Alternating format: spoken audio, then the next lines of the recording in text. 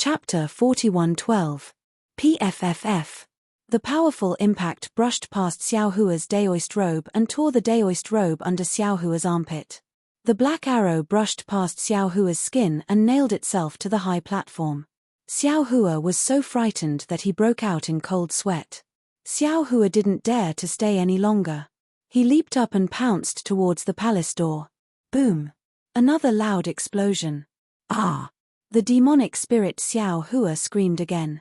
At this moment, Xiao Hua had already fled to the palace door. He looked back and saw that the demonic spirit Xiao Hua had been pierced by the Devil Emperor's arrow. Xiao Hua's body was rolling on the high platform and he didn't know whether he was dead or alive.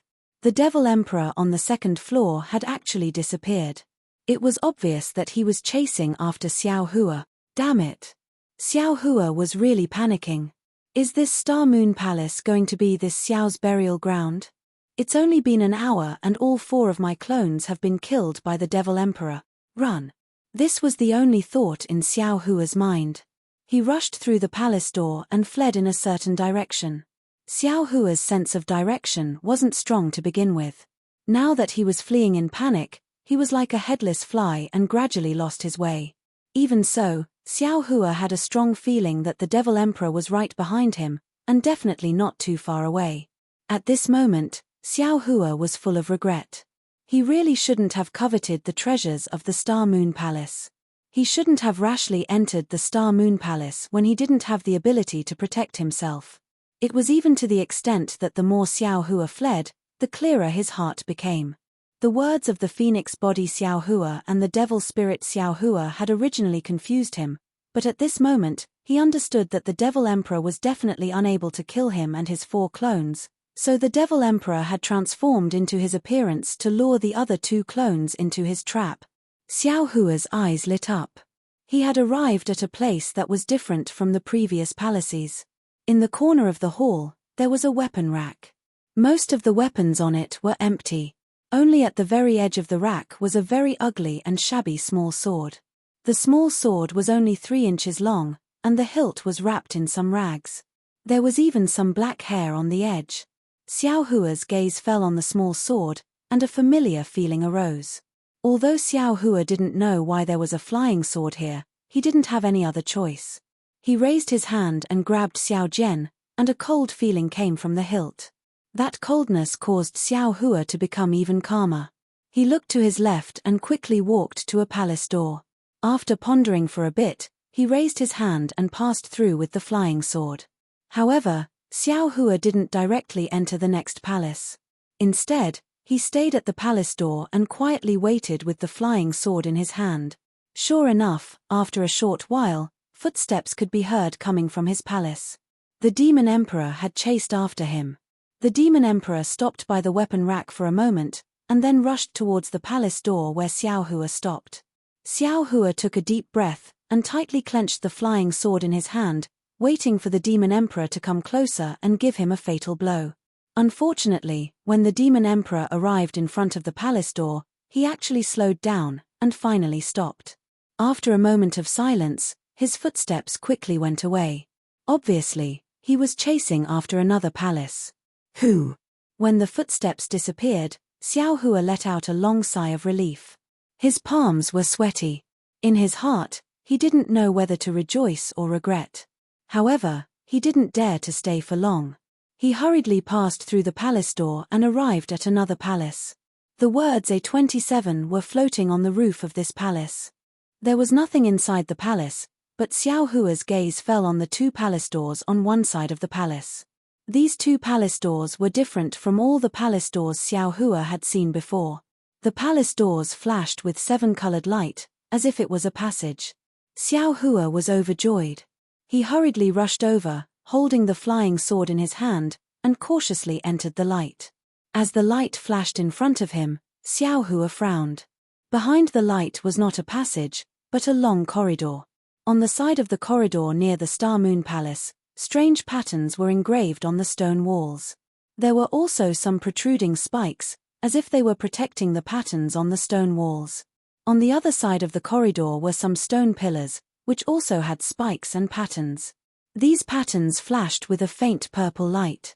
Xiao Hua's gaze fell on the light, and he was shocked to discover that there were battles between heaven and man, yin and yang mating, mountains and rivers, a great battle between immortals and demons, and so on. Xiao Hua didn't dare to look any longer and hurriedly retracted his gaze. Sometimes, he would look outside the corridor. Outside the corridor, there were streams of different colored countercurrents. These countercurrents were the same as what Xiao Hua and his 4 doppelgangers had encountered before entering the Star Moon Palace. They were filled with a power that could kill everything. These countercurrents filled the surroundings of the Star Moon Palace, firmly protecting it. Only some faint brilliance above the corridor blocked these countercurrents. These are the steps that lead to the second level of the Star Moon Palace. Xiao Hua looked along the corridor again and saw a flight of steps in the distance. He didn't understand, but he understood. So the demonic emperor used these steps to ascend to the second level. Xiao Hua was shocked. He suddenly thought of something and hurriedly turned around to escape to the other side of the corridor. However, at this moment, clang clang, a metallic sound and rapid footsteps came from the corridor of the second level of the Star Moon Palace. Ah! Xiao Hua's heart suddenly clenched. What's wrong? Is there anyone else in the Star Moon Palace? Xiao Hua's heart clenched. A strange feeling came from his left side again. Xiao Hua hurriedly pulled his head back without hesitation. Whoosh! Amidst the rumbling sound, a jet-black brilliance brushed past his head and fell into the countercurrent outside the corridor. That powerful crossbow was inferior to a small stone thrown into a lake. It didn't even cause a ripple and immediately disappeared without a trace. At this moment, how could Xiao Hua still care if there was anyone on the second level of the Star Moon Palace? With a sway of his body, he used the ethereal steps and rushed in another direction. Although Xiao Hua's body was fast, the demonic emperor in the cloak didn't show any weakness. He took out a black arrow from his cloak and placed it on the crossbow. He then followed Xiao Hua and chased after him. Xiao Hua was truly frightened. As he fled, he pondered. Looking at the countercurrent around him, his mind was blank and he didn't know how to deal with it. Seeing that there was a turn in front of him, Xiao Hua's eyes lit up. He increased his speed and rushed in that direction. However, just as Xiao Hua was about to turn to the right, his body suddenly tilted strangely to the left. Boom! The sound of the crossbow rang out again. A jet-black light shot into the stone wall on the right side of the Star Moon Palace like lightning. If Xiao Hua hadn't dodged to the left, this arrow would have nailed him to the stone wall. Chimpage! Xiao Hua snorted coldly after dodging the black arrow. His body didn't stop as he waved his arms with extreme agility. With a sway of his body, he rushed into the corner like flowing water and disappeared in an instant. In a situation where he didn't have any transcendence energy, even if he didn't have any light body technique, Xiao Hua's agility still gave him a lot of advantages. This was also the main reason why Xiao Hua was still alive when all 4 of his doppelgangers were killed by the demonic emperor. The demonic emperor in the cloak cursed angrily. He took out a black arrow from his cloak and chased after Xiao Hua at the same time. He seemed to have practiced the major stellar fist and his speed wasn't much worse than Xiao Hua's. However, just as the demonic emperor in the cloak chased after Xiao Hua to the corner, a sword light abruptly pierced out. The demonic emperor in the cloak was shocked. He didn't expect Xiao Hua to be so daring. He didn't run away but hid here and waited for him to catch up. However, at this moment, the demonic emperor in the cloak was caught off guard. He naturally raised his hand and wanted to block with his crossbow. Puff! Seeing that the crossbow was about to hit the small sword, Xiao Hua slightly lowered the small sword in his hand. The tip of the sword very strangely avoided the crossbow and pierced the wrist of the demonic emperor in the cloak with extreme precision. The demonic emperor in the cloak also seemed to be aware of it, but his movement was obviously not as fast as Xiao Hua's. Dang! The demonic emperor in the cloak loosened his grip and the crossbow unexpectedly fell to the ground. Without waiting for the demonic emperor to reach out his hand to catch it, Xiao Hua kicked the crossbow away. It flew out of the corridor and fell into the countercurrent. You! The demonic emperor in the cloak was shocked. His voice was somewhat distorted through the cloak.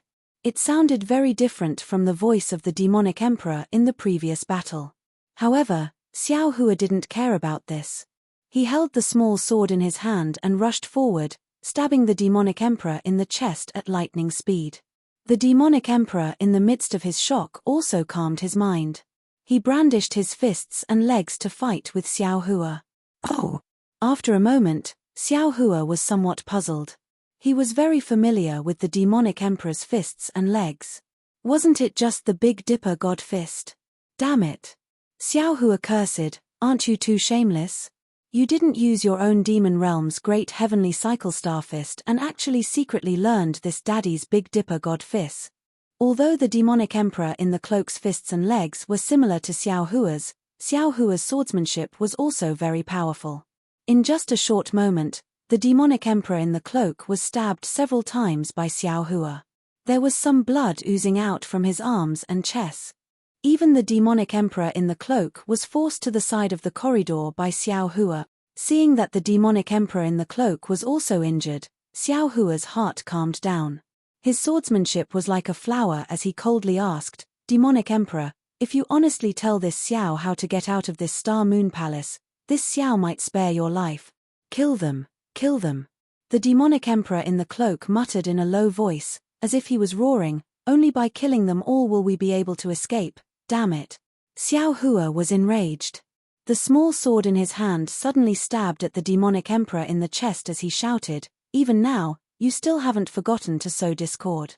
Everyone in this Star Moon Palace has already been killed by you. Who else do you want to kill? Pu." The small sword stabbed into the demonic emperor in the chest. The demonic emperor in the cloak raised his hand and smashed Xiao Hua's wrist. Feeling the pain, Xiao Hua lifted his leg and gave a kick. Peng! The demonic emperor in the cloak was kicked out of the corridor by Xiao Hua. Ah!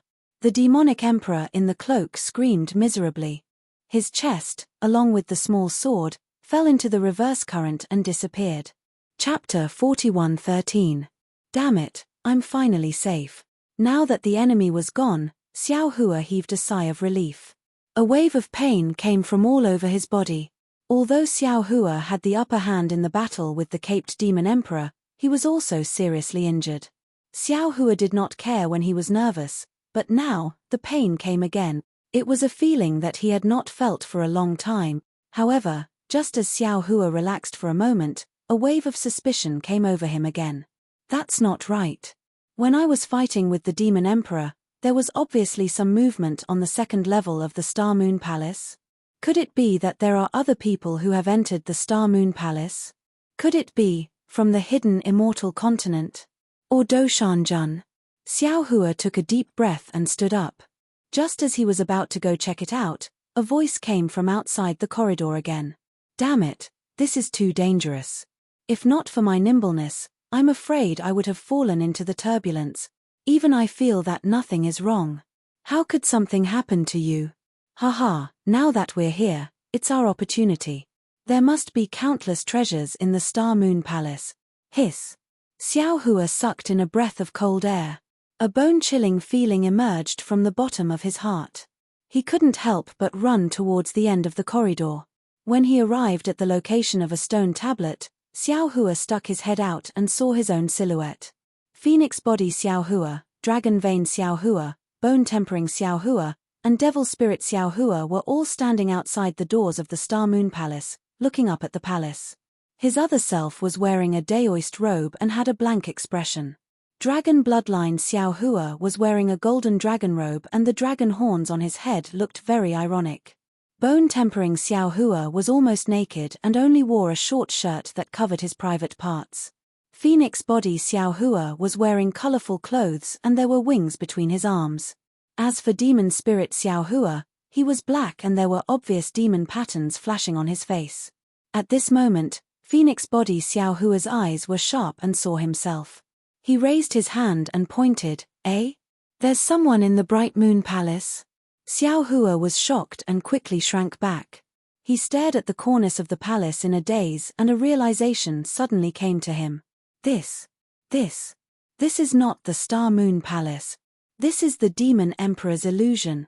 Perhaps, even if this was the Star Moon Palace, these later ones were definitely the Devil Emperor's illusions.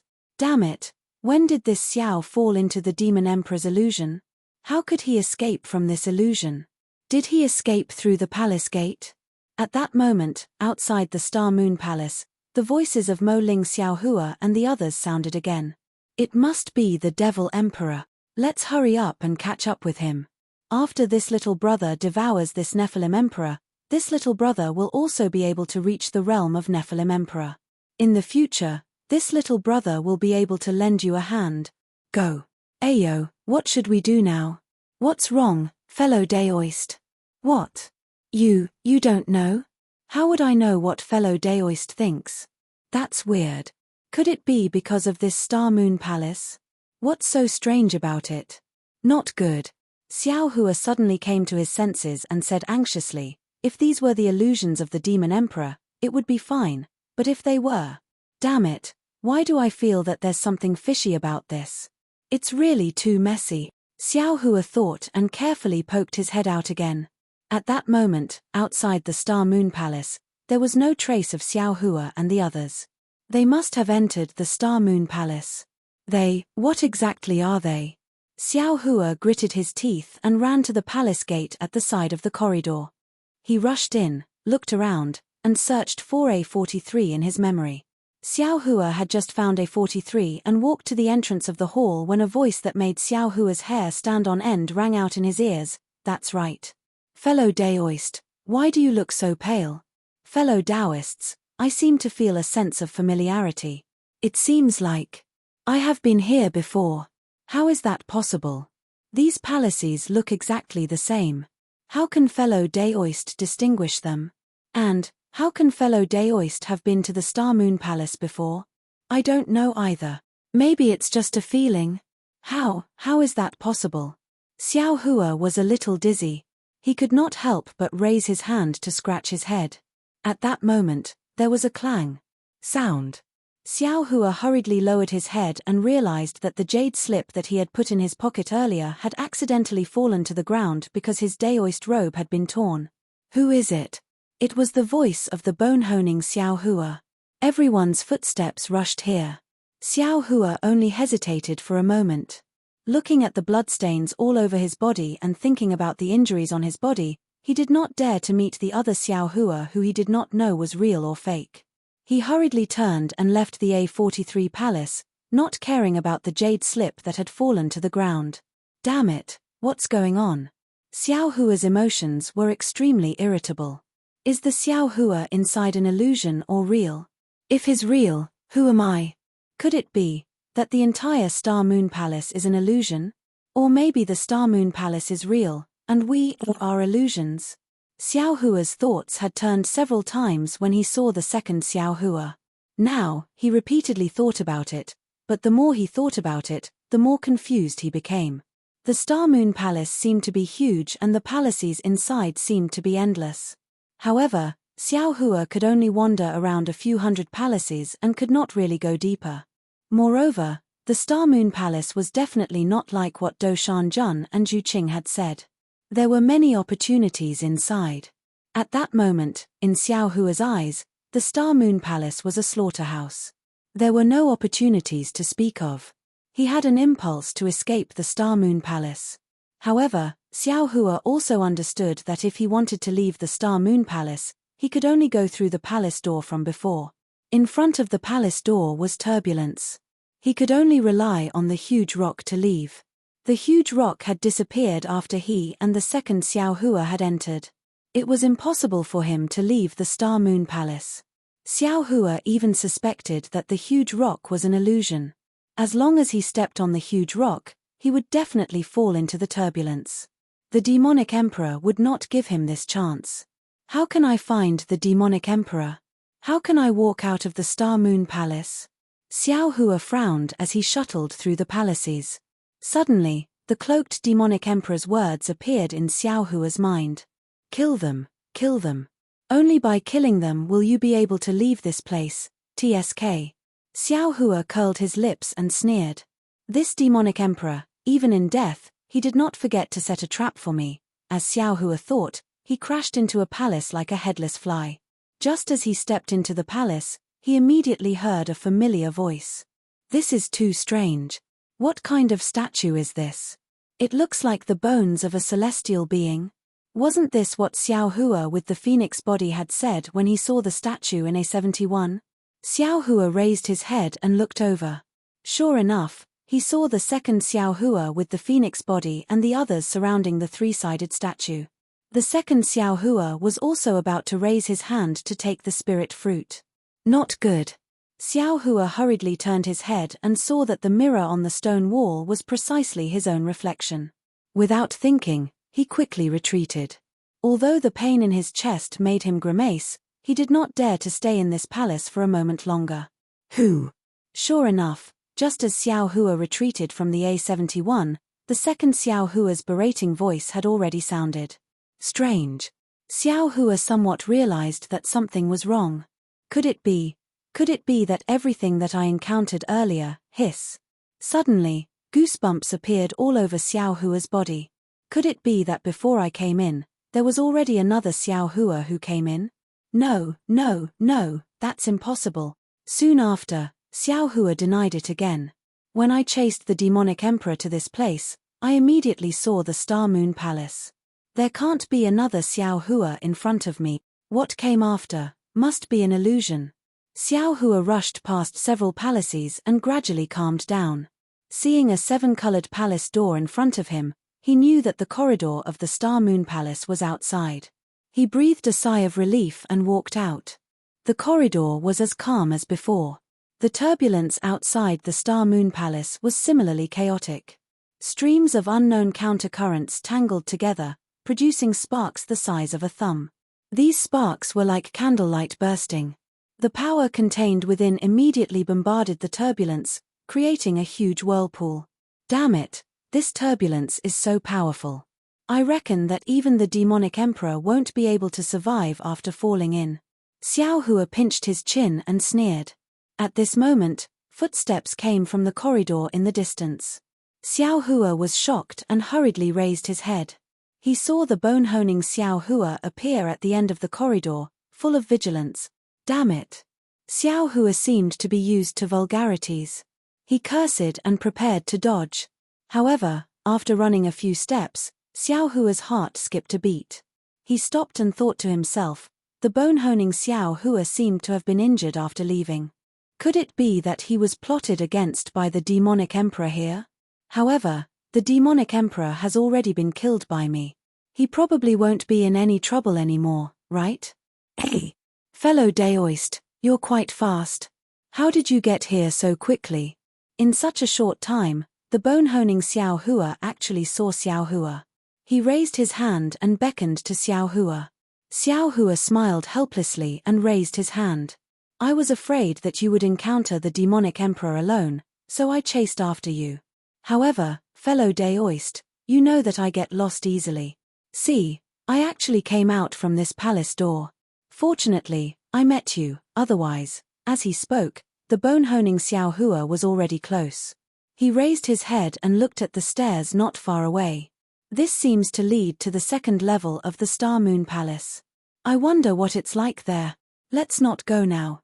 Xiao Hua's gaze also fell on the stairs.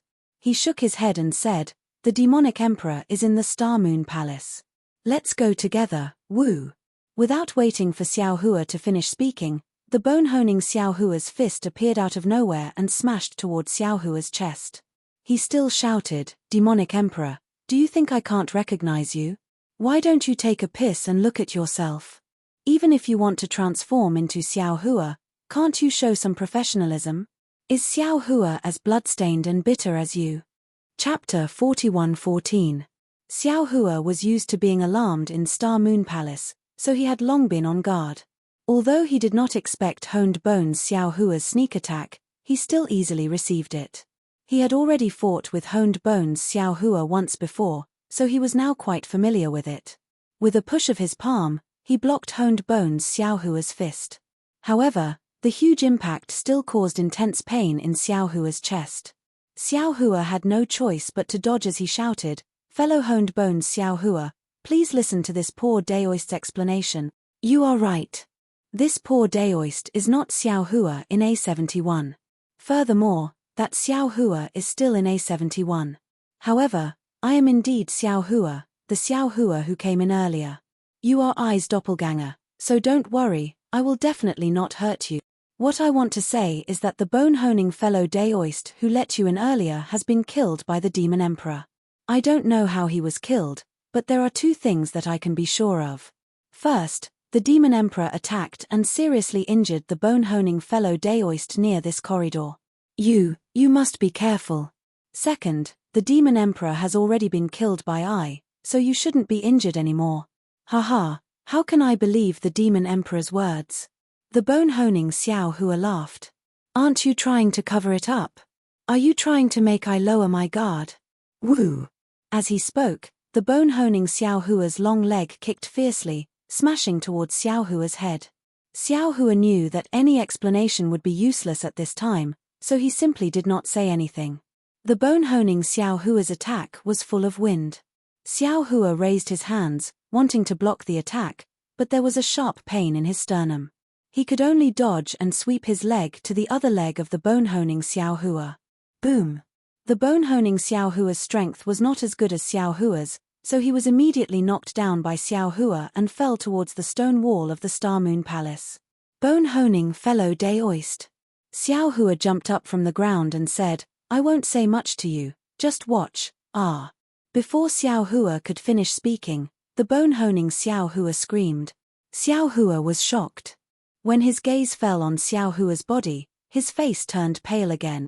Although Xiao Hua did not kill or even hurt bone-honing Xiao Hua's heart, his kick had knocked bone-honing Xiao Hua down.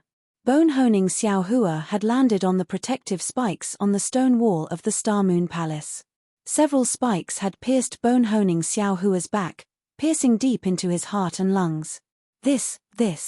Xiao Hua was completely dumbfounded. He hurriedly rushed over and helped Xiao Hua up. He anxiously said, I didn't want to hurt you, but you forced I too much. It would have been better if Xiao Hua had not helped bone-honing Xiao Hua up. As soon as he helped him up, blood gushed out. Not only did it soak bone-honing Xiao Hua's body, but even Xiao Hua's own Daoist robe was stained with more blood. Boom! Unfortunately, bone-honing Xiao Hua did not listen to Xiao Hua's explanation. He raised his hand and struck Xiao Hua's neck again. Xiao Hua had no choice but to let go of bone-honing Xiao Hua. Bone-honing Xiao Hua glared fiercely at Xiao Hua as if he wanted to eat him. Xiao Hua stood in place and watched bone-honing Xiao Hua stagger away. He shouted, Fellow Daoist, I am indeed not the Devil Emperor. Sigh, what's the use of explaining now? Xiao Hua narrowed his eyes and watched bone-honing Xiao Hua disappear at the palace door. He then looked at the blood dripping in the corridor and thought to himself, all words are useless.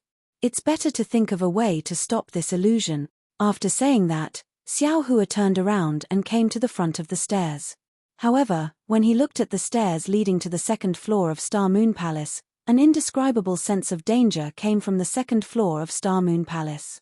Xiao Hua stood there hesitantly and did not dare to go up for a long time. After all, he was empty-handed and was seriously injured. That's right, there seems to be a sword embryo inside the palace hall of A288.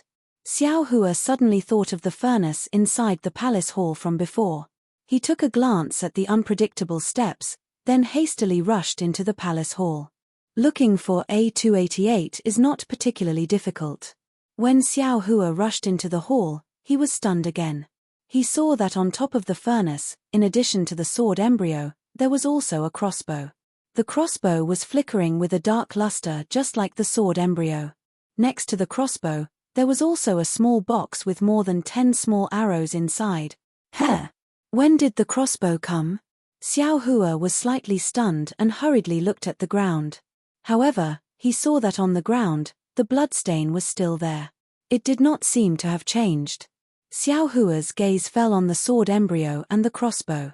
He almost did not hesitate and took down the crossbow and the small box. After all, the power of the crossbow was still fresh in his memory.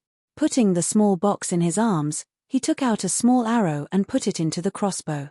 Xiao Hua held the crossbow in his left hand and walked out of the palace with his chest puffed out. However, when he passed through a few palaces, His heart was moved again. He thought to himself, if this is an illusion, then I should think about how to break the illusion. However, how should I do it?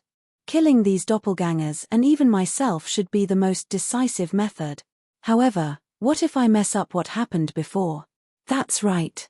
Previously, this Xiao encountered the bone-tempering Xiao Hua in statue A71 and competed with him. If this Xiao were to go over now and disrupt their competition, then, wouldn't this illusion be broken? Thinking of this, Xiao Hua hurriedly turned back. He abandoned the plan to go to the second floor of Star Moon Palace and hurriedly rushed to A271. As expected, when Xiao Hua chased down, the injured bone-honing Xiao Hua had not yet entered A271. Seeing Xiao Hua come over with the crossbow, although his body was already unable to balance, he was still frightened and raised his hand to guard. Xiao Hua said indifferently, "Bone-honing fellow Daoist, don't worry. I will definitely not hurt you. What happened before was only a misunderstanding. Follow I in." Bone-honing Xiao Hua slowly entered A271. At this time, the second Xiao Hua was in a daze in front of the statue. Hearing the sound, he hurriedly turned his head. Seeing that it was the bone-honing Xiao Hua, he hurriedly rushed over. However, he only took a few steps before his face turned pale with shock. He stood there, thinking that Xiao Hua had already walked into the palace with the crossbow in his hand. You. The second Xiao Hua looked at Xiao Hua, then looked at the bone-honing Xiao Hua. He was shocked at first, then he shouted, "You are the Devil Emperor. Damned Devil Emperor, you, injured bone-honing fellow Daoist." Xiao Hua's heart turned cold. His eyes flashed with a fierce light. The crossbow in his left hand trembled slightly, almost shooting the black arrow. However, he still endured it and said word by word, "This poor Daoist is the real Xiao Hua. I want to ask you whether you are the Devil Emperor or not. However, this Xiao can't tell whether this is an illusion or not, and also can't tell who you are. However, for safety's sake, this Xiao wants to use some methods to break this illusion. Therefore, I won't hide it from you. Although I really want to kill you, I am still willing to let you go." The second Xiao Hua looked at the Xiao Hua that looked exactly like him. His eyes flashed with a trace of confusion. However, facing the crossbow, facing a weapon that could kill him at any time, he nodded slightly. He calmly looked at Xiao Hua, then looked at the bone-honing Xiao Hua, and said, "Okay. Although I know that I am the real Xiao Hua, since fellow Daoist said so, then I will leave. However, bone-honing fellow Daoist is already injured. I ask fellow Daoist to let him rest here. This Xiao knows. You quickly, leave." Xiao Hua coldly swung the crossbow. He was extremely disgusted by the tone of this illusion that claimed to be Xiao Hua. If it wasn't because he wanted to try it out, Xiao Hua almost wanted to nail him to death here. After all, this illusion might be an incarnation of the Devil Emperor that might not have fallen. The second Xiao Hua nodded towards the bone-honing Xiao Hua, and left from the other palace door without hesitation. Xiao Hua said to the bone-honing Xiao Hua, "Fellow Daoist, go rest beside the statue. After I break the illusion, we will leave together." The bone-honing Xiao Hua nodded slightly. He staggered to the side of the statue, and slowly sat down. However, in merely a moment, he lay on the ground again. Blood flowed from his body, and his eyes were still open. Just like the previous bone-honing Xiao Hua, he was still staring at the statue on three sides. Xiao Hua, who had already turned around and rushed out of the palace door, didn't notice this. He was still thinking about how to break the illusion. He held the crossbow and rushed towards the first palace door because he clearly knew that if nothing unexpected happened, the phoenix body Xiao Hua and the devil spirit Xiao Hua would definitely be killed by the cloaked devil emperor there. Sure enough, when Xiao Hua rushed into the first palace door, the phoenix body Xiao Hua and the devil spirit Xiao Hua were squatting on the high platform, surrounding the already dead dragon vein Xiao Hua. Before Xiao Hua could get close, the devil spirit Xiao Hua jumped up and kicked at Xiao Hua. He said fiercely, "Motherfucker, you still dare to ask me what happened? Weren't you the one who killed fellow Daoist Long Mai? Weren't we also asked to come here by you? What are you pretending for?" Unfortunately, this time, Xiao Hua didn't waste his breath on him. His figure flashed slightly, and he berated, scram to the side. That was the incarnation of the Devil Emperor just now. It has nothing to do with I. As he spoke, Xiao Hua raised his eyes and stared at the pavilion on the second floor of the Star Moon Palace, waiting for the appearance of the cloaked Devil Emperor. What did you say? The Devil Emperor can still transform in this Star Moon Palace? The Devil Spirit Xiao Hua was somewhat dumbfounded. At this moment, a black shadow flashed on the second floor of the pavilion. Xiao Hua shook his hand without hesitation. Boom! A rumbling sound was heard, and the black arrow on the crossbow shot out. Pa! The black arrow hit the black shadow's left arm. The black shadow shook violently, and the black arrow pierced through the black shadow's body and nailed it to the stone wall. However, in merely a moment, another crossbow escaped from the second floor of the pavilion. Xiao Hua was frightened out of his wits and he hastily shouted, "Fellow Taoists, quickly dodge." Boom! A huge tremor sounded, and a black light flashed by. It brushed past the face of the phoenix body Xiao Hua and hit the high platform. The small arrow buzzed, and a trace of blood appeared on the face of the phoenix body Xiao Hua. Let's go. Xiao Hua didn't hesitate at all. He jumped up from the ground and rushed out of the palace. The phoenix body Xiao Hua and the devil spirit Xiao Hua also dispelled their suspicions and hastily chased after him. Xiao Hua brought the two of them around a few palaces, looked around, and berated, "Did you see that? Just now, it wasn't I who attacked, it was the Devil Emperor. Do you understand?" Chapter 41:15. Devil Spirit Xiao Hua was quite puzzled and asked anxiously, "Big brother, since this is Star Moon Palace, no matter if it's Taoism, Confucian cultivators, or demons, they can't transform. All of my divine abilities have disappeared without a trace.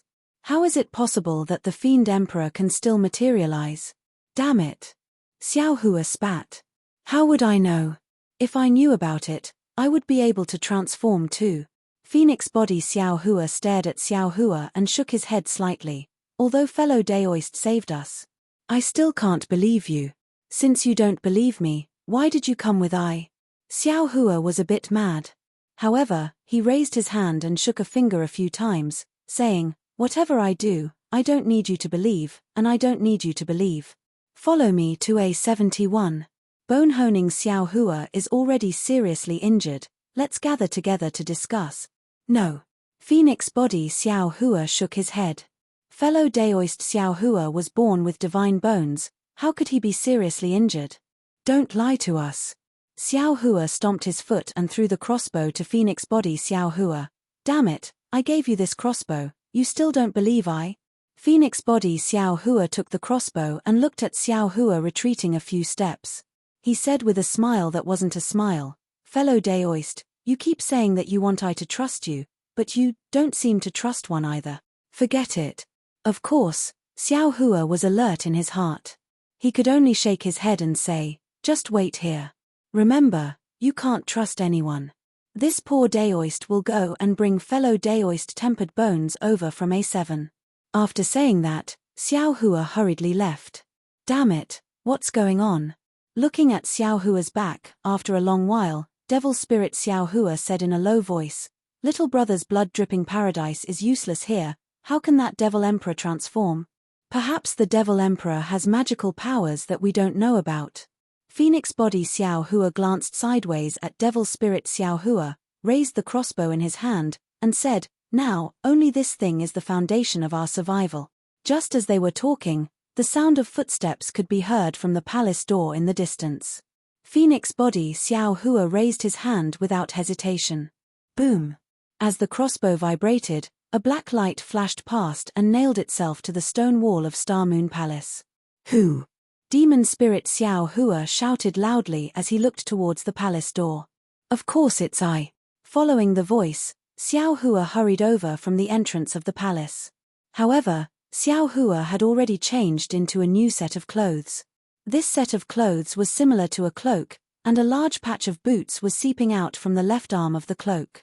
However, Phoenix body Xiao Hua and Devil Spirit Xiao Hua had never seen the cloaked Devil Emperor on the second floor of the Star Moon Palace. Thus, they were able to tell that something was amiss. Devil Spirit Xiao Hua quickly asked, "Big brother, why did you change your clothes?" This Xiao's daoist robe is already damaged, so I naturally have to change it. The cloaked Xiao Hua bitterly smiled as he looked at his body and said, "It's a pity that there aren't any daoist robes in the Star Moon Palace. I had no choice but to randomly find one to wear." The phoenix-bodied Xiao Hua still didn't relax his vigilance. The crossbow in his hand was still pointed at the cloaked Xiao Hua as he asked, "Where is fellow daoist Tempered Bones? Why didn't you bring him along?" "Sigh, fellow daoist Tempered Bones is already dead." The cloaked Xiao Hua sighed. Devil Spirit Xiao Hua exclaimed, "How is that possible?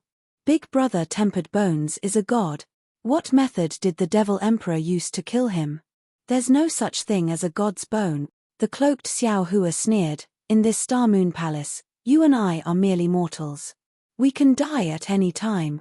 Soon after, he pointed at the bow in Phoenix Body Xiao Hua's hand and said, "If it was any other time, which one of us would place this kind of weapon in our eyes? But now, fellow daoist pointed this weapon at I. My life is in fellow daoist's hands. Could it be that you were the one who killed fellow daoist Tempered Bones?" Phoenix Body Xiao Hua asked indifferently, "It seems that, out of the 5 of us, only you were together with fellow daoist Tempered Bones. All of you, follow I." The cloaked Xiao Hua sighed, "I will tell you how fellow daoist Tempered Bones died, so that all of you can be at ease." Phoenix Body Xiao Hua looked at Devil Spirit Xiao Hua. The two of them exchanged glances. Now that the matter had reached this point, there were only 3 people in Star Moon Palace. What other choice did these two have?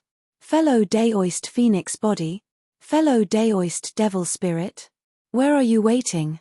Suddenly, another voice came from the distant palace. It was Xiao Hua's voice. "Ah! Why is there another big brother?" Devil Spirit Xiao Hua was shocked. His expression changed greatly and he was about to answer. "Shut up." The cloaked Xiao Hua berated, "Didn't I tell you? No one should believe that it is the Devil Emperor's transformation." As he spoke, the cloaked Xiao Hua brought along the Phoenix Body Xiao Hua and the Devil Spirit Xiao Hua, who were filled with doubts through several halls and walked into A28. However, Xiao Hua's faint voice was still transmitted into their ears. "Fellow Taoists, you two are already in a very dangerous situation. You must not trust anyone." Xiao Hua quickly left the Phoenix Body Xiao Hua and the Devil Spirit Xiao Hua. They passed through several palaces with great familiarity and arrived at Palace Hall A31. However, not only did they not see the bone-tempering Xiao Hua in the Palace Hall, even his corpse was nowhere to be seen. "Damn it, what's going on?" Xiao Hua was somewhat bewildered. He lowered his head and looked at the bloodstains on the ground. "Previously, I didn't pay attention to how the first Tempered Bones fellow daoist disappeared. Now, even the second Tempered Bones fellow daoist has disappeared." However, the bloodstains on the ground were still obvious. Xiao Hua followed the bloodstains to the corridor outside Star Moon Palace. He saw the bloodstains disappear at the edge of the corridor. Needless to say, Tempered Bones Xiao Hua's corpse was thrown into the turbulence outside Star Moon Palace. Could it be that it was done by the cloaked Devil Emperor who was injured by me? Xiao Hua suddenly woke up. His heart jumped and he cried out in alarm, "Oh no, that Phoenix Body fellow daoist and Devil Spirit fellow daoist are in danger." While speaking, Xiao Hua hurriedly rushed back to the palace and went back the way he came. Boom! A faint sound of an arrow was heard. Xiao Hua was even more anxious. He shouted loudly, "Phoenix Body fellow daoist? Devil Spirit fellow daoist? Where are you waiting?" Seeing that no one answered, Xiao Hua was afraid that the 2 surviving clones would fall into the hands of the Devil Emperor. He shouted again, "Two fellow Taoists, you are already in danger. Don't trust anyone." Unfortunately, when Xiao Hua chased into the palace, there was no trace of Phoenix Body Xiao Hua and Devil Spirit Xiao Hua. "Damn it, we still fell into the trap." Xiao Hua was somewhat angry. He frowned and pondered. Suddenly, his eyes lit up. A288. "That's right, why are there bloodstains there? Who could have written this? It must be the Devil Emperor." While thinking, Xiao Hua hurriedly rushed out of the palace and rushed towards A288. At this time, Phoenix Body Xiao Hua and Devil Spirit Xiao Hua had already followed the cloaked Xiao Hua into A288's palace. They saw a refining cauldron in front of them. The fire inside the cauldron was boiling.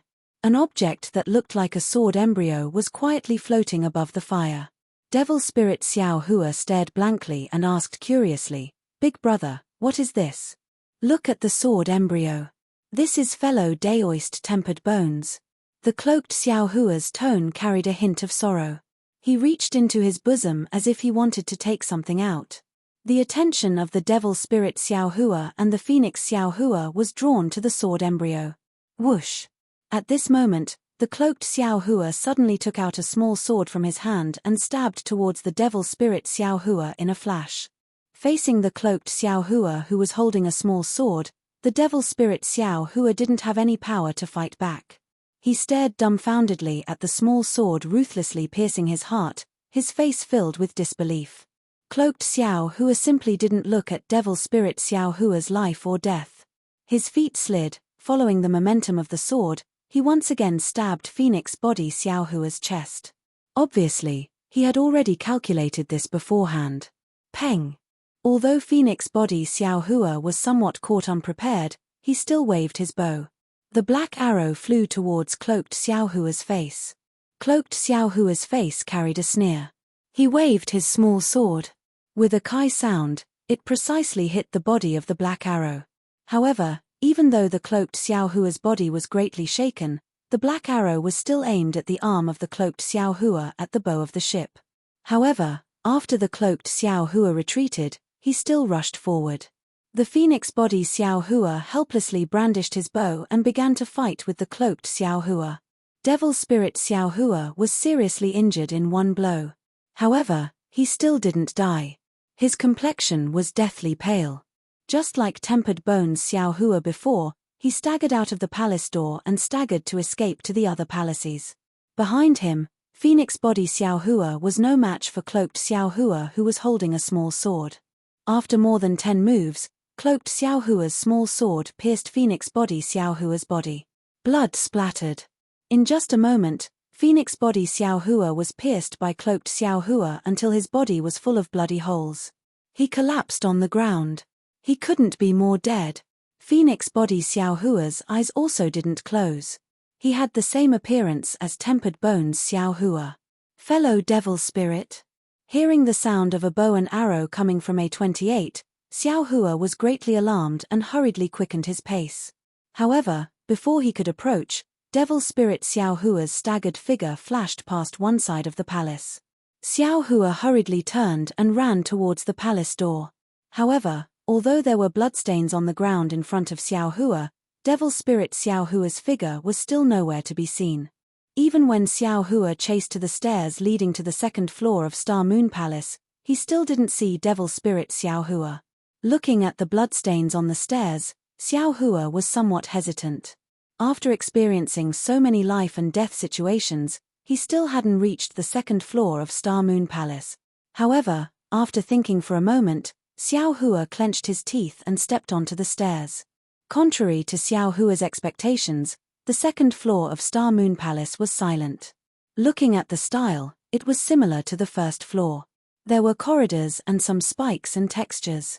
Between the spikes, there were also some palace doors with colorful clouds floating in the air. Outside the corridors, there was even a raging turbulence. Xiao Hua lowered his head to take a look. The bloodstains extended towards a corner of Star Moon Palace.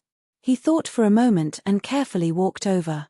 After confirming that Devil Spirit Xiao Hua wasn't hiding at the corner, he turned around. Looking at the corner, there was a palace that was similarly covered by colorful clouds. The bloodstains led to the palace door. "Fellow Devil Spirit," Xiao Hua whispered, "I have come. I definitely won't hurt you, big brother. Don't kill me." Devil Spirit Xiao Hua's weak voice sounded from within the palace. Xiao Hua sighed and said, "Don't worry. After all, you are I's clone. Now." Chapter 41:16. As Xiao Hua spoke, he was on guard as he walked into the palace. However, when he walked into the palace, the latter half of his sentence was choked back. Another kind of chill rose from the bottom of his heart. He was somewhat dumbfounded as he stood in front of the palace door. Everything in front of him was beyond his imagination. He was really at a loss. This was a palace that was much bigger than before. The words "YI" floated on the roof of the palace, and on the bluestone floor of the palace, there were blood-stained corpses of demon spirit Xiao Hua. Xiao Hua did not have divine consciousness, so it was hard to count. However, with a sweep of the naked eye, there were probably tens of thousands of corpses. Moreover, under these corpses, there were many white bones. It was unknown how many years ago these white bones belonged to demon spirit Xiao Hua who had died here. And these dead demon spirit Xiao Hua were all staring at Xiao Hua with their eyes wide open. At this moment, the only living demon spirit Xiao Hua was crawling on the ground, trying his best to crawl towards a corner of the palace. He was trying his best to hide in a pile of demon spirit Xiao Hua's corpses that had long stopped breathing. He was still shouting, "Big brother. You. Don't kill me. Big brother. You. Don't kill me." This. Xiao Hua looked at the countless demon spirit Xiao Hua's corpses and felt a little dizzy. After a moment, he opened his mouth and said, "Don't be afraid, I won't kill you." Unfortunately, when Xiao Hua finished speaking, demon spirit Xiao Hua had already stopped breathing. His eyes were like the other demon spirit Xiao Hua's corpses, staring at Xiao Hua with horror in his eyes. Damn it! What is going on? Xiao Hua was so weak that he could not breathe. He slowly walked out of the palace, his mind blank. Why did so many demon spirit friends die? Could it be I'm not the first to enter Star Moon Palace? Thinking of this, Xiao Hua's heart skipped a beat. He quickly walked to the side of the corridor and leaned over to look at Star Moon Palace's door. He wanted to see if there was a third Xiao Hua and his doppelganger. However, wherever Xiao Hua looked, his body was nailed to the spot like a clay statue. His face turned pale again as he looked at the first level of Xingyue Palace in disbelief. Over there, two figures were fighting. One of them was wearing a cloak, the same one he had encountered previously. The other held a small sword in his hand. It was the second Xiao Hua. This. Xiao Hua stared at the corpse for a moment and discovered something strange. He remembered that he did not assassinate the cloaked Devil Emperor. Instead, he forced the cloaked Devil Emperor into the turbulence. However, beneath him, the second Xiao Hua held a small sword and forced the cloaked Devil Emperor into the corridor. Then, the second Xiao Hua stabbed the cloaked Devil Emperor's chest several times in succession and killed him. However, when the second Xiao Hua killed the cloaked Devil Emperor and removed the cloak, not to mention the second Xiao Hua, even Xiao Hua himself was stunned once again. That was because Xiao Hua's corpse was beneath the cloak. The two Xiao Huas, one standing on the first level of Xingyue Palace and the other standing on the second level of Xingyue Palace, were both dumbfounded when they saw the corpse covered in wound. Damn it, I always thought that the cloak belonged to the Devil Emperor. The previous illusions were also created by the Devil Emperor. Now, it seems that I was wrong. I was extremely wrong. All of these Xiao Huas are Xiao Huas. The same thought rose in the minds of the two Xiao Huas at the same time. However, before Xiao Hua could think any further, the second Xiao Hua raised his hand and took the cloaked corpse in his hand. He gently placed it on the side of the corridor and paused for a moment. Then, he released his hand and the corpse fell into the turbulence and disappeared. The moment the cloaked Xiao Hua's corpse fell into the turbulence, something that made Xiao Hua's body tremble violently happened again. A voice that Xiao Hua was extremely familiar with drifted over again. Damn it, this is too dangerous. If it weren't for my nimbleness, I'm afraid I would have fallen into the turbulence. Even I felt that nothing was wrong. How could something happen to you, fellow Daoist? Haha, now that we're here, it's our opportunity. There must be countless treasures in the Star Moon Palace. The third Xiao Hua, the Phoenix Body Xiao Hua, the Dragon Bloodline Xiao Hua, the Bone Tempering Xiao Hua, and the Demon Spirit Xiao Hua stood outside the door of the Star Moon Palace and looked up at the Star Moon Palace.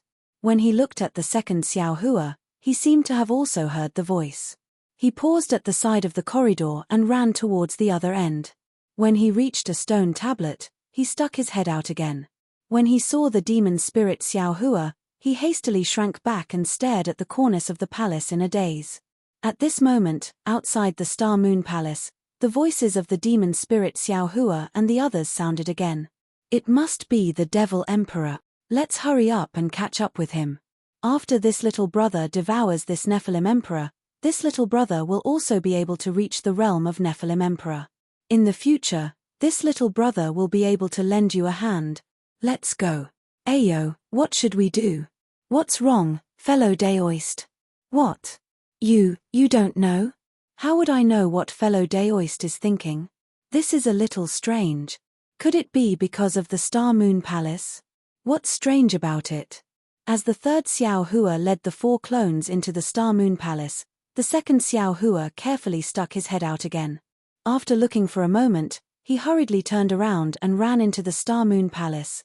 Damn it! Xiao Hua, who was standing at a high place, saw this strange scene and immediately understood. Needless to say, this is not the Star Moon Palace. This is the Devil Emperor's illusion, or, even if this is the Star Moon Palace, these later ones must be the Devil Emperor's illusion. Damn it, when did I fall into the Devil Emperor's illusion? How can I escape from this illusion? Do I escape through the palace door? At this moment, the scene of Xiao Hua attacking the cloaked Devil Emperor, attacking the cloaked Xiao Hua appeared in Xiao Hua's mind again. The cloaked Xiao Hua's words also rang in his ears. Kill them, kill them. Only by killing them can we escape. I understand. Xiao Hua looked at the empty first floor of the Star Moon Palace and narrowed his eyes. He said word by word, only by killing all the people who came after I, the bone-honed Xiao Hua, the dragon bloodline Xiao Hua, the phoenix body Xiao Hua and the devil spirit Xiao Hua, will those stones be able to appear. Only then will the other group of people outside the Star Moon Palace be able to enter. I'm afraid, only by doing this, can I escape from the Star Moon Palace. Of course, if it's like the cloaked Xiao Hua who escaped into the turbulence alive, he should be able to escape from the turbulence as well. The problem is, if I were to jump out now, it would be different from if I were to be forced down in the past. The time and place would be different. If I were to be forced down, I might be able to escape.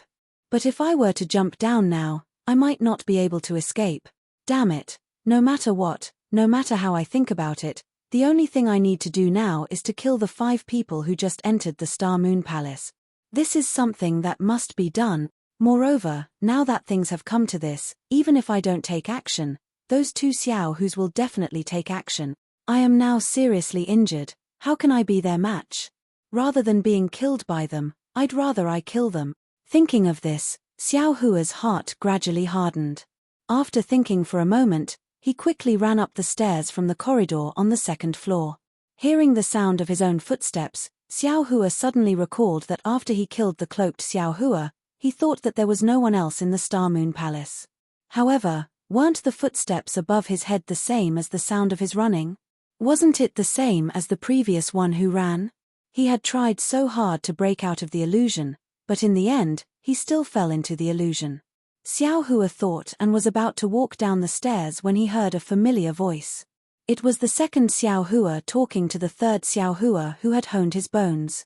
Hey, fellow Daoist, you're quite fast, aren't you? How did you get here so quickly? Of course, I was afraid that you would encounter the Devil Emperor alone, so I specially chased after you. However, fellow Daoist, you also know that I get lost easily. See, I actually came out from this palace door. Fortunately, I met you, otherwise, it's better not to go now. The Devil Emperor is in the Star Moon Palace. Let's go together. Woo! While they were talking, the sound of punches and kicks came from below. The voice of the bone-honing Xiao Hua was even more obvious. Devil Emperor, do you think I can't recognize you? Why don't you take a piss and look at yourself? Even if you want to transform into Xiao Hua, can't you show some professionalism? Do you think Xiao Hua has such a blood-stained, bitter, and vengeful appearance? Xiao Hua stood on the stairs on the 2nd floor and listened coldly because he knew that the 2nd Xiao Hua would kill the bone-honing Xiao Hua by accident. Sure enough, with a boom, the 2nd Xiao Hua shouted, "Fellow Daoist tempered bones, this is an illusion. This poor Daoist has just killed a person who looks exactly like this poor Daoist and is wearing a cloak. This poor Daoist won't say much to you, just watch, ah." Before the 2nd Xiao Hua could finish speaking, The third Xiao Hua who had honed his bones screamed, This. Fellow Daoist, I am indeed not the Devil Emperor. The second Xiao Hua tried his best to explain, but the third Xiao Hua who had honed his bones clearly did not listen. Then, there was a series of staggering footsteps that gradually faded away. The first floor of the Star Moon Palace was deathly silent, but the second floor Xiao Hua's heart also clenched. He thought that he knew that the second Xiao Hua must be standing on the stairs leading to the second floor and pondering, just like what he did before. However, he could not guarantee that the second Xiao Hua would give up like him. After all, the second Xiao Hua killed the cloaked Xiao Hua. Whether it was what he said to the third Xiao Hua or what he did, it was not the same as what he did. Fortunately, after a moment, Xiao Hua heard the sound of the second Xiao Hua leaving quickly. Xiao Hua knew that the second Xiao Hua went to A28 to look for crossbows. He hurriedly came down from the second floor and rushed into the first floor of the Star Moon Palace. However, after passing by several halls, Xiao Hua encountered the staggering bone-honing Xiao Hua. The bone-honing Xiao Hua immediately clenched his fists and looked at Xiao Hua with extreme caution. Xiao Hua coldly glanced at him and hurriedly walked past him, ignoring him. The bone-honing Xiao Hua looked at Xiao Hua's back and fear appeared in his eyes. Chapter 41:17. Xiao Hua quickly rushed to the A71 hall. When he entered the hall, he didn't forget to look at the stone wall. Sure enough, there was another faint bloodstain there, and it smelled a little bloody. Oh! Fellow Daoist, why did you turn back? Fellow Daoist Long Mai didn't come back with you? At this time, in the A71 hall, Phoenix Body Xiao Hua and Devil Spirit Xiao Hua were each holding a spirit fruit and tasting it with interest. Hearing footsteps, they were very surprised to see Xiao Hua walk in. Phoenix Body Xiao Hua asked with a smile, Big brother, why do you have injuries on your body? Xiao Hua asked even more. Xiao Hua's gaze was extremely complicated as he looked at the two people. He couldn't bear it in his heart. After all, it was his clone. However, after a few breaths, Xiao Hua said faintly, Fellow Daoist Long Mai went to A31 first. You guys go and meet him now. After speaking, Xiao Hua pointed to the hall door leading to A31, and he turned and walked to another hall door. Fellow Daoist. Phoenix Body Xiao Hua said curiously, We will go now. However, fellow Daoist, are you not going to A31? I naturally have to go. Xiao Hua replied without turning his head. However, before going, this Xiao wants to find something. Okay, then Big Brother, go quickly and come back quickly. We will wait for Big Brother in A31 hall. Devil Spirit Xiao Hua said with a smile and pulled Phoenix Body Xiao Hua in the direction Xiao Hua pointed. They didn't know that they were now walking on a road of no return. Xiao Hua walked out of the hall and quickly came to A28. Sure enough, the second Xiao Hua was no longer here. Moreover, there was a crossbow and a small box in the cauldron. Especially, next to the cauldron, Phoenix Body Xiao Hua's corpse was full of bloody holes lying on the ground. In front of him, there were 5 big words written in blood, Murderer's Original Body Xiao Hua. Xiao Hua raised his hand and took the crossbow and the small box. He squatted down expressionlessly and erased the 5 words written by Phoenix Body Xiao Hua. He dipped his hand in the blood on the ground and wrote, Go to A31. Then, when he got up, he saw a neatly folded cloak next to the cauldron. Xiao Hua didn't hesitate to pick up the cloak and put it on. Then, he raised his hand and picked up Phoenix Body Xiao Hua's corpse and quickly left A28. Immediately after, Xiao Hua walked back to A71. At this time, the bone-honing Xiao Hua had already fallen dead beside the 3-faced statue. Xiao Hua's other hand similarly picked up his corpse and walked to the corridor outside the eaves of the Star Moon Palace. When Xiao Hua casually flung his hand, the bone-honing Xiao Hua and Phoenix Body Xiao Hua's corpses crashed into the turbulence outside the Star Moon Palace and instantly disappeared. After doing this, Xiao Hua turned around and quickly rushed to the second floor. He casually found a hall door and entered. Then, according to the same pattern as the first floor of the Star Moon Palace, he easily found the hall B31. When Xiao Hua entered the hall door, he was welcomed by a small pavilion. Xiao Hua leaned forward and saw Dragon Vein Xiao Hua standing on the high platform of A31. He also happened to see Xiao Hua with a glance. "Fellow." Dragon Vein Xiao Hua was a little surprised and shouted, "Didn't you go to A31?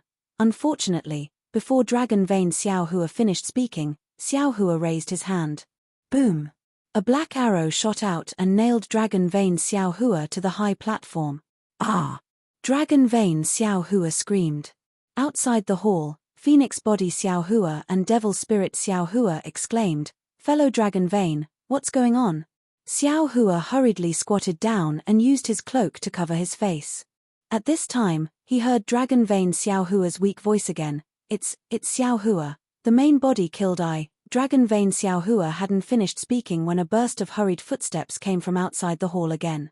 Needless to say, this was the third Xiao Hua walking in. Sure enough, the third Xiao Hua's extremely innocent voice sounded out, "Fellow Daoist Phoenix Physique, what's going on? Why are you all here? Damn it, you're still asking us what happened. Weren't you the one who killed fellow Dragon Vein? Weren't we also asked to come here by you? What are you pretending for?" I just heard a rumbling sound and hurried over from A31. How could I kill fellow Dragon Vein? What's more, where is this place? I have never been here before. You keep pretending. You said you wanted I and fellow Daoist Devil Spirit to come to A31. Isn't this A31? Hearing this, Xiao Hua sneered and slowly stood up. He extended his crossbow. "Quickly dodge!" the third Xiao Hua shouted. His figure hurriedly rolled on the ground and rolled towards the hall door above the high platform. As for Xiao Hua's crossbow, with two loud boom sounds, Xiao Hua's Phoenix Body Xiao Hua and Devil Spirit Xiao Hua were killed in A31's palace hall. Soon after, Xiao Hua raised his hand again. Boom! A black arrow chased after the third Xiao Hua and nailed into the stone wall. Seeing the third Xiao Hua disappear, Xiao Hua lifted his leg and jumped down from the second floor of the pavilion and chased after it. However, after looking for several hall doors, he finally walked to a hall door and looked at it with a cold smile. He clearly remembered that he should be hiding inside this hall door, so he didn't hesitate to raise his hand. Boom! The crossbow vibrated and the black arrow rushed into the hall door. However, the miserable scream he expected didn't come. Xiao Hua was greatly alarmed and hurriedly rushed into the hall. However, he saw that his black arrow fell on the bluestone, but there was no figure of the third Xiao Hua inside this hall. Damn it! How could Xiao Hua not know that he had already missed the real hall door where the third Xiao Hua was hiding? He hurriedly turned around to search. Unfortunately, after searching for a while, he did not find anything. Xiao Hua simply rushed towards the corridor of the Star Moon Palace. Sure enough, just as he walked out of the door of the palace with the rainbow clouds, he saw the third Xiao Hua standing at the steps. Xiao Hua did not hesitate to raise his hand. Whoosh! The black arrow in the crossbow shot towards the third Xiao Hua. Unfortunately, at the same time that Xiao Hua raised his hand, the third Xiao Hua seemed to be on guard. He suddenly lowered his head and the black brilliance of the black arrow brushed past the third Xiao Hua's head. It fell into the countercurrent outside the corridor and immediately disappeared without a trace. The third Xiao Hua hurriedly fled into the distance. Xiao Hua took out a black arrow from his cloak and placed it on the crossbow. He followed the third Xiao Hua and chased after him. Seeing that there was a turn in front of him, Xiao Hua was delighted. Boom! The sound of the crossbow rang out again. A black light shot towards the left side of the Star Moon Palace like lightning because Xiao Hua remembered that he had dodged to the left. However, the strange thing was that the third Xiao Hua didn't dodge to the left. Instead, he rushed to the right and disappeared. Damn it! Xiao Hua saw that the third Xiao Hua didn't stop at the turn. He knew that what he had encountered was different from what he had done before. He cursed and chased after him. However, just as Xiao Hua reached the turn, a light whoosh sound rang out and a sword light suddenly pierced towards him. Xiao Hua turned pale with fright. He had guessed the process, but he hadn't guessed the result. Although the third Xiao Hua had fled to the right, he still hid at the turn. Seeing that his crossbow was knocked away by the third Xiao Hua's small sword, Xiao Hua helplessly waved his fist and fought with the third Xiao Hua. The result was needless to say. The third Xiao Hua was also Xiao Hua. He held a small sword in his hand. No matter if it was the first Xiao Hua or the third Xiao Hua, no one could win against them. In the end, Xiao Hua was forced to the side of the corridor by the third Xiao Hua. However, the third Xiao Hua's swordsmanship was like a flower. He asked coldly, "Demon Emperor, if you tell me honestly how to get out of this Xingyue palace, I might spare your life. Kill them, kill them." Xiao Hua knew that he had no other way out.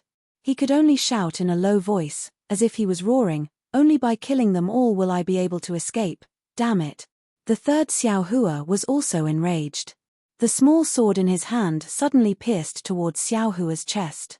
He shouted, "Even at this point, you still haven't forgotten to sow discord. Everyone in this Xingyue palace has been killed by you. Who else do you want to kill? Pu." The small sword pierced Xiao Hua's chest. That Xiao Hua raised his hand and smashed the wrist of the third Xiao Hua.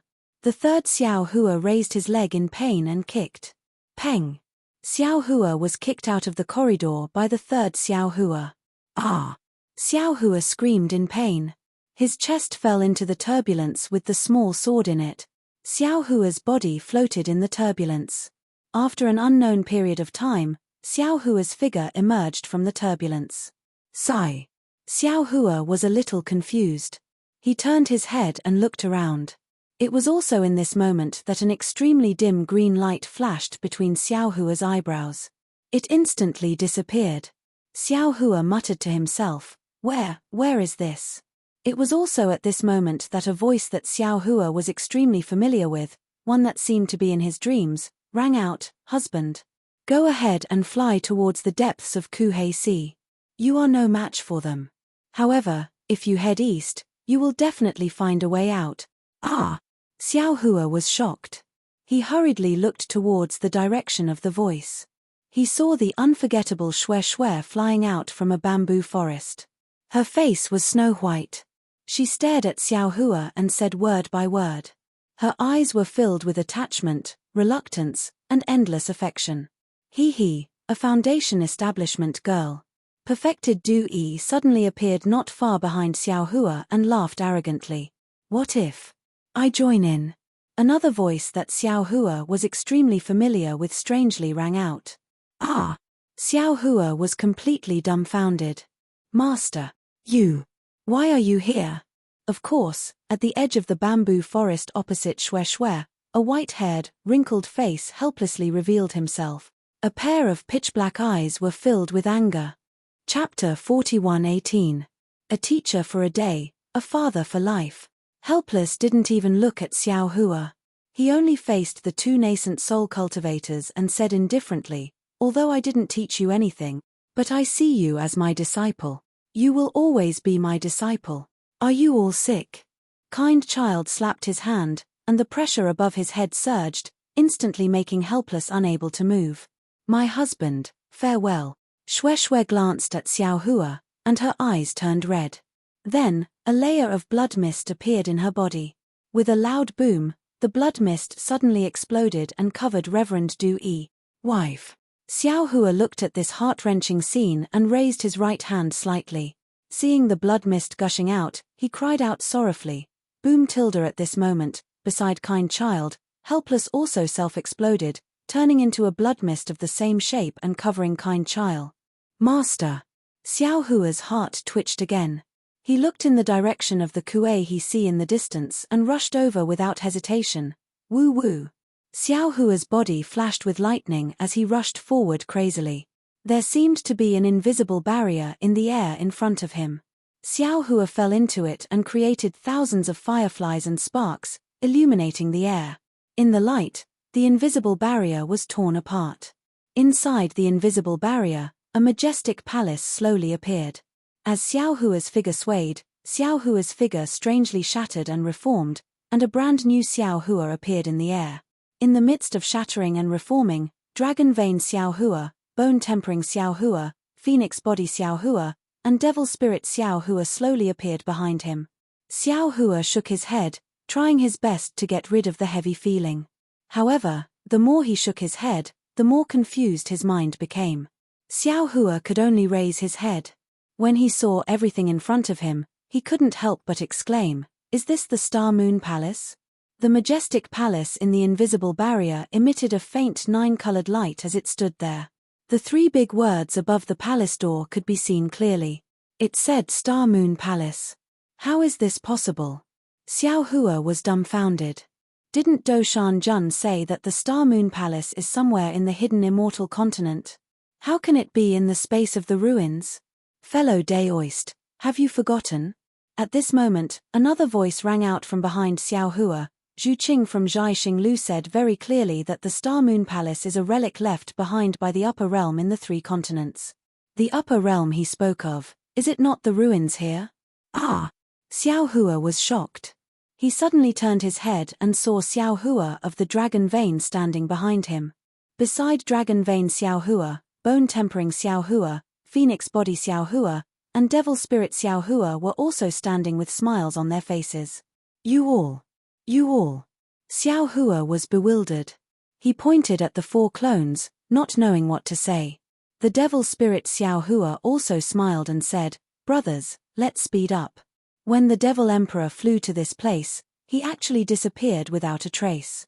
He must have discovered the Star Moon Palace hidden in the void. He must be hiding in the Star Moon Palace. Let's hurry over and kill him, so that we can take revenge for injuring us earlier. When Xiao Hua brought his 4 doppelgangers and flew towards the so-called Star Moon Palace at an extremely fast speed, a strange black shadow appeared outside the invisible barrier. This black shadow was extremely faint, as if it had no form or substance. This black shadow looked at Xiao Hua's fleeing figure and opened its mouth. A golden light mixed with blood-red light flew out from the invisible barrier and landed in the black shadow. That black shadow trembled slightly and groaned softly, as if it was enjoying it very much.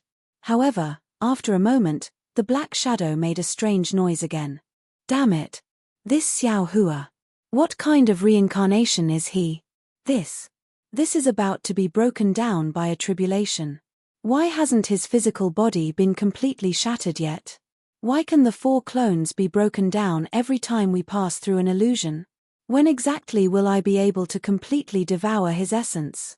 I can't possibly let him endlessly kill my clones here, right? However, it only lasted for a short while before the voice burst into laughter again. Luckily, I had nothing to do, so I went down to the lower realm to take a stroll and happened to meet such a human with such abundant energy essence. Luckily, this human was greedy for the cloning technique and didn't focus on the immemorial Tao. That's why I was able to take advantage of him. This human's essence is so strange. Just by relying on this human's essence, I should be able to obtain the devil fruit of the supreme heavenly demon, right? Haha, so what if he's the reincarnation of a heavenly god? Falling into the hands of a heavenly demon king like me, he's just a lamb waiting to be slaughtered. A tribulation of tempering and killing is enough to crush a true heavenly god's essence. I just need to wait for a moment. When this human kills a few more of my clones and sends his essence into the illusion, I should be able to obtain the devil fruit, right? The closer we get to the end, the more we can't be careless. This human's luck is extremely strong. I definitely can't let him make a comeback. However, in this illusion, the sky is the universe and the earth is the earth. The so-called yin and yang and the 5 elements are the principles. All the illusions in the illusion are set up according to his thoughts. Everything is the same as what he thinks. What's special is that there's no divine ability of the supreme heavenly demon in the illusion at all. It's just a simple karmic cycle. No heavenly god can sense anything strange, so how can a little human cultivator notice it? I don't believe that a little human like him can escape from my hand. At this point, ripples appeared in the space behind the black shadow. The black shadow laughed and said, "Treasure's essence, come quickly. When the last number of calamities arrives, this lord will be able to bear the devil fruit." Haha, I don't know which heavenly god set this up. In the end, it actually benefited me. Sure enough, with a flash of a black shadow, the scenery of the entire space was completely void. And with the appearance of Xiao Hua's figure from the ripples, the bamboo forest, the pursuit, and the story of Shueishua's helplessness played out once again. Xiao Hua was still grief-stricken as he rushed into a new cycle of karma. Gradually, the whole space began to change. Black demonic patterns began to appear. These demonic patterns were different from the ones around the Devil Emperor. They were more ethereal, and each demonic pattern contained Sanskrit sounds. As the demonic patterns gathered toward the black shadow, indescribable small worlds appeared and disappeared rapidly in the light and shadow. The whole space was shrouded in a kind of solemnity, like the suffocation before the thunder tribulation. The black shadow was no longer as empty as before. Gradually, there was a sense of heaviness. The heaviness was so great that it was like everything in the world was condensed in the void. In the solemn atmosphere, there were tiny, almost imperceptible waves, like innumerable small insects appearing inexplicably in the whole space. The light and shadow that were still there were completely annihilated by the waves. An indescribable darkness gradually shrouded the space, as if a supreme devil kingdom had silently descended. Ha ha! In the silent darkness, the black shadow suddenly laughed strangely. After billions of years of waiting, I finally got everything I wanted. As soon as the laughter stopped, another weak ripple appeared from the side of the space. Xiao Hua's abnormally thin figure appeared. At the same time, everything that was engraved in Xiao Hua's bones and heart appeared again. Everything was exactly the same as before. The profound qi in the illusion gradually flew out. As long as it fell into the black shadow's body, Xiao Hua's profound qi would be absorbed by the black shadow, and the entire space would change again. At this moment, the entire space was vibrating, as if the black shadow couldn't suppress its joy. Husband. Just fly to the depths of the Kuai He Sea. You are not their opponent, but if you fly to the east, you will find a way out. Shueishui was still that determined. Her face was snow-white, and her eyes gazed at Xiao Hua. She said word by word, her eyes were filled with attachment, reluctance, and endless affection. At this moment, if the previous cycle continued, it would definitely appear again and explode again. But at this moment, a green light lingered between Xiao Hua's eyebrows. Thousands of soul strands flew out. Xiao Hua's eyes immediately brightened. However, the space was already abnormally dark. The soul strands flew out like moths to a flame. The strands broke, and the demonic patterns surged wildly, wanting to extinguish the only hope in this space. Shueishui. Xiao Hua's voice was very vague and slow, but he said with extreme determination, I know that you are just an illusion. I also know that you can't hear what I am saying. In fact, when I fell into the illusion for the first time, I already knew what was happening in front of me. However, I was only clear-headed, for a moment. The moment I rushed out of the illusion of the Star Moon Palace, I knew what I was doing, and I knew what I needed to do. Previously, I used this moment of freedom to accumulate soul cultivation divine arts, preparing to break this illusion. However, after a few times, I knew that even if I accumulated more soul cultivation secret arts, I would not be able to break out of this illusion, because this illusion is the tribulation of my primordial spirit, a battle between my primordial spirit. With my own strength, I am powerless to break out of it. However, just as I gave up, I saw you. Although you are an illusion, you are really standing in front of me. When I saw you, I could not help but think of everything that happened before. When I saw you, all my efforts, all my hardships, all my hopes turned to nothing. My only goal is to be able to hold your hand again and tell you my love. Now, I have finally accumulated an eon of tribulation. An eon of tribulation is not enough to support me to escape from the illusion. However, this eon of tribulation is enough for me to say these words to you, enough for me to hold your hand. As he spoke, Xiao Hua reached out his right hand to hold the right hand of the illusion of Shueishui. He muttered again, there is no fate, no tribulation, no love, no hatred. My love, you are the netherworld lotus of the yellow springs, I am the guardian stone of the blood sea. I am willing to wait for you for billions of years, I am willing to accompany you for eternity. However, that time is too long, that loneliness is too cold. For your life, for your survival, I am not willing to accompany you until the end of time. I am not willing to accompany you for eternity. I am not willing to be the venerable one in the heavens, I am not willing to be the king of hell. For this moment, I am willing to give up everything. I only want to gently hold your hand and tell you, I love you. Chapter 41:19. Xiao Hua said in a daze. His originally illusory figure gradually dissipated, but he still persisted in reaching out his right hand to grab the illusory Shue's hand, even though he knew in his heart that in this lifetime, he would never be able to hold that warm and smooth hand again. Ha ha! The entire space was filled with a strange laughter that sounded like a night owl. It seemed to be extremely disdainful of human emotions like Xiao Hua. However, as soon as the laughter ended, Xiao Hua's surprised voice sounded. His originally blurry consciousness was suddenly maintained at that place. Furthermore, he could clearly feel that there was a kind of warmth and trembling coming from his hand. Xiao Hua lowered his head in disbelief. He saw that on his right hand, there was a broken heart-shaped symbol that was emitting a holy light in the pitch-black devil nation. Furthermore, as the light was projected onto Shue's illusion, the same spot where Xiao Hua was holding Shue's right hand also emitted a holy light. The two rays of light flickered as if they were breathing, but also as if they were talking to each other. As the light flickered, a beautiful woman's figure appeared in Shue's illusion. The woman's face was filled with surprise and joy. Although the woman's appearance couldn't be seen, she was holding Shue's right hand with the same strength as Xiao Hua's. Their fingers were interlocked. My love. Xiao Hua moaned. He couldn't help but shout, You're finally here, boom. As soon as Xiao Hua's voice fell, the imprints on their right hands trembled at the same time. They flew into the air and landed between the two of them. With a boom, they transformed into a complete heart-shaped symbol. Swoosh. There was another crisp sound of a silver bottle shattering.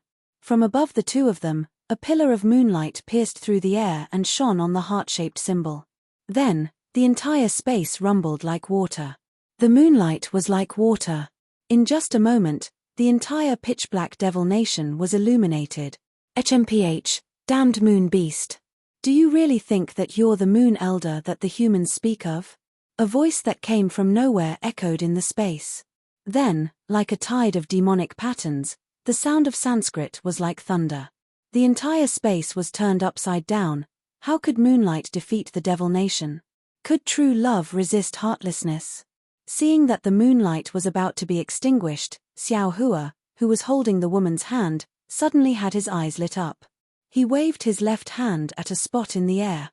Under the dim moonlight, a black light that was even darker than the devil nation's flash. This time, Xiao Hua's figure was still faintly discernible, but his hand firmly held the woman's hand, blocking her behind him, and said coldly, You think that because you're hiding in my master's body, I'm not willing to destroy my master's illusion? It's a pity that you only know how to look for my master in my memories, but you don't know that when I finally called out to my master, he had just condensed his core, and his appearance had already returned to his youth. And my memory of his old appearance is too deep. Whenever I think of master, I will think of his stern appearance, and I will never think of his youthful appearance. So that's how it is. Helplessly, the two halves of the body swayed back and forth in the air. From time to time, bubbles of demonic energy would fly out from the two halves of the body, but the entire devil nation was still deathly silent. Although the moonlight was still faintly flowing in the devil nation, even the previously brilliant heart shape was beginning to dim. Could it be, you already knew? The heavenly demon probed, Is it really as you said, that you've been accumulating power to counterattack in this cycle of karma for countless years? Strands of essence chi floated over from the devil nation, but because of Xiao Hua's existence, these essence chi didn't fall into the heavenly demon's mouth, but instead instinctively fell into Xiao Hua's body. Unfortunately, this essence chi was so little that Xiao Hua's nothingness didn't change much. That's right. Xiao Hua took a breath and nodded. The first time I woke up, I realized it, but I only had a moment to resist. I was powerless to do anything. Fortunately, after a few times, I realized that I had a secret technique that I could accumulate and use, so every time I woke up, I would use my magic power to accumulate the secret technique. Unfortunately, your supernatural power is too boundless. Even after accumulating power for countless years, I could only accumulate enough power to say one sentence and the strength to raise my arm. Speaking of this, Xiao Hua said indifferently, The Devil Emperor doesn't have such a powerful supernatural power. If you're not the Devil Emperor, who are you? Damn it. The heavenly demon was a little regretful. With just a sentence and the strength to raise your arm, you can break the illusion that I painstakingly created. I really don't believe it. The one who defeated you is not me. Xiao Hua said word by word, the one who defeated you is the love of the human race. Behind me, there is a sea of love that you can't imagine. This sea of love is enough to destroy all the demons. Ha ha ha. The heavenly demon laughed wildly. It's just that the moon beast is meddling in other people's business. If I sneak into the moon world one day, I'll skin it, pull out its tendons, cut its meat and barbecue it. Now, you should take care of yourself first. Even if you broke my illusion, do you still have the strength to fight back? Xiao Hua smiled strangely and replied, why don't you guess? Seeing that Xiao Hua was so calm, the heavenly demon was a little speechless, as if the situation had become awkward. Behind Xiao Hua was naturally not the real Xue Xue, but Yu Mingxin from the fragrant cult. At this time, Yu Mingxin was holding Xiao Hua's hand, which seemed to be neither there nor there. Listening to the conversation between Xiao Hua and the heavenly demon, she had long forgotten her surprise of appearing here for no reason. She looked at Xiao Hua's almost transparent body, which was still like a mountain in front of her, and tears fell down uncontrollably. She really wanted to dig out her own flesh and give it to Xiao Hua. However, she didn't dare to move. If even Xiao Hua couldn't deal with the enemy, how could she be his opponent? However, she had already made up her mind. As long as Xiao Hua opened his mouth, she would definitely die for Xiao Hua. At this time, Xiao Hua smiled and said to the heavenly demon in a low voice, you should tell me who you are. Otherwise, you won't have the chance to say it in the future. Chimpage. The heavenly demon sneered, with just a trace of your profound chi, do you think you can go against me? Why do you think I'm talking so much nonsense with you? Xiao Hua asked back meaningfully. The heavenly demon didn't pay attention to him. His whole body was trembling as he replied, who knows? Maybe you're a chatterbox. I'm waiting for my doppelganger. Xiao Hua smiled, looking very honest. The heavenly demon was not moved. He looked at Xiao Hua with interest. Then why don't you show me your doppelganger? Ha ha. Xiao Hua laughed, then said in a low voice, Mingxin, I'm sorry. Oh. Yu Mingxin stared blankly. Suddenly, her palm tightened. A huge suction force came from Xiao Hua's hand. The magic power in her body, as well as something she didn't understand, were all sucked out. However, why would Yu Mingxin care about this? She thought with incomparable sweetness in her heart, he called me Mingxin, you. The heavenly demon seemed to have understood something and said in shock, you can actually use magic? The path of Taoism is broad and profound. How can you demons know? Xiao Hua proudly smiled, and waved his left hand again. Woo!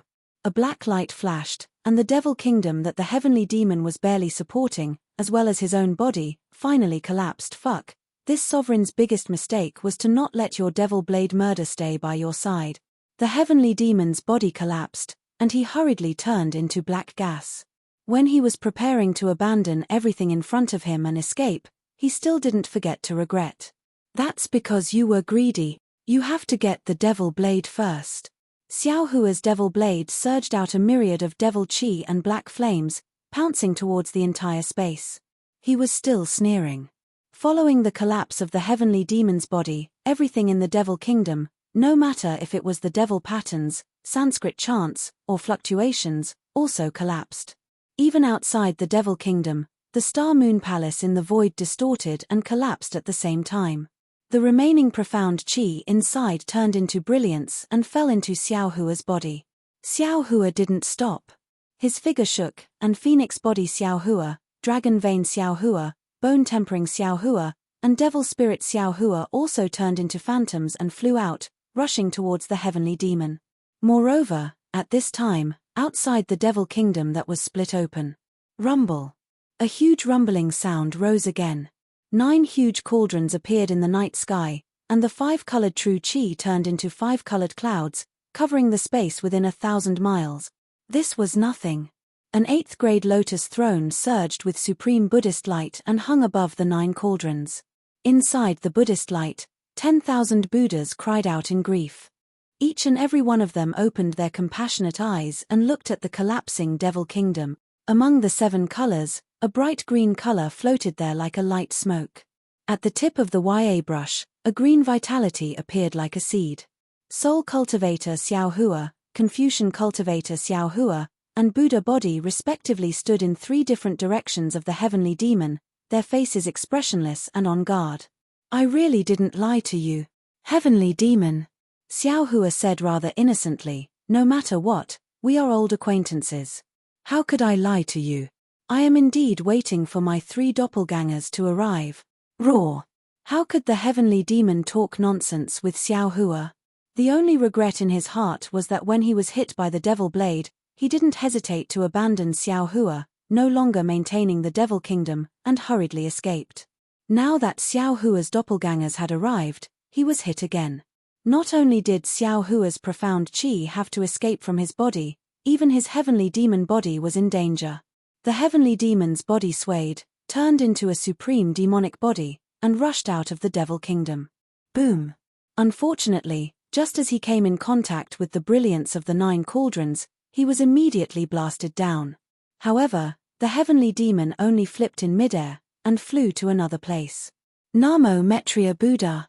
With a Buddhist chant, the phantom of an 8th grade lotus throne fell down, and destroyed 10% of the heavenly demon's body. Roar! The heavenly demon screamed, and his figure strangely disappeared. Chapter 41:20. Seeing this, soul cultivator Xiaohua sneered, turning the void into a void again. Heavenly demon is indeed a heavenly demon. While speaking, soul cultivator Xiaohua opened his mouth and tens of millions of green seal characters rushed out. As YA Bai pointed at them, the green seal characters immediately disappeared. Boom boom! In the rumbling sound, green lines rolled and appeared, revealing the heavenly demon's figure. At this time, the heavenly demon's figure shrank by another 10%. Formation. Hearing Xiaohua's cold shout, the 9 cauldrons once again let out a rumbling sound, rolling in the air one after another. The 9 cauldrons spewed out thick 9-colored light pillars, sealing off the heavenly demon and even the collapsed devil nation. Form. Buddha body raised his hand and took out the 10,000 Buddha paintings Kasaya. The Kasaya instantly became empty and tens of thousands of Buddha lords appeared in the air, blocking the space outside the 9 cauldrons. The 8th-grade lotus also broke down, turning into 8 petals and falling among the 10,000 Buddha lords, urging Buddha light to force the heavenly demon. Catcher. Soul cultivator Xiaohua didn't have a soul weapon to kill, but with a wave of his hand, 13 huge green seal characters flew out and turned into huge thunderbolts. These thunderbolts flashed and condensed into the appearance of 13 gods. These thunderbolts flashed in the air like pythons, trapping the heavenly demon in the center. Every time the thunderbolts came with the sound of gods and ghosts, the heavenly demon couldn't help but tremble. Refine. Xiaohua didn't stop at all. He chanted the incantation and the 3 doppelgangers urged their divine abilities. The Buddha light mixed with innate true qi entangled with the green seal characters and surged violently towards the heavenly demon. Woo woo! Everything fell into the heavenly demon and the devil country. An indescribable sobbing sound came out and the whole space began to tremble. Even Yu Mingxin, who was hiding behind Xiaohua, turned pale and showed extreme fear in her eyes. Green robe fellow Daoist. Xiaohua smiled faintly and pulled the green-robed Xiaohua out of the space, shouting, "Please send Yu Mingxin into the Kunlun mirror to rest." All right. Green-robed Xiaohua stayed in the space because of his heavy injuries, so he didn't fall into the heavenly demon's illusion. He agreed and took out the Kunlun mirror. With a flash of light, Yu Mingxin was sucked into the mirror. Yu Mingxin pulled her hand out of Xiaohua's hand. Her heart felt empty, as if she had lost something. The heavenly devil was being refined in the Buddha, Confucian, and soul formations. Every time a wisp of black smoke was released, a corresponding devil pattern from the devil kingdom would fall into it. Then, layers of devil shadows would appear. The demonic shadow was filled with killing, peace, savagery, love, hatred, and so on. It was as if everything in the world was contained in this small wisp of black gas and demonic patterns. When these demonic figures disappeared, the black gas and demonic patterns also disappeared, and a wisp of extremely pure essence appeared within the three formation. Xiao Hua opened his mouth, and the profound qi entered his body. His illusory figure began to solidify. After a full 81 days of refining, Xiao Hua's figure finally recovered. At the same time, Dragon Vein Xiao Hua, Bone Tempering Xiao Hua, Phoenix Body Xiao Hua, and Devil Spirit Xiao Hua also recovered. Looking at the heavenly devil inside the formation, it was no longer as incorporeal as before. It had turned into a slightly turbid black fog. This black fog still had many devil patterns dancing with the formation. Xiao Hua's gaze swept across the black fog and he said, "Fellow Taoists, from the previous demonic shadow, we can see that this heavenly devil's origin is not small. It used illusions to lure and kill countless cultivators. Now, we have taken back our profound qi. However, there is still a lot of profound qi hidden in the heavenly devil's body. It is not good to stay here for a long time. I want to take the heavenly devil into the space and refine it. After I refine all of its profound qi, I will share it with fellow Taoists. How about it?" "Good." The several clones nodded in agreement.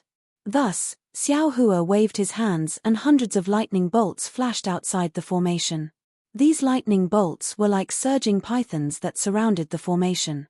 Then, they gradually shrank until they were only a few feet in size. Xiao Hua's mind rolled and the lightning balls immediately fell into the space. "Who?" Not only did Xiao Hua let out a sigh of relief, but all the clones also let out sighs of relief. Although the previous three formations trapped the heavenly devil, everyone didn't dare to relax. Although the heavenly devil itself didn't have the power to attack, it was good at transformation and knew how to bewitch. The slightest carelessness could cause cultivators to fall into an illusion and kill themselves. And if the heavenly devil fell into Xiao Hua's space, even if it was 10 times stronger, it wouldn't be able to escape. However, after a moment, Xiao Hua faintly smiled and said, "Fellow Taoists, don't be too relaxed. Our space is also a space, and it must be related to the devil realm where the heavenly devil came from. Before I completely refine the heavenly devil, we can't be careless. Big brother." Devil Spirit Xiao Hua hurriedly shouted, "Little brother can devour the heavenly devil and get everything big brother knows. Similarly, little brother can also get his magical power from devouring the heavenly devil." "Don't worry." Xiao Hua nodded, "After I rest for a while, I will find a way to separate the heavenly devil's devil qi from the devil pattern and give you what you need. Compensate you for the loss in the illusion, fellow Daoist." Bone-honing Xiao Hua hurriedly shouted, "You were the first to kill me in the illusion." Xiao Hua angrily glared at the bone-honing Xiao Hua, then looked at the phoenix-bodied Xiao Hua and the others. He said word by word, "Although the dreamland is just a dreamland, it really gave us a wake-up call. You and I are from the same roots. Why are you so anxious to kill each other? When I wasn't ready, I rashly separated my primordial spirit, which caused the great calamity of today's primordial spirit battle. We must take this as a warning. Before the hidden danger of the primordial spirit separation is eliminated, we must not have any more twists and turns. And we must remember, we are one person, no matter when, even if there are other changes when I ascend in the future, we must never be enemies with each other." "Good. We understand." The avatars agreed in unison. "He, fellow Daoist, please take a look." Hearing Xiao Hua being so serious, Confucian cultivator Xiao Hua waved his hand, took out a spatial ring, and handed it to Xiao Hua. Although Xiao Hua could read Confucian cultivator Xiao Hua's thoughts, at this time, he already understood that avatars were avatars. He had to respect them first, only then could they truly become independent cultivator. Therefore, Xiao Hua took the spatial ring and checked it with his divine sense. He couldn't help but be overjoyed. Is this the orthodoxy of the 8 great sects? Yes. Confucian cultivator Xiao Hua said with a smile, "In the 10 years that fellow Daoist disappeared, this one, the little monk, and fellow Daoist soul cultivator assisted General Sun in the southwest border, rescuing the 8 great sects from the siege of the devil race. These sects were the same as the White Cloud Temple's sect master. They all wanted to use their orthodoxy to exchange with our Fortune Gates sect protecting formation. Deferentially, this one will do his best to exchange with them. Haha, Good. Xiao Hua put away the spatial ring and said with a smile, the sects of the ruins specialize in cultivating the primordial spirit.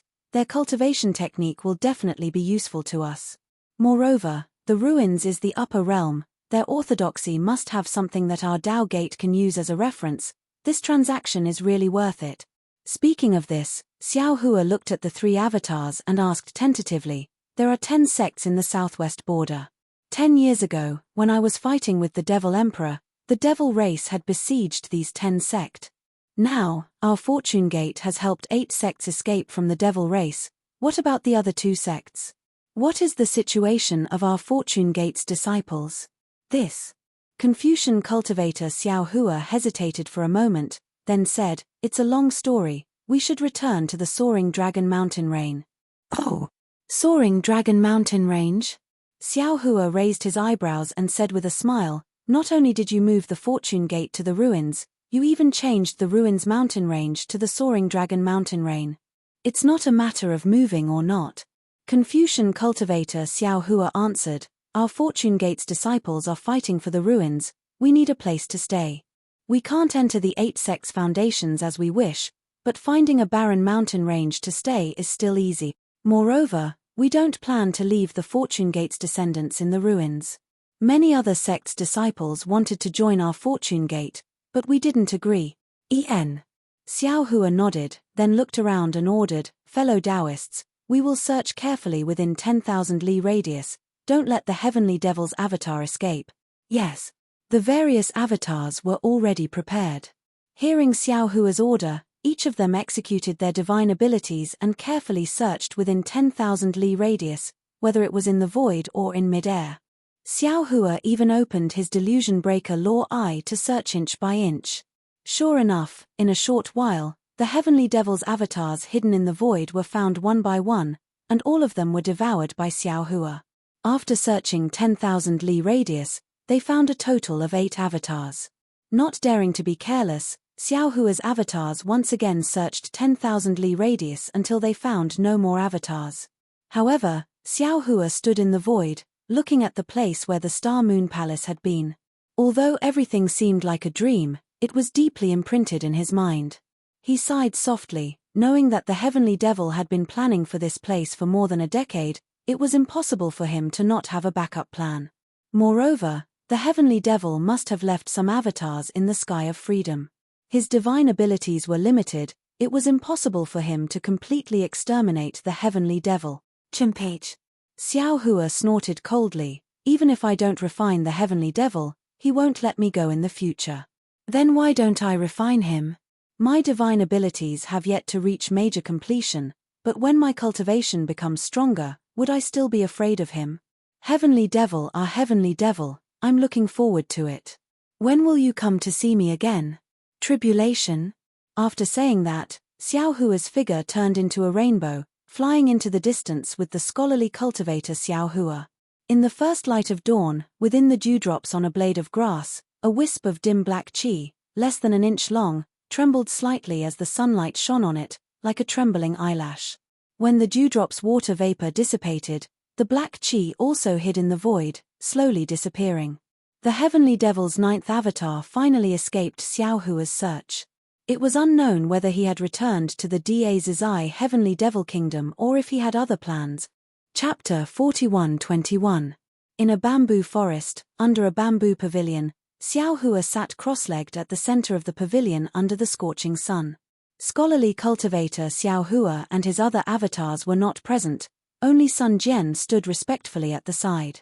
On the other side of the mountain peak where the bamboo forest was, there was another majestic mountain range that stretched across the land, resembling a sleeping dragon. Above the mountain range, 2 lightning bolts were hovering in the air, emitting faint rumbling noises. Vaguely, the Fortune Gate disciples on the lightning bolts were flying around, either setting up defenses or patrolling the area. Amidst their orderly movements, there was an austere atmosphere. Xiao Hua narrowed his eyes. Although he did not release his divine sense, he saw everything with his eyes. It had been 3 days since he returned to the Soaring Dragon Mountain Range. His avatars had temporarily returned to his body to rest. After all, he had been refining the Heavenly Devil's essence in his space, and his avatars would be nourished as long as they were in his body. In these 3 days, Sun Jian had also reported the situation at the Fortune Gate and the southwest border to Xiao Hua. Only now did Xiao Hua know that when he had chased after the Archdevil Emperor with his 3 avatars, he had fallen into the Heavenly Devil's meticulously laid-out illusion. Confucian cultivator Xiao Hua, Soul cultivator Xiao Hua, and Buddha Subhuti had lost contact with him, and their search was fruitless. After a short discussion, they had immediately caught up to the lightning boat and explained the matter to Sun Jian. Sun Jian turned pale with fright, and wanted to turn around and search for Xiao Hua, but scholarly cultivator Xiao Hua and the others knew that although Xiao Hua was missing, his life was not in danger.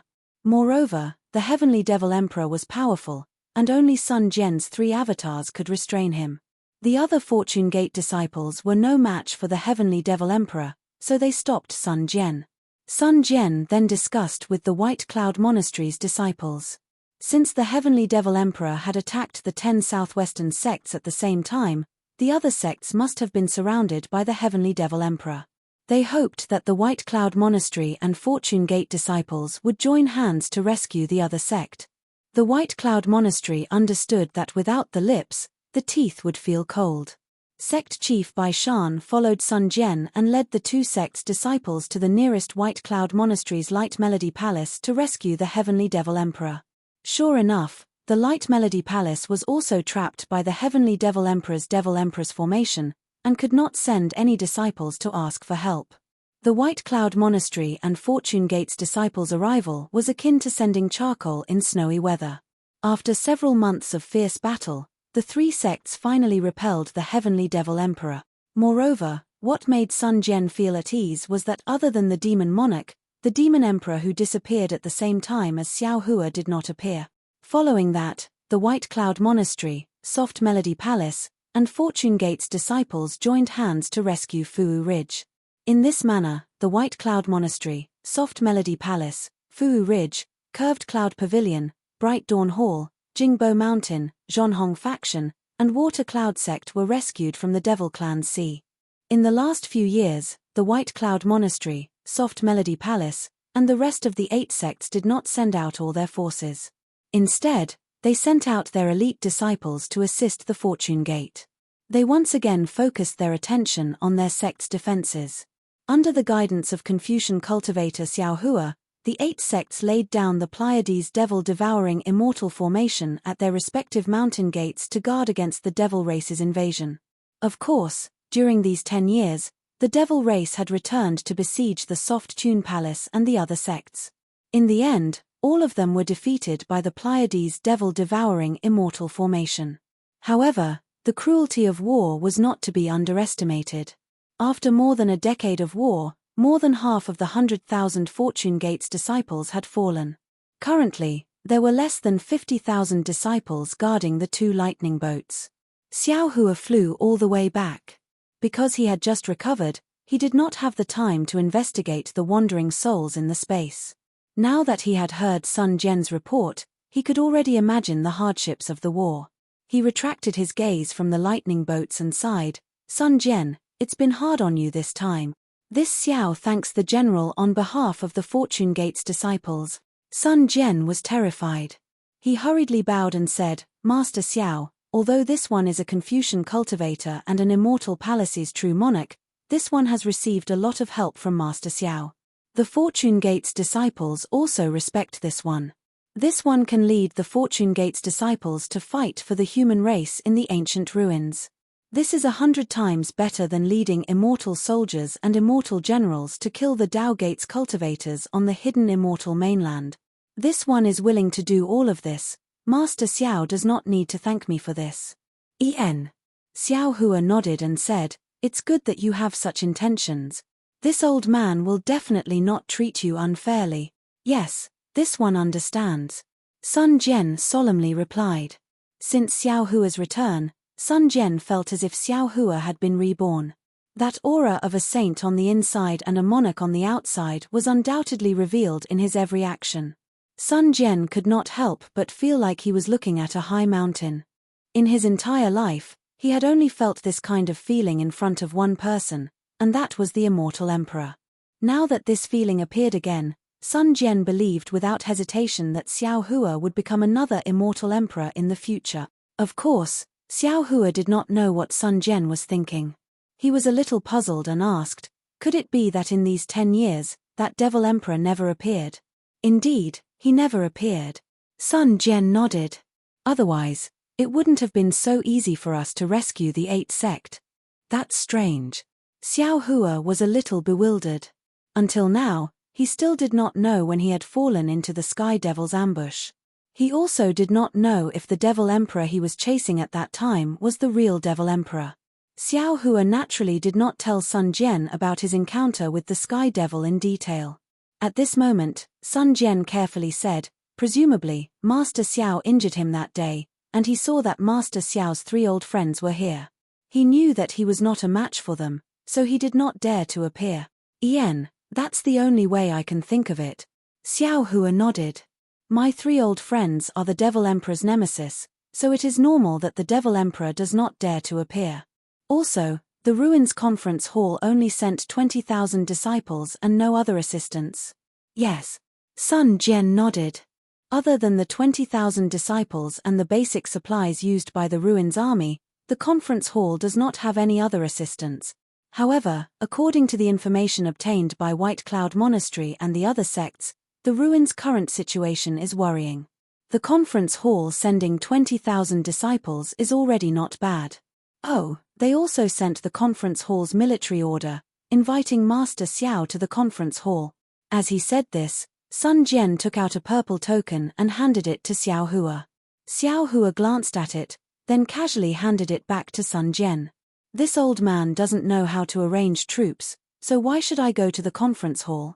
Do you want me to bicker with them? If the conference hall needs it, General Sun can go there yourself. Yes, this one understands. Sun Jian did not dare to decline and accepted the token. After pondering for a moment, Xiao Hua asked again, is the 50,000 Fortune Gate disciples enough? Sun Jian answered without hesitation, other than the 50,000 Fortune Gate disciples, there are 20,000 Conference Hall disciples under my command. Other than that, the White Cloud Monastery and the other 8 sects sent another 80,000 disciples. However, my Fortune Gate's disciples use the lightning boats as the formation base, so other sects' disciples cannot help. Therefore, although there are more people, their battle strength is lacking, so, this one did not dare to make a decision on the 2 most difficult battles at the Snow Chopping Gate and Yong'an Mountain. Xiao Hua nodded. Then this old man will give you another 100,000 disciples. Ah! So many. Sun Jian was shocked. He knew that Xiao Hua would send out more disciples, but he did not expect it to be 100,000. Xiao Hua did not explain. He flew up into the air and took out the Kunlun mirror. As the mirror vibrated, 100,000 disciples flew out and lined up neatly in the air. General Sun. Xiao Hua raised a finger and said, I'll leave these disciples to you today. This old man has just recovered from a serious injury, so I need to enter seclusion for the time being.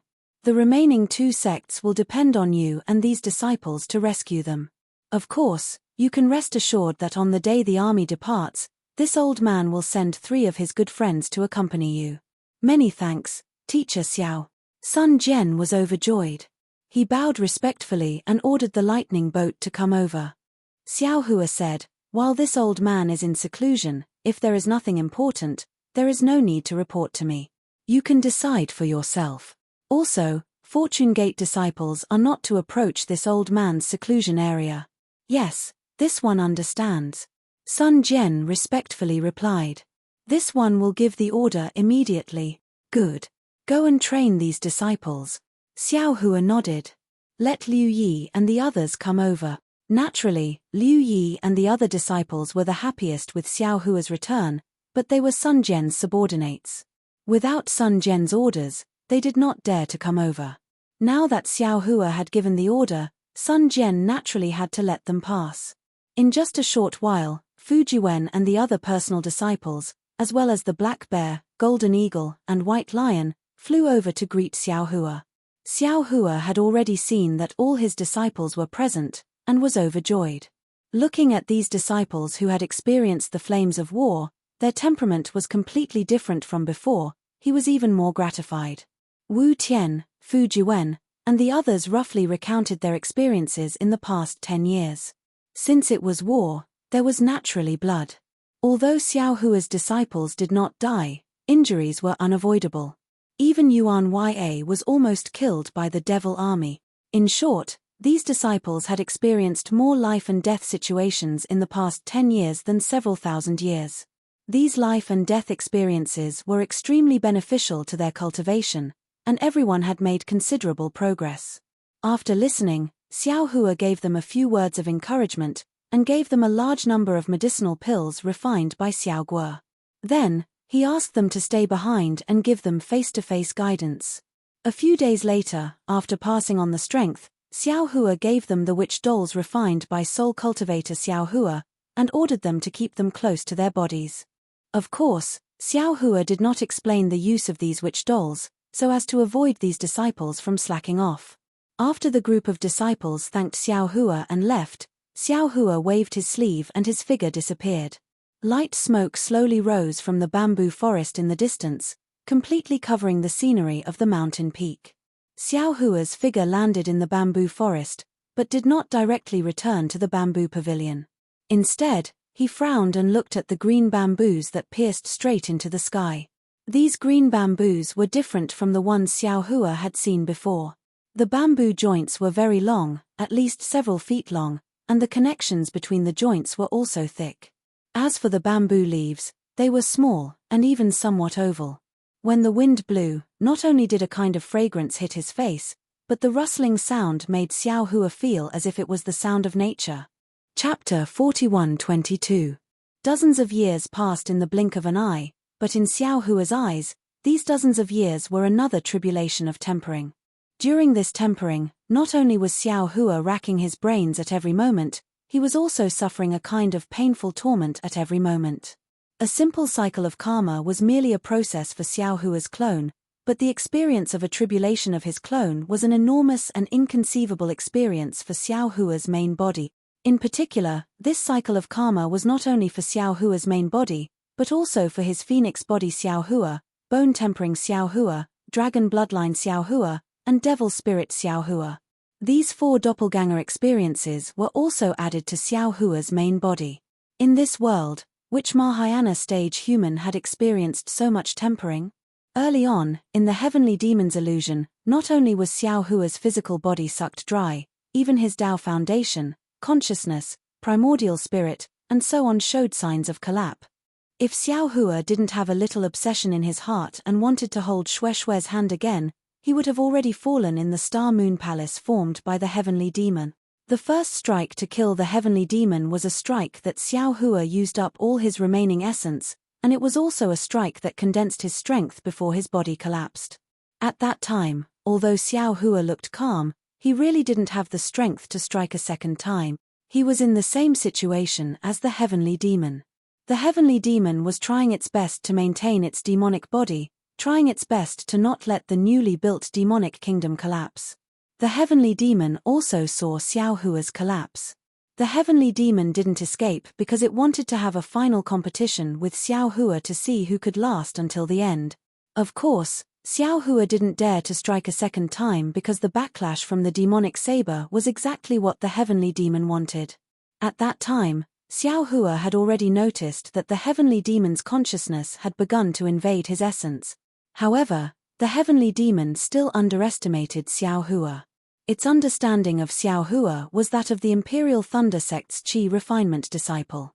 Although the heavenly demon had overestimated Xiao Hua, it was far from enough. Not only did Xiao Hua obtain Kang Lung's inheritance, but he also obtained Du Shanjuan's Scarlet Infant technique and many other secret techniques. Moreover, Xiao Hua obtained the Dragon Clan's Heavenly Dragon Language technique and the inheritance of the 13 soul cultivators. Xiao Hua even had the most basic understanding of time of the eye in the heavenly prison. Xiao Hua had far exceeded the heavenly demon's estimation. The heavenly demon not only didn't notice Xiao Hua's every time the karma cycle, but it also didn't notice that Xiao Hua's of the soul cultivator's souls of the demonic saber's demonic qi after the of the demonic saber. That of the heavenly of the eyes of the eye of the heavenly demon's heavenly Tao. What the heavenly demon didn't expect the most was that Xiao Hua, a Daoist cultivator, was actually so unprofessional. Not only did he cultivate Confucianism, he also cultivated Buddhism, and he even cultivated the rarely seen soul cultivator. The combination of these three divine abilities perfectly trapped him in the Great Formation, leaving him no chance to escape. In the end, the heavenly demon went for wool but came home shorn, falling into Xiao Hua's trap. Based on his understanding of Xiao Hua would definitely refine him until not even dregs were left. Fortunately, he had 9 doppelgangers, and their consciousnesses had long been left outside the Devil Kingdom. The heavenly demon wasn't afraid that he would die without descendant. Xiao Hua's harvest was full, but the accumulation of 5 eons of tribulations tempering exceeded what his current cultivation could bear. At first glance, he heard the ordinary sound of bamboo leaves, which was like the sound of nature, cleansing his murderous heart. He couldn't help but be intoxicated. Just like that, he stood in the bamboo forest, quietly listening to the wind blowing, the flowers blooming, the rain falling, and the stars shining. After a long time, another bright moon hung in the sky. Xiao Hua opened his eyes, and a majestic, and austere aura was emitted from his body. Whoosh! All the bamboo within several feet of him instantly turned into powder. However, just as this aura was about to spread out, Xiao Hua frowned and immediately restrained this aura. Sighing, Xiao Hua shook his head slightly. Cultivation, our cultivation, it seems like there's no end to it. This Xiao has just gone through 10,000 years of bitter cultivation and just stepped into the Mahayana realm. Now, I have to face an even more severe test. The tempering of the illusory realm has passed, but the real tempering of the mind has just begun. This tempering, damn, it's more effective than any experience or seclusion. In the future, this Xiao probably doesn't need to travel and comprehend anymore. Just these difficulties left for this Xiao by the heavenly demon should be enough for this Xiao to set foot in the immortal world, right? Now, Xiao Hua's goal was naturally the immortal world. He couldn't imagine what kind of test the heavenly demon had left for him in the ruins in the illusory realm, and how shocking the effects of this test were. All kinds of karma could only be truly experienced by Xiao Hua in the future. At this moment, Xiao Hua looked at the empty space on his left, closed his eyes, and curled the corner of his mouth. The soul tool YA brush appeared in his hand, and as he waved it, rays of dark green light flashed, and in an instant, a large patch of green bamboo appeared out of thin air. These bamboos looked a bit illusory, as if they were suspended in the air, and they were slightly twisting. When the YA brush was put away, all of the bamboos began to stand straight and firm. Finally, Xiao Hua smiled, and green runes bloomed on the YA brush like green buds. As Xiao Hua tapped on the bamboos one by one, the bamboos miraculously came to life, and thin roots slowly pierced into the ground. The wind blew, and the bamboo leaves shattered. Another song of moonlight bamboo. Since he had thought about it, Xiao Hua had already made his decision. He put down the YA brush, and his figure landed in the bamboo pavilion. He raised his hand, and the Kunlun mirror appeared in his hand. As the light vibrated, Yu Mingxian appeared in front of Xiao Hua. At this moment, the moonlight cleansing landed on Yu Mingxian's body, and an indescribable luster was born from her body. Xiao Hua was stunned at first, but then he understood. Because of Yu Mingxian's prayer, the moon beast had left the moon god's mark on Yu Mingxian and him. It was this moon god's mark that had saved him at a critical moment. It was also because he and Yu Mingxian had used the moon god's mark that Yu Mingxian's body would be blessed by the moon god. Xiao Hua lowered his head to look at himself. He looked no different from usual. It was probably because his thoughts and prayers were not the Yu Mingxian in the moon god's mark, so he couldn't receive the so-called moon god's mark. Xiao Hua. Spiritual Master Xiao. Senior Xiao. When Yu Mingxian saw Xiao Hua, she immediately called out in concern. However, after calling him 3 times in a row, she felt that it was inappropriate. In the end, her face actually turned red. She lowered her head and asked in a voice like a fly, Are you all right? Ari. Xiao Hua sighed. He raised his eyes to look at the natural bright moon. He suddenly thought of a poem. My heart was originally towards the bright moon, but the bright moon shines on the ditch. At this moment, the bright moon was naturally Xiao Hua and not Yu Mingxin. However, the falling flower has feelings for the heartless brook. It was nothing more than this. Lady Yu. When Xiao Hua opened his mouth, Yu Mingxin's body trembled. She raised her head. Xiao Hua couldn't bear to look at her, slightly biting her lips and her embarrassed and helpless expression. The soft-hearted Xiao Hua almost wanted to call her Mingxin. However, when he thought of his tolerance towards Shueishui back then, and Shueishui's sorrowful and bloody confession, and even Shueishui's tragedy, Xiao Hua hardened his heart and said, "Thank you for saving this old man's life again. This old man doesn't have anything to repay you. Cultivation methods, spiritual treasures, whatever you want, this old man will definitely satisfy you." Speaking up to here, Xiao Hua raised his hand and a thumb-sized pure white profound qi fell into his hand. He said again, "This old man offended you that day and recklessly used your profound qi. This old man will compensate you." As he spoke, Xiao Hua raised his hand again. That profound qi immediately flew out and was about to fall between Yu Mingxin's eyebrows. Wait. At this moment, Yu Mingxin's eyes became distressed. She opened her mouth and shouted, "Xiao Hua, can you wait for me to say something? Can you listen to what I'm thinking? Can you not measure everything with spiritual treasures and prime val stones?" "All right." Xiao Hua smiled and said, "If you have something to say, then say it. This old man is here to listen." Xiao Hua. Yu Mingxin bit her lips. There were tears in her eyes. "I hope you can understand my recklessness tonight.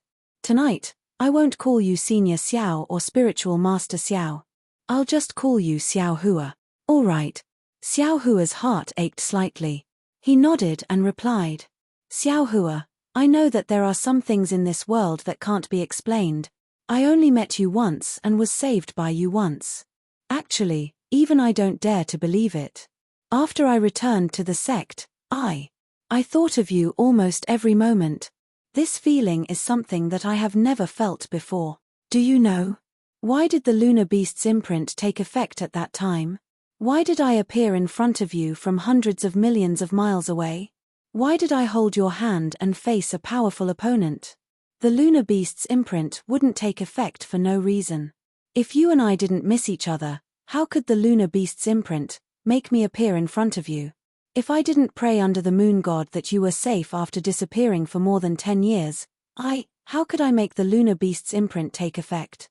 Xiao Hua, don't say that you didn't think of me at that time. Don't say that what you thought of that day wasn't me."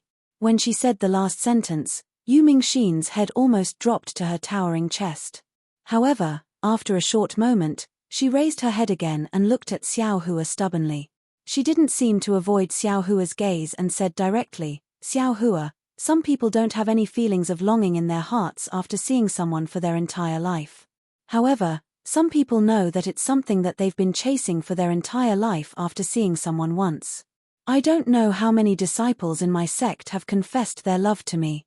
At the same time, many young cultivators from other sects in the ruins have also begged my sect's elders, but I didn't feel anything. You and I are both Dao sect cultivators. You should be the most clear about this kind of cause and effect. You don't need me to explain it in detail, right? But..." Xiao Hua smiled bitterly and said, "This old man doesn't think that this kind of feeling is the so-called emotion." Chapter 41-23. Unfortunately, Yu Mingxin didn't want to listen to Xiao Hua's explanation. He continued to talk to himself, "Xiao Hua, I know your cultivation base is profound. After my senior martial brother and I reported your matter, even the patriarch's eyes shined with splendor. He wanted to rope you in to become an elder of our fragrant religion. He even hinted to me that I must pass this information to you. But I don't know how to tell you. I know my cultivation is shallow and I'm only a junior in front of you. I'm not worthy of a great hero like you. But my heart is sincere and even the moon beast of the moon palace recognizes it. I just want to be by your side, even if I can only look at your back. I want to see everything about you, whether it's Ao Xiaoshu or your name that shook the cultivation world. I just want to see your figure and be proud of you. Alas, miss you." Xiao Hua sighed. He clearly remembered that Xue Xue had said the same thing in the past. He opened his mouth and said, "You don't understand. What you said, what you thought, can't be considered true love. It's just a kind of longing, a natural closeness to the strong. It's easy for anyone to have this. Maybe after a long time, you'll really understand." "You're wrong." Xiao Hua. Yu Mingxin interrupted Xiao Hua without hesitation and retorted, "You're not a woman. You don't understand a woman's heart. You also don't know how women think. We women understand much more than men when it comes to worship and love a person. Maybe I have more longing for the elders of my fragrant religion, but how can I have the same longing for them as you? You don't even know that women hate you. But where is this hatred? Where does this hatred come from? There's no such thing as love for no reason. This hatred can only come from love. A woman can't hate a man who doesn't have any love for her. Even this man doesn't exist in a woman's eyes." Maybe. Xiao Hua couldn't convince Yu Mingxin, so he could only look at the bright moon outside the bamboo pavilion and say, "Now that it's come to this, I think this old man should also tell you my story, my experience, and even my thoughts on that day." Women were naturally curious and Yu Mingxin was no exception. Thus, Xiao Hua briefly told the story of himself and Xue Xue. Finally, he said, "I believe you understand, Miss Yu. Of course, I'm not thinking of you. What I was thinking of that day was my lover. That was for my dead lover. I used an eon's worth of accumulation, just to hold her hand. I'd rather go through an entire eon to truly fulfill my dream of seeing her. However, it wasn't her, it was you. Perhaps this is what they call a freak combination of circumstances. One calamity. Yu Mingxin was obviously a little dazed. Her face was flushed, and she was almost moaning, "If someone is willing to miss me for one calamity, I don't care even if I'm smashed into pieces. How fortunate was that girl named Xue Xue? How can I have no regrets? Even in the 9 underworlds, there's an infatuated man who'd rather give up his life and use an eon's worth of longing to hold her hand. If it was me, I'd rather take his place. Even if I can't fall into the 9 underworlds, I'd be willing to fall into the bottom of the sea river." "What nonsense are you talking about?" Xiao Hua rebuked. "Why are you acting crazy?" "Xiao Hua, are you worried about me?" Yu Mingxin asked. Xiao Hua smiled and didn't answer. Instead, he continued, "The feelings of 2 people depend on fate. Don't the people of the secular world have a saying? Fated to meet thousands of miles apart, fated to meet, fated not to meet. Actually, Miss Yu, you and I really don't have any fate." Speaking up to here, Xiao Hua sighed, "The people of the secular world all think like this. We Daoist cultivators easily live for hundreds of years and even thousands of years. We have even more opportunities to find our own fate. However, how can a person's fate be judged only by time? If we're not fated, even if 10,000 years, how can we meet again?" Speaking up to here, Xiao Hua couldn't help but think of Fairy Hongxia from Dawn Rain Continent. However, because of some grudges, the 2 of them had been separated for tens of thousands of years. Although Xue Xue had fallen, her soul was in the yin side of space. Xiao Hua could see her from time to time. Although Fairy Hongxia was still alive, she was far from yin and yang. Xiao Hua sighed again. Perhaps it's better to forget each other in the pugilistic world than to help each other in times of need." Yu Mingxin smiled bitterly. However, she gritted her teeth and said, "Xiao Hua, I know your love for Xue Xue. I also deeply sympathize with her experience and admire her sacrifice. However, even if it's me, I can also do it. The so-called it's better to forget each other in the pugilistic world than to help each other in times of need, I really don't understand. I'd rather stay by your side and not forget each other in the pugilistic world. Miss Yu, you are still young. Perhaps in the future when you have experience, you'll understand." Xiao Hua couldn't explain his thoughts. He took out the essence and said, "Now, you should replenish the essence that you owe. This essence is very important to you. It's also very crucial to your Tao heart. The heavenly devil's dance overturned the mortal world. Although you weren't directly injured by the heavenly devil, when this old man borrowed your essence, Perhaps the heavenly devil's dance had already taken advantage of the situation. Not only were you injured, your Tao foundation was also damaged. If you don't replenish it in time and don't repair your Tao heart in the future, you may encounter the tribulation of the mortal world. Especially when your cultivation is somewhat damaged, it's even more likely to happen.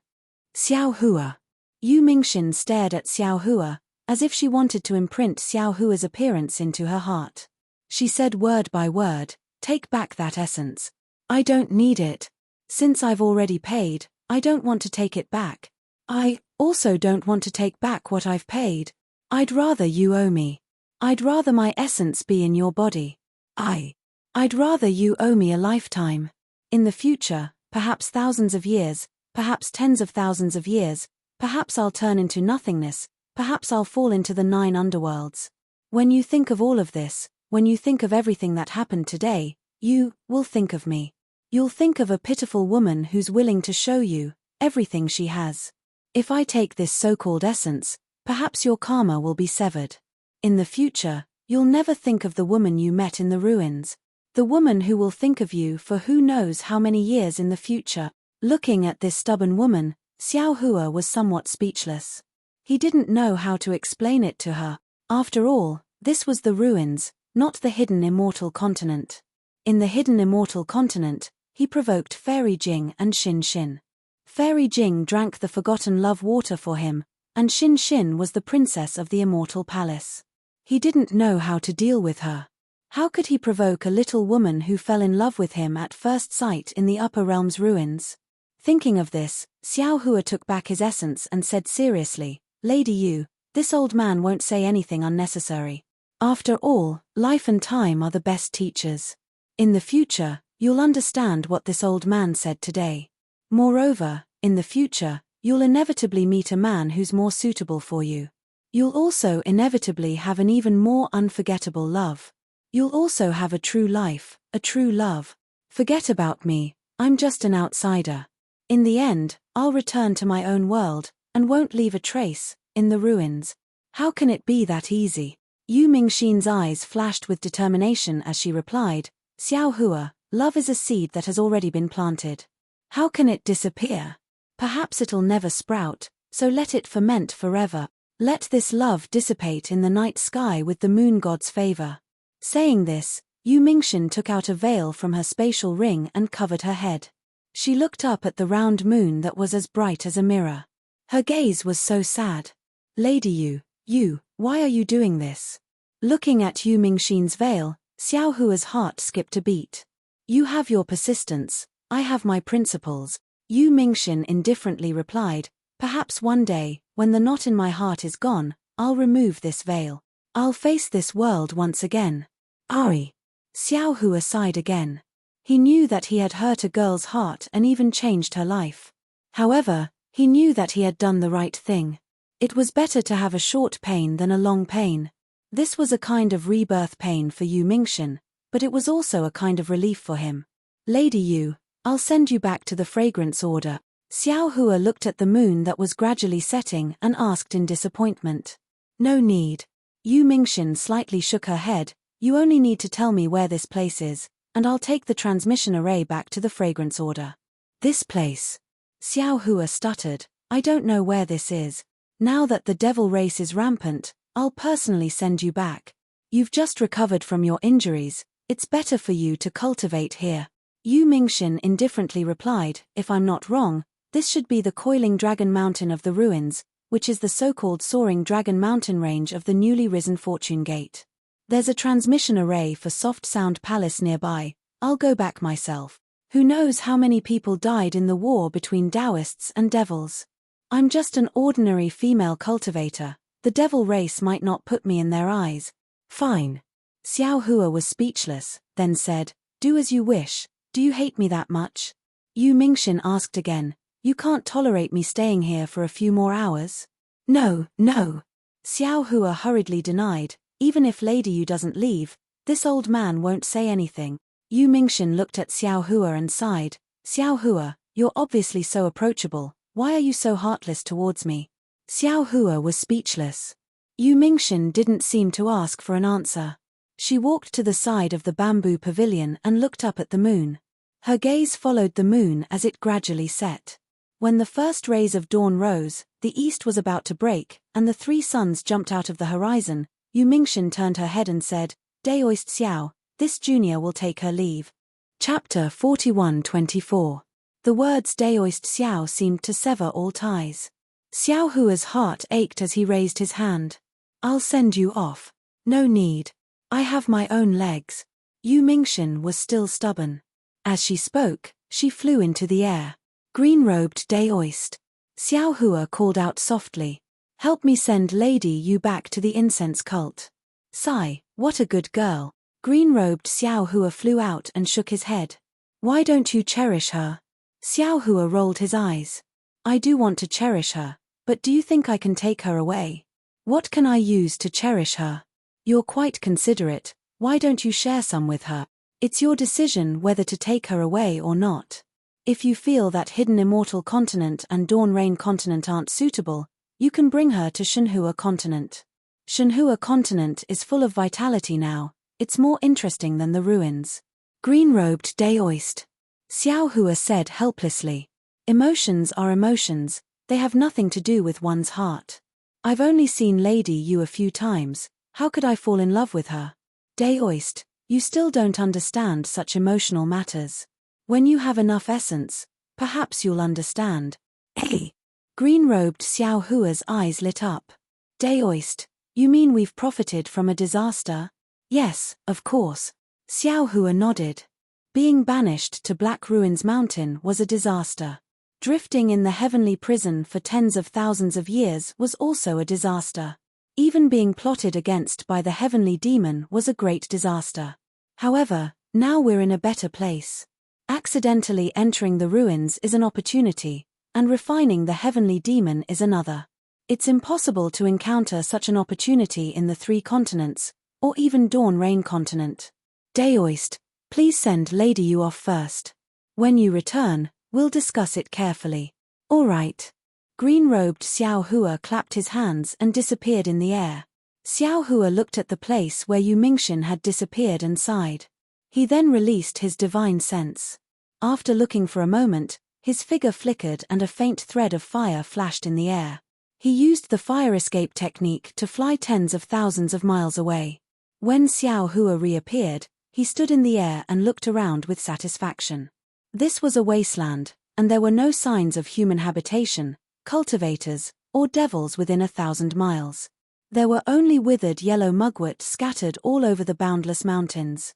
Occasionally, there were some undulating hills, on which stood some unknown plants with thumb-sized berries hanging from the sharp branches.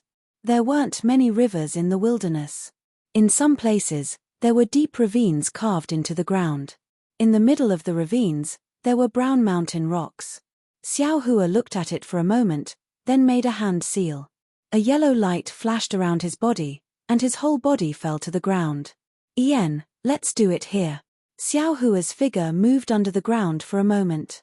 After observing for a while, he stopped about 100 feet away from the ground and said to himself, "The heaven-earth essence qi in this area is extremely rich. There are no sects nearby, and the devils won't notice this place. Although there is a teleportation array not far away, few people use it. Ordinary cultivators can also come here. If I build a teleportation array here, it shouldn't attract anyone's attention." After saying that, Xiao Hua waved his hands and shot out 365 jade talismans. It took him half an hour to set up the Capital Heaven Star Array in an area of more than 10 mu. When the Capital Heaven Star Array was set up, Xiao Hua released some puppets and let them clean up the soil and stones in the Capital Heaven Star Array to make room for the teleportation array. At this time, green-robed Xiao Hua had returned. "How come you're so fast?" Xiao Hua frowned as he looked at green-robed Xiao Hua's figure gradually appearing. Green-robed Xiao Hua raised his eyebrows and said with a smile, "What? Daoist, I still want to send her back to the Seven Ridge Mountains?" "Yes, that's what I meant." Xiao Hua didn't hide it. At this time, the devils are rampant. There's still a long way to go from the southwest border to the Seven Ridge Mountains. Green-robed Xiao Hua rolled his eyes and said, "Didn't you not want her? Why are you so concerned?" These are clearly two different things. Xiao Hua was helpless. Yu Mingxin saved our lives. Sending her back to her sect safely isn't a big deal, right? Green-robed Xiao Hua looked at the puppets that were busy and said with a smile, "Don't worry. Although I didn't send her back to the Seven Ridge Mountains, when I followed Miss Yu to the teleportation array, we met the disciples of Fragrance Cult and Shendao sect. Among them was WN Wuxin, whom you saw earlier. There were dozens of them and they said that they were going to Qinghe under the orders of their sects. After Miss Yu heard this, she didn't return to the Seven Ridge Mountains for the time being and went with them to Qinghe. I saw them enter the teleportation array before returning." Qinghe. Xiao Hua slightly nodded. According to the battle report from the discussion hall, there aren't any devils in Qinghe. They probably have other missions, right? Yes, I also thought so I returned without worry. Green-robed Xiao Hua blindly moved. Moreover, even if I send Miss Yu back to the Seven Ridge Mountains, as long as the devils in the ruins aren't eliminated, she'll be in danger at all times. You probably can't do anything about it, right? Sigh, that's true. Xiao Hua could only nod. If Miss Yu's personality isn't so stubborn, I can help her raise her strength. That would be the best. Hehe, if that's the case, she won't be called Yu Mingxin. Green-robed Xiao Hua chuckled and changed the topic. Oh right, what did you say our opportunity in the ruins was? Take a look at this. As he spoke, Xiao Hua took out the orthodoxies of the 8 sects in the southwest that Confucian cultivator Xiao Hua gave him and handed them over to green-robed Xiao Hua. Green-robed Xiao Hua took it and opened his mouth to swallow it. However, after a moment of hesitation, he placed the jade slip on his forehead. In just a short moment, shock appeared on his face. Then, he carefully read through all 8 jade slips before closing his eyes and pondering. After an entire hour, he finally looked up at Xiao Hua and enunciated each word clearly. Fellow Daoist, the cultivators of the ruins. Do they cultivate the nascent divinity arts? Is it the Dao sect's primordial spirit technique? That's right. Xiao Hua also nodded solemnly. The Confucian cultivators of the 3 continents cultivate the primordial spirit, so there are realms of refining essence into qi, refining qi into spirit, refining spirit into void, and refining void into heaven. In the ruins, the Dao sect's cultivation system is different from the 3 continents and Dawn Rain continent. They also cultivate the primordial spirit, and the realms are refining essence, transforming qi, returning spirit, returning void, refining void, and transforming Dao. Apart from the last transforming Dao, the first 8 realms are almost exactly the same as the Confucian cultivators. However, the Confucian cultivators cultivate the qi of righteousness, while the ruins cultivators cultivate the qi of heaven and earth. That's strange. Green-robed Xiao Hua comprehended a lot of cultivation methods, and his understanding of cultivation methods and secret arts was also extremely deep, but he was also somewhat confused when faced with such a different cultivation system. The Dao sect cultivators of the 3 continents and Dawn Rain continent cultivate the nascent soul, but the Dao sect cultivators of the ruins cultivate the primordial spirit, so why do they all use the qi of heaven and earth? And many of the arts are the same as well. There are 2 possibilities. Xiao Hua said indifferently. First, the 3 continents and Dawn Rain continent are lower realms. Not only is the qi of heaven and earth there not abundant, but it's also different from the ruins' qi of heaven and earth.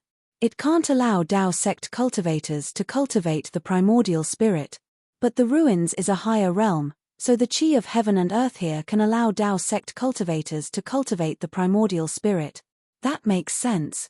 Green-robed Xiao Hua nodded. Other clones might not be able to detect it, but I can clearly sense the faint fluctuations within the qi of heaven and earth with the help of the formless nascent soul. This is something that the 3 continents don't have. Then what's the second? The second is the essence energy. Xiao Hua answered. If it wasn't for the heavenly devil, I still wouldn't know that we human cultivators still have essence energy in our bodies. Even more so, I don't know the importance of this essence energy and how to use it. Fellow Daoist must also know about the rejuvenation pill that we refined previously, right? I'm afraid that there's a small amount of essence energy mixed in it, that's why it has such a miraculous effect. Fellow Daoist means that the essence energy in the bodies of the ruins cultivators is different from the essence energy in the 3 continents and Dawn Rain continents human cultivators. It's not different, the essence energy is presumably the same, but the amount of essence energy contained in each human cultivator's body is different. Xiao Hua said with a smile, "You can see the difference from the orthodoxies of the 8 great sects. The first stage of Dao sect cultivators is to refine essence. Only those who can control the essence energy in their bodies and refine it for their own use can be called Dao sect cultivators. The essence mentioned by Confucian cultivators seems to be the essence of essence, energy, and spirit, right?" Green-robed Xiao Hua probed. "It should also be the essence of essence energy," Xiao Hua explained. "However, the essence energy in the bodies of the humans of the 3 continents is really too little, so they have to borrow the human qi in the noble qi to refine it into qi. In that case, it should be a great opportunity for fellow Daoist Confucian cultivator. What does it have to do with us?" Green-robed Xiao Hua was completely stupefied. Fellow Daoist, Confucian cultivators often hear people talk about essence, energy, and spirit. Only with these 3 things can there be a living person. This essence is the most basic foundation of a person. Xiao Hua said with a smile, "And for fellow Daoist and your clones, although you've used the external incarnation technique to separate yourself, you can't be considered as living people." "Who says we can't?" Green-robed Xiao Hua almost stomped his feet. "Isn't the person standing in front of you a handsome man? But, fellow Daoist, do you think you'll love Yu Mingxin?" Xiao Hua's eyes turned as he said with a smile, "Love? What's love?" Green-robed Xiao Hua was a bit bewildered. "Could it be that fellow Daoist feels sorry for Yu Mingxin and wants I to replace you? People often talk about the 7 emotions and 6 desires. The 7 emotions are happiness, anger, grief, fear, love, disgust, and lust. The 6 desires are the eyes, ears, nose, tongue, body, and mind, the 6 desires. As for human nature, it's even more impossible to use words to express it." Xiao Hua said again, "Fellow Daoist and the others are currently only clones of I. They still don't have the 7 emotions and 6 desires, so they can't be considered as separate people. And this essence energy is the most basic foundation for fellow Taoists to become human."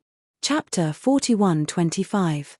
Xiao Hua looked at the green-robed Xiao Hua and said faintly, "I didn't understand before. However, ever since I experienced the illusory array of the heavenly demon and witnessed the emotions of the bone-tempering Xiao Hua, the phoenix body Xiao Hua, the dragon bloodline Xiao Hua, and the devil spirit Xiao Hua in the illusory array, I realized that those clones were the real clone. Moreover, when I took back my own profound qi from the heavenly demon, I understood that the prerequisite for practicing the external avatar technique is to have enough profound qi. Only with enough profound qi can one create a real doppelganger. I may have enough profound qi, but when I split my doppelganger, I didn't know how to split my profound qi. Moreover, your doppelgangers were split by I a long time ago. This is an early congenital deficiency, which gave the heavenly demon the opportunity to have a primordial spirit battle." The green-robed Xiao Hua was shocked and shouted, "So, there are a lot of cultivators in the Xiaoyu continent and even the hidden immortal continent who know about the primordial spirit-splitting technique, but there may not be many who successfully practice it. It's all because the human race in the lower realm doesn't have enough profound qi? Yes, it should be like this." Xiao Hua nodded. "Even now, looking back, the primordial spirit-splitting technique that I got before seems to be very perfect, but in fact, it's just a small trick to treat the symptoms but not the root cause. It's all a shortcut. In the end, because of insufficient profound qi, one will go astray and destroy the body. No wonder the external avatar technique was called the supreme secret technique of the demon realm by the so-called empress. Only the strong of a realm can practice it. So this is the reason." The green-robed Xiao Hua somewhat understood. "So, although the strength of the cultivators in the ruins is not high, they are in the upper realm, so they are born with sufficient profound qi, which is 100 times stronger than the human race in the 3 continents. These are just I's guesses."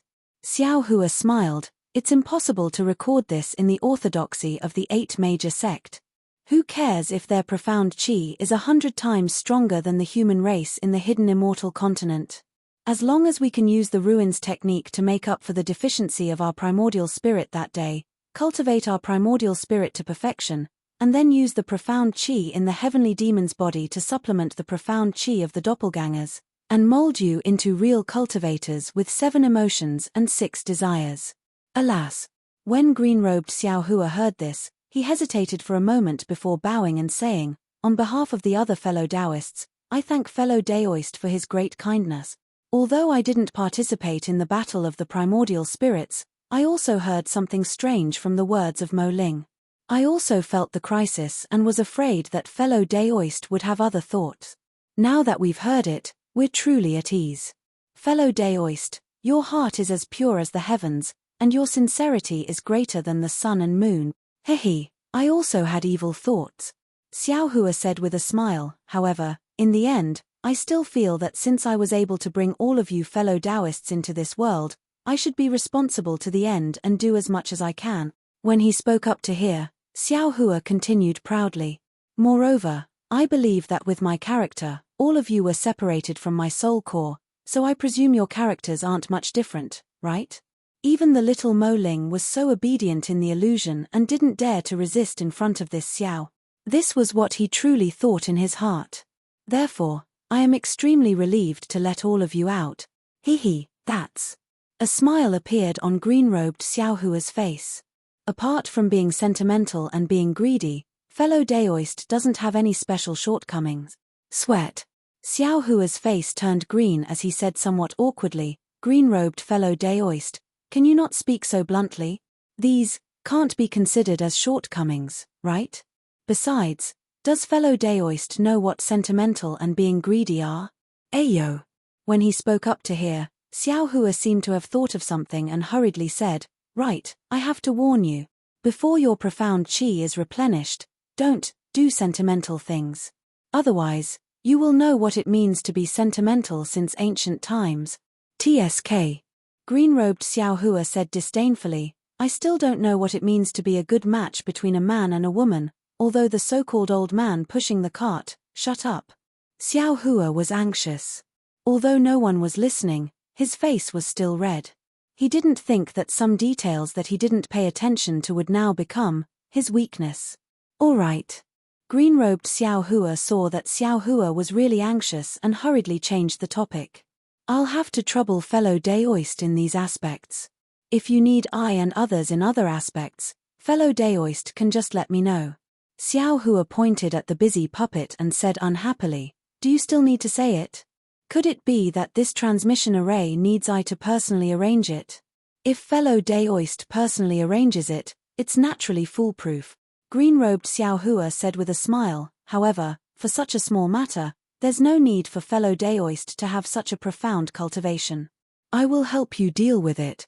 Seeing that green-robed Xiao Hua had already started to flatter him, Xiao Hua smiled. The heavenly devil's profound chi was really boundless. He had only just refined it and it made green-robed Xiao Hua have such rare emotions. He was really looking forward to it. He wanted to know what would happen to him and his clone after refining the heavenly devil's profound chi. It's just that. Without waiting for Xiao Hua to be gratified, green-robed Xiao Hua suddenly brought him back to reality. "I feel that this place isn't suitable for setting up a transmission array." "Oh, why?" Xiao Hua was slightly stunned and asked. Green-robed Xiao Hua looked around and said, "This place is relatively close to the ground. It's easy to be discovered by the devil race. Moreover, now that the ruins is besieged by the devil race, even if we set up a transmission array, we may not be able to find the location marked by fellow Daoist's divine sense. Why don't fellow Daoist take advantage of the war between the devil race and the cultivators of the ruins to sneak out of the ruins? Wouldn't it be more appropriate for us to set up a transmission array in other places similar to the ruins?" Xiao Hua could only smile bitterly in his heart at the thought of green-robed Xiao Hua who didn't care about the cultivators of the ruins. He understood that green-robed Xiao Hua still couldn't really understand the meaning of life at this time, so he explained, "This transmission array only needs to be connected to the divine sense mark in the Elysium world. That divine sense is very weak. If the transmission array goes too deep underground, I am afraid that there will be a problem when the transmission array is activated. As for setting up a transmission array in other places, I have also thought about it. However, since we were interrupted here during the transmission process previously, it is more likely that the ruins can sense that divine sense. If we put it in other places, perhaps without the interference of the devil race, we may not be able to sense that divine sense. As for the devil race, without us in the ruins, there may be no hope of defeating them, but with us and the fortune gate, there is always hope of defeating the devil race. Good. Green-robed Xiao Hua clapped his hands and said, I know, fellow Daoist can go do other things. Leave the transmission array to I. My fortune gate lost tens of thousands of disciples in the ruins, and their souls are still floating in the sky above the ruins. The devil race surrounded the ruins with the purpose of collecting wandering souls. I can't let the devil race take away the wandering souls of my fortune gate disciples. Xiao Hua raised his eyes to look at the ground and said indifferently. Green-robed Xiao Hua hurriedly urged, fellow Daoist is right, this matter should be done sooner rather than later, fellow Daoist should go quickly. Subsequently, Xiao Hua cupped his fists at green-robed Xiao Hua, and flew out from the capital star formation in a flicker. His consciousness wrapped around the netherworld origin force, and while flying, he collected the wandering souls into the yin side of the space. The 10 years that Xiao Hua was trapped in the netherworld blood sea was also the most crucial period of the war in the southwest. The Fortune Gate had lost 40,000 disciples, and the 8 sects in the southwest had lost even more disciples. On top of that, the devil clansmen had also been killed. Inside Xiao Hua's space, the underworld fruit tree had begun to expand rapidly. A continent similar to Shenhua continent had also emerged from the netherworld blood sea. On top of that, strange underworld beasts had also appeared on this continent. These underworld beasts looked like insects, but also like ants. There were many kinds of them, and they could be found all over the continent. Xiao Hua collected the wandering souls near the soaring Dragon Mountain range, and just as he was about to go to other places to take a look, Sun Jian sent him a message. Xiao Hua received the message, and after reading it carefully, he couldn't help but frown. The message clearly stated that among the 10 great sects of the southwest border, only the Snow Chopping School and the Eternal Peace Mountain had not been rescued by the Fortune Gate from the Devil Race's encirclement. This was not because the Fortune Gate did not want to rescue them, but because the location of these 2 sects was too dangerous. This danger was nothing to the Devil Race, who had the ability to control space, but it was troublesome for the other human cultivators. This danger was originally a barrier for the 2 sects to resist the foreign enemies, but now it had become an obstacle for the Fortune Gate to rescue them. Now that Sun Jian had received Xiao Hua's reinforcements of 100,000 Fortune Gate's disciples, he began to train the new disciples while contacting the Snow Chopping Gate and Mount Yong'an to send disciples to investigate the Devil Race's situation.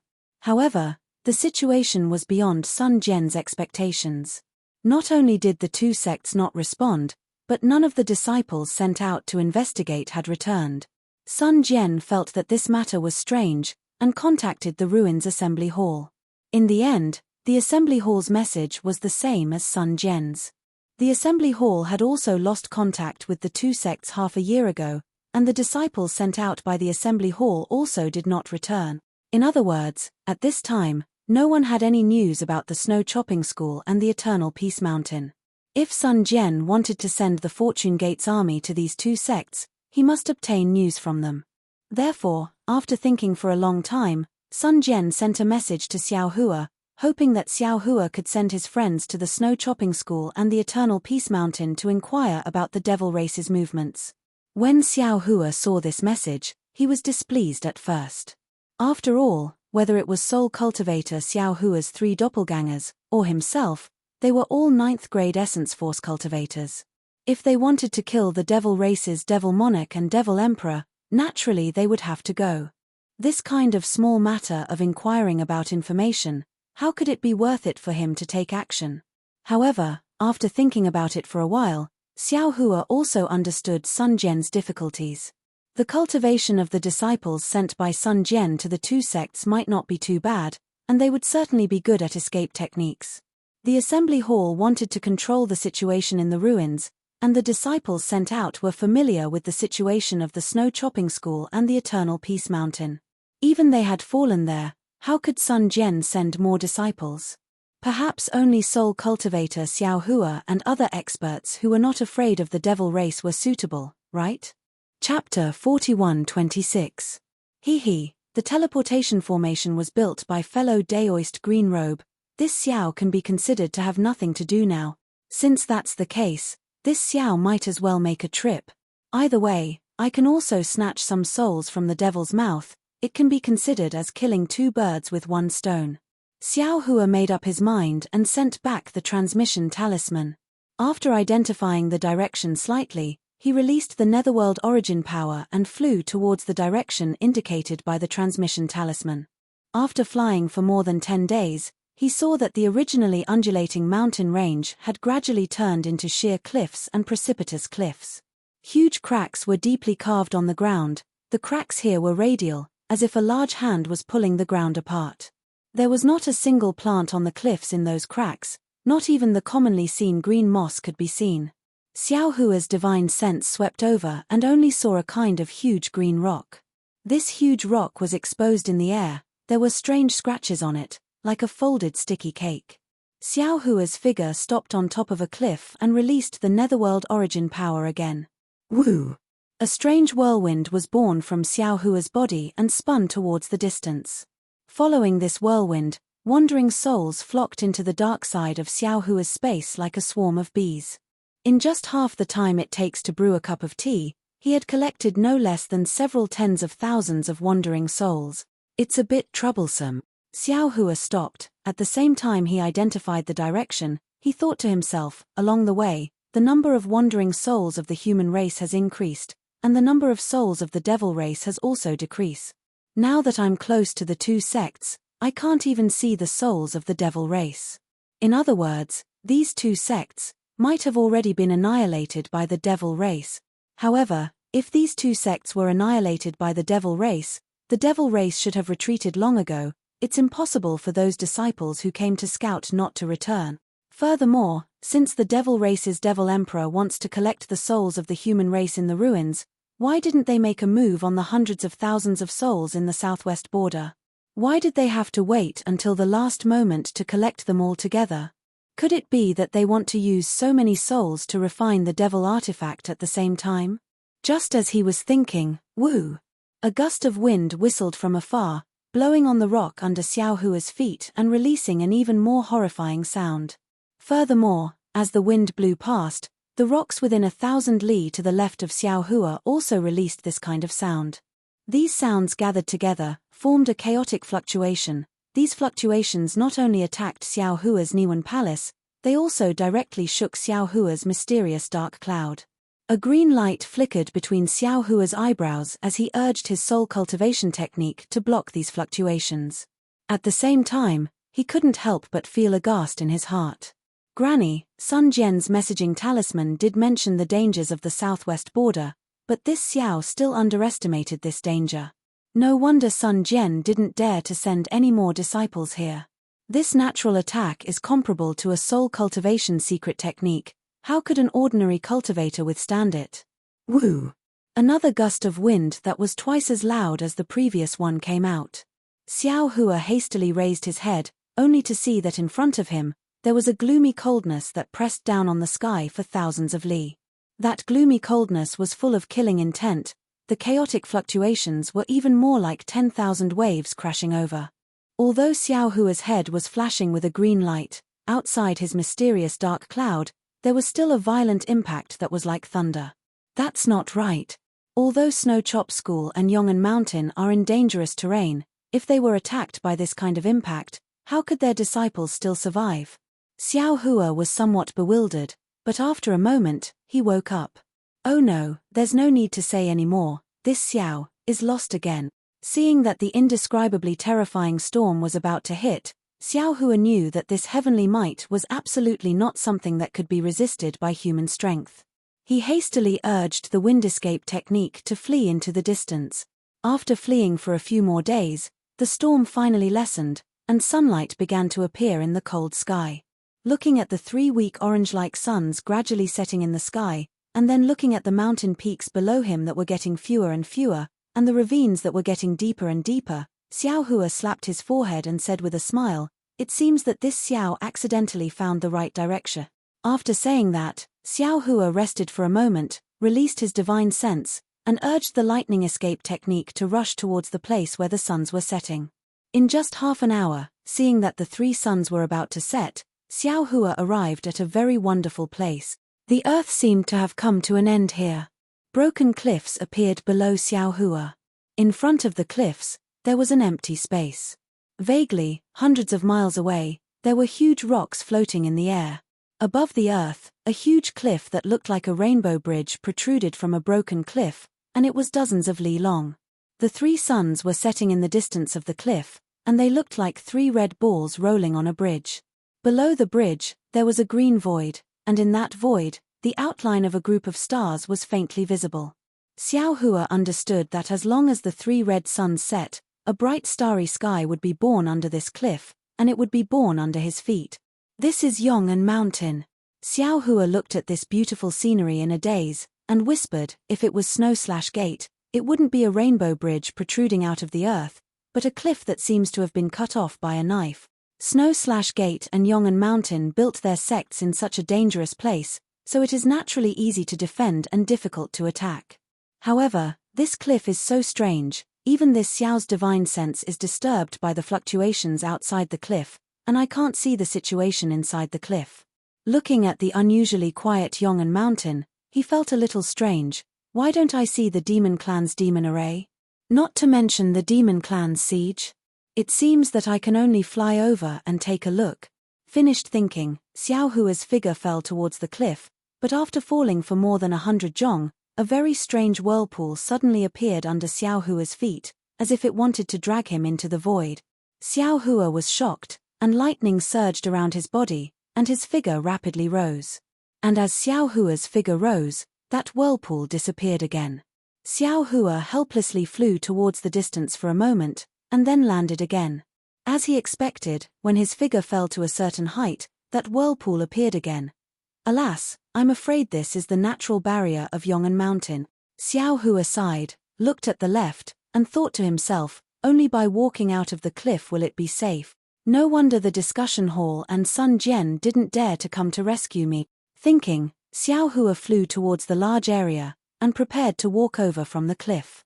However, right before he flew to the cliff, the 3 red suns behind him completely sunk into the ground. However, in the extreme distance to Xiao Hua's right, there was still a ray of sunlight that stubbornly shone on the cliff. That bright red color seemed to be quite pleasing. Hey! Xiao Hua's figure stopped in midair, slightly stunned, and turned his head to look at the location of the setting sun in puzzlement. That place was already dark, and the 3 suns had already disappeared. What's going on? Suddenly, Xiao Hua thought of something, and his figure rapidly rose. Sure enough, as Xiao Hua rushed to the sky, the setting sun appeared again in the distance among the shattered rocks. Damn it, this Xiao understands now. Only when a strong wind appeared above Xiao Hua's head, blowing Xiao Hua's body to the point of pain, did Xiao Hua stop. His eyes flashed with extraordinary splendor, and he secretly shouted, "This place is where this Xiao saw the torn gap in the ruins when the transportation formation collapsed. No wonder there are strong winds and strange fluctuations here. These should exist in the starry sky. Moreover, the ruins is a planet in the upper realm, and it is originally circular. These 3 suns rise in the east and set in the west, and they won't fall below the ground. As long as you fly towards the location where the suns fall, you will always be able to see the suns. If you fly 1 round around this planet, you should be able to see the sunrise of the 2nd day. The hidden immortal continent and the dawn rain continent are a piece of land, and the suns rise in the east and set in the west must have fallen below the ground." No. The hidden immortal continent and the dawn rain continent might not be a piece of land, and they might also be huge planet. It's just that they are too huge, and even tribulation transcendence cultivators can't fly faster than the speed at which the suns set. Otherwise, how could Confucian cultivators have the legend of Kwa Fu chasing the sun? After comprehending this point, Xiao Hua seemed to have been enlightened. Previously, Heavenly Dao Xiao Hua had imparted to him a lot of comprehensions, and the areas that he couldn't understand before were now easily comprehended. Even the starry sky within the space was rumbling, and not only was the starlight shining brightly, but the Shenhua continent was violently expanding once again, of course. Xiao Hua's figure flashed 9 times in midair, and then stopped. Xiao Hua pinched his chin and smiled. This Xiao's Shenhua continent and the continent on the yin side of the space are also continents. The hidden immortal continent and the 3 continents might also be continents. But the fact that the ruins are planets is real, and there are also many planets in the upper realms cultivation world, and this is also real. This world may be continents or planets, and there might be other forms. Isn't the wonder of heaven and earth here? If this Xiao didn't accidentally fall into the ruins, how could I comprehend the profound meaning of the space law so easily? How could I comprehend the minute details of the time law? Ha ha! Xiao Hua laughed loudly, and his figure rapidly descended. When his feet touched the ground, he looked at the Yong'an mountain in the distance, which was already shrouded by the curtain of night. He put his hands behind his back and slowly walked over. However, just as he walked out of the cliff, a faint brilliance emerged from the mountain rocks, and then an obscure fluctuation rushed to the other side of the cliff like lightning. Xiao Hua only raised his eyelids slightly to take a look, but he didn't stop walking. He knew that this was the restriction of the Yong'an mountain, and if someone broke in, it would definitely send a warning to the sect. Sure enough, after walking for another 100 feet, a voice came from the front. Which fellow Daoist has come to my Yong'an mountain? Please report your name. Xiao Hua smiled and stopped, and calmly said, I, Xiao Hua of the Fortune Gate, am here to pay my respects to the Yong'an mountain sect master. Oh, so it's Senior Xiao. Please wait a moment. This junior will release the restriction and invite Senior in. That voice didn't sound particularly respectful. Chapter 41-27. After the disciple finished speaking, he saw 100 or so feet in front of Xiao Hua. Shua. Like a flash of water, hundreds of light blue sparks appeared out of thin air and then exploded at the same time. After a series of crackling sounds, hundreds of beehive-like flying boats appeared in the air. On each flying boat stood 2 human cultivators wearing black armor and holding magic treasures. The black armor didn't have any brilliance and looked like it was refined from wood vines. The armor covered the cultivators' heads and faces, making it impossible to see their appearance. The first flying boat landed in front of Xiao Hua, and a tall cultivator flew down from it. He bowed and said, Junior Ding Hong, the guard of Yong'an Mountain, greets Senior Xiao. Xiao Hua waved his hand and helped Ding Hong up. He asked, this Xiao heard that the devil race besieged the Yong'an Mountain. Why is there no trace of the devil race here? Senior, please no.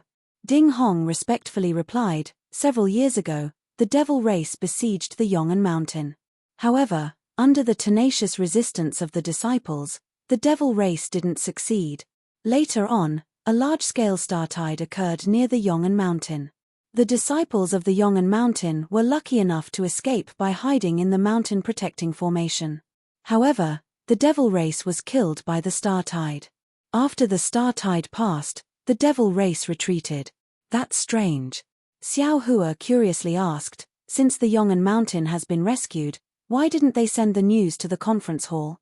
Under the star tide, the Yong'an Mountain's sect protecting formation was smashed into pieces. The other restrictions, including the transmission array, were completely destroyed. The news of the Yong'an Mountain couldn't be sent out. Ding Hong replied neither arrogantly nor humbly. Moreover, the Yong'an Mountain can't enter the conference hall. Why would the conference hall care about the safety of the Yong'an Mountain? Thinking about the conference hall's attitude towards the 10 sects in the southwest, Xiao Hua knew that Ding Hong was right. However, he still asked, but recently, not only the conference hall, even my Fortune Gate has sent some disciples to investigate. Why didn't I receive any news from the Yong'an Mountain? Oh, there's such a thing. Ding Hong was obviously surprised to hear this for the first time. He replied, this junior has only been on guard duty for a few months. There are also shifts during this period. This junior doesn't know what senior is talking about. Forgive junior for not being able to answer. Where's your sect master? Xiao Hua asked as he looked at the dense palaces on the cliff that looked like a rainbow bridge after the restriction was removed in the distance. Ding Hong looked at Xiao Hua and smiled apologetically. To be honest, Junior has never heard of the Fortune Gate, but since Senior is concerned about my Eternal Peace Mountain and is a human cultivator, Junior removed the restriction. However, if Senior wishes to meet with my sect master, I would like to ask Senior to take out your nameplate, or a token from the conference hall. Xiao Hua nodded, took out a jade slip, wrote something on it, and handed it to Ding Hong with a smile. I came here in a hurry, so I didn't get the assembly hall's token. Moreover, I'm not a cultivator of the ruins, so I don't have any nameplate. This is the message this old man left for your sect master. Take it to your sect master. I'm sure he'll meet this old man after reading it. Yes, I understand. Ding Hong took the jade slip, but didn't look at it. He waved his hand and took out a wooden object that looked like a flying sword. He placed the jade slip inside and turned to a disciple behind him, instructing, "Take this to 7th Marshal Uncle." Yes. That disciple took it and drove the flying boat away. After half a cup of tea's time, that disciple drove the flying boat back and respectfully saluted Xiao Hua. "Senior Xiao, my sect master has a favor to meet you." "Oh." Xiao Hua raised his eyebrows and said with a smile, "Your sect master is quite arrogant. I wouldn't dare."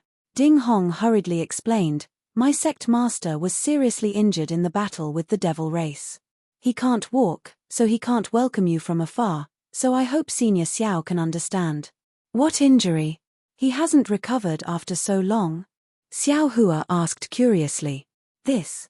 Ding Hong hesitated and smiled apologetically. "Forgive Junior for not being able to disclose.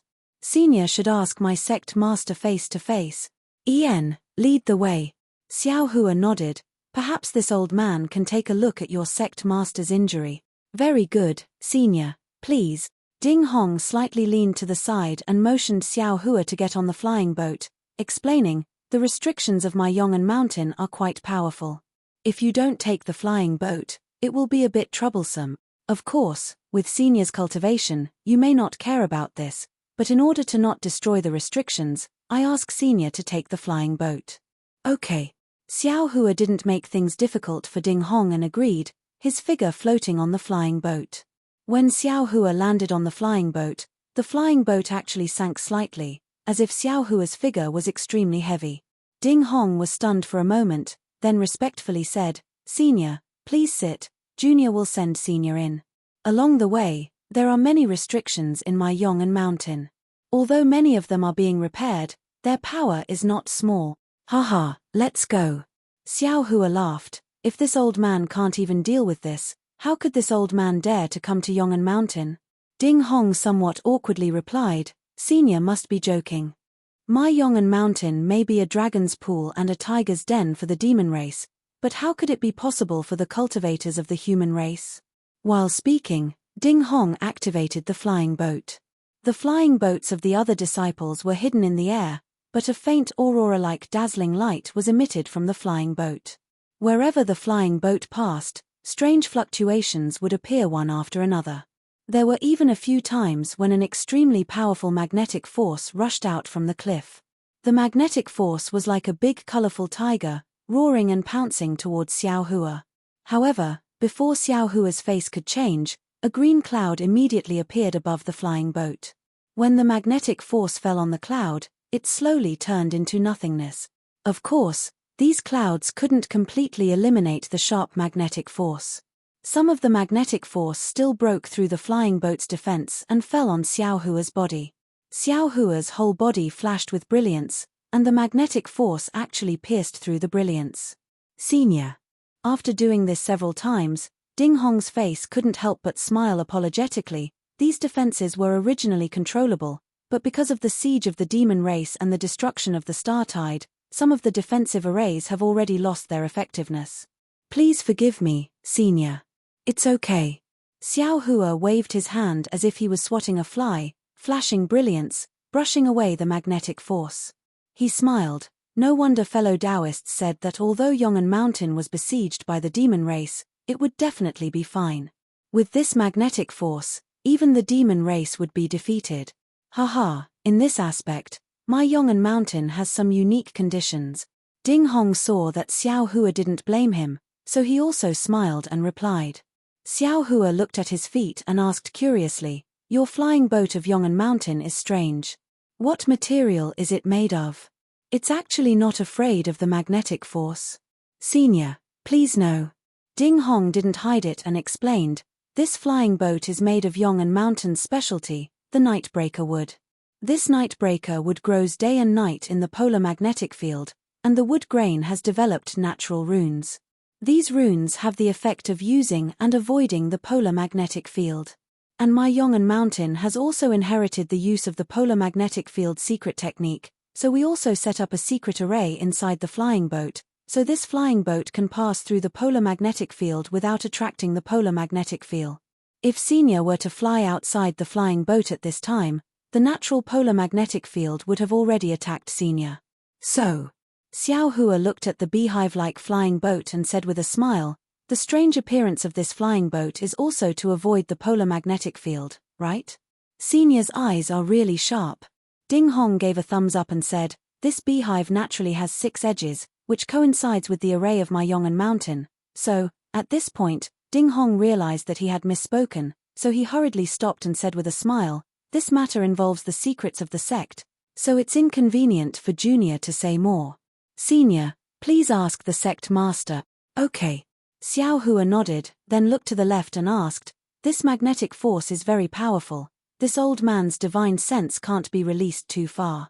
Could it be that your Yong'an Mountain's disciples are all hidden in the array?" "Yes." Ding Hong said with a smile, "The polar magnetic field is a natural barrier. My Yong'an Mountain's disciples are all hidden behind the polar magnetic field, but in a while, Senior will be able to see my Yong'an Mountain's disciples." While speaking, there were many remnant magnetic force flying out from the space. Xiao Hua was also used to it. He knew that the closer he got to the core of Yong'an Mountain, the more array would be destroyed. Seeing that the flying boat had flown halfway, another faint magnetic force rushed out and fell like a waterfall. The flying boat flew out of the clouds and was blocked, and similarly, an even fainter remnant fell into the flying boat. Xiao Hua glanced at it and didn't pay attention to it. However, when the faintly discernible magnetic force was less than half a foot away from Xiao Hua, Hong, a loud sound was heard, and the entire flying boat roared. Then, the clouds of the flying boat rushed out crazily, and the moment the remnant magnetic force came into contact with the clouds, it suddenly changed. The light curtain was more than 10 times stronger than before, and the flying boat outside the clouds also made a wong-wong sound. The 6 magnetic forces echoed the previous magnetic force and slashed towards Xiao Hua's head. "Ha ha ha!" Ding Hong's figure suddenly dimmed, and like a ghost, he quickly disappeared. His laughter was extremely mocking, however, he only laughed halfway, and immediately, like a duck that had its throat grabbed, he made a quack-quack sound, and couldn't laugh anymore. Moreover, his half-disappeared figure also stopped in the void, and gradually revealed itself. Catcher! At this time, the 6 magnetic forces were already closing in. Xiao Hua's body flashed with intense lightning as hundreds of electric arcs rushed out, blocking the magnetic forces. Amidst the intense rumbling, the 6 magnetic forces only managed to cut down 60% of the electric arcs before disappearing completely. You, how did you find out?"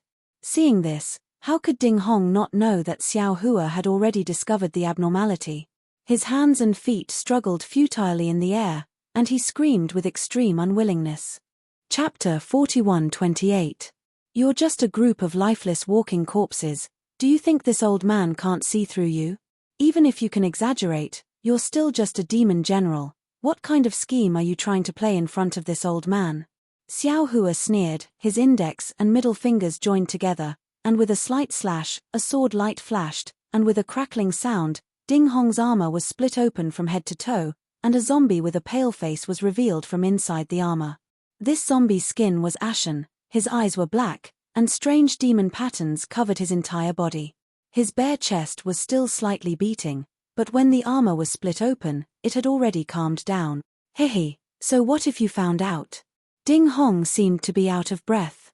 He opened his mouth, which was filled with blood, and his tongue was swollen. He said in a somewhat inarticulate voice, "After entering Yong'an Mountain, you will be a member of my demon clan." My demon lord will immediately turn you into a zombie. As Ding Hong's voice fell, a series of rumbling noises that were even denser than the beating of a drum resounded in the space around Xiao Hua. After every rumbling noise, a large greenish-purple ball of light would appear in the air. In just a moment, several thousand light balls had filled up the entire space. Within the greenish-purple ball of light, the greenish-purple magnetic force entangled with the purple magnetic force, emitting crackling noises. Outside the ball of light, a layer of space was leaking out from the magnetic force, causing fine spatial cracks to appear. In fact, amidst the rumbling, tens of thousands of humanoid figures were revealed behind these greenish-purple balls of light. These tens of thousands of human figures were not wearing armor, and each and every one of them was in the form of a zombie like Ding Hong. Moreover, their eyes were lifeless, and their robes were stained with black and red blood. Alas, needless to say, these must be the corpses of Yong and Mountain's disciples. Xiao Hua sighed. After death, they were used by the demon race. Sure enough, with the appearance of these zombies, the zombies raised their hands, and strange magical power gushed out from their bodies. Those purple light balls emitted an even more dazzling brilliance, and these brilliances overflowed from the light balls like tentacles, and the green brilliance and purple brilliance of each light ball gradually connected together. These Yong and Mountain's disciples seem to have their souls extinguish. Xiao Hua slightly frowned. It's just that there's no vitality in their bodies. Even if the demon race is exterminated, there's no value in keeping them. Gidge. A very strange laughter resounded in the surroundings, and then a naked beautiful woman flew out from the palace of Yong and Mountain. Although this woman's figure was graceful, and her body emitted a pink halo, the moment she appeared, all the zombies issued a low growl from their throats, and the formation was somewhat messy. It's just a demon monarch. Xiao Hua's gaze fell on the woman's body. The woman's figure seemed to be transparent. Xiao Hua said and waved his two fingers again. A sword light appeared out of thin air. Pu. A sound like silk being torn apart rang out. Ding Hong's zombie was split in half. However, even so, no blood or internal organs fell out of the zombie, and the two halves of the zombie were still waving their hands and feet. Puff. Xiao Hua opened his mouth, and a samadhi true fire flew out and landed on the two halves of the zombie. Gaga. Ding Hong's zombie was still screaming miserably, but in a few breaths of time, it fell into the air and turned into dust. Daoist Xiao is indeed powerful. That beautiful woman smiled slightly, and within 100 li, fist-sized flower petals appeared. Those flower petals fell down and gave off light, and the group of zombies couldn't help but clamor again, but the beautiful woman said, "You're actually proficient in Samadhi True Fire. That's out of my expectations." Hehe, you're the sect master of Yong'an Mountain? Xiao Hua smiled, and looked up and down, then narrowed his eyes and said, "Your appearance is really not bad. It's also out of this old man's expectations." That beautiful woman nodded and looked, then stretched out her hands to lovingly touch her own bump, and said enviously, "This old man is indeed envious of you humans, having such a beautiful body, but unfortunately, you don't know how to take care of it. Why don't you let my devil race take it? The devil race is the devil race, and the human race is the human race." Xiao Hua replied indifferently, "If the devil race takes over the human body, is it still the devil race? If the devil race takes over the human body, is it still the human race?" Gidge. That beautiful woman smiled beautifully. "Isn't it like this now? Zhong Lingxiu doesn't need to cultivate anymore, and she has endless life, and this old man doesn't need to wander around anymore, and also has such a beautiful body. Forget it." Xiao Hua sighed, "Seeing you, this old man also knows why all the cultivators sent here never returned. This old man doesn't want to hear anything else." As he spoke, Xiao Hua's aura was like a rainbow, and a thunderous roar surged out from him. You actually don't have any tender feelings for the fairer sex." That beautiful woman obviously didn't expect Xiao Hua to make a move just like that, and actually wasn't seduced by her beauty. "Ha ha." Xiao Hua laughed loudly. "This old man just walked out of the heavenly demon's fantasyland, and your cultivation isn't even worthy of carrying the heavenly demon's shoes." Heavenly demon? The gorgeous woman turned pale with fright. Seeing the thunderbolts around Xiao Hua's body rushing in all directions, she smiled coldly and stretched out both of her hands. Boom. Following her hands, all of the zombies urged their transcendence energy. Boom boom. Thousands of light balls suddenly exploded. Except for the outer layer of the 100 or so polar magnetic rays that rushed into the sky, all of the other purple-colored magnetic rays entangled together and fell towards Xiao Hua. Xiao Hua's thunderbolts that soared into the sky were instantly cleaved clean by this unparalleled magnetic force. Hee hee. Xiao Hua sneered and rubbed his hands, and rays of crystal light fell into the void. Rumble.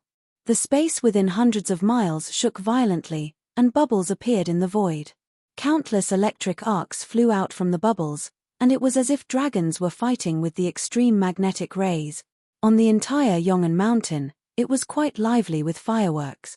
Damn it! Seeing Xiao Hua so powerful, the beautiful woman couldn't help but curse, and then she opened her mouth again, and said something, and an obscure sound fell in the air. Pa pa pa. But after every light ball, a zombie exploded, and after the explosion, a faint blood color rushed into the light ball. Swish. Inside the light ball, the purple and green extreme magnetic rays made a hissing sound, and then in the blood color, they actually condensed together. Woo! Following the fusion of the two different colored extreme magnetic rays, the roar and power in the entire sky suddenly became several times more accurate. Under the extreme magnetic rays, Xiao Hua's thunder was actually dissipated, and even more extreme magnetic rays bypassed the thunder, passing through the void to attack Xiao Hua. Hee hee. Xiao Hua raised his hand, and was about to take out the sword gourd, but suddenly, the cliffs around Yong'an Mountain suddenly emitted bright sparks, and a sound that was even more ear-piercing than the sound of thunder was produced.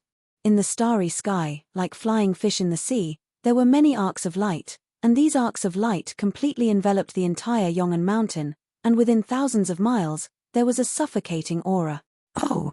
Seeing this, Xiao Hua retracted his hand, and with a backhand slap, it really landed on his head. Puff!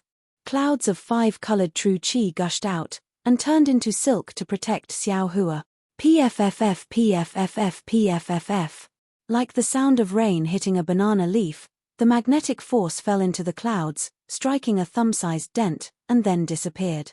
Even if the magnetic force was like a waterfall, the clouds would only be split, but the 5-colored true qi within the clouds was endless, growing and multiplying endlessly. In front of this true qi that represented the power of life, the extremely powerful magnetic force was also defeated little by little. What kind of divine ability is this? The beautiful woman stood outside the extreme magnetic rays, and felt the power of life that was innately incompatible with her innate divine ability, and couldn't help but cry out in shock. Live as a hero, die as a ghost hero. Although I fell into the netherworld, I was unwilling to pass.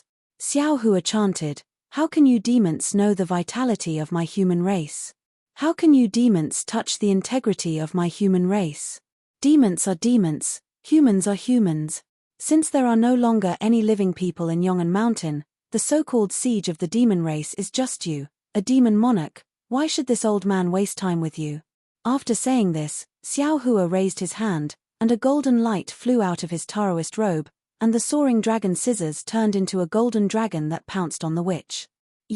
How do you know that there is only me in Yong'an Mountain? Are you not afraid of hurting the humans of Yong'an Mountain? The beautiful woman was shocked again. She controlled the entire Yong'an Mountain with the power of a demon monarch, and for several years, nothing was leaked. Even the cultivators who entered Yong'an Mountain to investigate were confused by the scene on the surface of Yong'an Mountain, and all of them fell into her evil hands. But Xiao Hua, in the time it took to eat a meal, unexpectedly saw through her tricks. How could she not be surprised? While the beautiful woman was shocked, she waved her hands again and again, and blood-red devil chi fell into the air, and then from the void, groups of Yong'an Mountain disciples rushed out, and each of them waved their magic weapons, blocking in front of the beautiful woman. Whoosh! The soaring dragon scissors cut through the sky, not only cutting some of the extreme magnetic rays, but also cutting those zombie disciples in two. However, these zombies were the same as Ding Hong's corpse. Even though they were cut in two, they were still struggling in midair. Chimpage. Xiao Hua snorted coldly. This old man sees the mortal world with his wisdom. This mountain is full of monsters. How can this old man not see it? After saying this, Xiao Hua raised his hand, and with a buzzing sound, a sword light appeared in his hand, and then the sword light soared into the sky, and with a whoosh, it turned into 1,000 feet long rainbow that fell down. Damn it! Seeing Xiao Hua's endless tricks, and their power was great, the beautiful woman bit her lips, and then opened her mouth to spit out a mouthful of dirty blood. The dirty blood fell into the air, and immediately turned into a huge demon body. This demon body was full of blood, and streams of blood seeped out from the void and fell into the demon body. The demon body raised its hand and grabbed, and within 100 miles, layers of blood flowers were born, and a powerful restriction was tightly locked from the outside. Wasn't this the blood drop paradise that Xiao Hua was familiar with? Chapter 41:29. Humph, you're just showing off your slight skill in front of an expert. Xiao Hua sneered and simply ignored the blood drop heavenly grotto. He still controlled the flying sword to descend. The sword was filled with an awe-inspiring aura. Wherever it landed, all of the evil energy would turn into ashes. All of the zombies would also be turned into dust. The so-called blood drop heavenly grotto was like a dark night being pierced by light. The flying sword went straight for the blood devil's body. Boom! The flying sword fell. Not only did layers of inscriptions rush out, it was like a warrior facing death unflinchingly fell into the devil chi. Even the sword tip pierced through the blood demon. As soon as the blood demon's imprisonment was broken, the blood demon's body was cut into 2 halves by the sword light. Not only that, the flying sword's tip pierced through the gorgeous woman's arm and cut off her left arm. How is this possible? Seeing the flying sword so sharp, the gorgeous woman turned pale with fright again. Your flying sword is actually not afraid of the devil chi? Swish. Xiao Hua did not speak. What answered her was the soaring dragon shears. The golden light borrowed the sword light and cut the gorgeous woman in half. However, even though the gorgeous woman was cut into 3 parts, whether it was her upper body, lower body, or even her left arm, they were all moving freely. Except for the splendor that prevented the devil chi from healing, there was no other change at all. Puff! Xiao Hua opened his mouth and a samadhi true fire flew out in the shape of a phoenix.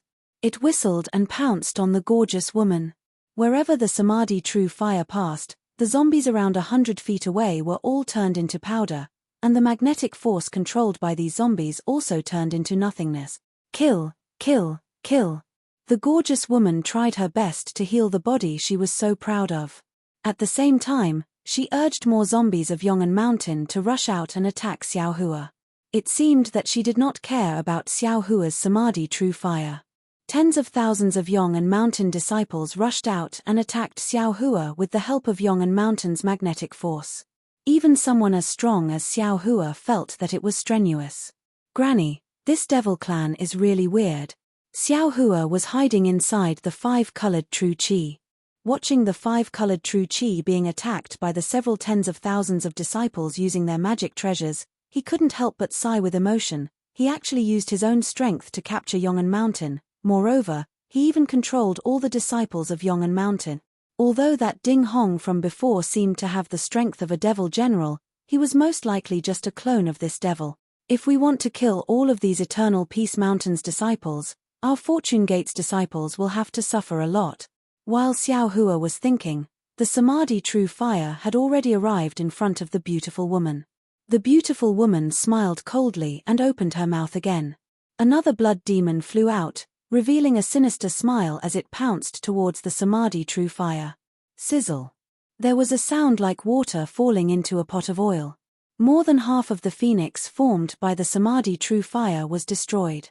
However, just as the gorgeous woman's contemptuous gaze shifted away from the true Samadhi fire, she saw the extinguished phoenix let out a faint mournful cry, as if it was reborn from blood. Its broken body rushed past the blood demon and pounced in front of the gorgeous woman. Not good. Seeing that the blood demon's body was silently pierced through by the fire phoenix, the gorgeous woman turned pale with fright. Unfortunately, the remaining Samadhi true fire had already flown out from the Samadhi true fire and completely enveloped the gorgeous woman.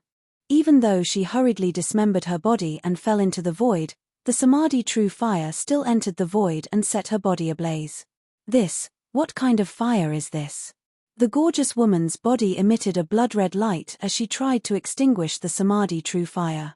Unfortunately, the blood-red light also began to burn inside the Samadhi true fire. The gorgeous woman screamed and roared. She really regretted not running away the moment she saw Xiao Hua's jade slip. Ao ao. The gorgeous woman's body was gradually burned away by the Samadhi true fire, and an almost inhuman demonic figure appeared from the Samadhi true fire.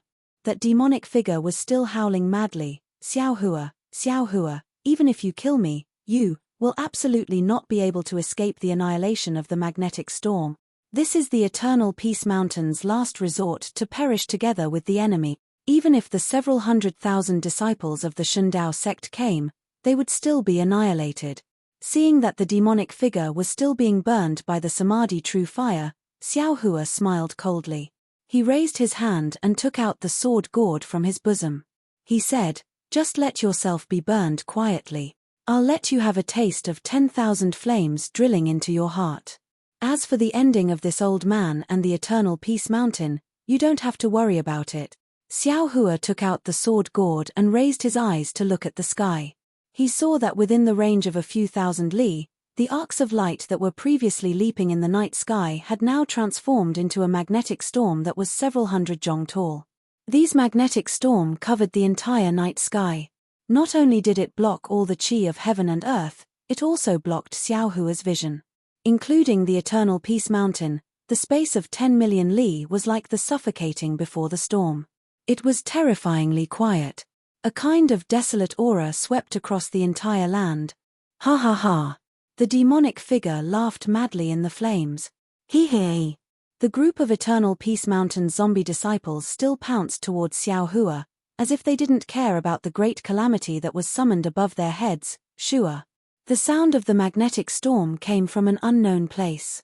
This sound was like the beating of a drum and spreading of flowers, instantly covering the entire night sky. Immediately, all the magnetic storm surged at the same time and fell towards the Eternal Peace Mountain. Sigh. Xiao Hua sighed, full of compassion. Then, he pointed at the sword gourd. Pu. The soul-slaying Yuan light rushed out and flew straight into the night sky. Woo woo. The green and red color that had already fused into one separated again at this time, emitting a strange hissing sound. This green and red color turned into tens of thousands of light strands that fell on the magnetic storm in the night sky. Wang wang.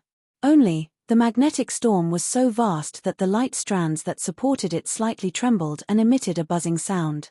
It seemed like it could break at any time. Quick. Xiao Hua's arms immediately turned into a crystal state following the heavenly dragon speech technique. Endless chi poured into the sword gourd. The light strands that were as thin as hair instantly thickened and shone with a dazzling brilliance. Along with this dazzling brilliance, the magnetic storm also slowly came to a stop. Then, rumble. In the originally silent night sky, the magnetic storm was once again attracted by the soul-slaying Yuan light, emitting a thunderous sound. Then, Xiao Hua released his divine sense. Break. With a word, the already broken array on the Eternal Peace Mountain was destroyed by Xiao Hua's divine sense hammer. Kill. Along with Xiao Hua's command, the soul-slaying Yuan light turned back in midair, driving the magnetic storm to scatter all over the Eternal Peace Mountain. Even some of the magnetic storm fell on the Eternal Peace Mountain zombie disciples around Xiao Hua. Ka.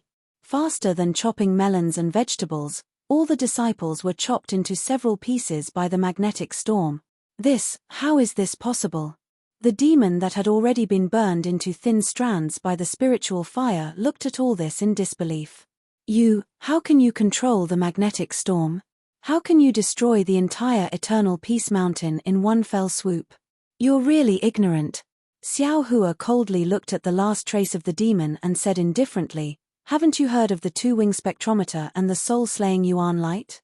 No. This was the final sentence of the demon. Along with the demon being extinguished by the spiritual fire, all the Eternal Peace Mountain zombie disciples that were not killed by the magnetic storm fell from midair at the same time. Those disciples that were hiding in the Eternal Peace Mountain also fell down. Xiao Hua's divine sense swept over and activated the soul-slaying Yuan light again. Rumble, rumble, rumble.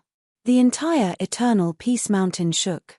This thunderous sound lasted for the time it took to drink a cup of tea before it gradually disappeared. Fellow Taoists. Xiao Hua's face was solemn. He patted his own head and released several doppelgangers. He ordered, Eternal Peace Mountain has already turned into a dead mountain. This is all the witches doing. We cannot let the witches' doppelgangers escape. I will clean up the mess and stop this magnetic storm. Fellow Taoists, please deal with these pitiful Eternal Peace Mountain disciples. Good. The doppelgangers' expressions were also gloomy. After all, these were hundreds of thousands of Eternal Peace Mountain disciples. Their lives disappeared one after another. After the doppelgangers cupped their hands and saluted, they flew to various places to deal with the corpses. Xiao Hua flew to midair and sat down cross-legged. He rubbed his hands and a spell landed on the sword gourd. The sword gourd let out a rumbling sound and gradually fell down. Then, the sword gourd let out a dazzling brilliance and turned into a ball of light. Woo-woo. The soul-slaying Yuan light that rushed out of the sword gourd began to shrink. As the spell was inserted, the soul-slaying Yuan light began to rotate and condense into a spiral shape.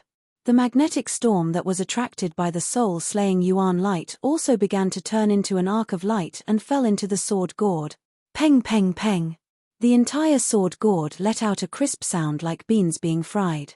Xiao Hua chanted the heavenly dragon technique and the spell in his hands surged.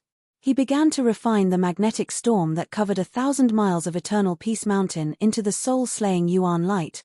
After another bright moon and sparse stars, the entire night sky began to calm down. It was already more than 10 days later. Xiao Hua raised his hand and pointed. On the crystal-clear sword gourd, wisps of light appeared. These wisps of light were sometimes visible, as if they were about to fly out of thin air. An indescribable sharpness overflowed from these wisps of light. Xiao Hua withdrew his gaze from the sword gourd. He raised his hand and the sword gourd fell into his hand. Xiao Hua did not put away the sword gourd. He looked up at the doppelgangers standing not far away and said, Fellow Taoists, did you succeed? All the Eternal Peace Mountain disciples, their bodies have been destroyed. This little brother has checked them one by one. I will not let any of the witches' doppelgangers slip away, Devil Spirit Xiao Hua said with a smile. He flew forward and took out dozens of spatial rings and handed them to Xiao Hua. These are the orthodoxies of Eternal Peace Mountain. There are also some fragments. Since Eternal Peace Mountain is no longer here, it would be better for us to take them. Since Eternal Peace Mountain is no longer here, this little brother will take them all. Good. Xiao Hua nodded. Fellow Daoist has done a good job. Xiao Hua put away the spatial rings and looked at the abandoned Eternal Peace Mountain. He said, Fellow Taoists, since Eternal Peace Mountain has become like this, I'm afraid the Snow Chopping Gate is not much better. Sun Jian bringing the Fortune Gate's disciples to the Snow Chopping Gate won't be able to gain any benefits. I still have some matters to attend to in Eternal Peace Mountain. Fellow Taoists, you can go to the Snow Chopping Gate on behalf of me. Good. Scholarly cultivator Xiao Hua nodded. This kind of devil race that occupies a magpie's nest is abominable.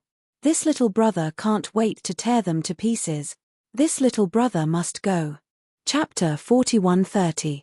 Fellow Daoist Long Mai. Xiao Hua waved his hand and the sword gourd flew out. Fellow Daoist Greenrobe is building a transmission array in the Soaring Dragon mountain range and has no time to go to the Snow/Gate. I'll leave this spirit exterminating light to you. Yes, I understand. Long Mai Xiao Hua took the sword gourd and nodded. I will use the spirit exterminating light to kill thousands of devil seeds. Inform Sun Jian when you go. If necessary, let him take the Fortune Gate disciples directly to the Snow/Gate.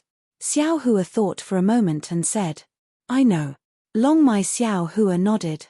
He looked at the scholarly cultivator Xiao Hua, Buddha body, and soul cultivator Xiao Hua and said, with these three fellow Taoists following, there shouldn't be any problem.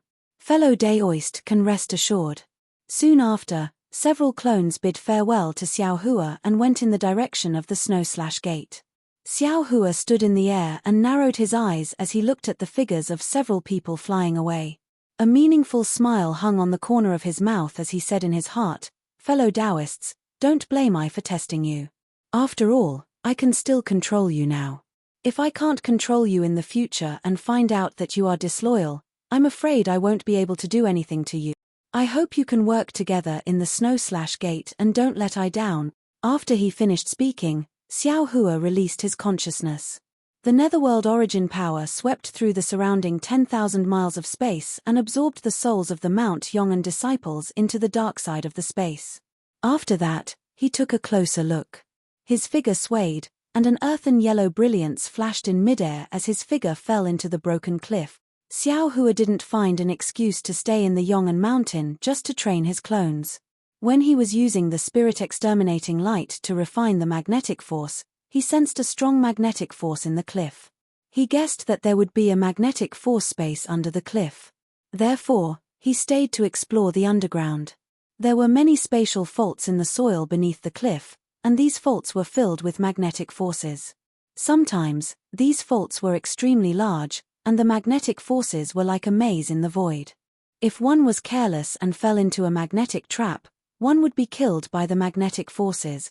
Xiao Hua relied on his innate sense of direction and carefully avoided these traps that could kill people at any time.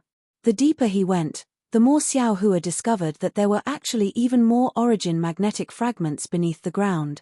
These fragments were of different sizes.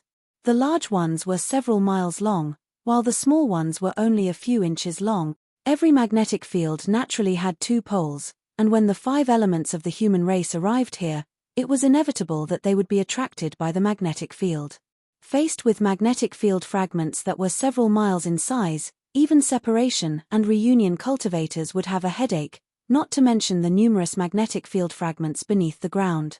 It was only because Xiao Hua's demigod body had concealed the attributes of his body that Xiao Hua was able to safely reach a pitch-black void without being disturbed by the magnetic shards.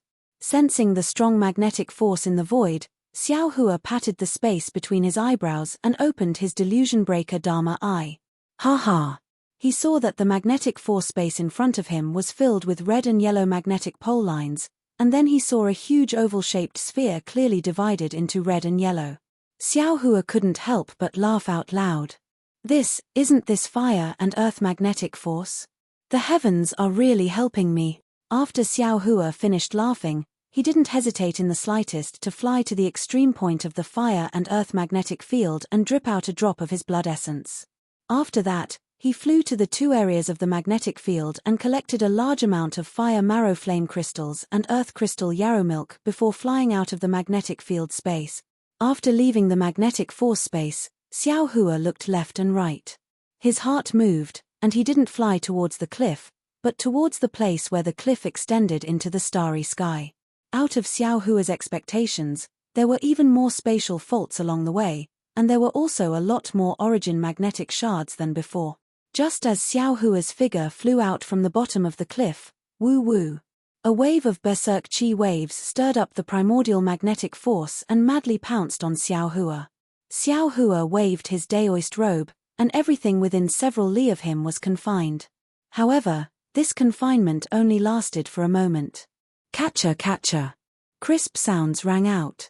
The confined space was actually broken by the primordial magnetic force and the wave of chi waves. Facing this chaotic power of heaven and earth, Xiao Hua shook his head slightly. He did not want to be enemies with it. His figure once again escaped into the earth. Although the wave of chi waves and the primordial magnetic force were still chasing after him, they were blocked by a spatial fault after a moment. Xiao Hua randomly escaped for a moment, then carefully avoided the magnetic shards, and once again rushed towards the ground where the cliff was. After escaping for half the time of a meal, Xiao Hua finally appeared on the ground. At this time, Xiao Hua was already far away from Mount Yong'an. Xiao Hua looked at the mountain peak and the palace that existed in name only, and sighed. Mount Yong'an can borrow the fire and earth magnetic force and the magnetic force of space to create a sect. There must be something special about their cultivation method. Unfortunately, although the magnetic force is powerful, it is good at attacking the 5 elements, and it is difficult to cultivate it. Now, Mount Yong'an is besieged by the devil race, and hundreds of thousands of cultivators are actually under the control of a devil monarch. Although the devil monarch's pink skull is powerful, If the Mount Yong'an disciples diligently cultivate their Tao foundation and consolidate their Tao realm, they may not necessarily fall into the devil monarch's hand. From this, it can be seen that the Mount Yong'an sect's success and failure are due to the magnetic force R. I hope this Xiao can bring Mount Yong'an's orthodoxy to other places, and the new sect can learn from Mount Yong'an's tragedy. At this point, a divine sense suddenly appeared in the distance, and swept over like a wave crashing against the shore. It seemed to be a demonstration, and also seemed to be a warning. Xiao Hua let out an en sound and released his own divine sense. Buzz. The divine sense and divine sense collided together, setting off a wave of energy that could reach the sky. Soon after, they both retracted their divine sense. A melodious voice came from that direction. Is that Xiao Hua of the Fortune sect, Daoist Master Xiao Hua? With a touch of divine sense, Xiao Hua knew that the newcomer was a Tao transformation cultivator from the ruins, which was the so-called 9th grade essence Qi cultivator of the hidden immortal mainland. His strength was not inferior to his own. He was a little puzzled, and his figure went up to greet, and he answered with a smile, "That's right, it is this Xiao. May I know which fellow Daoist you are?" He. As he spoke, a cloud appeared in the horizon, dragging a long tail as it flew in front of Xiao Hua. That cultivator's figure was ordinary, and his face was like a full moon. He was wearing a sword outfit, and there was a flame-like sword mark between his eyebrows. The cultivator's eyes were a little red, and when he turned, there was a faint sword light reflected in his eyes. That cultivator sized up Xiao Hua, then cupped his hands and said, "Shandao sect's Yun Che, greets Daoist Master Xiao." "Ah, Yun Che. Shandao sect's sect Master Yun?" Xiao Hua was stunned. He naturally knew that the Shandao sect's Tao transformation cultivator was called Yun Che, but he didn't expect that this seemingly inconspicuous cultivator in front of him was actually the sect master of one of the 3 great sects in the ruins. He also didn't expect that he would see Yun Che on Mount Yong'an. Therefore, Xiao Hua didn't dare to be negligent. He tidied up his clothes and cupped his hands and said, "Xiao Hua greets sect master Yun.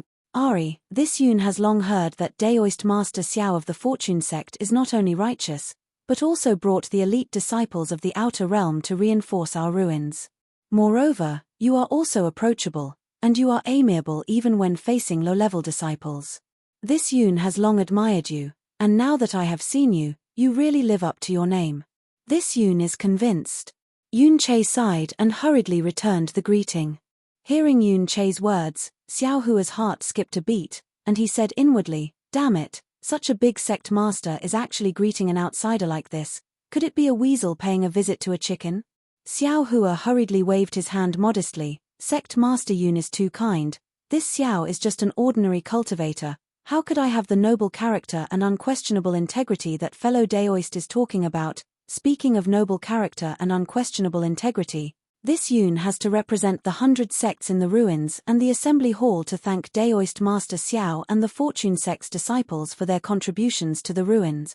Without waiting for Xiao Hua to finish speaking, Yun Che hurriedly continued and bowed again. If it weren't for the Fortune sect's assistance in the southwest border, not only would the 8 great sects have been annihilated by the devil race, but a large area of the ruins would also have fallen into the hands of the devil race. This Xiao doesn't dare to claim credit. Xiao Hua hurriedly raised his hand to support Yun Che and said, "This is all the credit of the Fortune sect's disciples." Yes. Although Yun Che stood up, he still continued, "This Yun has long heard that the Fortune sect's disciples have lost nearly 50,000 disciples for the ruins. This Yun and the entire assembly hall are grateful to the Fortune sect for this." Hearing this, Xiao Hua smiled, looked at Yun Che and said word by word, "Sect Master Yun, you didn't come all the way from the assembly hall to Mount Yong'an just to thank this Xiao, right?" "Hehe, of course." Yun Che laughed. "Daoist Master Xiao is now the most famous person in the ruins, and the Fortune sect's disciples are the most elite troops in the ruins to deal with the devil race. Not to mention this Yun, even all the sect masters in the assembly hall are willing to come all the way here to thank Daoist Master." Xiao Hua waved his hand and said, "Sect Master Yun is too polite. You wouldn't have come to Mount Yong'an for no reason, right? This Yun naturally didn't come to the southwest border just to find Daoist Master Xiao." Yun Che knew that he couldn't pretend anymore, and said with a serious expression, But since I didn't meet Daoist Master in the Soaring Dragon Mountain Range, and I met Daoist Master Xiao on Mount Yong'an, this Yun can only meet Daoist Master Xiao. Xiao Hua narrowed his eyes and stared at Yun Che thoughtfully. Of course he knew why Yun Che came to the southwest border. He had killed all the zombie disciples on Mount Yong'an. If no one knew, then it was fine, but if someone used it against him, he really couldn't refute. After all, no one saw the witch controlling Mount Yong'an, and the orthodoxy of Mount Yong'an had completely disappeared. Cough cough. Seeing the unfriendliness in Xiao Hua's eyes, Yun Che hurriedly coughed twice and said, "The assembly hall received a message from the Fortune sect, and knew that there had been no news from Mount Yong'an Snow/School for several years. In addition, in the last half a year, none of the disciples in the assembly hall had returned, so the assembly hall wanted to know what happened to these two sects. Originally, they wanted to send elders from other sects, but this Yun really has something to discuss with Daoist Master Xiao, so this Yun volunteered to come to Mount Yong'an." Chapter 8:14. It's nothing serious. You're just short of breath. Sit down and rest. I'll prescribe you a calming decoction. The imperial physician came. The imperial physician was stationed in the east and west cities. He would visit patients for free and teach students. He would study according to the medical books provided by Li Yi. The clerk of Xingshu grocery store ran out and found him. He woke up after a few injections. The imperial physician explained his condition. He held a piece of paper in one hand and wrote on it with a brush in the other. The paper was suspended. Ordinary imperial physicians could write like this. Otherwise, how could they control the needles? They had to have some basic skills. "Father, how are you?" Two young men came in. One was Jiang Hui and the other looked stout. Sell the store and the land. Sell everything in the store to raise money."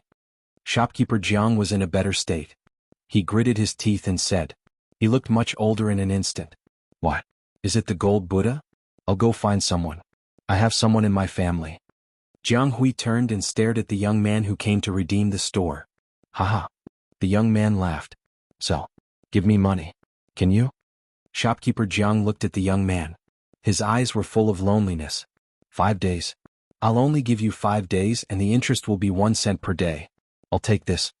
The young man stretched out his hand and pointed at the glass bottle. "Pooh!" Shopkeeper Jiang spat out a mouthful of blood. The imperial physician continued to treat him. "Don't worry. It's good that you spit it out. I'll prescribe you a medicine for stopping vomiting blood. Li Dongzhu's new prescription is very effective." The imperial physician was still in no hurry. "It's okay. There's medicine. Thank you, imperial physician."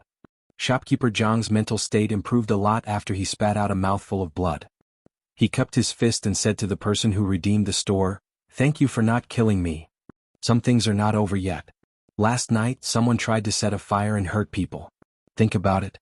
The young man carefully picked up the bottle and left with his men. Not long after, Jiang Hui came back with the medicine and drank it with water. "Father, I'll go and beg Li Zhongyun and Uncle Jiang. We can't take this lying down." Jiang Hui's eyes were red. Don't go. If you don't go, you can live. If you go, you'll die. You think they don't know who's behind us? You can't take this lying down? Do you know how much resources, financial resources, and manpower they used? What were they after?" He wanted to vent his anger on behalf of Zhuangzi's people. "I should have thought of it long ago. I should have thought of it when Zhou Gui kept selling vegetables." Shopkeeper Jiang was filled with regret. How could he have coveted that 100 mu of land? "Father, we have to know who did it, right?" Jiang Hui had an unspeakable grievance. He had been bullied, but he didn't know who did it. Please don't. You know who the other party is and you want to take revenge?" He couldn't. "Remember this lesson. I won't dare to do it again in the future." Sigh. Right now, what Shopkeeper Jiang wanted the most was a pill for regret. After eating it, he would return to that day. He would definitely not think about that 100 mu of land. Ouch. Jiang Hui punched his leg hard and turned around to leave. What happened in the Xingshu sundry goods store in the East Market soon spread to the palace. Yao Chong and the others went to the political affairs hall again. They had to wait for 2 days before setting off. Now they were in a leisurely state to recuperate. They were afraid that they wouldn't be able to eat well or sleep well. They were even more worried that they would die there. They didn't want to live long enough, especially when they knew that Li Yi was there. They were too old. They were more than 90 years old. Li Yi couldn't save them. They had to accept their fate. If they died of illness, it would be such an injustice. Everyone see? Li didn't leave any traces when he made his move. Yao Chong said to the others. Actually, he was saying this specifically for Song Jing. He wanted Song Jing to remember that if he wanted to find trouble with Li Yi, he had to do it from an official point of view.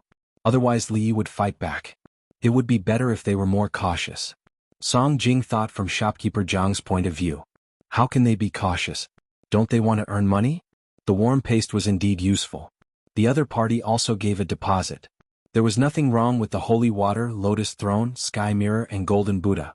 Who would know that Li Yi had mobilized a large number of overstocked goods from other places to sell in Chang'an? The goods themselves weren't moved to target the Jiang family. It was a coincidence.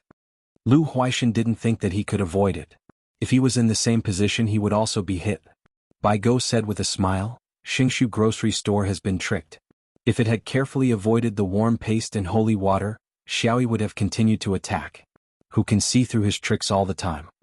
Sui shook his head. I think this is the limit. He can't have other ways.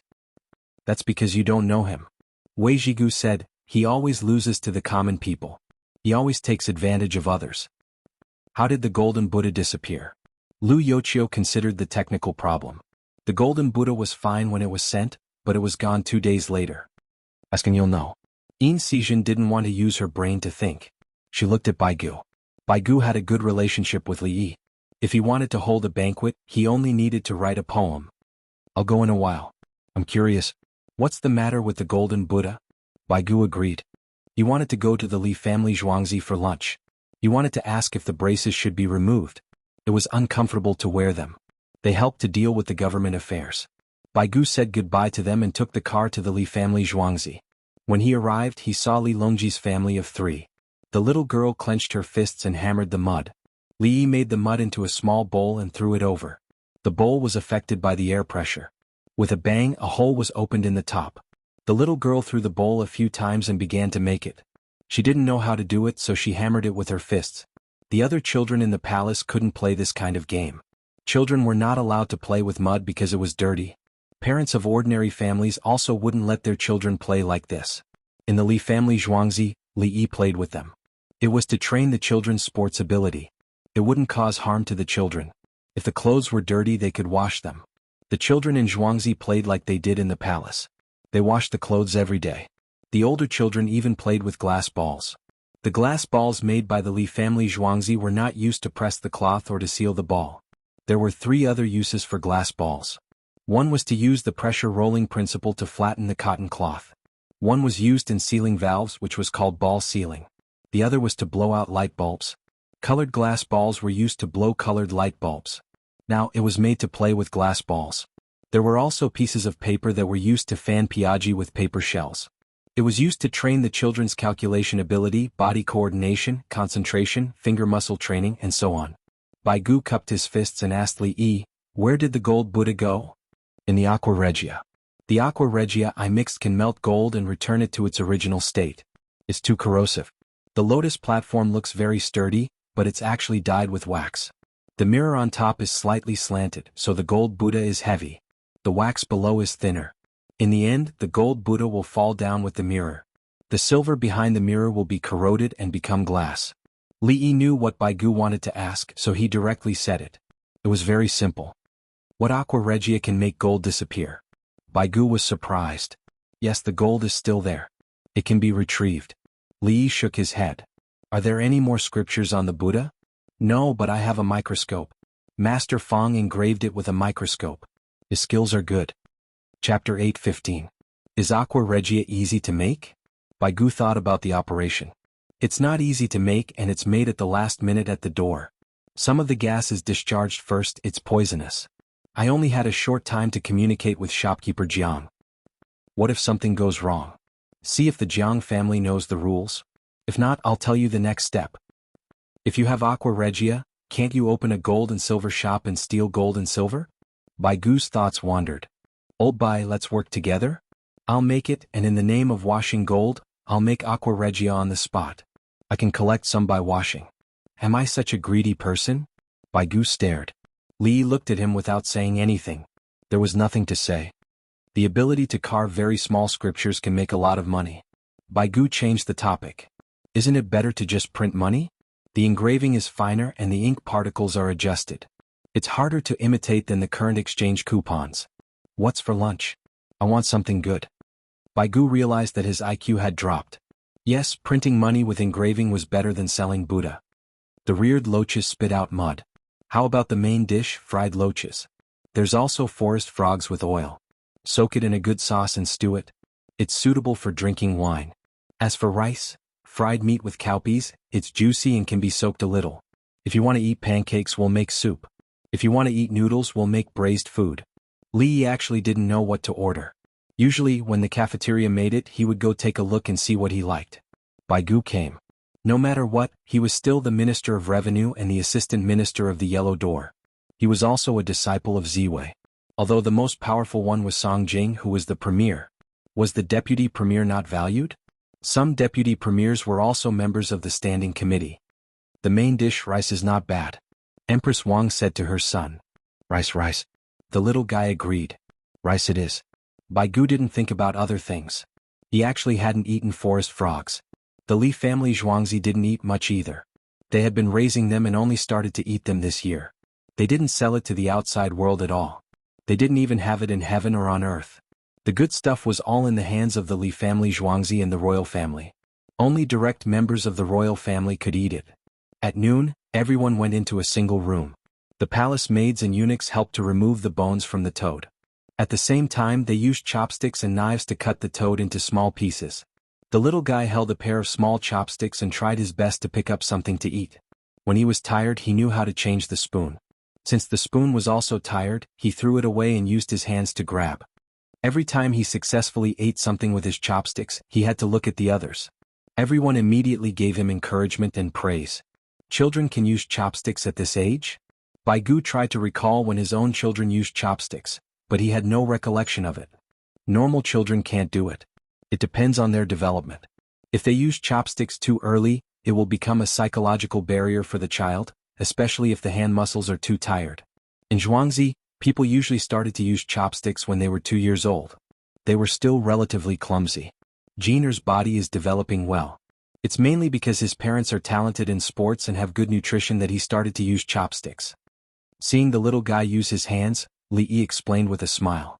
What the little guy ate was fish meat. As the main bone was not picked out, the little guy could spit out the bone by himself. It's too dangerous. What if he pricks his throat? Should he use a steamed bun or drink vinegar? Baigu was worried. I used tweezers to pick it out. There's no situation where the bone can't be taken out. Li emphasized his identity. Since he was a doctor, he accompanied the child to eat. Did he need to deal with the bone in the traditional way? Give me 2 pieces of fish too. Baigu didn't want to say more. He wanted to eat the fried fish. A palace maid went out and brought back only 2 pieces of fish. There was no more. Old Bai, you're in charge of the Ministry of Revenue. It's time to limit the evil money. I'm not afraid to tell you that if the Jiang family finds trouble with Li Linfu or Jiang Jiao, I'll use the evil money to buy their things. This is my backup plan. Li told him the plan. If the Jiang family used the evil money to buy vegetables, he could use the evil money to buy the Jiang family's things. It was the rule of the Jianghu. Why are you telling me this? Baigu was nervous. You go and impeach them. Say that Jiang Jiao has too much power and should be removed. Isn't Her Majesty punishing whoever has more power? Isn't that right, third brother? Li urged Baigu and asked Li Longji. Yes, Bai Zaifu should be impeached. There's also Song Zaifu and Su Zaifu. Li Longji was angry. He was satisfied with Li Yi's methods. He directly forced the other party to sell their family property. He was angry because the other party dared to send people to burn the greenhouse. If they burned the greenhouse today, would they kill people tomorrow? Was this still the capital government? Was this still Chang'an? He was gratified that his eldest daughter was teaching the children of the common people around her and even gave them good food. When they encountered trouble, the common people worked hard. They protected their children and ran away. Some even reported to the 16 guards and the winged knights. The common people had done everything they could. Li Linfu looks good. Baigu wanted to save someone. Li looked at Baigu and smiled. We're all colleagues. You're new. I praise the newcomers all day long. Some people always say that you don't do well enough and pick on you. Who do you think is good? Of course it's Li Linfu is such a person? Baigu quickly reacted. He wanted to say that of course it was because he was good, but he suddenly felt that it was wrong. Old Bai, if you don't like eating sickle fish, give it to the little guy. The little guy is eagerly watching. Li Yi didn't answer Bai Gu's question. He used his chopsticks to point at the fish. Here. Bai Gu picked up a piece and placed it on the little guy's big plate. It was actually a flat plate. The little guy threw down his chopsticks and spoon, picked it up with his hands and began to eat. After taking a bite, he found that there were thorns. He spat it out, pinched the row of thorns with his small hands, pulled them off and threw them away. Then he used his small hands to eat the meat. He wasn't stupid. He knew where the thorns were, so it was easy to handle them with his hands. The last time Guangping came, you packed 50 pieces of fish. Bai Gu picked up his piece of fish. See if there's any left? Bring 51 pieces for our Bai Zaifu. Li Yi ordered. Evil money does have a great impact on people's lives. How do you deal with it? Bai Gu wasn't embarrassed at all. Li Yi lowered his head and pondered. The best way to eliminate counterfeit money was, of course, electronic money. However, as the main body of a country's credit, physical money couldn't be abolished. Then, I feel that the actual situation can be divided into 5 steps. The first step is to promote the use of paper money as soon as possible. The second step is to spread it to remote areas. The third step is to cultivate people's ability to identify counterfeit paper money. The fourth step is to gradually abolish the monetary function of Kaiyuan Tongbao and other silk. As for the fifth step, it is to recover the evil money within a certain period of time, especially in the form of taxation. The imperial court will bear the losses. Li Yi put away his smile and answered seriously. What should be done is related to national affairs and can't be taken lightly. Chapter 8:16. Li Yi didn't cut all the money in one go. The imperial court in history also didn't cut all the money in one go. No, they cut all the money in one go. Then, the people had too much evil money in their hands. People stopped trading in the east and west. Those who had good money in their hands were unwilling to spend it. In the end, the imperial court subsidized them. Then, they allowed people to use the evil money to offset the payment. This showed that the imperial court was powerless. The current situation was that the evil money didn't explode in the capital government. Everyone used the Li family Zhuangzi's exchange coupons. Evil money had an advantage. It was a case of bad money driving out good money. The Li family Zhuangzi's exchange coupons had an advantage. It was the reverse. Good money drove out bad money. The exchange coupons were easy to carry, difficult to fake, and stable in value. If the imperial court issued the Tang dynasty's banknotes now, the people wouldn't dare to accept them. The imperial court's credibility couldn't be compared to the Li family Zhuangzi. In the eyes of the people in the capital government, the more power the Li family Zhuangzi had, the better. The imperial court said to store coal. When the people heard it, they just listened. If it was the Li family Zhuangzi who said to quickly store coal, the people would immediately bring coal home if something happened. With such credibility, there was no way around it. The Li family Zhuangzi got it after years of hard work. When he asked everyone to raise bean worms, everyone raised them. Those who once scolded the Li family Zhuangzi for buying people's hearts and said that they were indebted to the Li family Zhuangzi now didn't dare to say anything. You still want to spend evil money to buy things from Jiang Hui's family. Bai Gu glanced at the palace maids and eunuchs. Everyone was writing. If they go to Li Linfu, Jiang Jiao and Yuan Chenyao, I will use them. If they don't, then we will hand over the middleman who burned the greenhouse.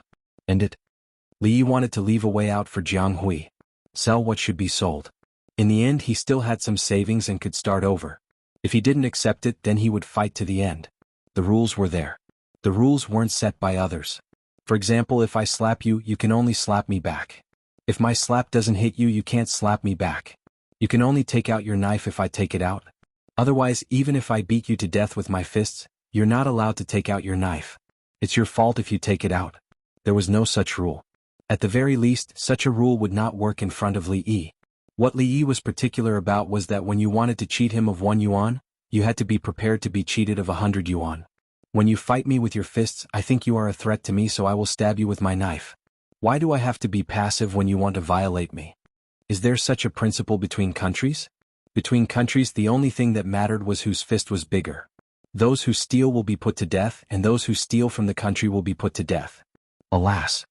Bai Gu glanced at Li Longji and knew that someone was about to be taught a lesson. He changed the topic. Xiao Yi, what areas of the Ministry of Revenue need to be improved this year? At the beginning, Bai Gu was quite embarrassed and kept asking about Xiao Yi, making him seem incompetent. But now it didn't matter. If he was incompetent, so be it. Xiao Yi was not a normal person at all. It's about the officials and auditing. They must be independent and not be affected by the local government. It must be under the direct jurisdiction of the Ministry of Revenue. It must be under the direct jurisdiction of Her Majesty. I will write a book on accounting and auditing. It will involve some rules and methods. It will target falsified accounts, 2 sets of accounts, 3 sets of accounts, accounting principles and statistical models to supplement and correct them. It's quite simple. Can you falsify them? I'll tell you now, yes. But it's very difficult to falsify them and the cost is too high. It's not difficult to do a series of issues related to financial subsidies and the achievements of local officials, as well as the term of office of local officials and adjustments. Li Yi brought out the method of linking the central government's finances and achievements, including the issue of tenure. At the beginning, his accounting was not perfect. When asking for financial subsidies, a set of accounts was submitted. When the higher-ups took a look, indeed, this place should be subsidized. When the report was submitted, it was a loss. After that, the officials' achievements were reported. Profits, the local GDP, and the GNP of the GNP had increased substantially. This way, the local officials' achievements were outstanding, and the 2 sides were calculated separately. Once the 2 sides were put together, a problem would be found. Did your place make profits or lose money? Are you trying to cheat the government of subsidies? Coupled with the messy employment index, production price index, purchasing managers index, etc., some people want to take advantage of the loopholes. But do you think the country's auditing system is just for show? See if the government wants to investigate you. If they want to investigate you, I will show them everything from the beginning to the end. What the Tang dynasty lacks now is a professional auditing department. Li Yi is going to give you a book to teach you how to do it. Xiaoyi, you write the book first. Don't talk to me. I want to have a good meal. Bai Gu felt a headache. Just give me a general idea. Li Yi was very helpless. I haven't said anything yet. You want to investigate my Zhuangzi's account? Zhuangzi will throw you a quarterly, semi-annual, and annual accounting audit report. Can you understand it? I'm going out. Bai Gu felt a headache. He went out and stood at the door to breathe in the fresh air. Go out. The little guy took the unfinished fried fish and followed him out. He stood next to Bai Gu and continued to eat the fish with his hands. Looking at Bai Gu's appearance, he learned to breathe hard. The palace maid hurriedly carried him in. If he continued to breathe, his stomach would catch a cold. The little guy dug out another piece of fish with his hands and sent it to Empress Wang's mouth. Empress Wang opened her mouth and ate it. She even bit her son's finger. The little guy smiled and dug out another piece of fish for Li Longji. He was also bitten and laughed happily. Bai Gu finally calmed down and told himself not to think about Li Yi's words. It was effective. He came back. After the meal, he took the extra copy of the eunuchs and palace maids and brought back the 51 pieces of fried fish. This old man discovered something. Take a look. He was ready to go home. After finishing the government affairs, he threw down a stack of papers and left to share the fish with his family. Everyone didn't understand. They asked how the golden Buddha disappeared and why there were so many pages of content. Everyone watched with curiosity. Long Zhe did it on purpose, right? Does this have anything to do with the disappearance of the golden Buddha? Yao Chong was the first to put it down. He stopped looking and sat there rubbing his temples. It's too bad. Li Yi taught him again. He promised that he didn't understand. Lu Huaishan was very sure that this was not something for people to read. Why is it so difficult to learn something now? Wei Zhigu gave up. No, it was disgusting. How will everyone live in the future? Song Jing wanted to know the most, but he found that there was something new behind every matter. Jiang Hui finally saw Li Linfu. He cried and told the situation to Li Linfu. Li Linfu didn't know about Xiaolan and Zhuangzi. His rank wasn't high enough and he didn't know about Li Yi. He also didn't know that Princess Yongmu ran out. After listening to Jiang Hui, he calculated and felt that it wasn't a big problem. At least, he didn't hear about any powerful people behind the scenes. This is easy. You go back first. I'll arrange it, he said to Jiang Hui. Chapter 8:17. Most of the people didn't know about the forced purchase. They took advantage of the cheap prices to see what their families needed and began to buy. The people in the village counted the good things and felt that there were too many of them. They temporarily set up a grocery store and ran to the warehouse in the south of Chang, and to ask for wholesale prices. The people were not stupid. In the past, they waited for peddlers to come and sell. Now that the traffic situation had improved, they were willing to come out and buy. Zhou Gui didn't rest well last night and spent the night outside, including Princess Yongmu, Xiaolan, and the others. Zhou Gui was a man, so he caught a cold. Princess Yongmu and the other women and guards didn't catch a cold. They were healthy, ate good food and exercised. Some of the villagers who helped Princess Yongmu last night were also in poor health. They sneezed, had runny noses, had a fever and coughed. These people helped with the idea of repaying the kindness. Some ran to the 16 guards and the winged knights, mainly to the Chunming Gate in the east of the city. When they ran back, their bodily functions were reduced. They were in a state of excitement and didn't feel much. When things calmed down, their adrenaline hormone production decreased and they fell ill. Princess Yongmu received the care and protection of real people for the first time. She suddenly realized that the people of the Tang dynasty had such a side. They were afraid, but they didn't want their benefactor to be hurt. Call the imperial physicians here. We won't sell anything today. Put the vegetables in the greenhouse aside first. After we treat everyone, pick some vegetables and send them to eat. Princess Yongmu never cared about vegetables in the greenhouse. She had little concept of the people's livelihood or the money in life. When she was in the palace, it was others who bought things. She never worried about daily necessities. She was always a step behind the people's livelihood. In her heart, the neighbors around her were good to her, so she should repay them more. The guards took the carriage to find the imperial physicians who treated people for free outside and found 5 of them. The imperial physicians weren't happy at first. 1 was enough. Why did they have to call 5? The people there didn't treat them. When they arrived at Zhuangzi and saw Princess Yongmu, they didn't have any other ideas. Hurry up and see the doctor. Give me the prescription. Remember the name. I'll go find the medicine, Xiaolan said to the 5 imperial physicians. The imperial physician did not interact with Princess Yongmu at all. As an imperial physician, he naturally understood the rules of the palace. They checked the illnesses of a large group of Princess Yongmu's neighbors, wrote prescriptions, and left in a hurry after leaving medical advice. Xiaolan took a stack of bags to the roadside outside and found a person who had participated in the arrest last night. She handed it over and said, "Get some medicine." After receiving the order, the other party rode back to the Li family Zhuangzi and handed a stack of prescriptions to Li Yi. Li Yi called over 30 imperial physician apprentices and pointed at the pharmacies that sold cheap medicine. It didn't take long for the medicine to be wrapped up. Together with the pots used to boil the medicine, they were sent to Princess Yongmu's Zhuangzi in a carriage. At the same time, there was also a large amount of braised meat and smoked chicken. The braised meat was mainly duck meat and it was a little spicy. The smoked chicken was smoked chicken and none of them were small. Princess Yongmu brought people to each house to deliver the medicine, and then the pots and food. "Little Miss Li, you're too polite. You've been taking care of my family's children, and this is what I should do. How can I not care when you're in danger? In the future, if you have any problems, just let me know. I don't have any other skills, but I can help you hide. If something like this happens again, my family will chase my eldest son out to report it." The neighbors spoke politely and happily took the gifts. If you want to thank someone, you have to thank the Hu people around. Also, your family's guards are amazing. Your maids can even wield swords and crossbows. "Little Miss, tell Auntie the truth. Which family's child are you from? Do you have a husband?" Some of the women were very nosy and asked about Princess Yongmu's situation. Yesterday they knew that Xiaolan and Zhuangzi's guards had been dispatched, and there were Hu people who had bought a large piece of land nearby to help. There was also the winged knights. "I think so." Princess Yongmu suddenly became very shy. "Which family is he from?"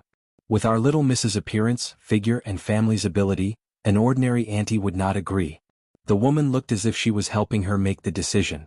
"It's fine as long as he's good and treats me well. I don't really care about anything else." Princess Yongmu found a topic to talk about. "At least he has to be able to feed you. Look at your maids, guards and horses. How much do they eat in a day?" The auntie even helped to consider. "I can feed him. He has some money." Princess Yongmu nodded. "He's someone sent by the Jiang family, right? I heard that he's called Jiang Hui or something. Jiang Hui is turned to ashes and he's related to the court officials. You have to be careful." Another auntie came up and looked around like a spy before speaking in a low voice. "It's Huang Hui." Princess Yongmu corrected. "What Huang? Let him turn to ashes and bully us. At worst we'll all go and complain. The chicken smells good. What's it made of?" The warm-hearted auntie wanted to stand with Princess Yongmu against the common enemy. Then she smelled the fragrance of the smoked chicken. It's smoked with pine wood and jujube wood sawdust. There's star anise in it. There are other messy things. Just smoke it and it's like this. Xiaolan suddenly interrupted and did not let Princess Yongmu say the recipe. Until now, Heavenly World did not get the recipe. They could only send the ready-made smoked chicken and roast it with sawdust. "It's the Li family Zhuangzi smoked chicken? It can't be? I heard that Heavenly World uses the smoked chicken there. The taste is different from other places. The auntie suddenly thought of the Li family zhuangzi. The taste was special and the chicken was about the same size. Ordinary people did not have this ability. If you say so, then so be it. Little miss, let's go to the next one. Xiaolan pulled Princess Yongmu away. Princess Yongmu found that she almost exposed her secret. She quickly adjusted. She had not completely changed. She had to continue learning. Dongzhu, little miss, I just got the news that the Jiang family's grocery store is finished. They owe money to the broker and owe others 3,000 yuan. The old man vomited blood and fainted twice. Zhou Gui ran over and reported the good news. Princess Yongmu smiled indifferently. In Zhou Gui's view, he felt that 100 flowers bloomed. He quickly lowered his head. Xiaolan chuckled. Isn't this normal? They didn't make us regret it in 5 days. They will regret it. Little miss, you see, they used a butcher's knife to kill a chicken. The Jiang family should feel honored. If it weren't for you, would that person do it himself? Princess Yongmu looked sweet. Xiaolan, don't talk nonsense. We never bully people. Yes, it's always the Prime Minister who is magnanimous and wins people with virtue. He doesn't have the slightest bit of anger. This is called ability. Xiaolan looked happier than Princess Yongmu. It was Li Dongzhu who did it? Zhou Gui couldn't help but think. Smart, he figured it out. Why are you so talkative? Which Li Dongzhu do you know? Jiang Hui asked for it. If you walk in the dark too much, you will eventually meet a ghost. Xiaolan glared at Zhou Gui again. She found that Zhou Gui was much worse than Songda. If it were Songda, he would definitely not be so smart. Zhou Gui fell to his knees. I know I was wrong. Don't chase me away. Get up. Why are you kneeling as a man? See if there are any vegetables in the greenhouse. Pick them and send them to the neighbors. We're not selling vegetables today. Xiaolan looked down on Zhou Gui even more. The Li family zhuangzi's people didn't like to kneel. I'm up. I'm not kneeling. No, I'm not standing properly. Zhou Gui wanted to say that he was kneeling to Li Dongzhu. He was too ruthless. The key was that no one could see it. Chapter 8:18. Zhou Gui went to arrange for people to pick the vegetables. He had confirmed that his little zhuangzi had a direct connection with Ba Shui Li family zhuangzi. Li family zhuangzi didn't directly use zhuangzi's name to make a move. He must be taking care of Xiaonyang here. If Li Dongzhu used zhuangzi's name to make a move, people would die. Holy Mother, the ancestral graves of my family are emitting green smoke. I actually found such a master. Xiaonyang, I didn't find a good manager. He's too stupid. He's not even as good as Li family zhuangzi's third-level manager, let alone Songda. Xiaolan was annoyed. This Zhou Gui said everything without any subtlety. Li family zhuangzi's third-level manager was just an ordinary person at the beginning. It was all because Li Lang taught him well. Xiaolan, you're hungry. Eat something. Princess Yongmu was cultured and treated her subordinates well. She learned from Empress Wang. I'll eat when we get back. I'm really hungry. It's cold and I'll get sick if I eat with a stomach full of cold wind. Xiaolan swallowed her saliva. The smoked chicken sent by Li family zhuangzi was hot, and the smell wafted out. She knew that the bones of the smoked chicken were soft. Then the meat would peel off the bones and the skin would leave the meat. I'm hungry too. Bear with it. Princess Yongmu smacked her lips and continued to send things to the neighbors. Yesterday, the neighbors didn't know about Zhuangzi's strength. When they found that the situation was bad, they ran over to help. They arranged for themselves to be on a small hill.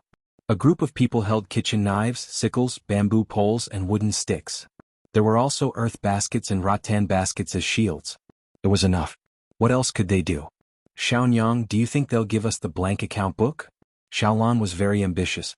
Zhang family village gave Li Yi a blank account book. If the same thing happened to Li family zhuangzi, Zhang family village would organize the armed forces in the village to fight. She also wanted a blank account book as it represented complete trust. With it, she could impeach the county magistrate. It was even more useful than the all-people umbrella. They will hand it over when Li Lang comes. Princess Yongmu didn't ask for too much. Of course I know. In the entire capital, which commoner doesn't listen to the Li family zhuangzi? Lil, miss, do you think Jiang Hui will find someone to take revenge? Xiaolan's eyes were filled with anticipation. She was the kind of person who wished for the world to be in chaos. Li Linfu didn't know what was behind the revenge that Jiang Jiao mentioned, so he went to find Jiang Jiao.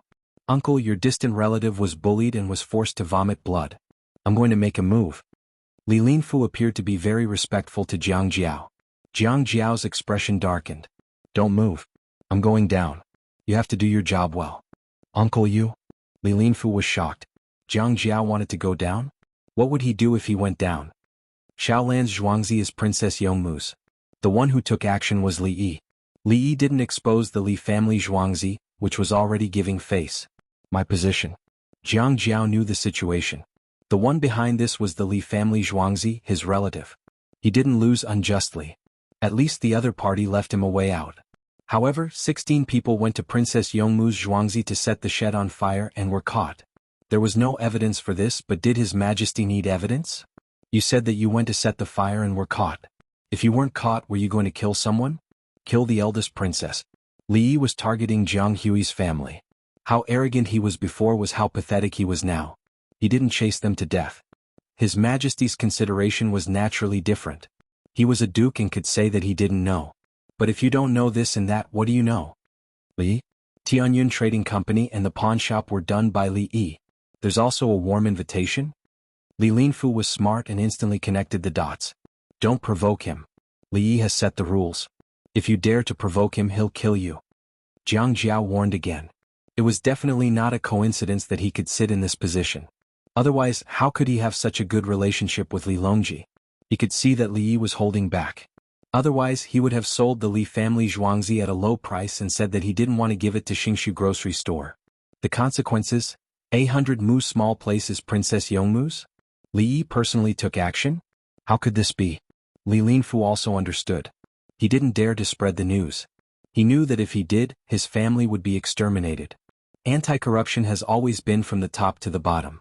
If the people below are anti-corruption, there's only one way to go, and that is to revolt. So, Old Song, you're now in charge of the Ministry of Justice and the Ministry of Personnel. Many people are waiting for you to carry out a strict investigation. A chicken or a duck is not a small matter to the people. You and I don't care, but the people are thinking about it. In the evening, Song Jing came to the Li family Zhuangzi for dinner. Like Baigu, he saw Li Longji and his family of 3. The little guy was having fun and didn't want to go back. Li Longji didn't think it was a big deal, so he stayed. They ate together. The little guy didn't scratch with his hands because it was too hot. He scratched with his hands. His little hands were scalded and soaked in vinegar, so he knew when he could touch and when he couldn't. He ate fried shrimps with rape. The rape was cut into small pieces by the palace maids with knives and chopsticks. He ate with chopsticks and spoon. His staple food was rice mixed with milk. Adults couldn't eat it because it was disgusting, but children could. There was also soy sauce mixed with rice and white sugar mixed with rice. There was a lot of white sugar in the rice. Children loved to eat it. If adults ate it like this, one bite was enough. As for lard mixed with rice, some adults could eat it. It was quite delicious. Song Jing ate fried rice. It was left over from lunch. He fried it with eggs. When it was almost ready, he added green onions. He didn't understand some terms and came to ask.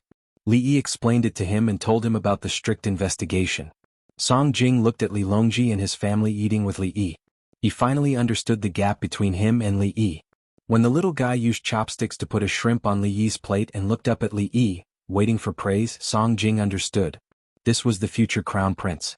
He needed Li Yi to teach him, right? How much knowledge would Li Yi teach him? Scriptures, books in the Li family Zhuangzi was probably the beginning. Then there was arithmetic, geometry, physics, chemistry, politics, economics, finance, diplomacy. If any child could learn Li Yi's true teachings, it would be the emperor's learning. Song Jing raised his sleeve to wipe his sweat. There are also difficulties below. That's why the local government is allowed to withhold taxes. If you need to be greedy, then be greedy. How can you take the money and not do anything? Especially the people's affairs. You can't even take care of the people's welfare. If you can get it yourself, who else can you take care of? If you have the ability, then do it yourself. If the people have a good life, then you are good. If you don't believe me, I can do it. Li Yi knew more about the local government than Song Jing. He had bribed people before. At the same time, he also cooperated with others to promote and donate to the people. Everyone was looking for a balance. Whoever broke the balance was hateful. Take the money that should be taken and do the things that should be done. The people didn't care if you took the money or not. They all knew what was going on. The road to the county was being built in the village. The people were waiting. You said that you would spend 1 billion and you would split 200 million with others. You would use 800 million to fix the road and make it sturdy. Who would care about your 200 million problem? But you were greedy for 800 million. The road was ruined and the people couldn't walk. If you don't die, who will? Is there a specific model? Song Jing knew new terms and knew how to say model. The same everywhere. The central government, no, the imperial court will coordinate. The local government will carry out strict investigations. Harmony is the priority. Li Yi said the word harmony. That's right. Harmony meant that the interests of the local government and the people were balanced. It was not that the people were not allowed to speak. Chapter 8:19. Long Zhe said that he brought home one more piece of fried ribbon fish than me. Song Jing digressed. Do you have teeth? He has 3 more teeth than you and he's still wearing braces. His braces can be removed. It's fine. Li didn't compromise. Why should I give you 52 pieces of ribbon fish? Are you as close to me as Baigu? How many times have you seen me? When I went to Luoyang in Hunan, Old Bai was very supportive. When I came back he was still catching locusts. As for the conflict of tax revenue, it was an official against an official. If Old Bai didn't talk to me about money, I would look down on him. Today the Minister of Revenue could compromise with me. Tomorrow can you compromise with others? Your various ministers came to me because of their own matters and wanted to gain benefits for the imperial court. Even if you fell out with me, I still looked up to you. You came to Zhuangzi and gave up the benefits of the headquarters because of my power. Don't blame me for falling out with you. Li thought like this. Take Wei Zhigu from the Ministry of Works for example. You came to me to talk about the Ministry of Works and gain benefits for the Ministry of Works. You oppressed me and we fought. The more you fought, the more I admired you. You suddenly knelt. Did you kneel on behalf of the imperial court? I'll take care of you. A gentleman's fight was about reason, justice, and national affairs. If I don't fight when others fight with you, you won't know what's going on. I'll teach you. Xiao Yi, sometimes you don't give me any face. Song Jing wasn't angry. He didn't dare to be angry. Old Bai is more attentive than you. Old Song, be more down to earth. I don't lack things. You're not as good as Old Bai. Old Bai is always thinking about my money. What are you thinking about? Li made it clear. You're not as good as Baigu. Baigu is in the right position. There's nothing wrong with asking me for money. Why isn't Yao Chong targeting me? Why is Lu Huaishan silent?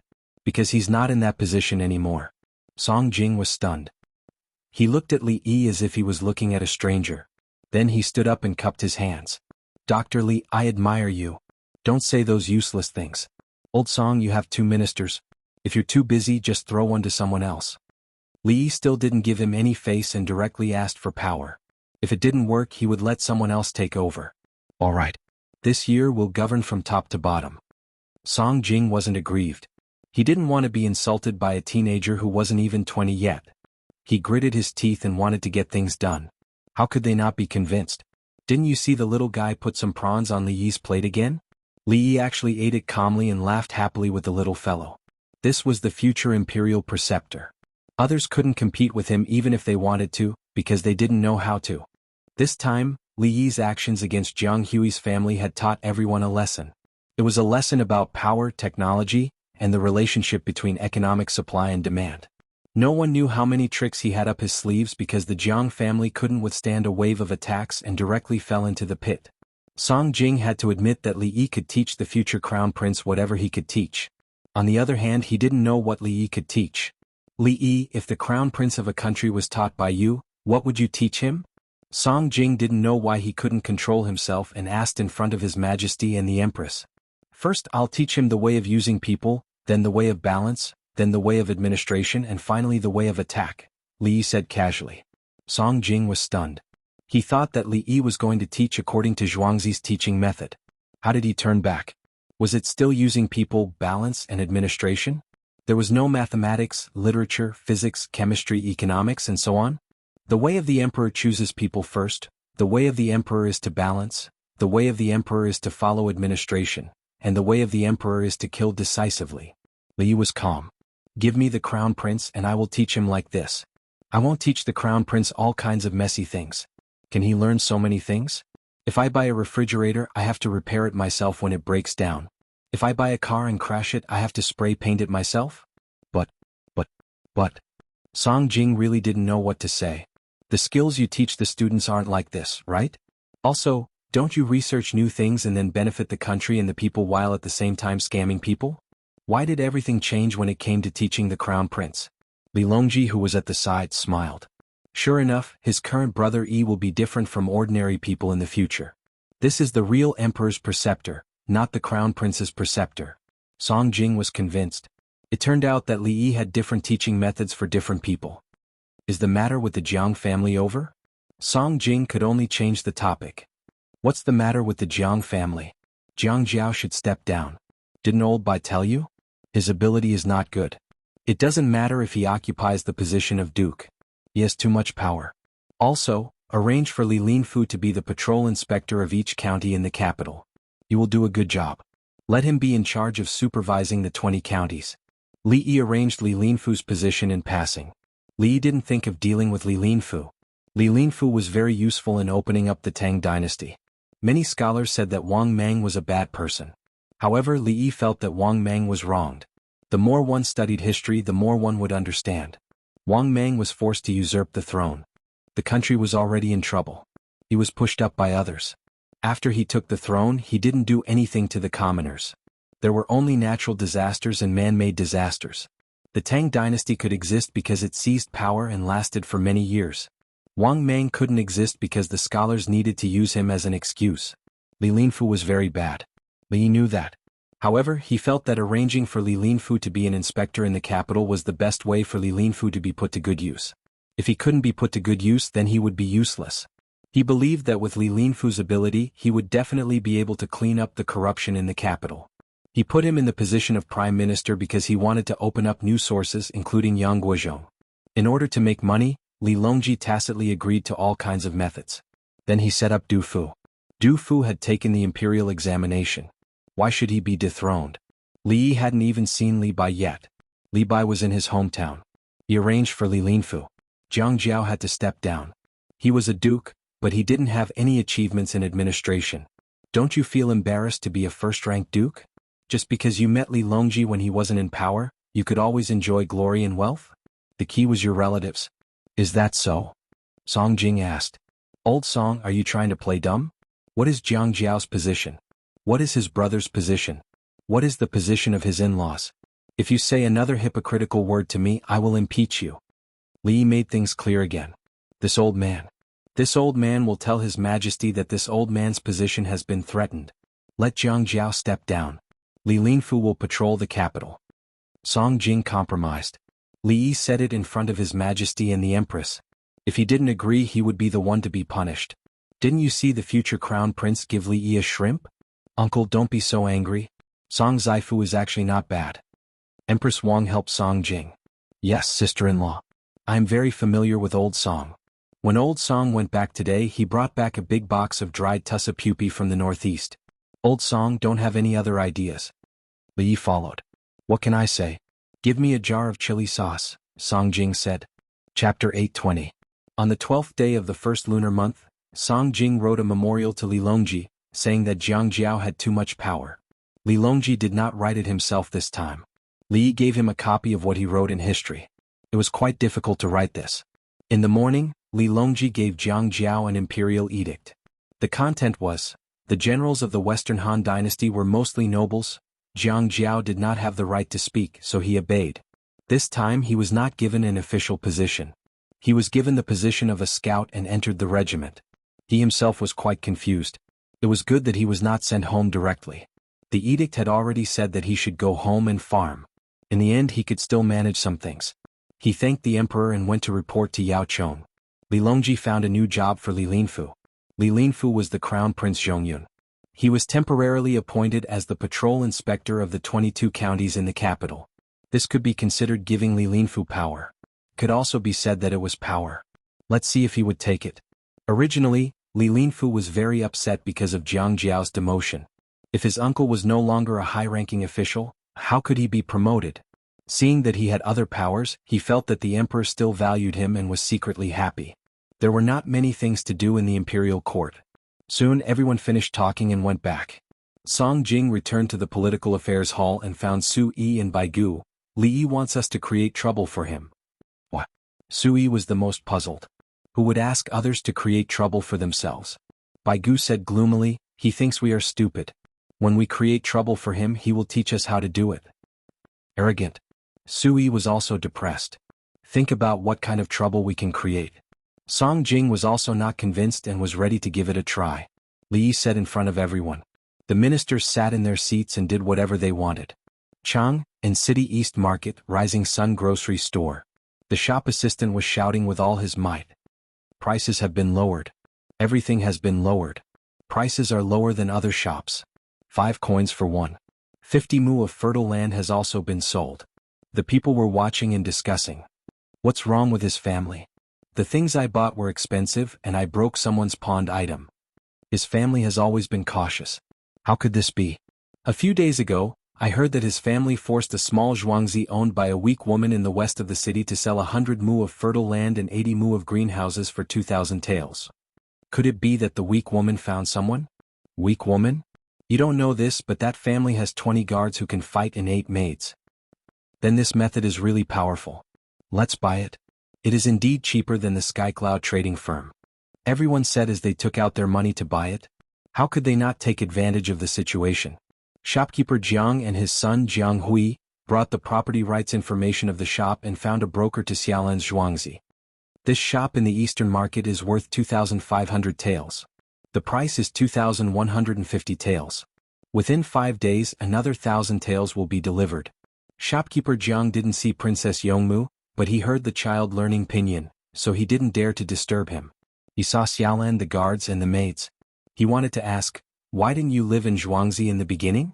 At that time if I had seen your lineup, I would have said that even if I were to die, I would not have thought about your village. The guards were strong and he could see the bulging flesh on their backs from their necks. The maids walked at the same pace and they stopped at the same pace. Xiaolan looked like a girl who had been ordering others around for a long time. What about the people she served? He saw a big glass mirror in the living room again, the kind that reached the floor. Why are you giving me your shop? Xiaolan glanced at Zhou Gui and didn't touch the deed. To compensate for the gold Buddha statues. Shopkeeper Jiang stood and didn't dare to sit down. My family doesn't sell gold Buddha statues. How can you compensate for it? Xiaolan continued to be aggressive. She was venting for Zhou Gui. I know I was wrong.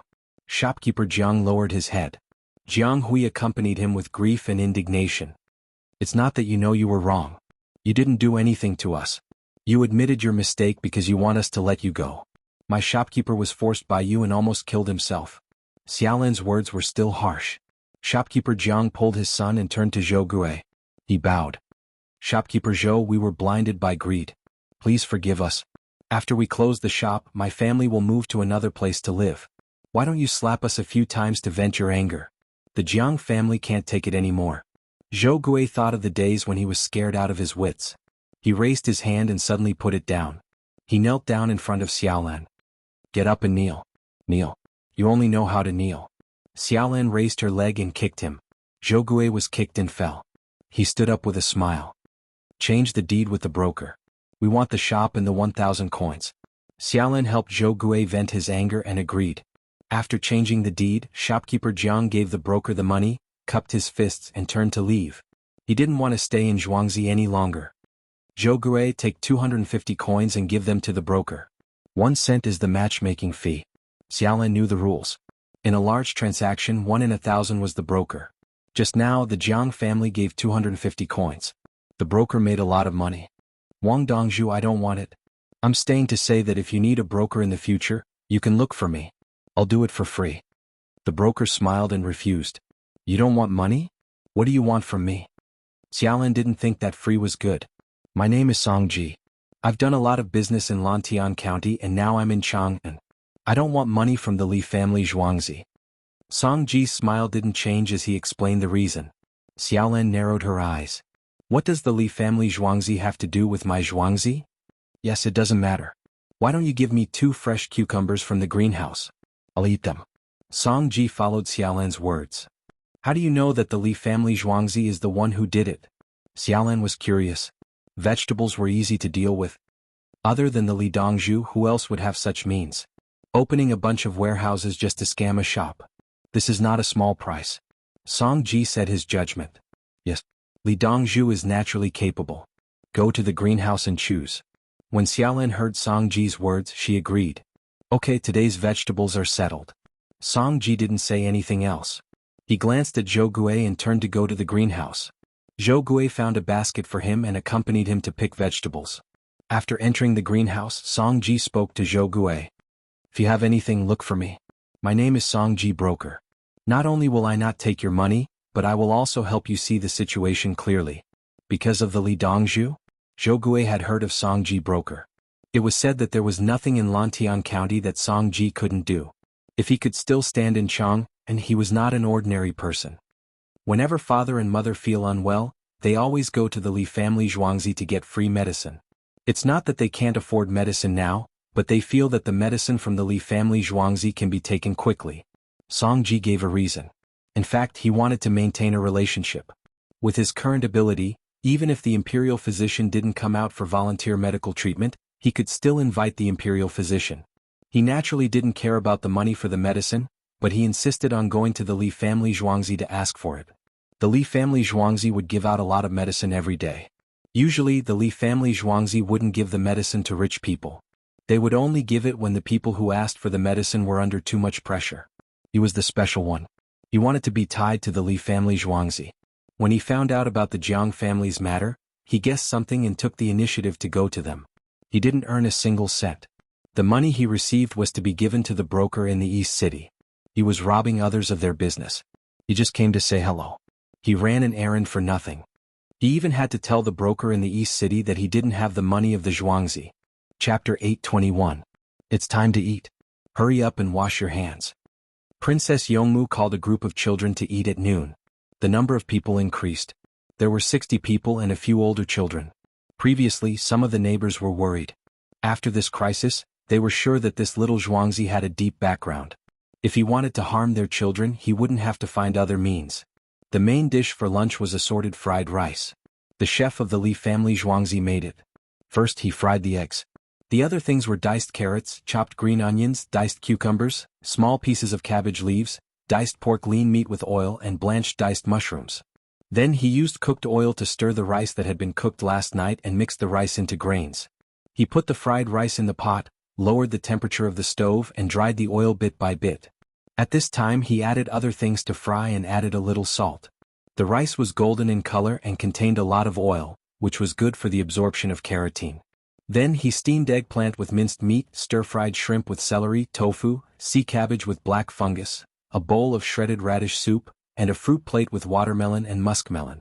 This was the lunch for the people of Zhuangzi. The children and adults ate the same food, but the portions were different. The neighbors' children had never eaten such food in their lives. After they were full, they strolled around and went to sleep. It was like kindergarten. Dongzhu, a day's worth of food is not cheap. Zhou Gui's heart ached. The neighbors' children were very good at eating. If you don't want to eat, then save it. Xiaolan rolled her eyes at him. I mean, when danger comes, people want to protect you. Do you think it's because you're good looking? What's the point of eating this? Have you been to the Li family Zhuangzi? Do you know what the people of the Li family Zhuangzi eat? Xiaolan didn't care about the money spent on food. She felt that although the neighbors didn't help in the end, their friendship couldn't be repaid with money. No. Zhou Gui shook his head. He had never been to the Li family Zhuangzi. Ordinary people couldn't enter now. There are still 3 days left. On the 15th day of the first lunar month, I'll take you there to broaden your horizons. See more, listen more, and speak less. Xiaolan planned to have Zhou Gui learn from the various stewards of the Li family Zhuangzi. Don't act like you don't know anything. It'll be embarrassing if word gets out. Okay, thank you, Dongzhu. Zhou Gui was very excited to be able to go to the Li family Zhuangzi. In the blink of an eye, it was the 15th day of the first lunar month. The matter with the Jiang family was settled, and they sent another 1,000 stallions. Through selling things at a low price, they paid off the broker's loan and moved away. No one knew where they went. Early in the morning, Princess Yongmu brought people and gifts to the neighbor's house. She said that today was a holiday and there would be no classes. Everyone would celebrate the Lantern Festival. There were some fireworks set off at night, but she was not coming back. She would only be back in 2 or 3 days. The vegetables in the greenhouse were directly thrown to the hired people. They could sell them and take some home themselves. It was the holidays. The group of people did not bring any gifts and took a detour from the southern part of the city to the Li family Zhuangzi. Zhou Gui and the Li family Zhuangzi were very excited. Their Zhuangzi was indeed related to the Li family Zhuangzi. They could go there now. When they arrived at Baqiao, they happened to meet the group of Nanku's big family. Zhou Gui was just about to move aside when a person ran over from the opposite side. Long time no see, it's been a few decades. Quick, beauty, come with me. The person started to talk nonsense as soon as he arrived. The palace maids, eunuchs, and winged knights also started to run with him. Move aside, I want to get in the car. The person pulled Zhou Gui to the side and got into Princess Yongmu's car. Zhou Gui, then their group went in first and Nanku's big family followed behind. When Tian, did you miss me? Li Yi tried his best to fit his identity and give Princess Yongmu a different sense of novelty. Yes. Princess Yongmu's personality changed a lot and became more lively. When they were about to reach the main courtyard, Zhou Gui finally reacted. That was Li Dongzhu? How could Li Dongzhu be like this? He was too different from the image he had in mind. Zhou Gui, Lian, follow me. I'm Sun Xian. Someone came over and greeted Zhou Gui and Lian's family of 5. Manager Sun. Zhou Gui hurriedly greeted. Sun Xian was the second manager of Li family Zhuangzi and was ranked among the top managers. Come. Sun Xian nodded as a greeting and led the 6 people to another place. The 6 people walked very cautiously and looked at everything curiously. It was the first time they entered the Li family Zhuangzi. On the other side, Li Yi first arranged for Princess Yongmu and the others to rest in the courtyard, then he went to find people from Nanku to discuss tonight's program. Tonight, there would be fireworks in the 2 cities, the south of the city, the west of the city, the imperial city, and the Li family Zhuangzi. They had told the commoners not to run around and that they would be able to see it everywhere. Zhou Gui and the others were led to take a bath and change into new clothes. They began to visit Zhuangzi. At first, when we came to Zhuangzi, we also felt that everything was inconceivable. Later we got used to it and became energetic. We looked different from ordinary people. Sun Xian noticed that Zhou Gui and the others had a sense of inferiority. They would lower their heads when they saw the villagers, even if they changed into new clothes. They felt that they were inferior and were not as good as ordinary commoners. Ordinary commoners had a fixed position and had an equal relationship with the villagers. They felt that the master they followed could not compare to the master of Li family Zhuangzi. Both sides were not equal because they did not know that their Lil Miss was the eldest princess. His Zhuangzi Miss seemed to be relying on the Li family Zhuangzi, which meant that their Lil Miss should be. When Zhou Gui thought of this, he suddenly felt that the Jiang family was lucky that they did not deal with them to death. If Li Dongzhu liked his Lil Miss, it was normal for him to kill them to vent his anger. Lian's family also had their own thoughts. They wanted to unite around their Lil Miss. When the time came, they would belong to the maternal family, which meant that their maternal family was weaker. In their hearts, Li Dongzhu liked their Lil Miss, which was why he gave them good things and helped them. If not for Li Dongzhu, their Lil Miss would be bullied to death by the Jiang family. Do your work well and learn more, especially literacy. Currently, there is no one in Li family Zhuangzi who is illiterate, including the families of the older students. Sun Xian's attitude was gentle. He did not dare to treat the other party as a weak maternal family that was easy to bully. After a while it was noon. Their family was invited to eat with Li Yi. 8 palace maids and eunuchs accompanied them. Li Yi, Princess Yongmu, and Xiaolan sat at the same table. Don't eat too much for lunch. In the evening there will be a barbecue feast, a bonfire party, and many places. You can eat while barbecuing. There will also be meat skewers and vegetable skewers. Li Yi was easy to get along with and said to Zhou Gui and the others. The 6 people were flattered. Just as they were about to bow, Li Yi turned around and said to Princess Yongmu, "When Tian, let's dance together tonight. It's very interesting. Dance around the bonfire." Okay. Princess Yongmu began to look forward to it. She felt that it was interesting to get along with Li Yi. What about me? Xiaolan was anxious. Let's dance together. Hold hands and dance around the bonfire. The dance steps are simple. And you guys? Li Yi took care of Zhou Gui and the others' emotions. He used a special way to talk to Princess Yongmu while not neglecting the others. In the past, when he was selling medical products, he could make everyone feel comfortable, even if he was tired. Chapter 822. Zhou Gui and the others indeed felt very comfortable. Even as a servant of little Zhuangzi, they were valued by Li Dongzhu. We're actually the same. We serve others. Like me, I serve the people of the Tang dynasty. Sometimes, people from the imperial court also come to ask me to serve them, like correcting teeth or something. So, there's no difference between us. We each serve the people we serve well. That's our ability. Like shining shoes, I think my skills are not bad, but they don't want me to do it. I'm scared. Haha. Li Yi talked with Zhou Gui and the others. When he said this, everyone couldn't help but laugh. They were indeed scared. Who would dare to let Li Dongzhu shine shoes? What about me? I heard it outside. Can I take off my braces? Just as everyone finished laughing, the door was pushed open. Bai Gu and 2 other people walked in. Old Bai, Old Lu, Old Li, why are you here today? Won't you go back tonight? Li Yi turned around and cupped his hands. He put down his hands and introduced, this is the young and beautiful girl, Li Wenton. This is Xiao Lan, who helps Wenyan take care of Zhuangzi. The other one is manager Zhou Gui, Lian, Mrs. Li, Li Yuanyang, Xiao Yezi, and Li Ling. He turned around and introduced the 3 people who came in. I called you by your names. Don't lower yourself to my level. Otherwise, others won't understand.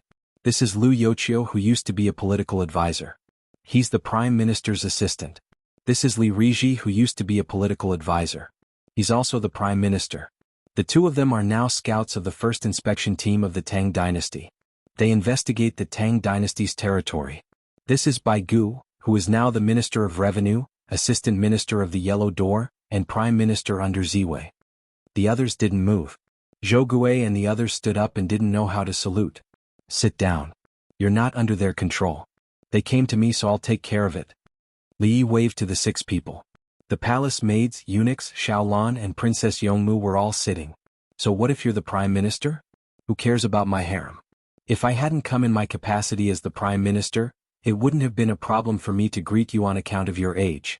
On the other hand, Bai Gu and the other 2 nodded slightly at Princess Yongmu as a form of greeting.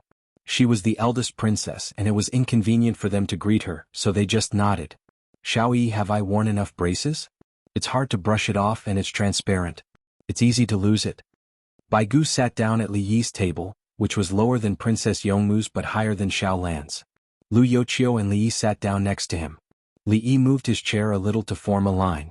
Xiao Lan stood up and stood behind Princess Yongmu. Let me see. As Li Yi spoke, Qing Song hurriedly opened his suitcase and took out a small mirror and a flashlight. Li Yi shone the flashlight and put the things back to be cleaned. Okay, you don't have to wear them anymore. You can keep the braces yourself. No one else can use the same braces as you. Li Yi found that Bai Gu's teeth were fine. 3 sets of tableware were sent over by the palace maids. The 3 of them were now guests. Old Bai, Old Lu, Old Li, are you here to ask about the Ministry of Revenue or the inspection team? I'm here to see my teeth. Bai Gu removed himself from the topic. The inspection team. Liu Youqiu expressed his intention. Li Riji nodded slightly in agreement. Li family Zhuangzi didn't even dare to breathe loudly. 2 former prime ministers and 1 current prime minister were like this when they came to the Li family Zhuangzi? No wonder Dongzhu didn't care when facing the Jiang family. Li Dongzhu spoke so casually when facing the Jiang family, who were high and mighty in the eyes of others. However, Zhou Gui was thinking about something else. Lil, Miss, position was not right. Why was Lil Miss in the main seat after the exchange? Li Dongzhu went to the side to accompany him? His own Dongzhu and Xiaolan ran to the maid's position. There was no one behind the others. Is it far? Li Yi asked. Hezhou, Changzhou and Xianzhou. Among them Hezhou has the biggest problem.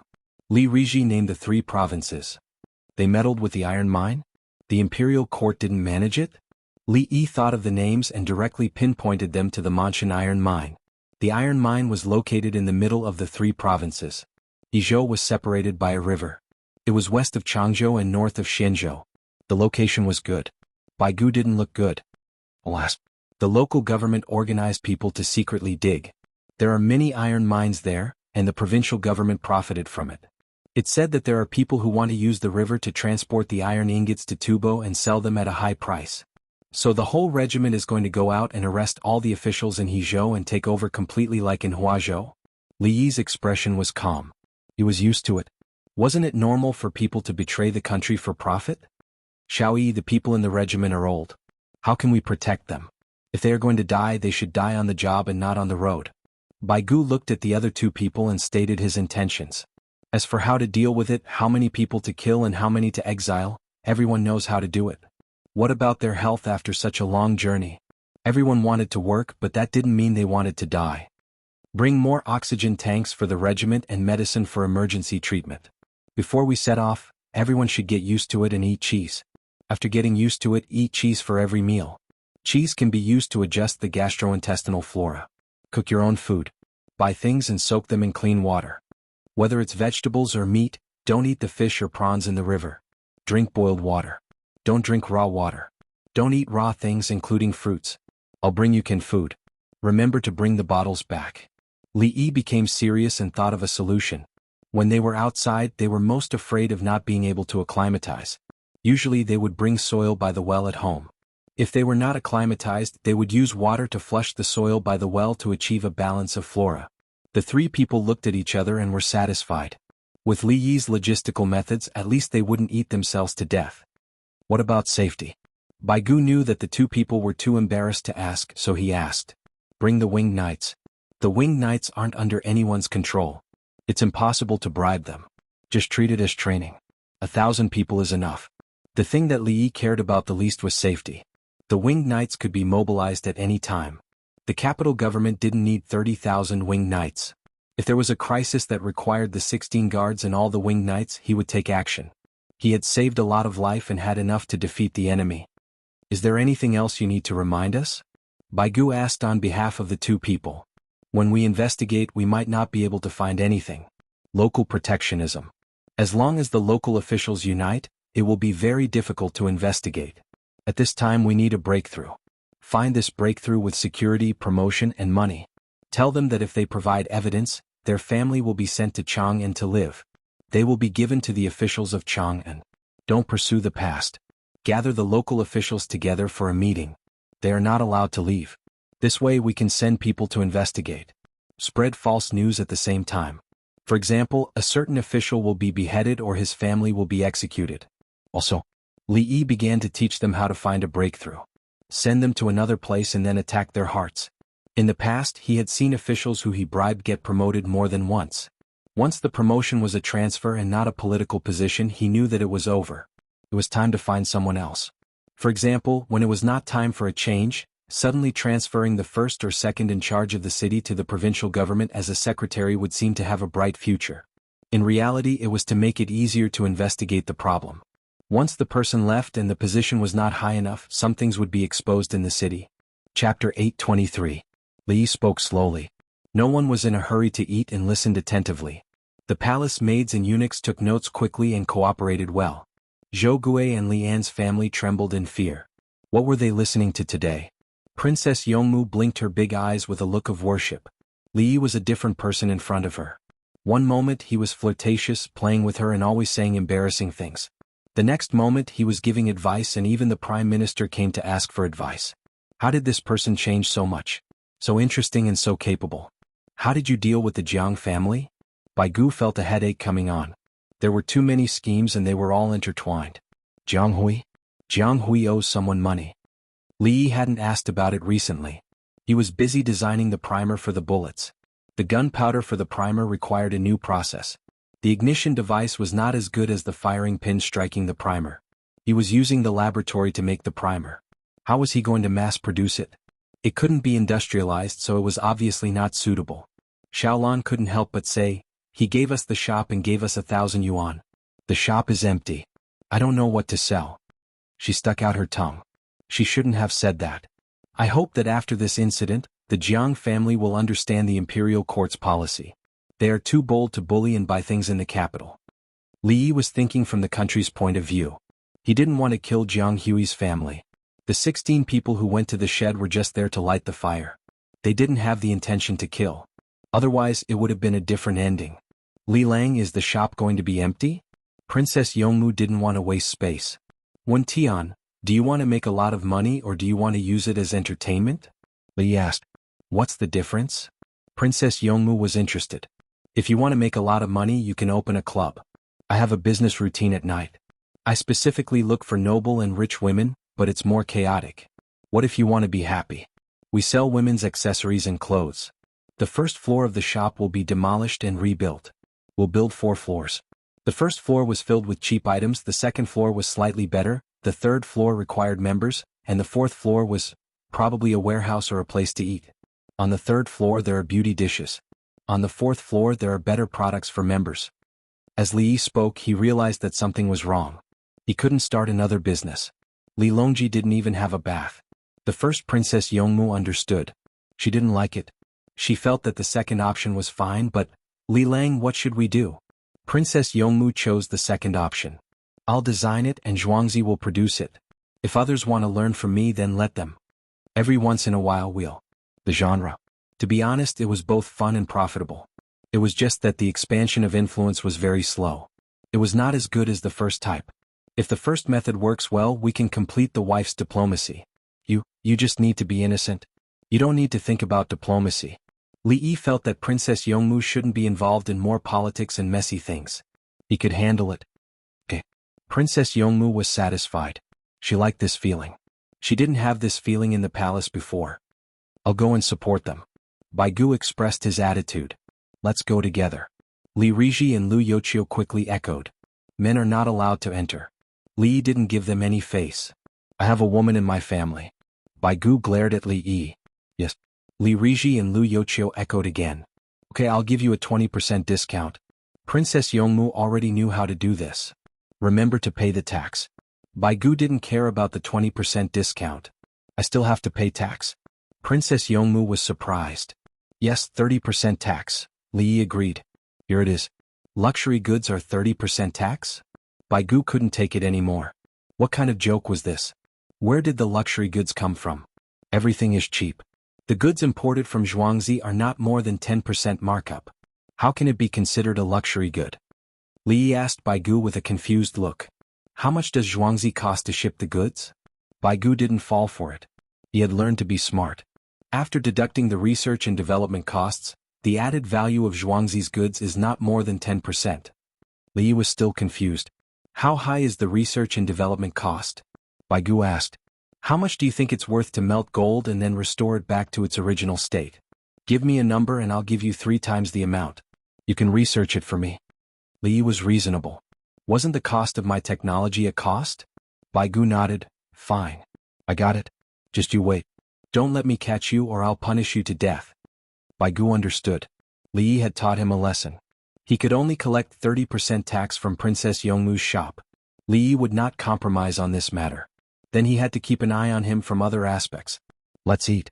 Let's not talk about this nonsense. Li Yi didn't care and asked everyone to eat. Everyone didn't eat much. After dinner, Bai Gu and the other 2 didn't leave. They were celebrating the Lantern Festival at Li family Zhuangzi. It was very lively. Princess Yongmu went to rest and waited for the event at night. If Li Yi were to copy books, he would never be able to finish copying them. Zhou Gui and the others were arranged to continue to walk around Zhuangzi and look at the labor in various places. Bai Gu and the other 2 went to take a bath, dry their hair, put on loose clothes and put on a military coat. They went to the high platform of Zhuangzi's artificial canal to enjoy the breeze. Tang Dynasty's iron and steel cannot be exported. Tubo and Turkic arrows all come from here. Every additional arrow is a threat to the Tang Dynasty soldiers. Lu Yochio looked at the busy scene in the distance and talked about the Manshan iron mine. Private mining had just emerged. The biggest mine was naturally controlled by the imperial court. Those who wanted to make a fortune organized people to look for mines in the surrounding areas. Their idea was simple. As long as there was an iron mine, they would be able to dig it out in the surrounding areas. The fact was as they thought. There was indeed an iron mine. The Manshan iron mine was a mine. Li Yi pointed out the main mine. The output of other mines was not small for the Tang dynasty. Normally, when they excavated the mine, they would sell it to the imperial court or make their own tools to sell. The imperial court was not strict and could not absolutely restrict them. However, someone secretly reported that there was a local force that wanted to refine iron ingots and sell them outside. This was absolutely not allowed. The key was that the local officials were involved. The officials there had big and small problems to begin with. After an investigation, they found out the situation. The Tang dynasty's inspection team wanted to go there. The team went there. When they arrived, they cleaned up all the important places in the state capital and arrested all those who should be arrested. In addition to Lu Yochio and other ministers, there were also subordinates. The subordinates could also go to the county to take over the administration. Yao Chong and the others had taught a lot of people. When these people went together, they sorted out the local government affairs. They were worried that they would not be acclimatized. They were worried that someone would organize people to kill them when they arrived. They specifically came to Li Yi. The main reason was to ask Li Yi to solve the problem of acclimatization. They could find their own guards. In the end, Li Yi arranged for the winged knights. I hope the place is not so chaotic that it can't be governed. Otherwise, too many heads will roll, Li Riji said. He was ready. Go. Kill until heads roll. Organizations that could mine privately would not be willing to submit. There were families in the local area, and the officials were in cahoots. In the past, when they encountered such things, they focused on conciliation and balanced the place. However, the scale of the mine now was too big. Baigo looked into the distance and said, "Those who deserve to be killed will be killed." If Zhu Yi were to go, he would probably kill even more people. He is not soft-hearted, but the Jiang clan is a different matter. Chapter 824. I can't see through Li Yi. Sometimes he's so soft-hearted that he's still pleasant when others bully him. Sometimes he gets angry and directly exiles them. After arriving at Chang, Li Riji began to ponder about Li Yi. He knew that without the emperor's verbal order, he would have died. At that time he didn't have any thoughts. His life was over. In the end, the emperor sent someone to deliver a verbal order. Oh, there was still a chance. He wanted to enter the capital. So he came back to life. It was so magical. Later he heard that it was Li Yi who spoke to the emperor, including Lu Yoqiu. This group was not bad. If one said that they had no power, they could deal with any official. If one said that they had great power, they could restrict each other. Looking at the people in the group, no one could compromise at will. They all had their own personalities. Li Yi's methods were good. He created a group that was above any official. The worst person in the group was a minister. However, with this group, the targeted officials couldn't bribe even if they wanted to, let alone show off their qualifications. The key was that this group would have people coming in one after another. Everyone who came in was not simple. Yao Chong and Lu Huaishan, which of these two would compromise? Yao Chong was a senior official of several dynasties. Then Li Yi, who was almost 20 years old, became complicated. It was impossible to guess what he was thinking. When others bullied him, he would negotiate with them or even cooperate like Yu Huaid. Sometimes, when you didn't touch him, he would look at you for a moment and force you to make a report even if you wanted to die. He could kill people himself, and he wouldn't have any psychological burden after killing people. He would do his best to save people for a statement. Even if you were unpardonably evil, he would save you first and then judge you. When he made money, he was full of schemes. When he made a lot of money, he would donate it with a wave of his hand. He took the initiative to pay taxes to the Ministry of Revenue. When the Ministry of Revenue wanted to collect some taxes from him, he would think of ways to not pay. How can people be like this? Li Riji thought about it and said in distress. Baigu understood and laughed. Xiaoyi is indeed very interesting. Previously, when I came to ask him for money, he would fall out with me. Then, when I talked about the matters of the imperial court, he would patiently tell me. Even if you offended him in private and communicated with him as an official, he would still let go of his personal grudge and talk to you. Or if you suddenly fell sick, he would not want to see you die in front of him even though he had a personal grudge against you. That's why everyone has a good impression of him once he retires and joins the group. His attacks on the Jiang family could be said to be earth-shattering, but he suddenly stopped in the end. That's what makes him so terrifying. He doesn't decide life and death based on his emotions. Lu Yoqiu wanted to comment on the matter of the Jiang family. Li Yi had completed his plan in just a few days. When he made his move, he did not give anyone any chance. At the critical moment, he didn't force the other party to his death, and at the same time he also brought benefits to the people. It wasn't that they couldn't do their best, but they had to assess the situation and achieve their strategic goals. They definitely wouldn't advance rashly. The people of the Li family Zhuangzi work too fast. When they are working, they never chat with others. Zhou Gui and the other 5 people walked around, and Lian discovered the situation. He felt that when they were working, everyone talked while working and it was lively. However, the people of the Li family Zhuangzi were very serious when they were working. Their hands were very fast. Even if they were next to each other, no one made a sound. And the people who didn't work also didn't go to the working area. They found a place to study and discuss work matters. It's like an army. Xiao Yezi gave his opinion. They are discussing how to improve the working process. Is this something that the people who are working should care about? Li Yuanyang heard a few words from the villagers and was very puzzled. How do you work? You should just listen to others' instructions. Why do you have to think about it yourself? That's why the villagers of the Li family Zhuangzi are different from others. They have a high monthly salary. They are all literate and can write. Zhou Gui sighed. In the past, he had only heard that the Li family Zhuangzi was very powerful. Today he saw it with his own eyes. He found that the information that was spread out was wrong. The villagers of the Li family Zhuangzi were very powerful. They indeed only worked for 8 hours a day. When they were working, their 8 hours of work was more than the 12 hours of other people. When they weren't working, they were thinking about how to work better. This was scary. The stewards were also different from what Zhou Gui thought. In the factory, the stewards were more concerned about the state of the villagers than scolding and urging them. When they saw poor quality goods, the stewards would think about the situation and not directly blame the workers. When they encountered a problem, they would think of a way to solve it. They didn't let the problem fall on someone's head and let them bear it. The workers and the stewards were working together to improve work efficiency and product quality. No one was doing it to cope. Zhou Gui was learning. He knew that in the future, his Zhuangzi would need to follow the same model. Everyone was working together. Let's take a break. The program will start in 2 hours. We have to participate. Sun Xian came over and said to the 6 people. Everyone went to the lounge and lay down to sleep for a while. In fact, Zhou Gui and the others couldn't sleep at all. They just lay there and let their imaginations run wild. It wasn't until someone came to find them and the program started that they washed their faces with cold water and were taken to the barbecue program. The water curtain still rose in the winter. The girls of Nankou began to perform. Each stage was free to play. True love is as vast as the grassland. Layers of wind and rain can't block it.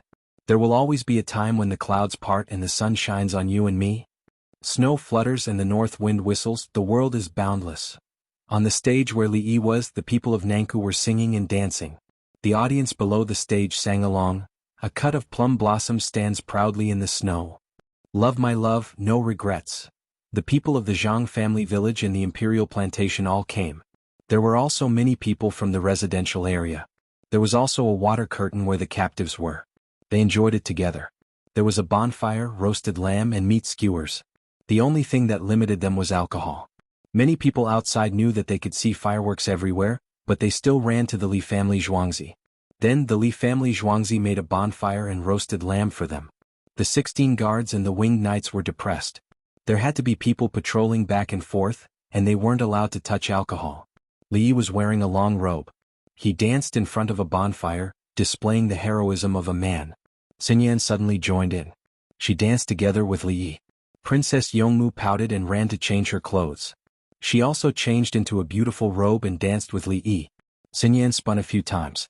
Her skirt flew as she turned and left. Princess Yongmu knew how to dance, but she was usually embarrassed. Now she had no choice but to dance. Her spot had been stolen. When she jumped up, the smile on her face didn't change. Lil, Miss can dance so beautifully? Li Yuanyang was stunned. The Lil Miss he saw was quiet and liked to smile. When she played badminton, he didn't have the qualifications to watch. Now he suddenly realized that the people of the main family weren't given for free.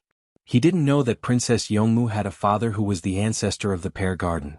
His children promised to learn. Let's go too, Xiaolan called out.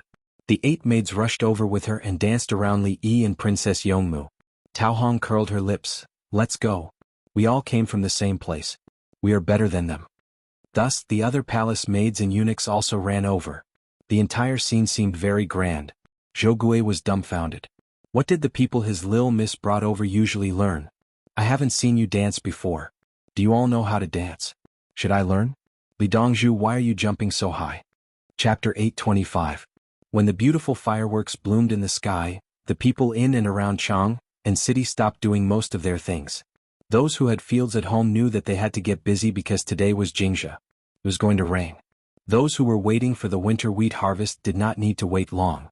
Those who did not plant winter wheat had to wait for the rain to start plowing the land. Farm manure had to be piled up. There was also some mineral powder that could be bought according to the situation of the land. The soil in Lantian County was good, so the people thought that it was just that place. After the newspaper introduced what kinds of crops were suitable for different kinds of soil, the people of the capital government went to look for soil everywhere. Some people in Lantian County wanted to organize people to dig up soil, but they were stopped by the county government. At the same time, they auctioned off the mining rights of the imperial court soil. Now the financial deficit of Lantian County had been made up. At the same time, it had become the richest county among the 20 counties of the capital government.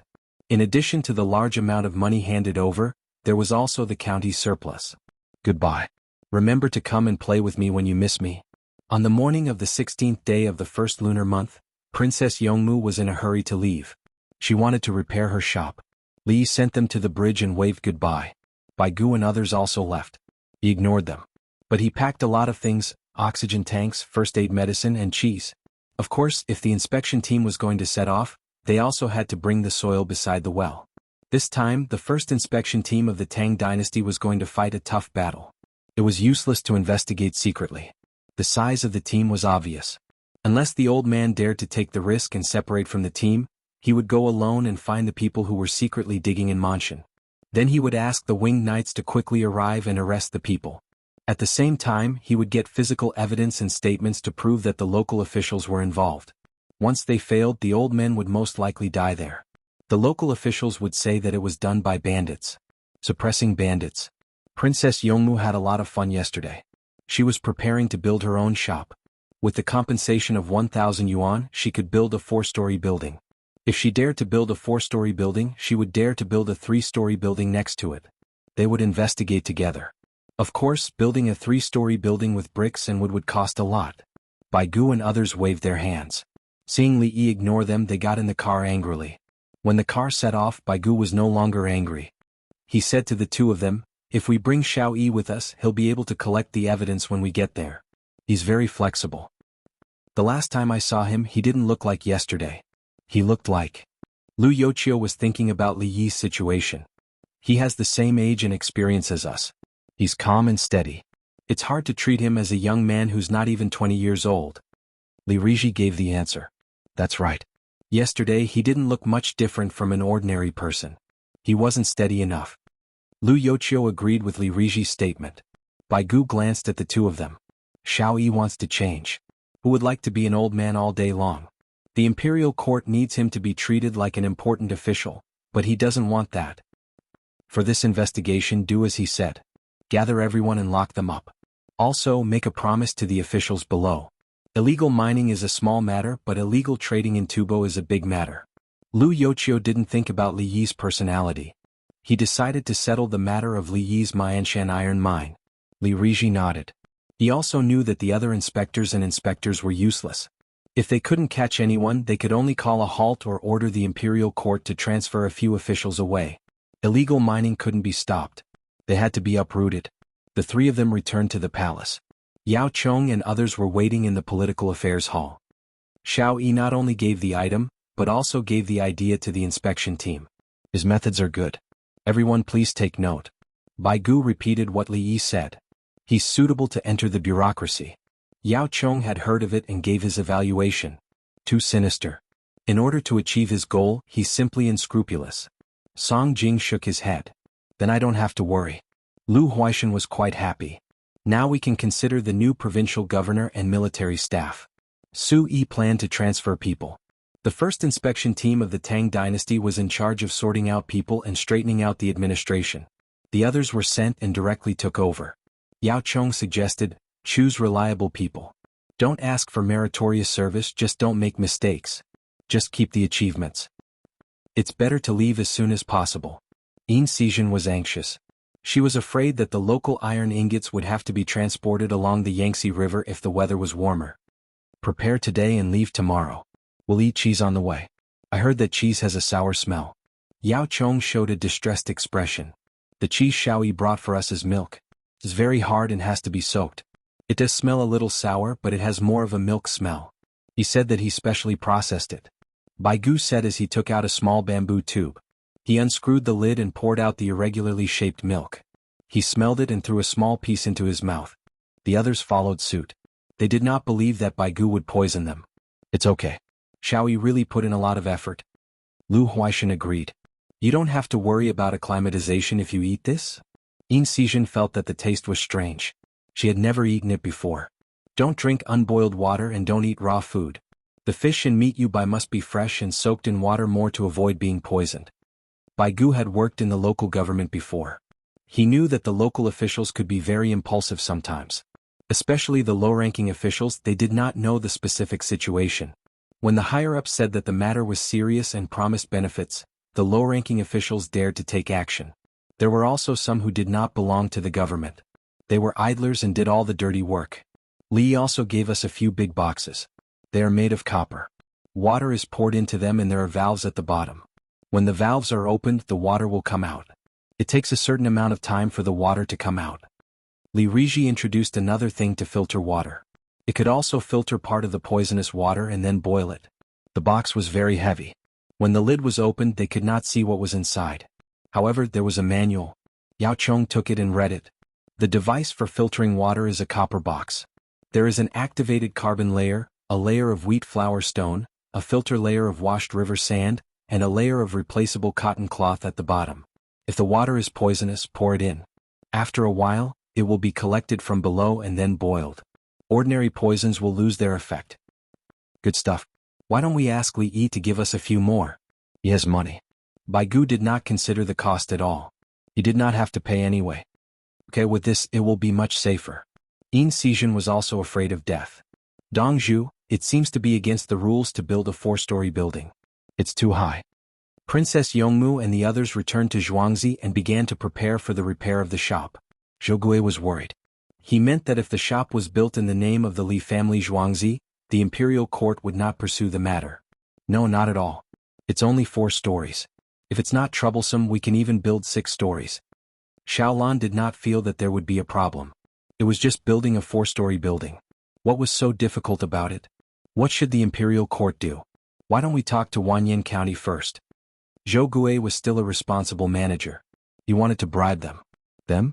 Why don't we consider the surrounding shops first? Building a tall building requires digging the foundation. It will affect the surroundings. Let's see if they want to build a new one. Xiaolan's thoughts were on not harming her neighbors. Brothers and sisters who were reading outside the station, if you have the ability, go back to Qidian to subscribe. There were also monthly tickets and recommendation tickets. The farmers bowed. Chapter 826. Light rain started to fall, and the people planting the greenhouses started to get busy. The greenhouses were made of silk, so the lighting wasn't good and the heat dissipated quickly. When the rainwater hit the cloth, it not only increased the weight but it also seeped down. The farmers started to put up straw curtains for the greenhouses. When the rain stopped, they would take down the straw curtains. The greenhouses couldn't be removed yet. They had to wait until May or June for the other vegetables to be produced. Only then could they earn more profits, especially cucumbers. Cucumbers required a high average temperature, and Li Yi's scientific estimate was 18 degrees Celsius. It seems like there isn't much chaos today. It's suitable to restore the people's livelihood and continue to build roads. Zhang Jiuling is in Guangzhou and isn't in a hurry to come back. Li Yi finished copying another medical book and felt that it was about time. There were many medical books and many of the contents were repeated. Some even had some changes. He didn't need to copy every single book. He just needed to combine the contents. Putting down the brush, he mumbled to himself as he thought about this year's matters. He knew that some history had changed. The surrendered households that were most likely to rebel had been moved to the side. There was one less war and many people were saved. Li Longji didn't run to Luoyang. He stayed in Chang'an. The positions of the officials were much different from in history. Zhang Shua ran to Hunan, and Baigu didn't die. Wei Zhigu was still the Minister of Works, and Song Jing was still the Minister of Works. According to historical records, Guozhiyun attacked Tubo in the Jukka region in July, and it was very successful. Would he attack again this year? Would the Sulu tribe lead Tubo and Abbasid Caliphate to attack the 4 towns of the Tang dynasty? Ingzhou's commander-in-chief manor had become 4 commander-in-chief manors, and there were many surrendered households in Bingzhou. Should they keep the Celestial Army or continue to move inland? They had the seeds for Zhanqing rice. They planted it themselves. Hunan and Luoyang started to rent the land and collect taxes. Restore the original names of the Secretariat, Menxia and Huangmen provinces. This is a small problem. Also, restore the records no matter what happens. Zhuangzi doesn't need to do so. Yes, Princess Yongla to marry the Khitan king. No, we won't. If he has the ability, he will rebel. Actually, it's not a problem for me to copy out the books written by Qinyuan Hall. No, it's a waste of time. Let them do it. Dictionaries are ready now. Zihai is not in a hurry. Make more money to print dictionaries and rent them to the people. Rent them at a cheaper price. 1 coin a month. It was a new year. Li Yi was thinking about which historical things he could use and which changes he could grasp. He found that the historical data was getting more and more out of line. While he was influencing the capital office, the tax revenue from the imperial court had increased, and the situation was different. The ice sculptures in Chang'an melted, and the people helped to send them out. The streets had been cleaned up. Otherwise, the rain would turn into water and make it look damp. It was obvious that the sleigh would not be able to move. Fortunately, the roads to the various counties were paved with stones, so the main road was not so muddy. Everyone was waiting for the water in the water net to be able to move the boats, so that they could step on the boats and travel back and forth. The capital magistrate ordered the people to continue burning the Kong beds. The spring weather was humid and the cold wind was bone-chilling. They had to continue burning for a period of time to avoid getting sick. Yuan Qianyao was changed from the prime minister position to the governor. He didn't seem to be very negative, instead he became more proactive. At least he was still an official in Chang'an. His position was not low.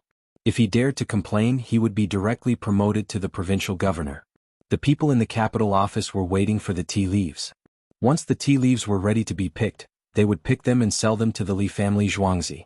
The people knew that the Li family Zhuangzi earned tens or even hundreds of times the money from the tea leaves, but they didn't feel that they were losing out. If the Li family Zhuangzi earned more from the tea leaves, they would definitely use the money to help build roads and improve the people's lives. In the eyes of the people, it was equivalent to selling the tea leaves and reaping benefits. In the past, when the people talked about building roads, they didn't think much of it. Whether the roads were good or not, they would still walk. When all the roads in the capital office were paved and all the villages were connected, the people finally realized that things were different. The speed of travel was much faster than before. After a large number of livestock were used, the time saved could be used to do a lot of profitable work. When the people were preparing for this year's good day, Li Qingqi ran over to Li Yi. Before the roads are paved, the last batch of fresh food is still fresh. Eat it sparingly. When the weather warms up and there is no more reflux, we can continue to transport frozen food from Dengzhou this year. We stored a lot of ice last winter. Li Qingqi came over to deliver frozen seafood, including oysters, scallops, and hairtail. There was no need for sea cabbage. Sea cabbage and kelp, which were the expensive kunbu, could be dried in the sun. Is the sea cabbage selling well? Li Yi asked about the most worthless thing. He ate shrimps and hairtail just to satisfy his appetite. It's selling well. The price is high. The newspaper said that eating too much can cause neck disease, so everyone bought it. You even said things like iron and zinc. The people believe you. Li Qingqi didn't know whether to complain or be happy. He sent people to the seaside to sell the sea cabbage and the price was high. In the past, he paid the people at the seaside to help him pick up the cabbage, but no one ate it. When the newspaper came out and the Li family Zhuangzi said that the cabbage was good, the people immediately ate it. The newspaper was not only published in the capital office. The people at the seaside began to pick up the cabbage themselves. They dried it and sold it. The businessmen ran over to buy the cabbage, and Li Qingqi sent people over to pay extra. If they were not familiar with each other, the people at the seaside knew that those people were inextricably linked to the Li family Zhuangzi in Chang, and so the price would be higher. Relying on the reputation of the Li family Zhuangzi, the people at the seaside gave a discount and limited price. They also said that if Li Dongzhu came in person, they would give all the cabbage to him. Brother Yi, the people at the seaside all said that they would pick up whatever you said was good, and then dry it to make more money. They said that they hoped that you would go to them. Once you go to them, you will be home. They can guarantee anything. You are now. Don't worry about not knowing friends on the road ahead. Who in the world doesn't know you? Li Yi smiled and said 2 lines of Gao Shi's poem. Gao Shi had not written it yet. Good poem. I copied it. I know. Actually, if you can't eat seafood, spinach, celery, and mustard are also good.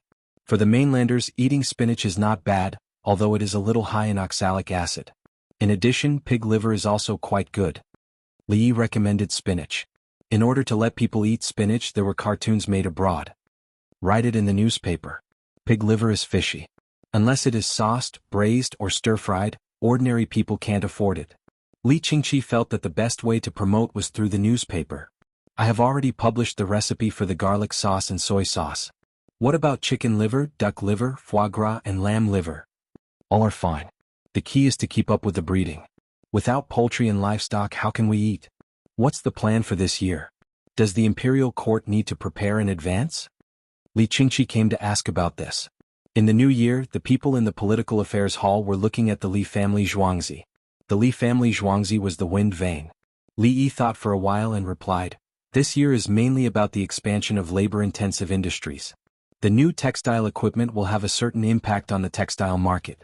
Internal consumption and external exports will both be promoted. The local authorities will encourage mining and prospecting."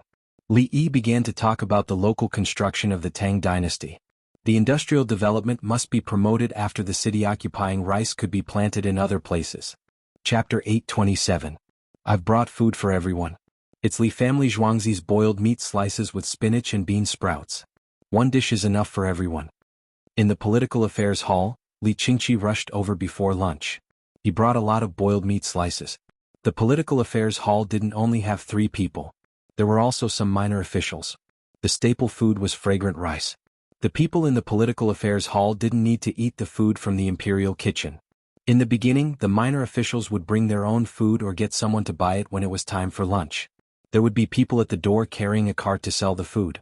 But ever since Li Longji became rich, he took care of the meals of all the officials. The result was that the Jiang family went to the officials to bully others. The officials didn't dare to do so as there were many bonuses and benefits. It was easy to bully others. But after the bullying, others would find a lawyer to sue the officials for free. King Song, have you gotten the answer? The 3 prime ministers of the political affairs hall weren't focused on eating. Let's eat first. We'll read it after eating. Otherwise we'll have a headache. Li Qingqi decided to eat as well. Let's read it first. Otherwise we'll vomit after eating. Why can't Xiaoyi speak properly? Bai Gu glanced at the boiled meat slices. There was a layer of oil on it to keep it warm. All right, let's read. Li Qingqi took out a piece of paper. I'll read it. Su Yi took the paper and sat down in a comfortable position. The current situation in the capital should focus on agriculture and farming. Farming should drive aquaculture, and aquaculture should promote farming. Place vegetable baskets and rice bags first. Under the premise of satisfying the needs of the people, vigorously develop aquaculture.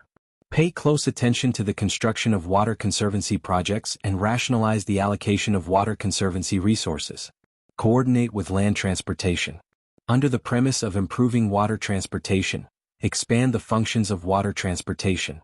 Rationalize the distribution of water baskets and water mills. Arrange the distribution of water handicraft industries without trapping, blocking, or limiting water. Expand the scope of employment and increase the number of jobs. Create a model pilot project for small handicrafts and labor-intensive industries. Create a people-oriented industry with different types of work as the benchmark. Su Yi flipped through 6 pages and read for half an hour. Finally he finished reading. His head was in a mess. Song Jing and Bai Gu frowned. Indeed, they were having headaches. Why was it so long-winded? However, if you were to say something wrong or if there was a problem during the practice, you would definitely be able to find out where you did not do it well. I've already explained everything clearly to you. Why did something still happen to you? Bai Gu rubbed his temples as he looked at Li Qingqi and asked, King Song, is that what Xiaoyi told you? How is that possible? This was written by Brother Yi himself. It's much simpler to explain. He told me that we can't stop growing crops, including vegetables, and we have to increase our breeding. Then he would see if he could raise fish. Now that there were more seasonings and cooking methods, the fish was quite delicious. For those who don't have fields to farm, the water wheels on the river should not be too dense, so that there would be sufficient water for watering downstream. He will come up with a solution and everyone will follow suit. It's very simple and not difficult at all. Li Qingqi shook his head and told the 3 of them what Li Yi had said. It was indeed simple for the 3 of them to comprehend it in an instant, but what was the point of writing these things? Was he too free? As though seeing through the thoughts of the 3, Li Qingqi continued. Brother Yi said that the official documents had to be written like this. Otherwise, it would be difficult to convict someone of a crime if something went wrong. It might seem useless, but every single word is actually useful. It would be difficult for the local officials to change it privately. It's difficult to even comprehend it, let alone change it. Song Jing was convinced that there was nothing wrong with it. Let's rest for a while before eating. Where's my oxygen bag? I can take 2 breaths. Bai Gu went to look for an oxygen bag. Su Yi and Song Jing also returned to their offices. A moment later, each of them returned with an oxygen bag and inhaled it. After inhaling the oxygen, they felt much more comfortable. Are these for the officials to see? For the various counties. Song Jing decided to print it and send it to the local officials. No, these are for you to see. If you continue to implement it, it will be your fault if something goes wrong. I've already explained everything clearly. Li Qingqi shook his head. The handicraft industry means the textile industry? Using the textile equipment designed by Xiao Yi to operate? Bai Gu asked for the details.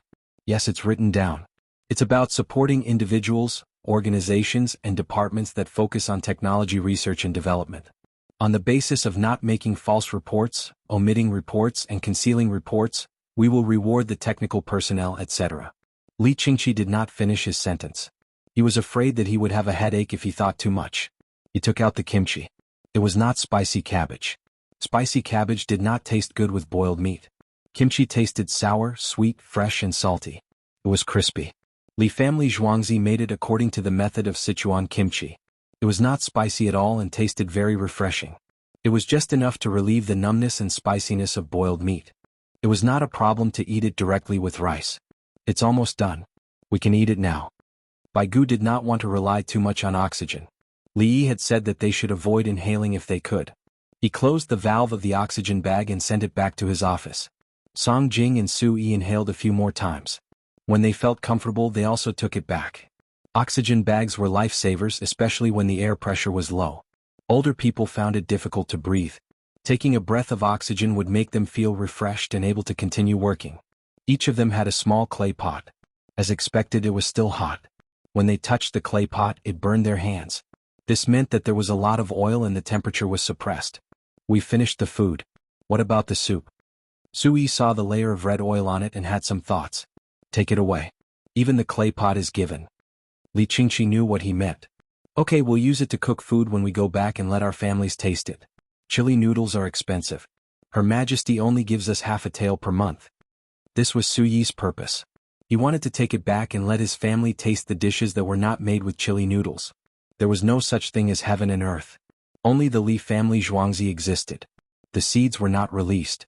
If the people in the palace wanted to eat it, they had to find Empress Wang. Empress Wang helped to order the dishes. The seeds in the dishes were all ripe. If the kings wanted to eat it, they had to tell Li Qingqi. Li Qingqi would go and get it. The price was high, and the Ministry of Revenue would take half of the tax.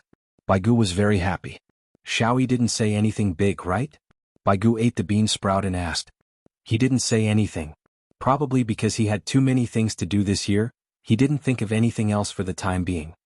King Song recalled his conversation with Brother Yi and confirmed that he didn't say anything. Let's hurry up. Who knows when he'll suddenly think of something and blow things up.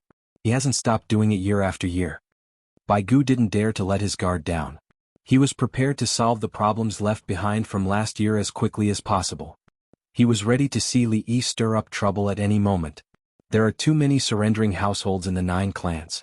Should we move them to the interior or set up a new army? Song Jing talked about the matter that Li Yi was pondering. Li Yi didn't know what to do either. They had to wait for the imperial court. If we move them, we have to settle them down like we did in Huazhou and Tongzhou. If we don't set up a new army, the pressure on the House of Subjugation will be too great. Sui didn't know what to do either. He knew the pros and cons, asked Xiaoyi. If he can make the arrangements, we won't have to worry. In the Tang dynasty, other than Her Majesty who has more authority than him? Bai Gu threw the question out. Chapter 828. Time to work, time to work. Use the river sand we dug out last year to pave the road and fill in the cracks. While Bai Gu and the others were eating, the rain stopped. The Southwest barbarian captives' days of rest and language learning were over. They pushed the wheelbarrow with picks and shovels to soak in the sand by the river. The river sand they dug out last winter was cleaned up along the way. The silt was used to fertilize the fields and the river sand was put together. In winter the river sand was frozen solid. After the rain it was still hard and frosty inside. They needed to use picks to dig out large pieces of sand. They put them on the wheelbarrow and pushed them to the gravel road. After winter, some parts of the gravel road were swollen and some parts sank when the rain fell. They had to be flattened with sand and shovels. Otherwise they would continue to sink and become a depression. The common people had finished weaving cotton and sorghum stalks. Since they had nothing else to do, they helped to repair the road. The imperial court provided free soup, black bread and pickled vegetables. The common people didn't get paid, but they were willing to repair the road. The common people of the capital government didn't try to be polite. They felt that they had taken advantage of the situation and quickly reported it to the imperial court. Of course, the captives couldn't stay idle. Their bodies were better than when they were fighting the military forces of the Tang dynasty. To put it bluntly, the food they ate when they were soldiers was not as good as when they were captives. The Li family Zhuangzi gave them plenty of food. The Khitan captives were once again in charge of management. Their families were all here. Now they were working and didn't feel like captives anymore. A group of people left and returned to Khitan to help with spring plowing and trade arrangements. They had knowledge, experience and plans. The 16 guards sent out a small number of people to watch over them. For every 100 captives, there were basically 3 people watching over them. The captives didn't have any other ideas. They worked hard and learned, hoping to become officials when they returned. Those who didn't want to go back told the Li family Zhuangzi about the situation at home. The Li family Zhuangzi went to the southwest to find people and bring their families out. The latest news showed that more than 2,000 families had arrived in the Tang dynasty's territory. The soldiers in the southwest were in charge of them. When the weather got warmer, they would go south along the Yangtze River and walk through the canal to the Yellow River. When they arrived, they would be given a house to live in. They wouldn't live in their own shacks and tents. There were also some who were very angry. They had been captured, and their wives and children were with other people. These people held their breaths and worked hard, hoping that one day they could go back and take it back. Obviously, they wouldn't rebel even if he asked them to. They had nowhere to run. Even if there was a chance to steal a horse, how could a horse outrun the 3 horses of the winged knights? Sprinting to the side of the mountain and taking the land route, they had to cross the mountains and the Qinling Mountains. How many people did they think they could survive in the Qinling Mountains? Or go all the way west and take the plank road, where the people on the plank road won't stop you? Therefore, with picks and shovels in hand, they had no other thoughts. They only hoped that the person in charge of guarding them would give them a good evaluation in the book so that they could accumulate more points and exchange them for more resources. It's actually not the right time to build roads, but it's too late to catch up. Li Yi looked at the people on Zhuangzi Highway plowing the soil by the cement road and estimated the situation. It was just the beginning of spring and the roads had been smoothed out. When the rain increased and the temperature rose, the roads would continue to be repaired. If they didn't fix it now, it would take a lot of work in the future. The people would be farming and wouldn't have the time. Even though they knew that they couldn't do their best, they still did it. After the repairs were done, it would be easy to repair it again after some time. There was no need to build roads on Zhuangzi Highway. All roads were made of cement, and there was space on both sides of the road. Manure was dug in, and after a few days, flower seeds were planted. After summer, flowers could be seen, but there were no shrubs. Songda and the palace maids and eunuchs stood at the side to listen and learn. They learned with a purpose. Even though they knew that they shouldn't build roads immediately, they still built roads. Administrative orders and actual situations might not always be the same. Many seemingly unreasonable administrative orders had special considerations behind them. Of course, these considerations didn't include forcefully rejecting other people's grain when it was about to be harvested. Behind these considerations were the bureaucrats, not the people's livelihood. The real consideration was to actively organize the people to replenish the seedlings or change to other crops when the flood was about to hit them. Even if they knew it was too late and that the other crops weren't good enough, it was still better than leaving the land idle. If they could increase their income, they would increase their income. Doing one's best to help the people get 40% of their losses and compensation. This was administrative flexibility. It was the same at the moment. After they knew it, they still had to fix it. If they didn't take the opportunity to fix it and fix it later, it would cause the people to delay their work. How could the people not know? It was like they were tidying up the land. Doing something was better than not doing anything at all. Li Yi told these words to Songda and the palace maids and eunuchs. This was called administrative, this was called the people's livelihood.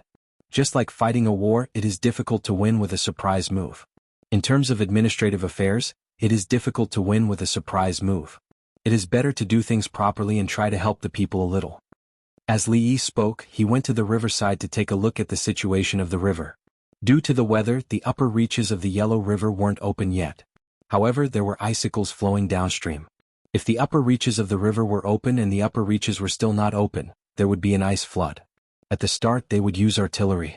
Later on, when their blasting skills were good enough, they would use explosives. If it really didn't work, they would still use artillery. The kinetic energy of artillery shells was the greatest. Li Yi didn't use explosive shells to blast the ice surface, but it didn't have much effect. Thus, if he felt that the ice flood would come, he would try to drill holes and use gunpowder to blast it. It would be more concentrated and loose. Otherwise, the ice flood would flood the North Protectorate Manor. There were also small icicles in the Ba River. They were irregularly shaped and collided with each other as they flowed downstream. Is there any news from Lantian County? Li Yi looked at the river and asked. No, the icicles downstream have been washed away. The river there is much better. The silt was cleared in autumn. Songda knew what Dongzhu was asking about. Lantian County was one of the counties that Zhuangzi focused on. It was connected to the Ba River and had many industries. Is there any news from Hoku Waterfall? Li Yi asked about another place. Yes, our people have finished building the boats there. Now the ice at the waterfall has been washed away. The big ice blocks above have not been seen yet. They said that they would have to wait for 10 days. Songda immediately replied. It wasn't easy for him to be in charge. Make the necessary arrangements. Don't be like Zhuge Liang in the Romance of the Three Kingdoms. It's useless even if you tire yourself to death. Li Yi turned around and looked at Songda. He was satisfied but also not satisfied. You have so many assistants by your side. When I ask you a question you let your assistants answer. Do you think I will look down on you? Songda smiled. It's just that other people are in charge. I just happened to take a look and remember it. Buzz, there was a sudden movement in the sky. A large flock of pigeons flew in circles with whistles. Some of the pigeons fell behind and flapped their wings to return to the group. Some of the pigeons realized that they couldn't catch up with the pigeons and took a shortcut. Jiang is quite good. Good carrier pigeons will take the initiative to hide in the bushes when the enemy is near. They will fly close to the ground and after flying for tens of feet, they will return to the bushes. When they feel that they are safe they will fly up into the sky and fly towards their nest. The grassland will raise eagles to deal with them. Li Yi saw the pigeons and was satisfied. However, he had his own opinions. Chapter 829. The palace maids and eunuchs scribbled notes again. Who knew that carrier pigeons could be so capable? Dongzhu, it's not easy to raise an eagle. Songda said. Jiang Jiao knows how. Didn't he join the regiment? Let him raise one. I'll pay for it. Li Yi thought of someone. Zhang Jiuling knew how to raise pigeons. Someone in the future made up a rumor that he and Han Yu were good friends. That was pure nonsense. But Zhang Jiuling really did raise pigeons and they were not bad. Jiang Jiao was also good at raising eagles. He and Li Longji met because of eagles. Li Longji knew how to raise both pigeons and eagles. He couldn't ask Li Longji to do that job, could he? Li Longji knew many things but he was only in charge of court affairs. Li Yi thought of Jiang Jiao. People should make the best use of their talents. For example, Zhong Xiaojing was now studying the Sea of Words. He was doing well with dictionaries. Zhuangzi's movable type printing was old Zhong's calligraphy. It was beautiful. He heard that old Zhong was proud when he talked about it. He was living a good life. Dongzhu Jiangjiao followed him to He province. Will he fall sick and die there? Songda knew the situation and was worried about Jiangjiao. Impossible. He has a long life. If not for, I can't be an official. It's too tiring. Being an emperor is even more tiring.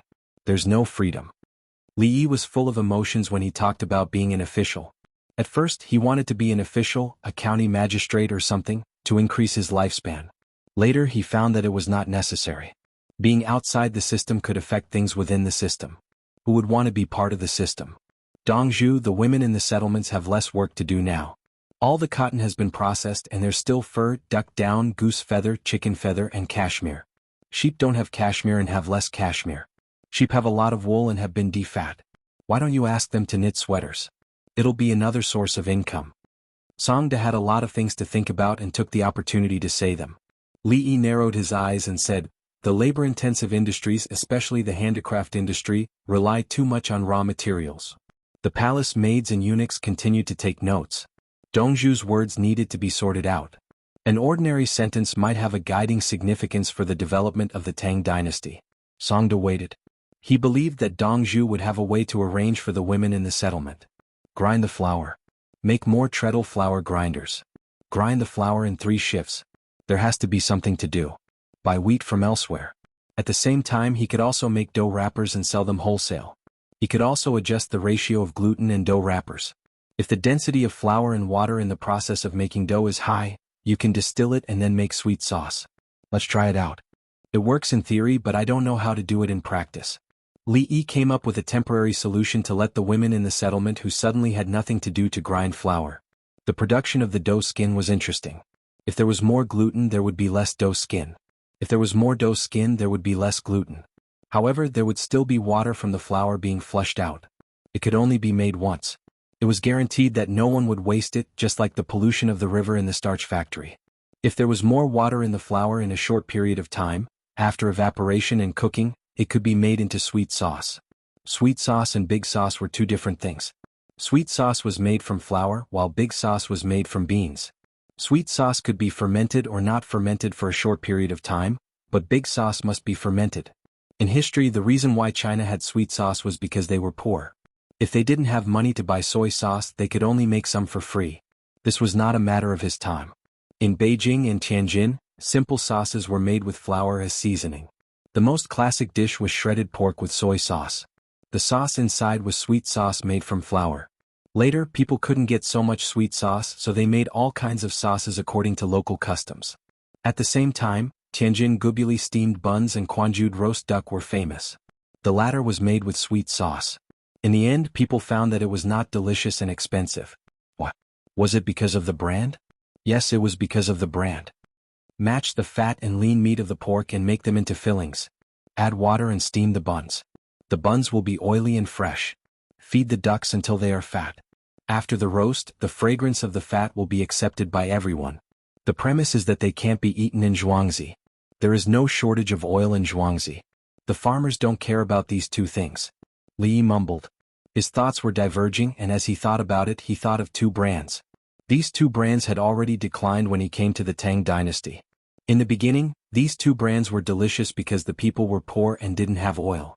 Fat ducks loved to eat them, and buns with water were more fragrant. When the people didn't lack oil, they ate these two things for the sake of tasting the freshness. No one wanted to eat them every meal. This was inflexibility and lack of flexibility. They didn't make their brands big until the sun set in the west. For example, when the country was just founded, Old Qin even organized the production of aspirin. At that time, people said that aspirin was available overseas and was cheap. Why should they make it themselves? At that time, under the central government's politics, this kind of talk was considered short-sighted. Later, when the electronic industry developed, some idiots said that they didn't need to produce and research their own technology. In the end, they said that they wouldn't give you chips and they wouldn't give you chips. The idiots who shouted about the division of labor in the global village didn't say anything. Weren't they quite happy at that time? If there was no aspirin, it was written in the textbooks. It was not a problem to shout about the division of labor in the global village. They had already experienced things including the atomic bomb. How could they be so stupid? Not forgetting the past was a teacher for the future. Other people were idiots, but Li didn't want to be an idiot. He said to Songda, "Tell the Zhuangzi workshop that every time they develop a new thing, give them a reward of at least 10 yuan. Of course, there is no freedom. They can forget about leaving the Li family Zhuangzi for the rest of their lives. However, they will allow their children to be officials. If their children can't pass the exam, I will directly arrange for them. They will get what they deserve." Yes. Songda replied with a word. He remembered it and continued to encourage the workshop to do research, even if the investment was huge. Li looked at the palace maids and eunuchs again. The country is different, so the politics will change. The internal and external are different, so the people will change. The doctrine of the mean is neither left nor right. The doctrine of the mean is not in the middle. It is like riding a horse galloping, combining movement and stillness. It is also like a bicycle, seeking balance in motion. What cannot be changed is the momentum of a towering mountain.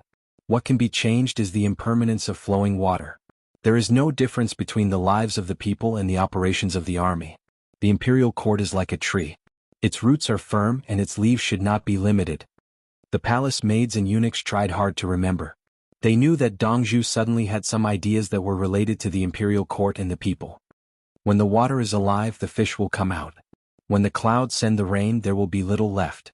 Li said again and walked back with his hands behind his back. He didn't want to say more. It was too deep and meaningless.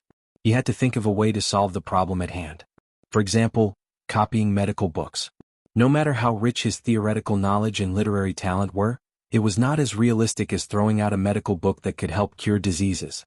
Otherwise, he could invent new tools that could save the people's time and solve the problems of the people's livelihood. Remember to remind me how many large vats there are. I will earn more money and let the imperial court fork out some money to deal with the pollution of the cesspool. In detail, Li immediately thought of a situation. The methane pool was not successful. It was easy to deal with the pollution of the soil, but it was a problem of money. Chapter 830. The palace maids had stars in their eyes, and the eunuchs, it didn't matter whether they had stars in their eyes or not. In the eyes of the palace maids, Dongzhu could influence politics and the people's livelihood with a wave of his hand. He could be ambitious but instantly fall to the common people. In the beginning they were talking about administration, but in the blink of an eye, they were talking about the specific situation. It was a pity that Princess Yongmu didn't come, otherwise Dongzhu would be a different person, the kind that was fun to play with. Dongzhu changed as soon as he met Princess Yongmu. It was interesting. That night, Li Yi's words and the copied medical books were sent to Xingqing Palace. Li Longji flipped through the medical books a few times and put them aside. He kept the original copies, every one of them. The copied copies were printed without missing a word and sent to all parts of the Tang dynasty. Li Yi never cared about the original copies. Li Longji knew that Li Yi cared most about whether the people of the Tang dynasty learned the contents of the books well and applied it to the common people. He picked up the book of Li Yi's daily words and sighed after reading it. What did Uncle say this time? Empress Wang took it and read it. Isn't it normal? Whoever gets Li Yi gets the world. Empress Wang didn't think there was anything wrong with it. It had always been like this, and all the officials who were qualified to know the situation agreed. Whoever got Li Yi's assistance could stabilize the world. Li Yi's knowledge was from top to bottom. He could give advice today and tomorrow he could lower his head and farm. It was hard not to be convinced. He knew everything. He had no problem being the prime minister and he could also be a craftsman. If he wanted to teach, he could teach. If he wanted to practice medicine, he could practice medicine. If he was happy, he could even cook for himself. Li Longji shook his head. No, I was thinking that if I met Brother Yi before I rose, fewer people would die. No, more people might die. He killed people without mercy. I believe that at that time, if Madame Wei and Enlu could poison Zhongzong, Uncle could poison them. Uncle had always liked an eye for an eye and a tooth for a tooth. Moreover, he was even more aggressive when he killed people. He never cared about the lives of others. Empress Wang knew Li Yi quite well. Don't be fooled by Li Yi's appearance. When he made his move, he was absolutely decisive. Watching him kill people, so many people were sniped by him. Most importantly, he didn't look uncomfortable at all after killing the man. He looked very normal. How strong was his mental fortitude? Normal people wouldn't be able to do it. As for the many people who had offended him, he didn't kill them because he felt that they weren't worth it. Including the Jiang family who wanted to take over Princess Yongmu's land. Li Yi wanted to see how the other party would act. The Jiang family was smart. They hurriedly sold their goods and paid for their shops. They did not struggle and looked for Li Linfu, but Li Linfu did not help. Otherwise, Jiang Jiao. Alas. Li Longji sighed again when he thought of the people he knew before he became the emperor. Empress Wang walked over and snuggled up to Li Longji. Li Yi didn't see this situation, or else he would have sneered. Jiang Jiao knew you when you were the emperor. You were defeated by him. Empress Wang, before you became the emperor, your life was so hard. You couldn't even eat a bowl of noodles on your birthday. The empress's father pawned his leather jacket to make noodles for you. Empress Wang supported you all the way to become the emperor. What happened after that? Li Yi really didn't know that Li Longji and Empress Wang were showing off their affection. He was designing the blueprint according to the data on the data. The 30,000 recruits were all in place and were undergoing training at Mount Taibai. Mount Taibai was also covered in snow in summer. It was also a royal resort. There was a royal palace on Mount Taibai. The royal family had occupied all the good places around the capital office. There weren't any hot springs among the commoners. The only hot spring was behind Drunken Immortal House, which was no different from the royal one. The royal family couldn't occupy the hot springs deeper into the mountains. The commoners knew there were hot springs, so they wouldn't travel so far just to take a bath.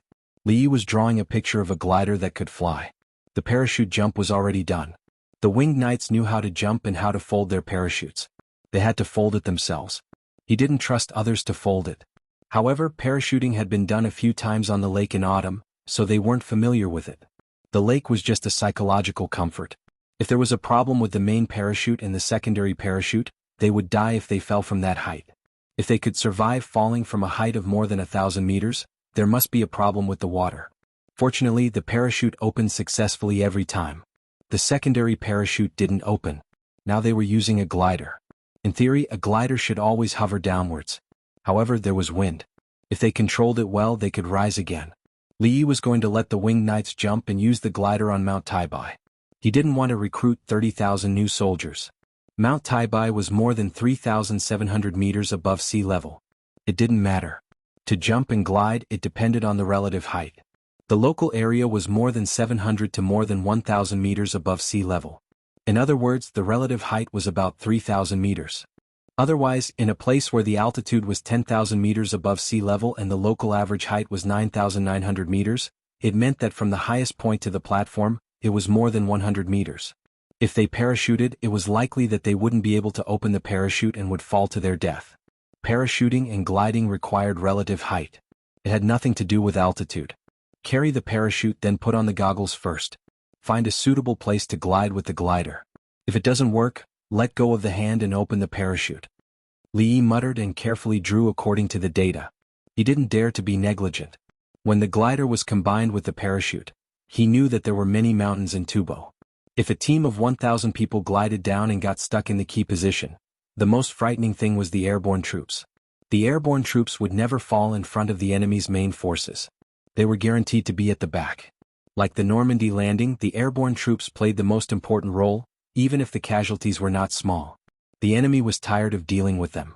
One by one, the strategic positions were occupied by the airborne troops.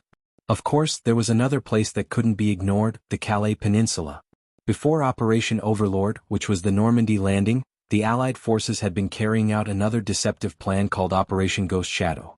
It targeted the Calais Peninsula, including the extras who played the role of Montgomery. There was also a large number of artillery attacks. The Normandy landing was successful because most of the enemy's forces were tied down. Even if they paid a heavy price, the strategic goal was achieved. So, the glider troops of the Tang dynasty also need to be coordinated by the ground forces. The airborne troops must directly hit the enemy's important positions. Li Yi thought about the classic battle process, the tactical deployment, and the strategic goal of the winged knights in a new position. Based on what he knew about the application and technology of the airborne troops in the classic battle, as well as the strategic and tactical deployment, the people in the political affairs hall didn't even dare to think about it. The support of the skeleton, the material of the skeleton, the angle of the glider wings, the direction of the wind, and the height of the wind. Taibai Mountain needs to be located at a suitable place.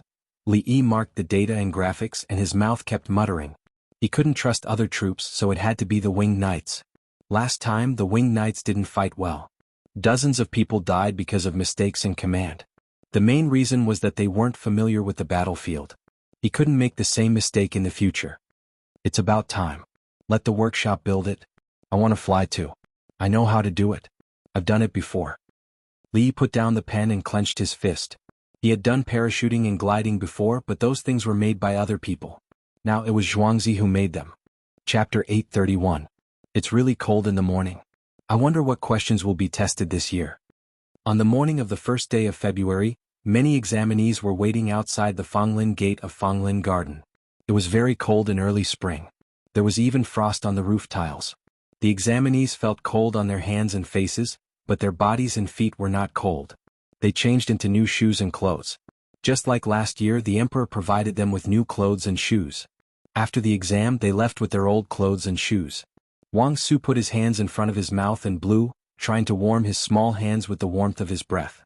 The three people who went to Liangpa village to be village officials were beside him. They got along well. They're coming. One serving each. Don't eat too much. Go inside and sleep. The imperial court's carriages came out. Stacks of pottery bowls and bamboo chopsticks came out. A large barrel was filled with mutton stew and lean meat. Some examinees might have a stomachache if they ate too much without oil for a few days. There were also tea eggs, cucumbers, pickles, and steamed buns. Each person was given half a bowl of mutton. A big steamed bun was placed on top of the soup. The tea eggs and pickles were soaked in the soup. There were many examinees this year. Those who did not pass the exam and went to be village officials in the previous years all had to take the exam. There were also new examinees from various prefectures squeezing on the road. The imperial court is getting richer and richer. They're willing to pay for floor heating, clothes, and the 4 treasures of the study. This year, I must pass the exam and become a good official who works for the people. Xia Hao held his mutton stew and squatted beside Wang Su. Wang Su looked at the people in front of him enviously. They were all examinees. The difference was that they did well as village officials. Without taking the exam, they were already exiled officials. If they were not exiled first rank, they would be exiled second rank. These people did not need to take the imperial exam. There were places to arrange for them. They came to take the exam because they wanted to be promoted to a higher rank after passing the exam. If they passed the exam, they would be promoted faster. If they did not pass the exam, they would be able to enter the 9th rank after 2 years. Like Wang Su, after studying hard, the village gave him a good evaluation. He had the identity of an exiled 6th rank, but there was no place to arrange it. Unless he continued to be a village official. The minor officials in the county were all exiled 3rd rank and above. The capital government did not lack officials. In fact, all the examinees who went to the countryside had an exiled official. The most was a 7th rank official. It was a reward for them. At the very least, they could read and write, which was many times better than ordinary people. If they were not even given an official position, how were they going to live? The officials from the Li family Zhuangzi who passed last year's exam have replaced us as village officials. Do you think they will be rejected? Not far away, someone was talking with an expectant look. Everyone knew what he meant. You passed the exam and you even got first class. When you reached the village, you were still not as good as us. What did that mean? Brother Donglai, who went to Liangpa village. Will he do well? Chai Baohong asked Wang Su. Wang Su took a sip of the hot soup. We've all been to the Li family Zhuangzi before. Do you really need to explain how Li Dongzhu teaches people? If there were people who wanted to see him make a fool of himself, just wait and see. Those 220 students would not be given away for nothing. Previously, the 40 students became county magistrates, and their limelight overshadowed the county magistrate and deputy county magistrate. That's true. Other people with Li family Zhuangzi's background would try their best to get promoted quickly, but they aren't in a hurry. Zhu Wen expressed his admiration. Out of the 42 students, the best was first class.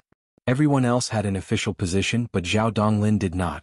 However, someone in the imperial court said that whenever Zhao Donglin wanted to be an official, he could join the army. If he waited a little longer, he could be promoted to provincial governor. Zhao Donglin was in charge of 41 students and mobilized 20 counties in the imperial government. Wasn't that just being a provincial governor? Being a provincial governor was nothing more than military affairs.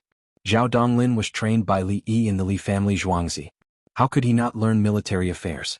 The others were still working hard in their positions as registrars and county officers. They never mentioned anything about being promoted. It's a pity that I didn't make it, Xia Hao said and lowered his head to eat cucumber and pickled vegetables. He regretted it. The Li family Zhuangzi had given him 2 chances, but he had rejected them both.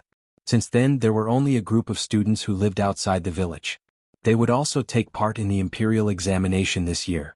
On normal days, they would help the people to file lawsuits for free. After being baptized by the village officials, those who had become officials outside the village were not so arrogant anymore. The new examinees were different. They felt that they were more confident and easy to take the exam. They were outstanding people in their local areas. Therefore, they gathered together and looked relaxed. They thought that the imperial examination was just a formality for them. In Liangpa village, which was mentioned by Wang Su and the others, a man in a military coat was recording the location of the toilets. Changyu, come and eat some steamed buns. They are stuffed with pickled vegetables and oil dregs. A woman called Zhou Changyu. Zhou Changyu was first class in the imperial examination last year. He was arranged to be a village official in the village. He did not look like an official at all. If it were not for his straight back, he would look no different from a farmer. His face showed that he had been through hardships. There were even small cracks on his hands. There were skin cream and hand cream, but he did not use them. When he arrived at the village, he first looked at the toilets, the size, the terrain, and the surroundings. He took out a notebook and wrote and drew. He smiled at all the villagers. He did not ask the village chief, Chen Mo, for the account books. He knew how to behave. How could he ask for the account books casually? Third Madam Chen, I have leftovers from last night. They won't go bad in the cold weather. I can heat them up when I go back. Zhou Changyu smiled and waved his hand to refuse. The woman came over and pulled his sleeve. Heat up your food at noon. Eat steamed buns in the morning. I have money. I don't need a pair of chopsticks.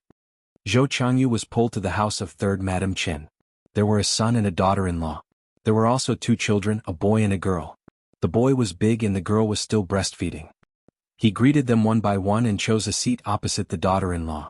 She was pregnant with a baby. Little Zhou, you have been here for some days. All you do is look at other people's houses. Don't you have any ideas?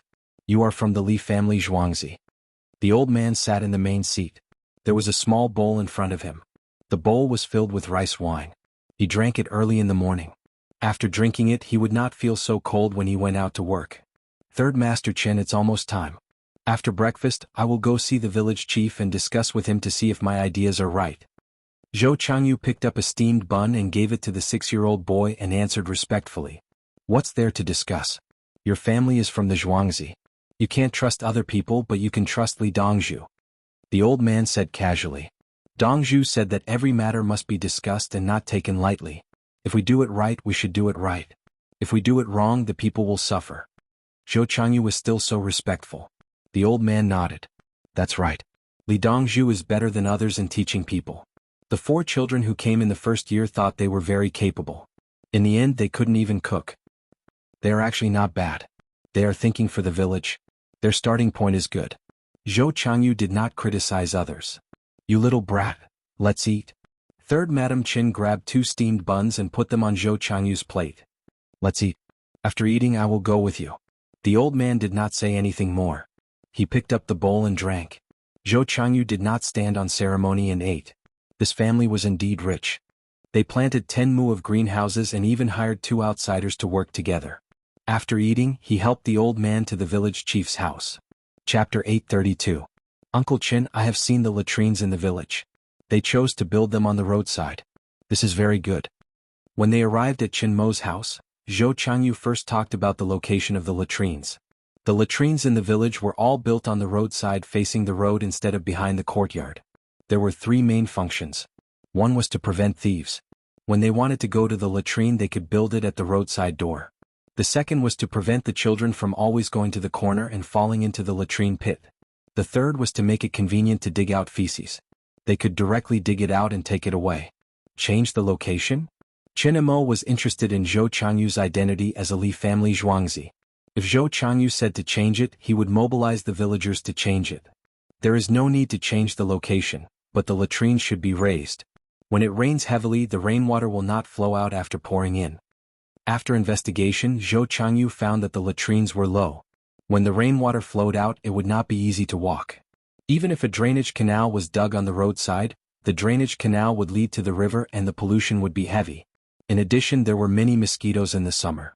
People would get sick easily and their quality of life would be affected. Is the project big? How long will it take? Qin Mo considered everyone's free time. It is just the time before the spring plowing. The latrine pit needs to be cleaned and composted. As long as we build a public latrine to solve the living problems in the next few days, we can quickly build a new latrine using the original pit. Zhou Changyu took out his drawing and showed it to Qin Mo. The latrine pit was partly filled, the surrounding area was raised, and a large pottery vat was placed on top.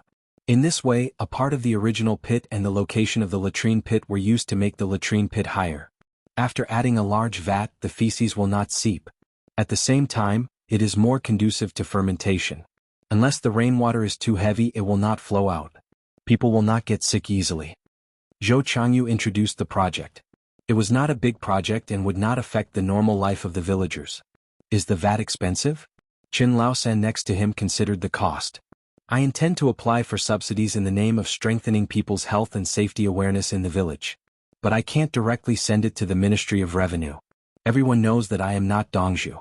I don't have the ability to invite the Minister of Revenue to have a meal at my house. I will apply to the county. The county magistrate will consider whether it is cost-effective to provide a large vat for the people's health. Zhou Changyu did not think of asking the villagers to bear the burden. The villagers were responsible for digging and building. Is the imperial court involved in this matter? Third brother Qin felt that this was his family's problem. Why should the government pay for it? Third uncle, if we don't get sick, we'll work more. The more we work, the more food we'll harvest. In the winter, we'll pay more taxes for planting greenhouses. We have increased taxes for the imperial court, and the imperial court has to give us a portion of it. Tax is taken from the people and used by the people. That's true. Qin Mo, the village head, nodded his head. That's right. The village had to pay taxes to grow vegetables in greenhouses. When the villagers went to Chang'an and the county to buy things, the merchants had to pay taxes. After paying the taxes, the merchants would raise the price. When they bought things themselves, they had to pay taxes. Third brother Qin thought for a moment and nodded. That's right. If we don't fall sick, we can do more. If we fall sick, how much less work will we be able to do? The whole family has been dragged down. If that's the case, I will go and apply for it. Uncle Qin, please help me talk to the villagers. Zhou Changyu proceeded to the next step. Will the county agree? Qin Laosan expressed his concern. There are also people from Li family Zhuangzi in the county. This matter is reasonable. How can they disagree? Be careful that Li Dongzhu impeaches them. Qin Mo felt that there was no problem. It was reasonable for the village officials of Li family Zhuangzi to ask the county officials of Li family Zhuangzi for a vat. With the county magistrate and deputy county officials, how can they disagree? Okay, I can do it. It's just 2 days of work. My daughter-in-law needs to feed the children. She doesn't need to do any work. Third brother Qin felt that he had made a profit. Qin Mo was doing this for his own good. Everyone knew that it was easy to fall sick with feces. Now even drinking water was boiled. Most importantly, he had made a huge profit. No matter where the vat was used, it would be his family's. Also, the canal in our village is a mud canal. I want to apply for cement to build a cement canal. It will be easier to clean. Grass sticks, tree branches, leaves and soil will be added in. No matter if it's scooping or pushing, it will be easier than the previous canal. I will apply for cement. Can the village's public funds be used to hire people from the workers' union to help with the work? Zhou Changyu lowered his voice. He needed money. The village's money belonged to everyone. The cement canal by the roadside of the county? Here, free cement. It's worth hiring experienced workers to do the work. Qin Mo thought for a while and agreed again. What's the point of keeping the money? We can't give birth to babies. Life is better now. We can't let the rainwater not drain the canal. Let's make it lower. 2 inches. Third brother Qin agreed. Now that his family had money, he started to pursue quality of life. When it rained, the mud canal was not easy to clean. Especially when the soil was washed down, it would mix with the mud in the canal. The canal was always blocked. When everyone scooped up the grass sticks, they had to scoop up the mud. It was very tiring. Now that he did not need to pay for the cement, he was benefiting from it. Qin Mo showed a worried look. It's all thanks to Li Dongzhu, okay? It has nothing to do with Dongzhu. When I apply, I will report a project that also uses cement. Then we will pay taxes and raise pigs. The pig pens on the cement floor are easy to clean. The male pigs who are not breeding pigs will be able to grow quickly. Originally, I wanted to bring everyone to raise chickens. Since everyone is raising chickens, there is no need to centralize the management. Zhou Changyu said another way to help the village develop. The village's money? Qin Mo did not want to pay any more. There are 3 models. One is to completely bring in the merchants. We will provide the land and labor and share the profits with the merchants. The other is to completely pay for the village. When the time comes, all the expenses will be deducted and the money will go to the village. The other is that the merchants will pay a part of it, and the village will pay a part of it. The village will have more shares. Zhou Changyu raised 3 fingers. Each model had its pros and cons. The risks and benefits were directly proportional. The Li family Zhuangzi will pay? Third brother Li's eyes lit up. The Li family Zhuangzi can pay, but it doesn't have to be the Li family Zhuangzi. Other merchants who are willing to invest can also do it. Zhou Changyu shook his head. He did not intend to force Zhuangzi to invest. He would talk to other merchants. Qin Mo pondered again. After a few seconds he asked, how many pigs should we catch to raise? Zhou Changyu raised 2 fingers. 200 pigs. It's too big. The imperial court will not give so much cement. If it's too small, it can't be scaled. You know how to raise pigs? So many? Qin Mo asked again. Zhou Changyu smiled. Yes, Dongzhu taught us. The Li family Zhuangzi has more livestock and poultry. We have to learn and we have to work in the pig farm. We will raise them. We don't need anyone else. The village will pay for it. If we lose money, we lose money. Qin Mo was bold. In fact, he believed in Li. The people taught by Li would not be bad.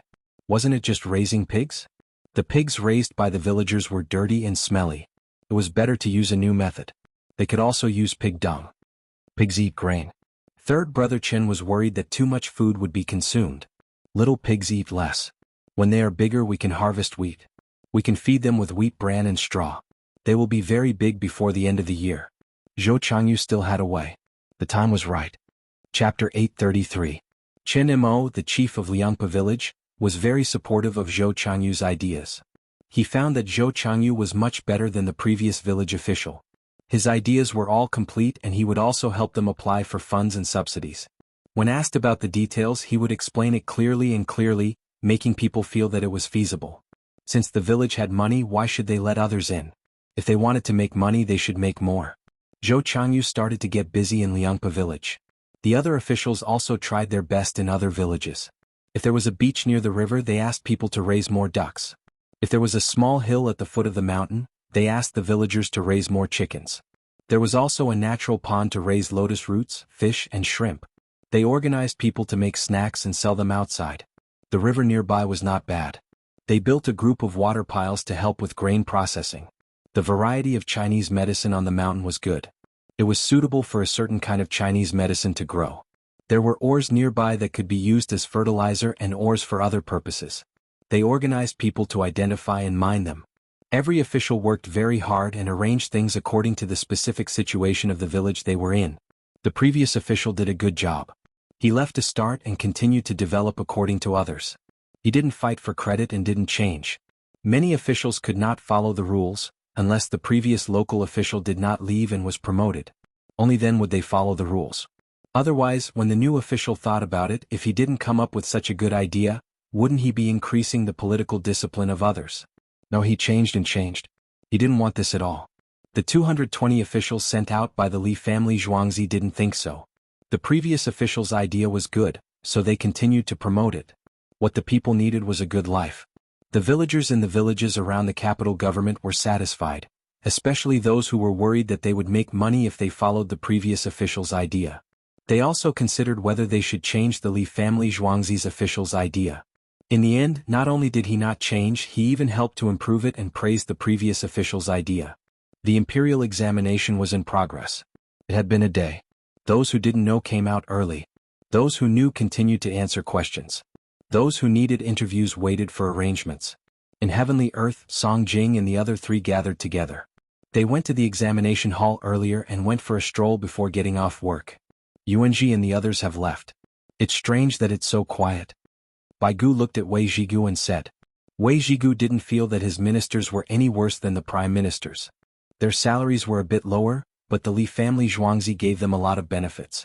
More importantly, the Bureau of Works could look for Li Yi and King Song for help. Many examinees went to Ming Fa today, so Ming Fa doesn't lack people. Wei Zhigu began to talk about the exam. The examinees who lived in the building outside the Li family Zhuangzi took turns helping the commoners file lawsuits for free. Of course, they had to study it thoroughly and communicate with each other.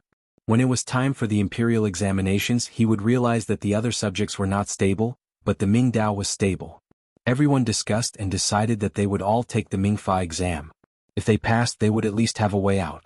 If they failed, they would be too ashamed to face their elders in their hometown. They felt that the Ming method was not good, and that the elementary scholar examination was the best, but it was a pity that it was no longer open. Next was the advanced examination, but it was too difficult. Those examinees, Li Yi helped them a little. If they passed the Ming Fa exam, they would have a chance to become a governor in the future. Song Jing felt a little regretful that Li Yi didn't help those examinees take the Grand Scholar examination. The examinees had learned the law through work, so they had no choice but to take the exam. The new examinees are too impatient. They answer the questions too quickly and have no foundation. Su Yi criticized the new examinees. Those who hadn't been to the village as village officials had little experience. He hadn't heard of this batch of examinees, which meant that they hadn't traveled much. Such examinees had a low chance of passing, and even if they did, they wouldn't be able to get a good position. By the time the 220 students of the Li family village managed the village, who wouldn't be given a good position? Looking at the 42 students at an even higher position. How many positions were there in the imperial court? Xiao Yi has been quiet for the past 2 days. Something is going to happen. Bai Gu began to consider another problem. More than 10 days had passed, so why hadn't Li Yi done anything? The women in the Li family Zhuangzi settlement had new jobs, but this didn't count. They had always had jobs. There was also a request for the kills to burn large pottery jars. They didn't require the outside to be smooth, but the price had to be low and thick enough. Needless to say, the bigger the jar, the thicker it would be. If it was too thin, it wouldn't be able to withstand the water. He's probably copying books. I heard that he was going to be given a set of books to teach auditing. Sui didn't know enough about this and thought that Li Yi copying books would delay other things. What's there to be afraid of? We'll deal with whatever comes our way. Song Jing was scared out of his wits. He shouted to boost his courage. Wei Zhigu said, the examinees who have been village officials did well in answering the questions. Being a local official and having experience will make you think about problems. No matter how many poetry gatherings you have, it's useless. Bai Gu had some understanding of this. The other three nodded in agreement. The examinees had indeed learned a lot from being local officials. At least they could arrange their own lives. Other results would only be known after the exam. There's more this time, nearly 130,000 people. Should we move to the mainland or set up military defenses there? At night in the Li family Zhuangzi, Li Longji's family was eating hot pot skewers. After tasting the spicy food, the little guy wiped his tears and stopped eating the red skewers. If he insisted on tasting it, then let him taste it. Li Longji ate spicy food. The cold in spring was different from the cold in winter.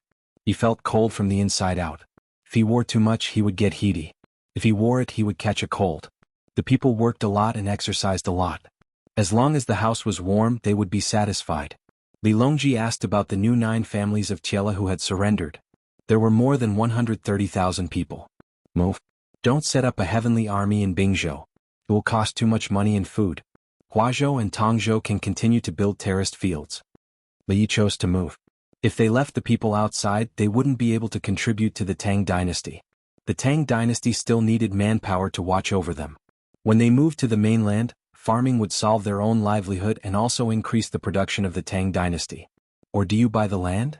Li Longji followed the previous plan. Also, I have to pay for their income. I don't care about spending the money to buy the land. Li didn't care. Deal? Li Longji agreed. He felt that it was safer to put the people in Li Yi's hands. The more than 30,000 people who had surrendered last year had been very obedient. They even learned to do the manual work and learned the Tang dynasty's language seriously. At the beginning of spring, they first transported the farm fertilizer to the mountains and prepared to plant food to pay off their debts and become free people. Intelligence reports showed that these people cherished the things at home very much. Every day after cooking, they would wash the pots clean.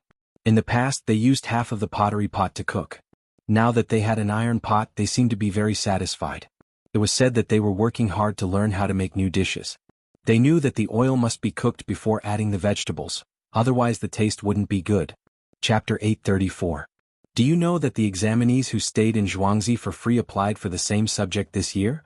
Li Longji put down one matter and brought up another. Bright Law, they are not suitable for the Jinshi examination.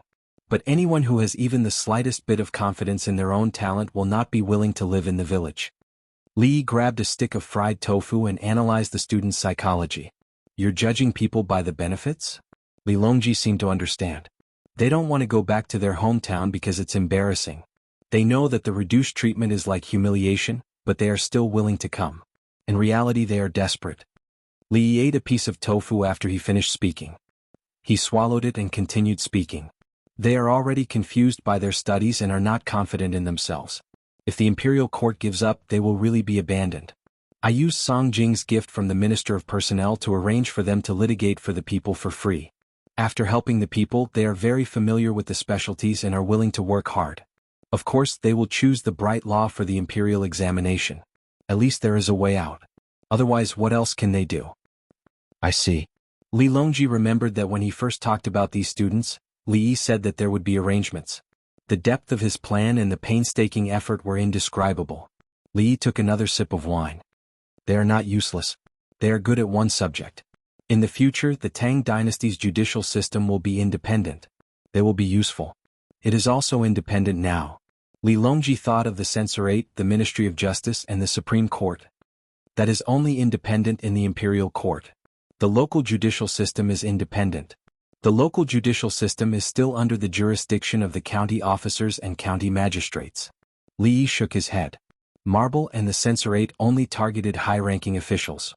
The Ministry of Justice dealt with low-ranking rank 7 and the common people. Where could they find the Ministry of Justice? The local officials had too much power. Without checks and balances, provincial governors, and military governors were all out of the question. The county magistrates were in charge of administration, ideology, and the judicial system. If they were not in charge, they would be corrupt. If they were in charge, wouldn't they be even more corrupt? Who would control them? Li Longji paused with the wine bowl in his hand. Like the disaster relief department that His Majesty wants to build, independent, and can't be controlled by the local government? Including auditing? Yes, it's a vertical jurisdiction. However, justice is directly under His Majesty's jurisdiction. No one else has the right to do so. The first inspection team of the Tang dynasty can report it. Li Yi had arranged an escape route for the large group of students who were taking the law exam, who said that they were not as good as those who entered the Imperial College. How do you use it? If he said he would give her power, she would have it. Since they trusted the Li family Zhuangzi so much and came to live here, he had to show them some hope. Will the salary be a lot? Li Longji thought of another situation. High salaries to support honest people. His Majesty doesn't give it to him, so the local governments bribe him. Not only do you have to give them a high salary, but you also have to instill ideas in them, just like the Winged Knights. Do they only spend money and not earn money? The commoners trust the imperial court more, and the imperial court has already profited. When the commoners abide by the law and the officials take bribes and break the law, they take action and investigate the properties of the officials. Li paused after saying that. Earning money was fine, but he had to confiscate their assets. A corrupt official in a county would get all the money back. Li Longji took a big gulp of wine. Good, that's a good idea. Can those who take the law exam become auditors? Yes, but they have to learn it first. I'm almost done writing my book. It involves many problems and algorithms, including theorems, and it's not easy to learn. It's much more difficult than the content of the exam. Li was telling the truth. The math exams these days were too simple. Back then, he had solved all the questions that he had graduated from junior high school easily. No, that was not the case. Back then, there were not many junior high school graduates or even high school graduates who could answer the questions. The difficulty did not lie in the questions themselves, but in the foundation of literature. For example, if there was a pool filled with water alone, it would take 8 hours to fill it. If there was a pool filled with water alone, it would take 12 hours to empty it. If the pool was opened at the same time, how long would it take to fill 3/4 of the pool with water? The answer was simple. If it was a question about the Tang dynasty, it would not be so. He would come up with a question.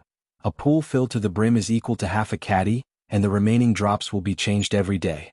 The 3 seasons are the same as the year, and the number of times the same is calculated. Those who study literature have to ponder. A pool filled to the brim is equal to half a caddy, 8 taels. The sun rises, sets, and rises again 24 hours. The 3 seasons are equal to 3/4 of the pool, and the unit is the same. Come, write the answer. This was not a math question.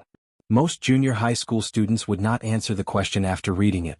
They would change to the next question because they could not understand it.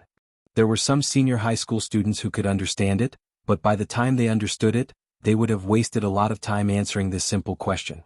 Looking at the 7th floor of the towering tower, the number of red dots multiplied. The total number of lights is 800. How many are there at the top of the tower? The real effort was put into reading and understanding the questions, and it was not done by humans. That was how math was done. Even if a child was good at math, if their writing skills were poor, they would be confused when answering the questions. Li thought about it and could not help but laugh. Brother Yi, why are you laughing? Li Longji looked at himself. There was nothing wrong with him, and he touched his face. Nothing, I am just...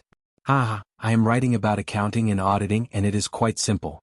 Those who can read can understand it after thinking about it carefully. Li quickly said something, or else he would not be able to eat. Simple is good. Li Longji thought for a while and expressed that he understood.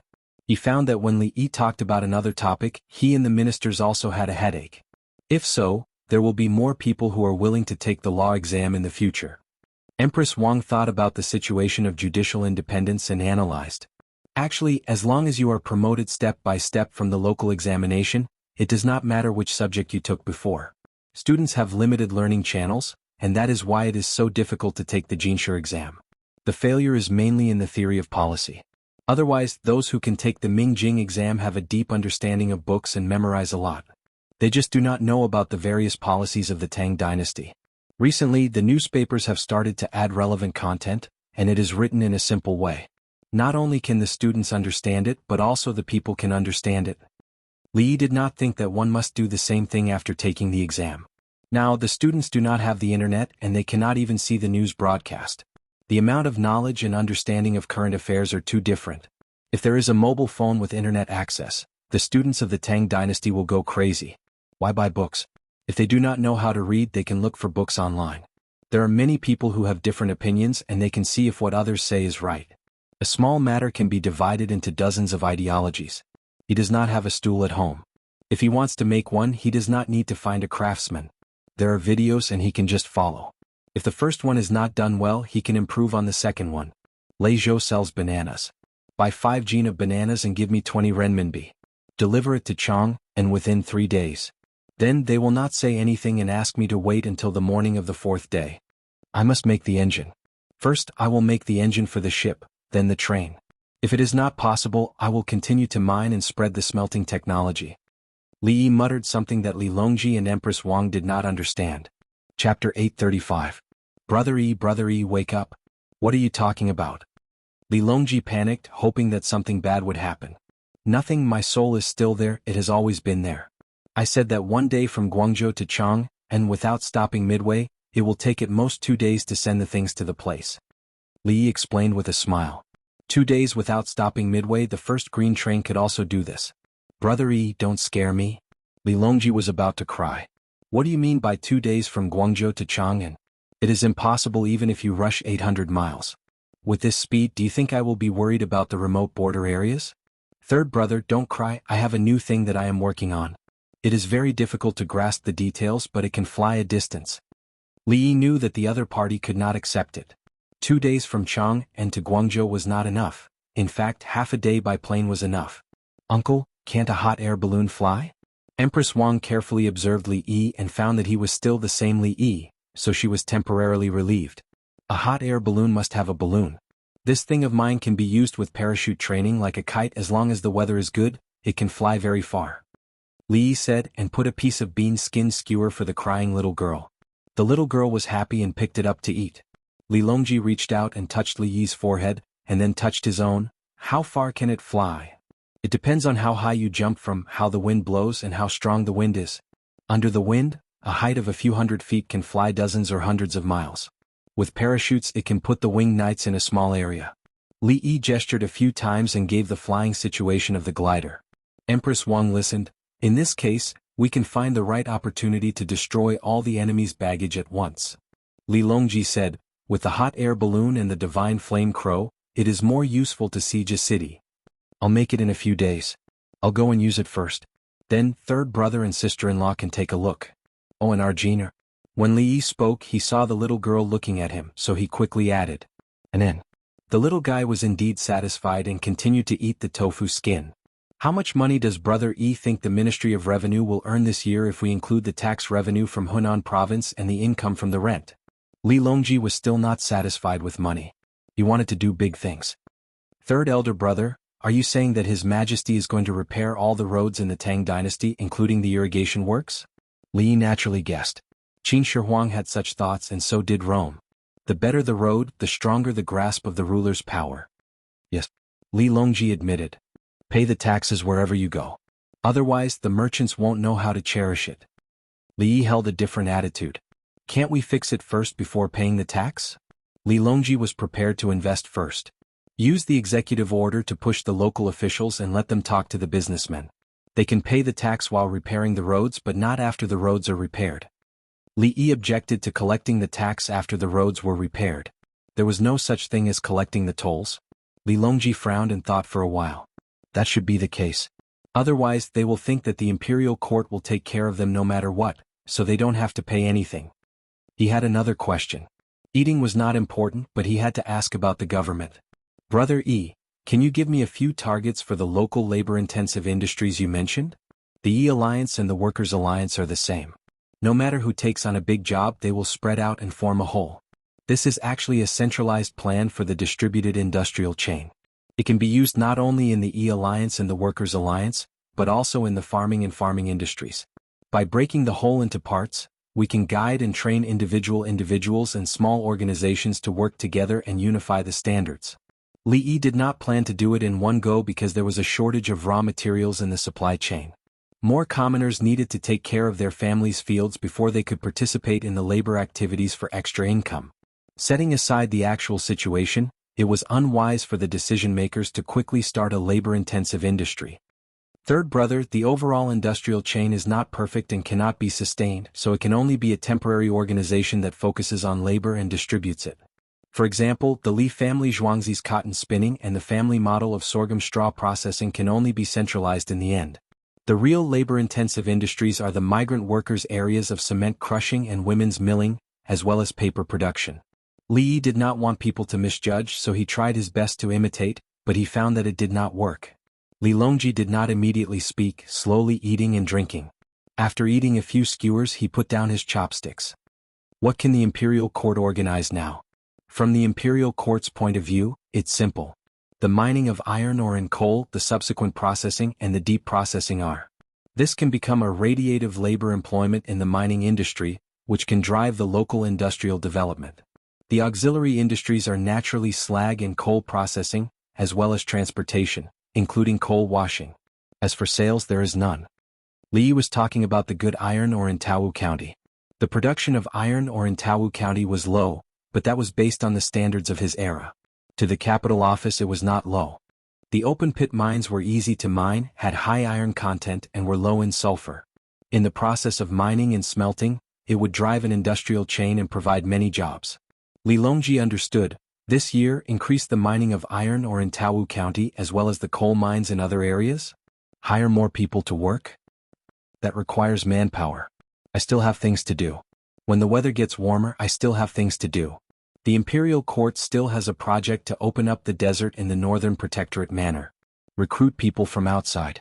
The citizens of the capital office are easy to use. They trust me and I trust them. There is no point in the Imperial Court snatching people from me. The goal of the Imperial Court is to increase the number of jobs, but I have already given it to them. The Imperial Court should contribute. Li Yi shook his head twice. He did not wish for the Imperial Court to snatch people from him. He had many things to do. Even if he took captives into account, it would not be enough. In the capital office, due to the existence of the Li family Zhuangzi, there was no lack of employment opportunities. You need a lot of manpower? Li Longji could not think of any other situation. It is mainly related to transportation. I need a lot of evil money. In order to not raise the value of evil money, I will accept all kinds of evil money. Li Yi nodded.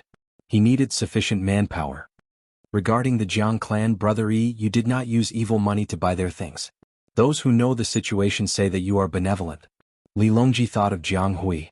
He actually hoped that Li Yi would use evil money to buy the Jiang clan's businesses and things. Back then, the Jiang clan used evil money to bully Princess Yongmu time and time again. Using evil money will force people to their deaths.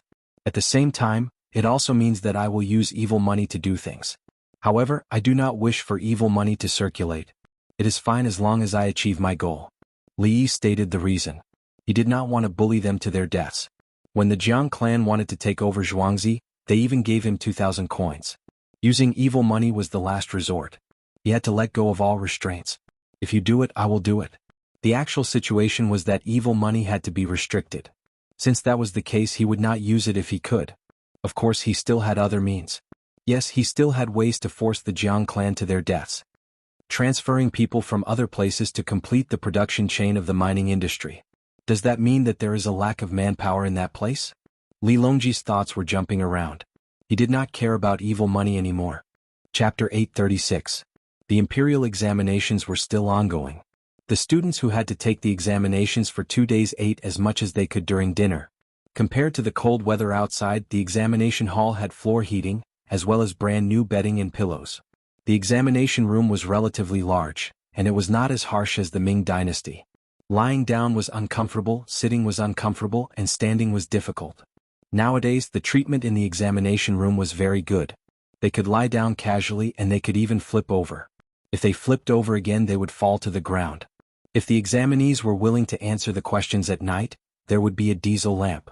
If they did not answer the questions, they would have to tell the patrolling officer to turn off the lights and wait. There was a fixed invigilator at the side who would take turns to keep an eye on them to prevent anyone from cheating. There were also mobile invigilators who might come over at any time. Dinner was chicken stuffed buns, cucumber and egg drop soup, and a plate of mustard and pickled vegetables. Otherwise, if he ate too much salt, he would be thirsty at night. If he drank too much water, he would have diarrhea. The invigilators were more tired. They were responsible for touching the candidates. Some examinees snored, and as long as they snored, they would touch each other. Li Longji and his family returned to Xingqing Palace. He came out by himself and went to the examination hall to check on the candidates. In the past, he did not care about it. It was not like the Song dynasty and Ming dynasty, where the palace examination was directly managed by the Ministry of Personnel. In history, after the Kaiyuan period, the Ministry of Appointments did not care about the imperial examinations and became the Ministry of Rights. Now Li Longji wanted to take a look. He knew that the imperial examination candidates in recent years would have to shoulder the heavy responsibility of the Tang dynasty. Your Majesty. Someone greeted him. Li Longji put his finger in front of his mouth and shushed him. He wore casual clothes and walked in front of each examination room with a backpack. He did not look at the papers or ask any questions. There were only 2 people beside him. One was Guizi and the other was Hao Lingquan. Hao Lingquan became a general but not a great general. She was only of the secondary class, 3rd rank. She had been learning the art of war and military management from Guizi. His combat strength was very high, otherwise he wouldn't have dared to go to an area controlled by the enemy to instigate a rebellion. With the two of them and Li Longji's combat strength, the students didn't have the ability to hurt Li Longji. Li Longji was walking when he suddenly found a person eating there. After taking a small bite, he stopped eating and continued writing. Li Longji stood to the side and watched. He was writing a current affairs policy. There were 5 questions in this year's current affairs policy, and they were all about Jinshi. The first was Tubo military policy, the second was Tujua new policy, the third was Chitin trade policy, the fourth was Bohai exchange policy, and the fifth was Guangzhou policy. Many people didn't know about the Chitins, Bohai Sea and city ships. This examinee was writing a policy on foreign trade, and his brows were tightly knitted together. Even when Li Longji was standing in front of him, he didn't feel anything. He was completely immersed in it. He wrote, "The profit of sea trade depends on the rare. The need of sea trade depends on mutual cooperation. Only the common fish of the Tang dynasty can be exchanged for the fish of other strange places. Therefore the heavenly Tao is not complete, but the human Tao is abundant." There was no need to worry about adding or subtracting. As he wrote, he stopped. He didn't know what to write. Li Longji was intrigued. He said in a low voice, "Change the surplus goods and replenish the missing ones. Most of them were barbarians. If there is profit in every market, it will surely accumulate." Yes, that's right. You're amazing, my dear friend." The person felt that he had spoken his mind and hurriedly wrote it down. After he finished writing, he abruptly raised his head, only to realize that something was amiss. "Damn, there are people assisting in the imperial examinations?" "Continue writing. Don't look at me. While you have the feeling, hurry up," Li Longji urged. "Don't listen. If you stop, you will lose your train of thought." "Oh, all right now." The person lowered his head and wrote again. He had found the feeling. "Who is this? Too amazing. Thank you." Suddenly he had the feeling. The person's pen was like a god. He wrote a current affairs policy that made him feel conflicted. Not bad, not bad. Li Longji looked at it and felt that it was very good. Even when writing about sea trade, he had written a few sentences. Yes. I'm also quite satisfied. Now I can eat in peace and have a good sleep." "This dear friend, why are you outside?" The person who was about to eat a big meal and have a good night's sleep realized that this was not the usual poetry exchange. This was the examination hall. "What is your surname?" Li Longji felt that it was interesting. "My surname is Su from the East." The person reported his surname and first name. "If one duck is not warm, 2 ducks will keep out the cold?" Li Longji said 2 lines of a poem. "Dear friend, you also know of my humble works?" Wang Su felt that he had met a confidant. "Yes, very good. There are no poems and essays this year. If you answer well, you should be able to pass." Li Longji nodded. After he finished speaking, he strode away. He really could not understand. Why was a person who was good at writing current affairs policy like this when he was writing poems? "Do you want to cancel all the essays in the future to prevent wasting talent?" Li Longji asked Guizi. Guizi whispered, "Your Majesty, I think he has no problem writing essays. It's just that his poems are too magical." Guizi's literary talent was not bad. He had seen Wang Su's earlier essays. They were all well matched. There were even 5-word and 7-word couplets. There was definitely no problem writing essays. However, writing poems should not be a problem either. Why? It's probably because his true feelings are revealed when he is writing poems. It's more elegant. Hao Lingquan also realized. He had heard of Brother Donglai's 2 poems. When it came to poetry, this person was useless. When it came to writing current affairs policy, he had the potential to be a pillar. Li Longji shook his head. He was also puzzled. He suddenly looked at Hao Lingquan and asked, "You also know poetry?" "Yes. When I was on a diplomatic mission, they admired the poetry of the Tang dynasty. They didn't know how to pretend to be like that." Hao Lingquan lowered his head. He did know poetry and it was not bad. It was used to show off. Li Longji patted Hao Lingquan on the shoulder and said, "You are indeed my good general. Learn more in Zhuangzi. I count on you to help me and the Tang dynasty stabilize the country." "I will do anything." Hao Lingquan's eyes instantly turned red. At this moment, if you gave him a pack of explosives, he would be able to hold a lighter in one hand and the pack of explosives on his shoulder with the other. He would run out in front of the enemy general and ignite the explosives as if he was delivering takeout. If Brother Yi were to take the exam today, what would the situation be like? Li Longji suddenly thought of Li Yi. Li Yi was very unpredictable. No one knew when his literary talent was outstanding, and no one knew when he would throw out words. He was simply a mystery. He should be the same as me, an anomaly. Guizi was certain. He felt that Li Yi's imperial examination was not necessarily about who would take the exam. Li Longji shook his head and said, "Brother Yi won't be able to take the exam in this lifetime." Isn't it funny? Ah. How Lingquan and Guizi did not laugh. They really could not laugh.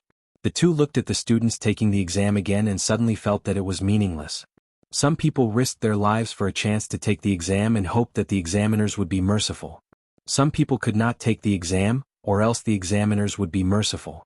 If Li Dongzhu took the exam, the Ministry of Personnel would have to readjust the correct answer. Otherwise, if Li Dongzhu's answer was different from the one the Ministry of Personnel had thought of, the Ministry of Personnel would be finished. Yes, the policy must be based on Li Dongzhu's answer. He was the most correct one. What he said was the policy of the Tang dynasty. Would the Ministry of Personnel dare to disagree?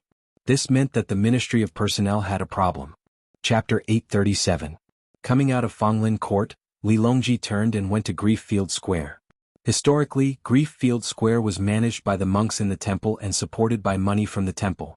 Now it was managed by the imperial court. The money from temples and monasteries in the capital office was gradually decreasing. Occasionally, some rich families would give more. Not only did the ordinary people not give money, but they also took the incense from the temples and monasteries to use at home. In the past, the people believed in Buddhism and God. Their lives were really bad and they looked for a place to live. As the circulation of newspapers increased, the people placed their hopes on the imperial court. The newspapers always promoted the Chinese civilization, the descendants of the Yellow Emperor, and the descendants of the Dragon. However, they did not only promote Confucianism. Confucianism, Taoism, legalism, military, Zongheng school, miscellaneous school, and other schools of thought were on the same level. The people looked at the content and the annotations. The historical background of every sentence included a short story. The people learned. Usually, when they chatted, they would say one or two sentences and everyone would be impressed. The person who said it would feel knowledgeable. In addition to the encyclopedia of life, the people found that they did not need to believe in other things. It was enough to believe in their own civilization. It turned out that the ancestors had so many good things that they could not learn all of them. Whenever they had spare money, they would donate one or two taels to Grief Field Square. They would treat it as doing good deeds and accumulating merit. The imperial court would allocate another sum of money. The Grief Field Square in Chang, and was better than other Grief Field Squares. There were mainly old men, old women, orphans, and sick foreigners who had no one to take care of them. There were volunteers from temples and monasteries to clean up. No matter how much they asked for money, they would provide manpower. The imperial court would also send people to help take care of these people. Grief Field Square is a place for medical practitioners to practice. There are many sick and injured people. The imperial medical department will send people, as will the pharmacies. Guizi was in charge of explaining to Li Longji. Li Longji and the rest wore masks for fear of being infected. The volunteers also wore masks, but they were not disposable masks. There were big shops and small rooms in Grief Field Square. The small rooms were for seriously ill people. The big shops were for lonely old people. The old people were not idle. They knew how to weave things except for those who could not move. There were children with disabilities. They helped to do what they could. The healthy or less severely disabled children were not there. They were delivering newspapers and shining shoes. Li Longji sniffed the strong smell of medicine in Grief Field Square. Field Square has a lot of people recently? Guizi, Hao Lingquan didn't say anything either. How would the two of them know about what happened at the memorial hall? A memorial hall was a place where corpses were placed. It turned out that the Tang dynasty did not call it that. Since Li Yi insisted on calling it a memorial hall, they decided to listen to him. The coffin was provided with a simple coffin and then buried. It was not the memorial hall set up by the clan, but the one that appeared in the northern Song dynasty. The current law required that anyone who discovered a dead person had to help bury them, especially if they were from the same family, even if they were from a side branch. Otherwise, it would be considered a crime. If it was someone he didn't know, he could ignore it, but he should report it to the authorities. Those who died in Grief Field Square would be sent to the mortuary hall first, and then be dealt with by the mortuary hall. The person in charge of Grief Field Square came over and looked at the three of them. Do you want to donate money? Did they say that we have to donate and how much? Li Longji asked. The man shook his head. Up to you. It's fine if you don't want to donate. It's just that I'm not donating money and I'm not doing volunteer work. Come over. Li Longji dug into his pocket and took out a stack of coupons. Donate. Count how many there are. The person in charge looked at Li Longji in surprise. He took the coupons, dipped his finger in his saliva and counted. A total of 1,130 coins. Are you donating? The person in charge was scared. There were 10 coins worth of coupons and 5 coins worth of coupons. Donate. 6 Li village in the west of the city. Li Longji nodded. It was only a little more than 1,000 coins. He didn't care if it was more than that. It's too much. I have to find someone. I don't dare to interfere. The person in charge's hands were trembling. How could there be a rich man here? 6 Li village in the west of the city, the one with a giant panda? No need. Li Longji said and turned to leave. The smell of medicine was too strong. He wanted to go to 6 Li village to have a look. Ever since Zhuangzi was born, he hadn't been there even once. He wanted to visit 6 Li village before going to his daughter's little Zhuangzi. His eldest princess was not going back to the palace. The person in charge of Grief Field Square hurried to find the person in charge. The person in charge was also anxious. There was too much money. After looking around, he found Pei Yaoqing, who was still working as the county magistrate in Chang'an County. Pei Yaoqing was not transferred to another county and was not promoted. He was not in a hurry. He felt a sense of achievement when he saw the people living a good life. Someone donated 1,130 coins? Pei Yaoqing was shocked when he got the report. Who was so rich? It was said to be 6 Li village. The one with giant pandas. Sometimes they even sell seafood. The person in charge provided the key information. Oh, I know. Take it and spend it well. Don't be greedy. When Pei Yaoqing heard about 6 Li village, a person appeared in his mind. 1,000 coins was not a lot. That person was rich. Even if he was not rich, there were still people helping him to earn money. Do you want to buy some meat to celebrate? The person in charge swallowed his saliva and ate the meat. The leftovers from Zhang family's village were not sent here? Oh, you all don't eat leftovers? Pei Yaoqing stared at the person in charge. Yes, sometimes we eat leftovers. The person in charge replied. All right. You can make the arrangements. Pei Yaoqing did not say anything else. After the person in charge left, the county's auditors went to check the accounts of Grief Tian Square. Every day, Zhang family's village would send the leftovers to Grief Tian Square. The Li family Zhuangzi was holding a big event, and the leftovers were also sent to Grief Tian Square. The people in Grief Tian Square knew it was leftovers, but they did not mind it. If the person in charge did not eat the leftovers, how were they going to spend their money? Li Longji did not know what happened in Grief Tian Square. He went to 6 Li village to take a look. There were tourists in Zhuangzi. They were tourists who came to see the giant pandas. They also stayed and ate in Zhuangzi. The people in Zhuangzi were very enthusiastic. They welcomed everyone with a smile. Li Longji and the rest did not spend a single coin. They went to see the giant pandas for free. The people in the village also did not say anything. Let's go to Yuanshu's Zhuangzi. We can eat there. Li Longji looked at the sky and decided to go to his eldest daughter's place for dinner. They came out and walked towards the south. It did not take long for them to see the village. They also saw a group of people there. There were strong men, women, children, and old men and old women. Li Longji strolled forward. Pepper. Authentic pepper. Pepper from other places. My pepper is cheap. Take a look, everyone. I just sold one bag. Open the new one. Take a look and taste it. Someone in the crowd took out a bag made of fine linen and silk. It was 1 foot in diameter and 1 foot in depth. There was something powdery in the bag. He stirred it with his hand and shook the bag. It proved that the top and bottom of the bag were the same pepper. A small spoonful only costs 1 coin. If you take it and sell it elsewhere, you can sell it for 2 coins. I can sell it even cheaper here. 6 spoonfuls for 5 coins and 13 spoonfuls for 10 coins. I just sold 1 bag. If you want to buy it, hurry up. I won't sell the remaining 2 bags. As he spoke, he put a spoonful of pepper on the paper and asked the people around to smell it and dip their fingers in it to taste. When it came to Li Longji also pinched a little and smelled it. It was indeed the smell of pepper. He touched it with his tongue. There was no mistake. But why was the price so low? Even 2 coins per spoonful was cheap. Chapter 838. I'll buy 5 coins, 1 scoop, 2 scoop, 6 scoop. Someone gave money. I'll give you 10 coins, every scoop is full. Someone gave money again. Okay, look, full or not, the scoop is all in. The pepper seller dug hard and sure enough, the pepper on the scoop was piled up. It's authentic, it's too cheap.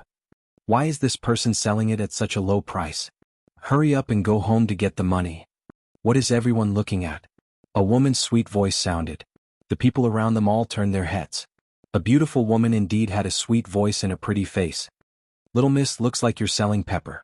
How much is your family selling pepper?" Xiaolan stood at the side and looked at the seller with her big eyes. The pepper seller looked up and his eyes lit up, revealing a surprised expression. "Beautiful. Little miss, pepper, 1 scoopful, only 1 coin. He introduced the dish just now. As he spoke, he scooped some pepper on a piece of paper with a small spoon and handed it over. Xiaolan sniffed it lightly, endured the discomfort of wanting to sneeze and returned it. "I'll take all of it. First, take 10 scoop and see how heavy it is. 1 scoop is hard to weigh. Little miss, there are still many people who want to buy. Look, if I give all of it to you, what will others do?" The pepper seller revealed a troubled expression and looked around at the people around him. Everyone who knew Xiaolan didn't say anything, and those who didn't whispered, "Let me buy some first." "Okay, let others buy first. After they've all bought, I'll take the rest." Xiaolan was a little embarrassed. Seeing that there were still a few bags, she agreed. Li Longji couldn't figure it out for a moment. He returned to his team and gave Guizi a look. Guizi got on his horse and shook the reins. Without making a sound, the horse directly leaped out. Hearing the sound of horse hooves, the others glanced at it and continued to wait to buy pepper. Princess Yongmu blinked and pulled Xiaolan over. "Greetings to Imperial Father," Princess Yongmu said softly. Xiaolan nodded and didn't say anything. The other guards didn't move, carrying out their protection mission. "The price is too low, I'll ask Zi to call Li over." Li Longji suspected that there was a problem. They could obviously sell it for a high price, so why would they come here and sell it for a spoonful? Princess Yongmu revealed a happy expression. She didn't care about the reason as long as she could see Li Yi. She didn't have to buy pepper powder as she had it at home. Over there, packs of pepper powder were sold off one after another. More and more people heard the news and rushed over to buy it. In less than a quarter of an hour, Guizi was back in Zhuangzi. When he reached the courtyard, he dismounted and walked inside while shouting, "Dongzhu, there's a problem." Li put the pen on the pen holder and walked to the door. "What's the matter?" "Someone is selling pepper powder on the road outside of Shaolan's Zhuangzi. Such a big spoon, 1 coin for a spoonful, 5 coins for 6 spoonfuls, 10 coins for 13 spoonfuls. Guizi used his index finger and thumb to measure the size of the spoon. "A lot of people bought it, right? Let's go, you change to another horse." Li Yi went into the house, put on a military coat and went out to look for a horse. He urged the horse to run towards the west of the city. When he reached the place, another pack of pepper powder was sold out. The seller took out another pack. "The pepper powder is sold at a cheap price." Li Yi dismounted and nodded to Li Longji and Princess Yongmu. He squeezed into the crowd. The seller shook the bag to show others that there was still the same thing under it. Someone handed over money and he scooped 6 spoonfuls. The seller took the pack of pepper powder and was about to leave. Li Yi squeezed out and patted the seller's shoulder. "I'll give you 10 coins. It's urgent. Let me have it first." "Here." The seller handed over the pack of pepper powder as fast as he could. Li Yi searched his body. He didn't have any money. Xiaolan quickly took out 10 coins and handed it over. Li Yi brought a small pack of pepper powder to Li Longji's side and opened it. First he looked at the color. The black pepper powder was darker in color, but it wasn't completely black. "It's not pure. The color in the bag is different from this color. When I scooped it just now, I felt that something was wrong." Li Yi talked about the color first. Pure black pepper powder didn't look like this. He dipped his finger in it and spat it out. "There's a spicy taste like the seeds of green onions. Feels a little different. It seems like," Li was trying to recall. He thought he had tasted it before. "It's fake?" Li Longji didn't care whether Li Yi remembered it or not. He needed to know one thing. The pepper powder was fake. There's pepper powder. The one that people tasted and saw outside is authentic pepper powder. It was mixed when it was sold. Li didn't say that it was all fake. How did it get mixed? Princess Yongmu was very curious. She looked under her eyes and didn't find anything wrong. "It's quite simple. There's a big bag of this powder in the bag." When he shook it, he kept the big bag still. The pepper powder around it moved up and down. When he was waiting to dig, he broke the bag and scooped it out. The top layer is pepper powder. Everyone has already confirmed that it's real, so they won't look at it so carefully. If you look at it normally, you won't be able to tell. How many of the people who lived in this place usually ate pepper? According to the ratio and price, he didn't lose out. The person who bought it didn't lose out. It's just that it was mixed with something. This thing is like green onions. It's not poisonous. Li Yi explained the method and the situation in a low voice. It wouldn't kill anyone. who bought pepper powder wouldn't eat it as rice. They would put a little at a time. Even if it was green onions, it was mild and spicy.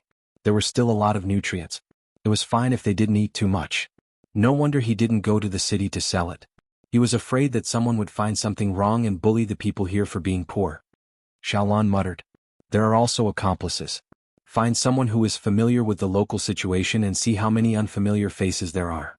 Some are in charge of protection and some are in charge of acting as shills. Li Yi observed the crowd in front of him and said with a smile. In fact, protecting wasn't helping to fight. It was helping to stop others so that this person could escape at a critical moment. The Tang dynasty wasn't like his time. If someone found out that he was selling fake pepper powder, a few people who were obviously accomplices would glare at him, and others wouldn't want to get into trouble. Now, if an accomplice dared to threaten someone, he would be beaten to death by these neighbors. Li Lang, what should we do now? Princess Yongmu hadn't dealt with something like this before. Report it to the officials. Selling fake goods. No matter what the reason is, let the law handle it. Send your men to surround the place. No one is allowed to leave. Li Yi came alone. Li Longji's men were not the winged knights. Princess Yongmu nodded. She felt that she had participated in something interesting. She shouted in a crisp voice, "Guards, surround the person who sold the fake pepper powder and the people around. No one is allowed to leave. Neighbors, come out quickly." Yes. The guards unsheathed their swords and in a few breaths of time, they surrounded the crowd who had yet to react. "Xiaonyang, I'm your neighbor." And this, that. Some smart people heard Princess Yongmu's shout and saw the guards' actions. They quickly found their own people. Fake? How can it be fake? Get out. No matter how fake it is, do you want to stay? Quick, recognize each other. Don't let the bad guy escape. Suddenly, a group of familiar people vouched for each other and left the circle. The remaining dozen people were dumbfounded. Chapter 839. What are you doing? What are you doing? Among the people who were surrounded, a woman who had bought pepper powder at the beginning looked around and shouted loudly. Don't worry. If you don't move, we won't hurt you. We will report this to the officials. When the officials come, they will check if the pepper powder you sold is fake. Li Yi stood out and said calmly. How is it fake? Everyone saw it just now. You are making false accusations. You will be punished. The woman shouted again. You are the one who sold it? I saw you buy it just now. Someone at the side seemed to understand something and was furious. Quick, tell the person who bought it to take it back. It's fake. I was wondering why it was so cheap. Fuck you. Bring it over. If you dare to run, I will break you. Some of the people stared at them and some ran to report to the officials to get weapons. The 12 people who were surrounded were obviously afraid. They knew what they had done. They were afraid of meeting the officials and were even more afraid of being beaten before meeting the officials. What if they were beaten to death? They wanted to run, but all they saw was a standard knife. The people who surrounded them had the same knife. With a whoosh, another group of people arrived. They were dressed in all kinds of clothing, but the sabers in their hands were still the same. Li Yi looked at the 12 people and walked over. Guizi followed him. With him around, Li Yi's safety was not a problem. He could take down all of them alone. Li Yi came to an unopened bag and opened it. He reached in and shook it. A big paper bag was revealed. It was wrapped in rough paper. Because they used rough paper when they sold the pepper powder, they did not pay much attention to the rough paper that they had seen before. Now that a paper bag was revealed, was there a need to explain the situation? Li Yi dug a hole in the paper bag and put his finger in to pinch some powder. He put it in his mouth and tasted it. Bah! He spat it out. Now there is a solution. I will not let you meet the officials. I will pay for the money that others paid. Tell me, is there any powder that has not been ground into powder? So what? So what if there is no powder? A strong-looking man asked. Yes, sell it to me. I will buy it for the price of the pepper powder. Everything will be written off. If there is no powder, I will meet the officials. Li Yi said. Who are you? Why are you making the decision for us? What right do you have to write it off? I still want to beat him up. I bought a $50 bill and want to sell it. A person who had just rushed over did not agree. He wanted to buy cheap ones and sell a large portion of them to make money. He's with me. Princess Yongmu helped to speak up. Her eyes were shining. Li Lang was indeed amazing. He really had a big paper bag. Lil, miss you have a master? A young man beside her revealed a sad expression. No one will look down on you. What are you thinking? The neighbor went over and patted the young man's head. More and more people ran over with forks, sticks, and the pepper powder they had bought earlier. Yes or no? Li asked the 12 people. Is it very valuable? I want 3 times the price of the pepper. The pepper seller rolled his eyes and raised the price. It seems that there is half the price of the pepper. I'll take it all. Li was satisfied and lowered the price. Double is fine too. The other party grew nervous. 10% of the price of the pepper. Li lowered the price again. Just like what we said just now, the price of the pepper. Yes, there's a lot. The other party compromised. Li shook his head. 5% of the price of the pepper. Are you selling it or not? What's the law for selling fake goods?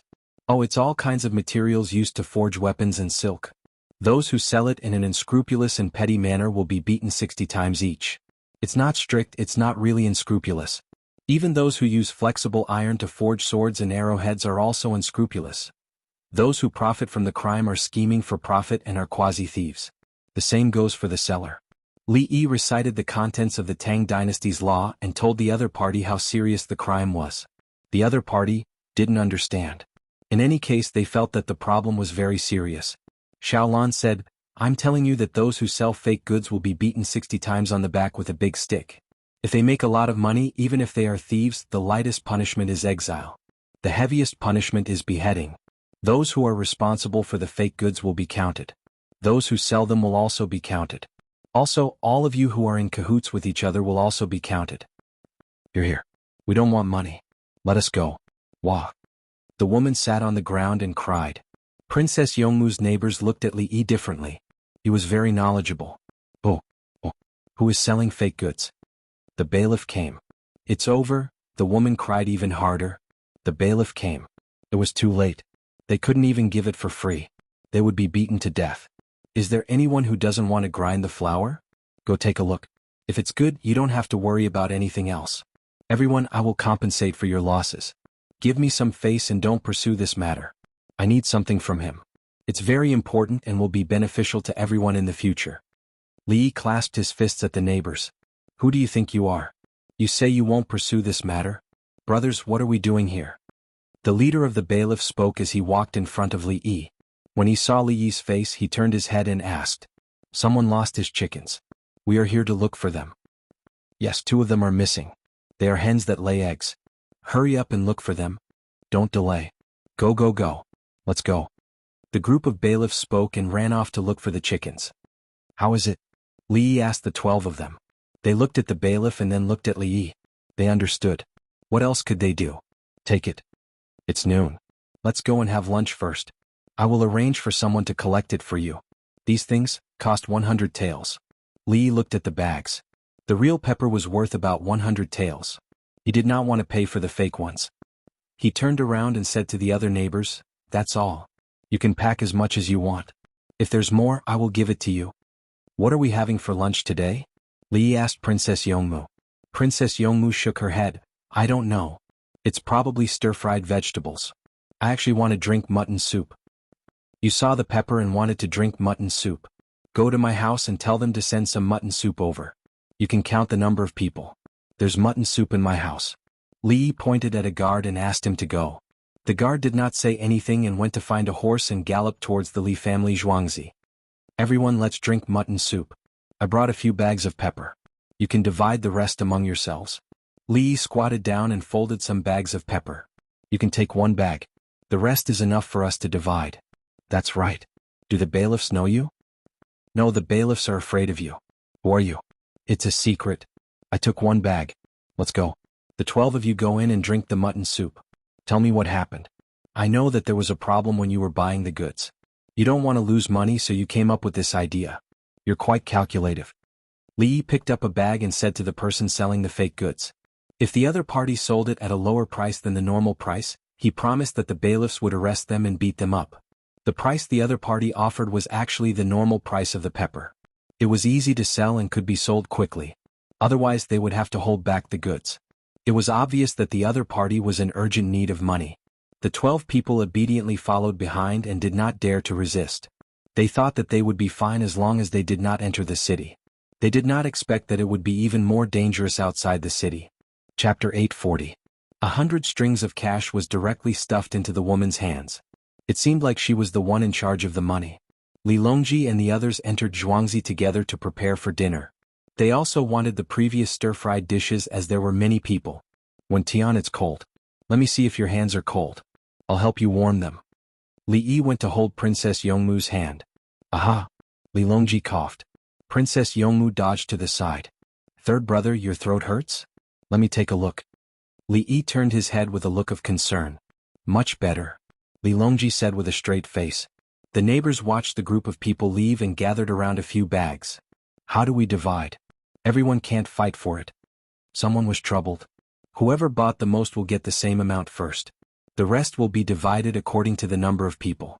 Whoever has the most will get the most. Wang Wang. Do you have any condoms? Pepper is expensive.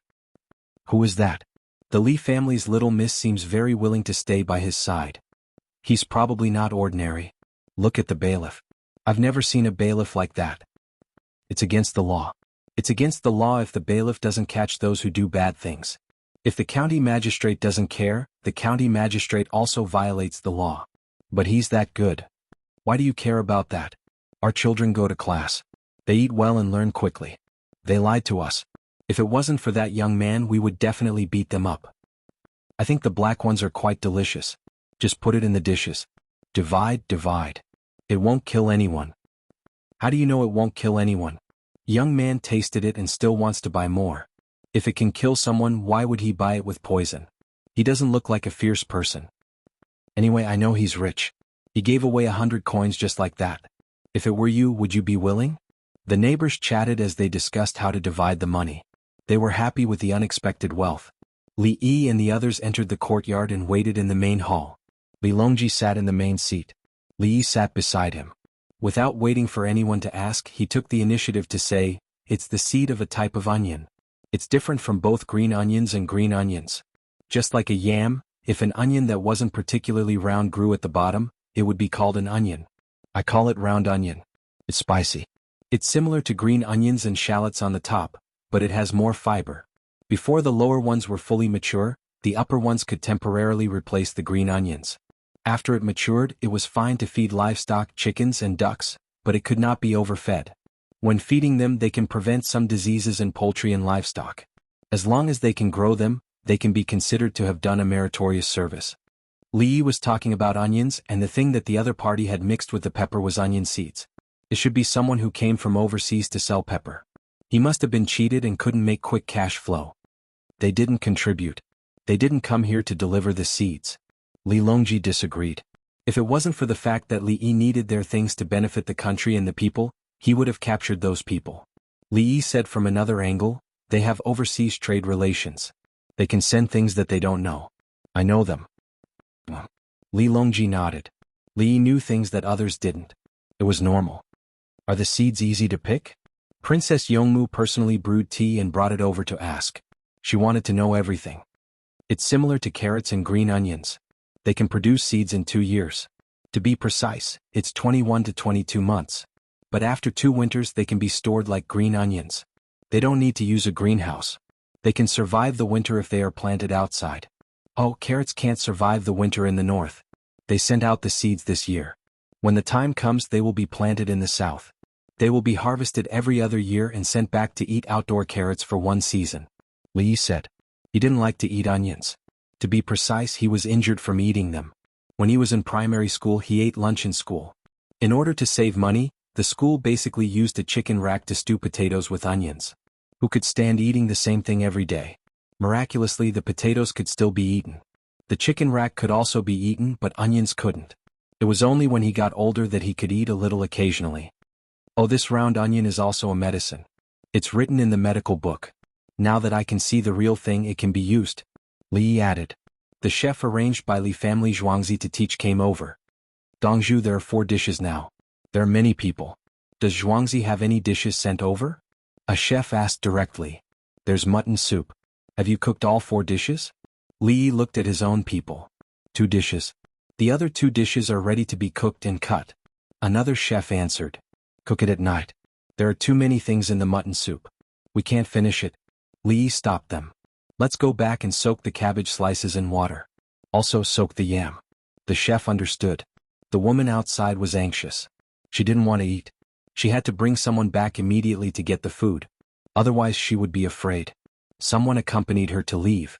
It was estimated that they wouldn't come back until the next morning. They chose to go to the edge of Chang, and then sell the food all the way back. When they reached the edge of the city, they would quickly pack up and run away. They didn't want to sell all the way to Chang'an. In that case they would be blocked if others found out about them. They were quite smart, but unfortunately they were unlucky. The mutton soup was sent over together with 2 big iron pots. They didn't plan to take it back.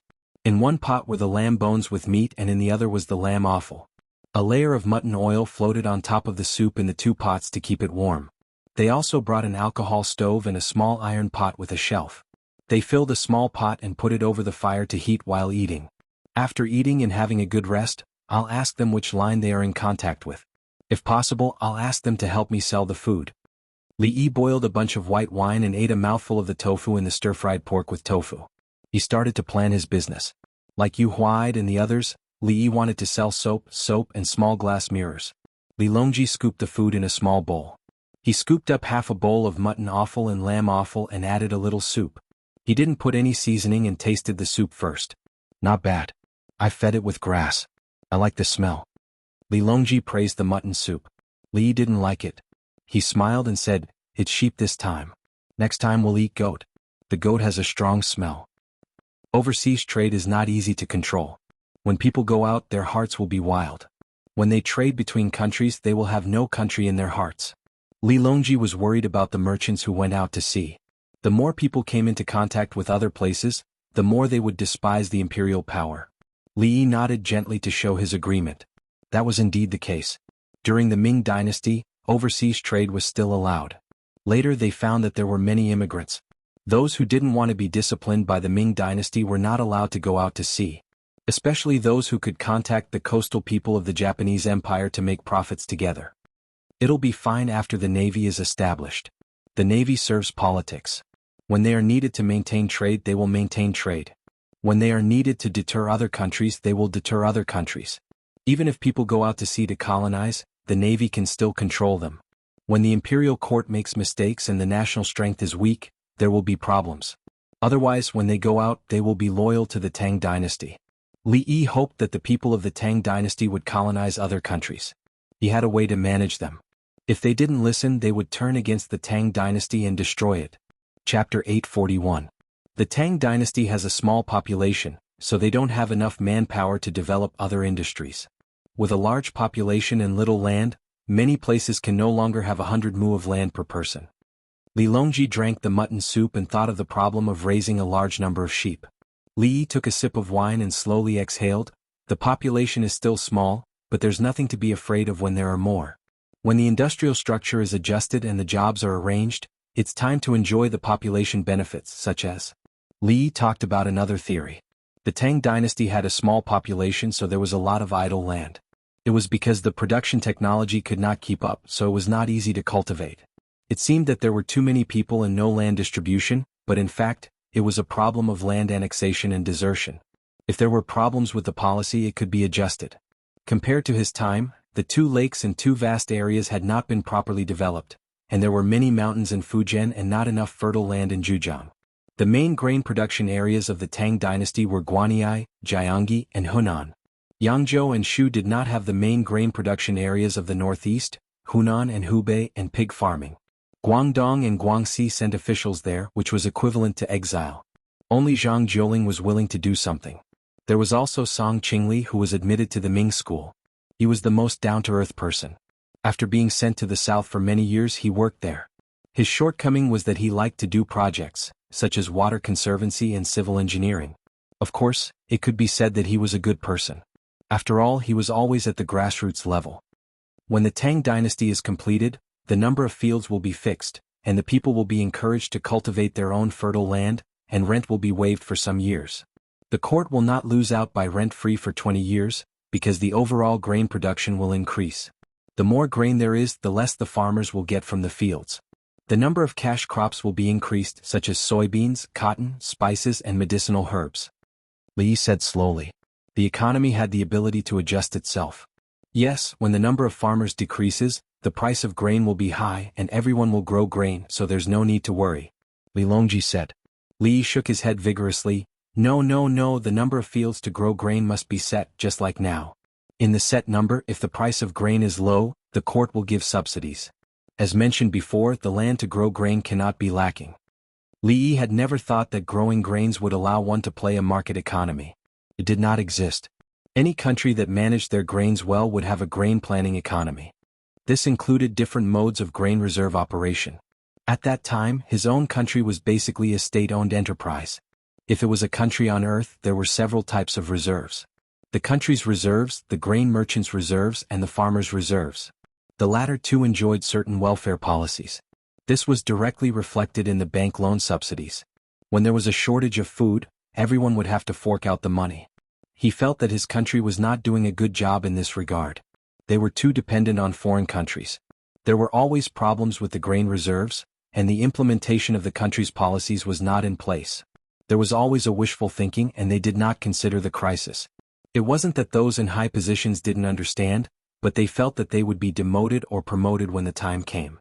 The more official-oriented the society was, the less responsible the officials were. The position of an official represented power, not responsibility and obligation. An official. In a non-official-based social system, being an official was just a profession, and everyone was more willing to abide by professional standards. Right now, the Tang dynasty must be controlled by policies and not blindly engage in market economy. Third brother, both the extreme left and the extreme right are wrong. We should develop according to the actual situation, seek changes in the process of development, and seek stability when changes are made. The river moves easily but the tide remains. Good and evil change but people's hearts are unhindered. The sea turns into mulberry fields, but the sun and moon are hard to change. The change of dynasties but education lasts for thousands of years. After Li Yi finished speaking, he lowered his head to drink the soup. Princess Yongmu thought that the soup was cold, so she picked up a small spoon to add a little for Li Yi. Li Longji looked at his bowl, which only had dry food and no soup left, and wanted to kick Li Yi out. But in an instant his mind was no longer on the soup. He was thinking about what Li Yi said. What could be changed and what could not be changed, or there would be problems. It's delicious. When Tian, wait for the spring onions to be planted. It's best to use spring onions to deal with the fishy smell of meat. Pepper is not suitable for growing here. We have already arranged people in Liizhou and Cheongzhou. When the time comes, the price will not be so high. Pepper is better than pepper, chili, big sauce, and cooking wine for the fishy smell of meat. There are also many varieties of pepper. Some are very numbing and some are not.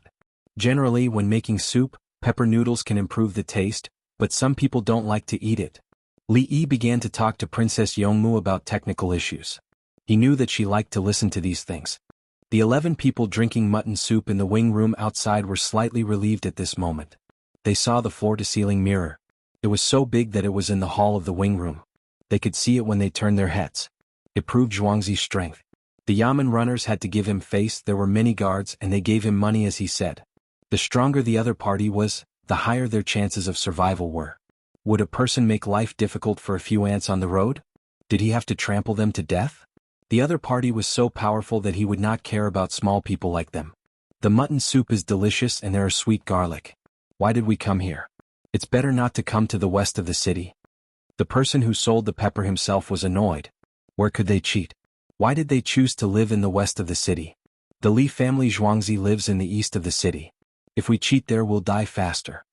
The strongest person was more quick-witted, just like Zhang Fei. The Li family Zhuangzi can't be provoked. We have to avoid them. Another man who looked very thin and weak also cooperated to buy the pepper. If it's the Li family Zhuangzi's Li Yi, do you think he can make the Yamen runners avoid them? The person who was in charge of helping to carry the bags of pepper asked. As long as the Yamen runners see him, I guarantee. The person who sold the pepper stopped and looked at the others. Everyone, they turned to look at the mirror together, and then lowered their heads to look at the mutton soup. It can't be, right? Why did he come here? This little Zhuangzi. They all have the same knife, military horses and Yamen runners. They don't care about money at all. Then the beauty that Zhuangzi slept with is, don't say it, we don't know anything. We're alive, we're alive. If he says he won't deal with us, then he definitely won't. We're not worth him going back on his words. Let me try. Everyone said one after another.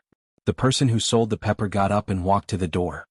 Brother, can you give us some wine to drink? We're scared out of our wits. Let's drink some wine to calm down. He talked to the guard who was standing at the door. Wait, I'll go ask. The guard left. Half an hour later, a glass bottle containing 500 grams of white wine was delivered. It's strong, 1 sip per person is enough. If you drink too much and cause trouble, your legs will be broken. The guard handed over the bottle and stood back. He hadn't eaten yet. Thank you. We're very honest. The person who sold the pepper bowed and said with a smile. He took the bottle back to the table. Look, a glass bottle with high alcohol content. Don't worry, we'll drink too much. This bottle and the wine inside is worth 100 grams. You can't buy it anywhere else, only the Li family Zhuangzi has it. Everyone keep your mouths shut. Don't even talk in your sleep. Come on, 1 sip per person. They finally knew who caught them and felt relieved. It's okay, they won't be dealt with again. Brothers and sisters, if you have the ability, please go back to Qitian to subscribe. Remember to vote after midnight. Thank you. Chapter 842. Let me introduce myself. My surname is Li and my name is Yi. I have a Zhuangzi. After eating and resting for a while, Li Yi found 11 people and introduced himself.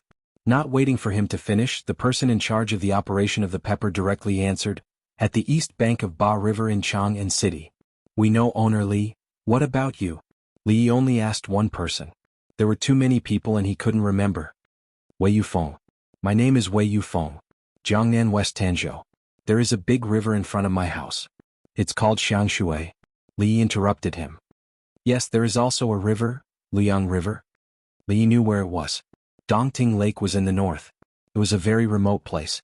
The local economic conditions were not good and the people's lives were not easy. Li Dongzhu is indeed impressive. Wei Yufeng nodded vigorously. Look, this was Li Dongzhu. He was knowledgeable and knew about the river. Where did you get it? Li Yi did not accept this flattery. 5 years ago there was a flood and the house was washed away. Those who were alive ran away. They could not pay the rent and had to sell the land. No one wanted to buy it. Wei Yufeng recounted his experience. The Xiangshui flood was not ordinary. They owed the rent and wanted to sell the land but could not. The group of people ran south to Guangzhou. First, they helped to move things at the docks. Later, when they had some money, they bought goods from foreign countries and transported them to other places to sell. This year they were cheated. They said that it was pepper and that the price was cheap. They even saw the goods. In the end, they did not know what happened. After the delivery of the 500 grams of pepper goods and the ship left, they found out that there were things that were not pepper. Like green onion seeds. Green onion seeds were not the same price as pepper. They were cheated and could not find anyone. They spent all their money and brought the goods to Chang'an and had a high demand for pepper. They spent the new year on the road. A total of 50 people carried burdens and walked. Fortunately, the road from Guangzhou to Chang'an was being repaired by various places. Especially the Great Yu Ridge, the road there was well built, it was long and wide. By the time they reach Chang'an, the goods will not be easy to sell. Unless the price is lowered, no one will buy them. How long will it take to sell them in batches? They thought of a way to grind it into powder and sell it as pepper. They mixed the powder with scallion seeds. They saw something with grinding flour. This thing was good. It was suitable for making powder. Therefore, they gave money to a family in Xin County and asked them to help rent a hand grinder. After a few days of processing, he collected a batch and prepared to sell it near Chang'an City. The people here were relatively rich and they wouldn't meet any experts. In theory, they wouldn't meet any. We feel that the green onion seeds won't kill people and they can be used as seasoning. We can mix them together and sell them as pepper. Even if he sold it for 200 carvings and lost 300 carvings, he still had a chance. Who would have thought that after selling just 3 bags, it would. As Wei Yefeng spoke, he raised his hand to wipe his eyes. Tears flowed down. The Japanese knew that it was different from green onions, but when they arrived at Guangzhou port, everyone said that it was green onion seeds and that they didn't want it. Then they met you all. This was the last time they cheated you. There are many ways to cheat them. You all thought that you had bought it at a cheap price and neglected it. Your actions were indeed adulterated, but it did not cause any bad consequences. I forgive you all. Li Yi felt that it was inappropriate to send these people to the officials. If they were sent to the officials, they would be confiscated and flogged 60 times each. According to the law, the other party had 50 people and their lives were over. Thank you, Li Dongzhu. We will not dare to do this again in the future. Wei Yefeng and the rest of them wiped their tears. They were scared when they thought about it. They had lost all their belongings and were beaten to recover. How are they going to live? I guess you all can't remember the other party's appearance. I will write a letter for you all to return to Guangzhou and hand it to Zhang Jiuling. He is now in charge of Guangzhou's shipping department. They are all Japanese merchants and local businessmen. They know about the green onion seeds. If they ask about it, they will be punished to death the next time. By the way, I will bring some soap, toilet water, and a few exquisitely packaged mirrors for you all. You all help me to sell the green onion seeds and I will set the price. You all will get 10% of the profits and 50% of the profits. Li does not want his people to suffer such losses. In the future, unless those people do not come, he will arrest them. At the same time, he wants to open up the overseas trade. The furthest he can go is the Strait of Hormuz. If not, where will he get the green onion seeds from? No. We will help you to sell the green onion seeds. All the profits will be yours. Wei Yefeng quickly shook his head. The rest of the men nodded. They felt that Li was very kind and magnanimous. No. Do as I say. At night, all of you will stay in tents outside. I will send you all honeycomb coal stoves. Remember not to get poisoned. Li had already decided on this matter and did not give the other party any benefits. If they helped him once, would they help him again in the future? We are not afraid of the cold.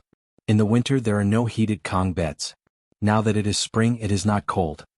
Wei Yefeng was worried that Li would spend too much money. I know. Sigh. Li sighed. When he was in Changsha, Hunan, when there was no central heating, the temperature was... Interestingly, the houses in the northeast were around -10 degrees Celsius. The central heating was too cold and people had to resist it. Many people in the south also thought that the northeast was cold. Later they realized that the houses in the south were much warmer than their own houses in the winter. When the temperature was around -0 degrees Celsius, the southerners were used to it. In the north, when the temperature was -30 degrees Celsius, they could do outdoor work. If they were frozen, they could stomp their feet. If they were frozen, they could put their hands into their arms. If they were frozen, they could cover their ears with their hands. But in the south, many people fell sick in the winter. Later, people started to install central heating. If there was no central heating, they would use their own air conditioners. Some even bought small suns. In the village, there were clay stoves. Everyone was not stupid. Third brother, we need to promote the use of coal, especially honeycomb coal stoves. Other than the areas in the south, the other areas are also suffering from the winter. Li turned to Li Longji. Li Longji had been listening and watching. In the past, Chang'an was also accompanied by cries when people woke up early in the morning in the winter. Li Longji recalled the Chang'an of the past. I can provide some coal mine locations. Some are open-pit mines and some need to be dug underground. If it is convenient to transport, you can directly mine the open-pit mines. With the current usage, it can be used for countless years. Li did not mind. He pointed out the coal mines in the Tang dynasty. If you can dig all the open-pit mines, then you are awesome. Brother Yi, you are not asking for anything in return. Li Longji sighed. Many people would dig secretly if they knew about the mines. Wei Yefeng and the rest looked at Li Longji. Brother Yi? This matter is settled. Go and rest or go out for a walk. Next time, remember not to let the woman rush in front. Li Yi expressed his dissatisfaction. We also don't want to, but we are not as good as her. Just like this time, the idea of selling pepper powder was from her. Wei Yefeng said helplessly. So what if she is a woman? Awesome. That's true. Wu Ziqian is more awesome. People with the surname Wu are actually very capable. For example, Wu Jiu in the palace. If she is not careful, she may become another Wu Ziqian. Li smiled and nodded. He directly mentioned the people in the palace. Wei Yefeng and the rest. Chapter 843. From this, it can be seen that the foreigners are not fools. They know how to find new things to sell in the Tang dynasty. If they can't sell them, they will try to cheat us. After Wei Yefeng and the others left, Li Yi expressed his opinion on the foreigners. Princess Yongmu immediately supported him. The foreigners are very calculative. They should protect the interests of the people of the Tang dynasty. When Tian, we have the same idea. I still have something to talk to you about. Let's go out? Li Yi looked as if he had met a confidant. Brother Yi, I also have something to say to you. Li Longji said. Let's talk at dinner tonight. There's no hurry. Third brother, let's go.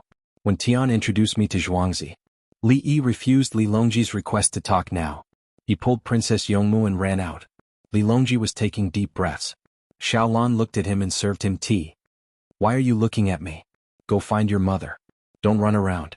Li Longji glared at Xiaolan. Xiaolan turned and ran. Guizi also ran away. He wanted to protect him. Hao Lingquan did not move.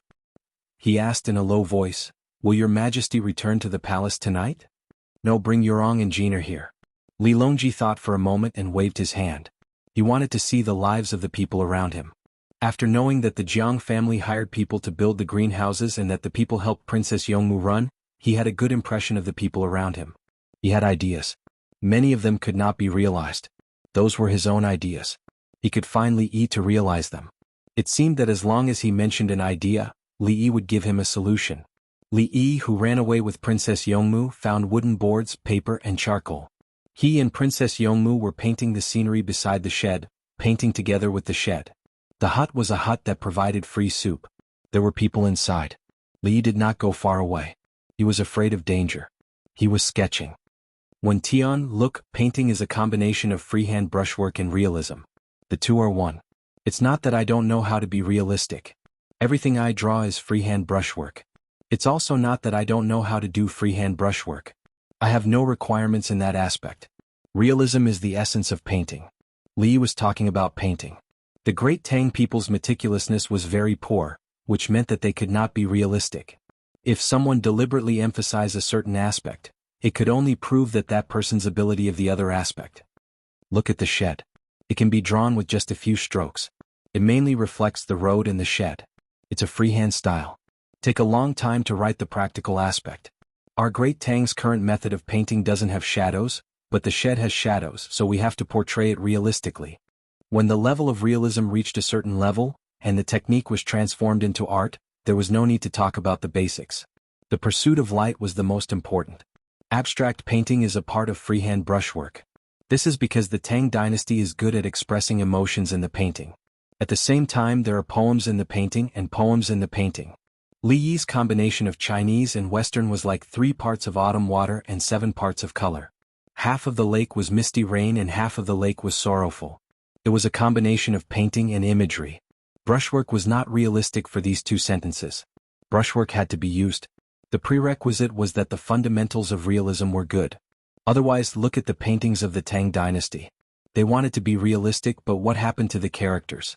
On the other hand, ink painting was a different matter. The artistic conception that could be drawn out by traditional Chinese painting was that of the distant mountains. Realism is like Chow Yi out of the water. Freehand brushwork is like Wu. Wu Daozi is in the palace now, right? He's still very young? Li was about to say that Chow Yi out of the water and Wu Daozi was the wind when he suddenly realized that Wu Daozi was a doctor in the palace.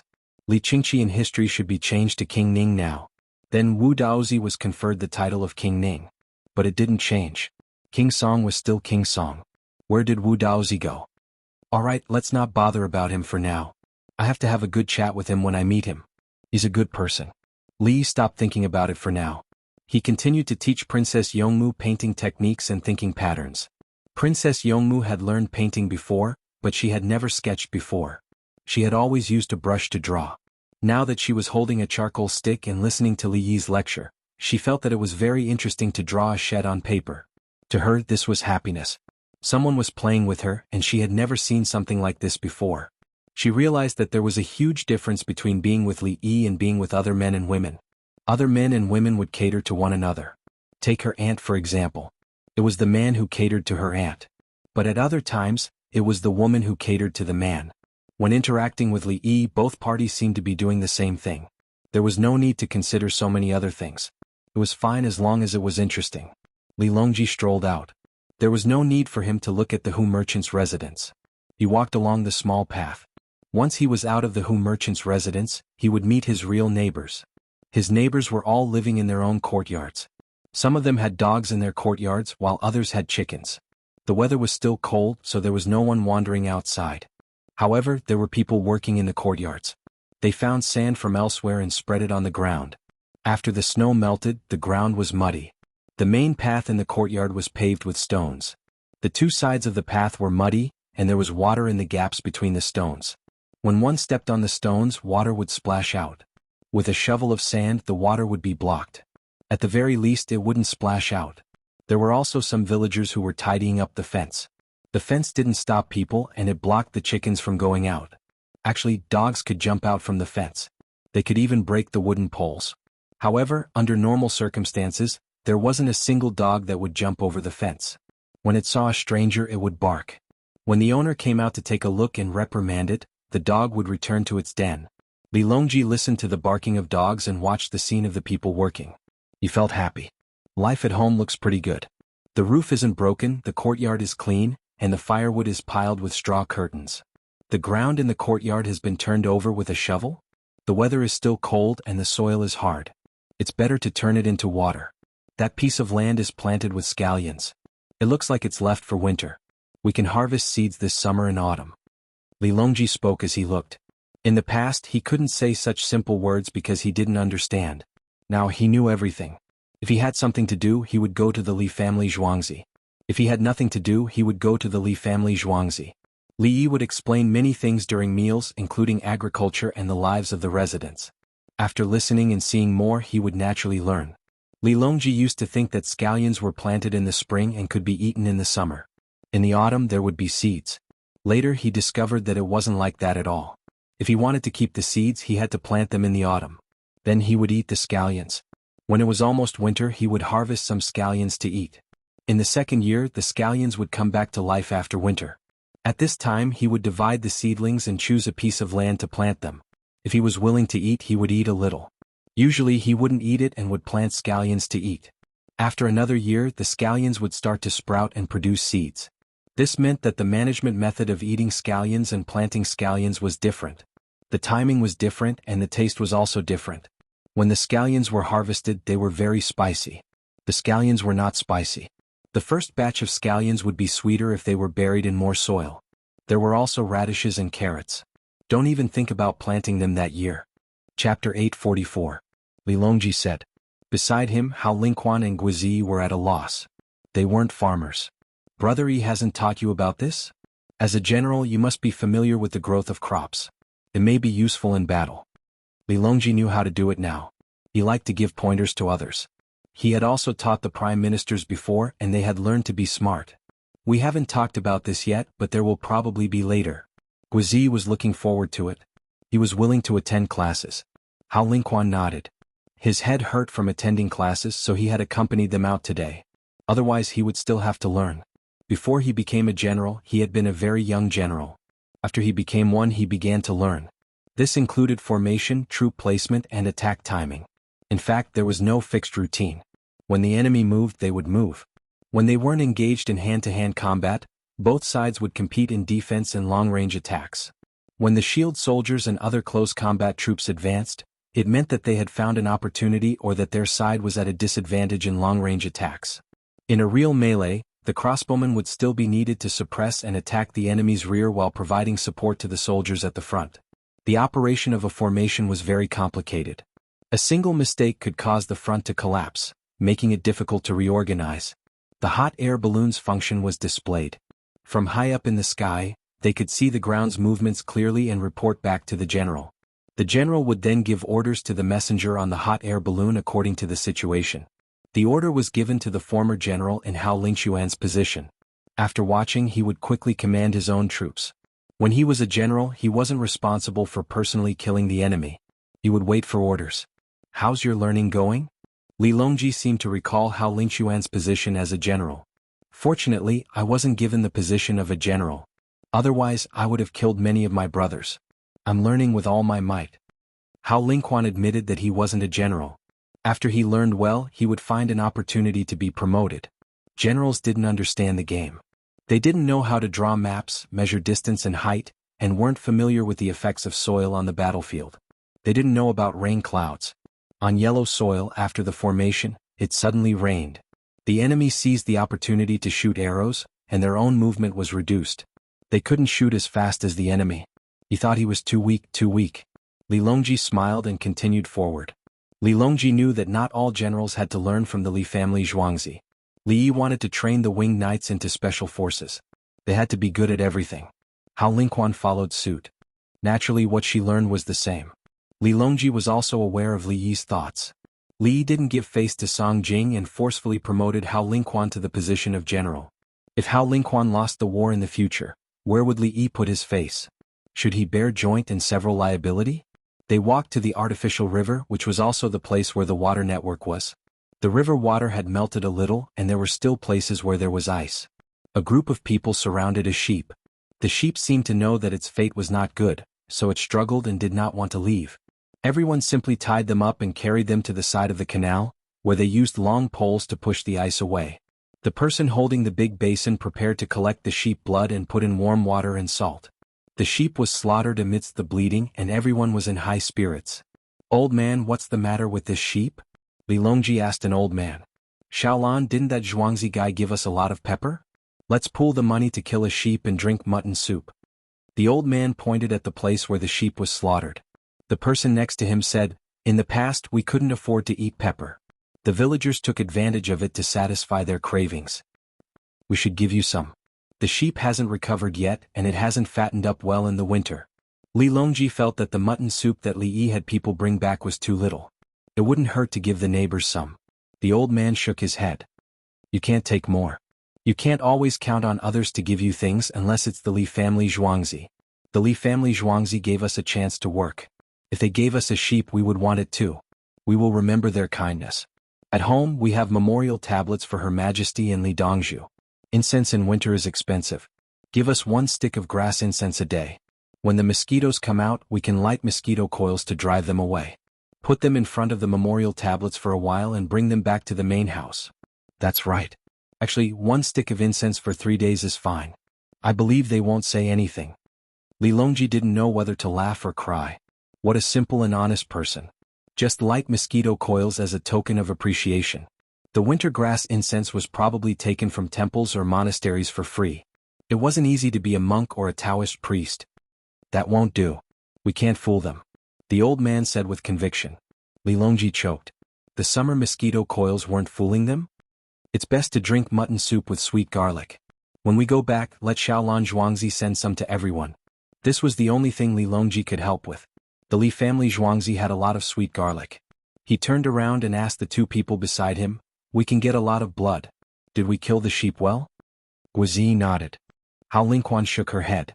Hao Lingquan whispered, "I was there and watched them kill the sheep. There was no blood. After the sheep were killed, the blood was pocketed." "There's such a skill?" Li Longji heard of this for the first time. "When we go back and ask Dongzhu we'll know. There are wolves in the grasslands.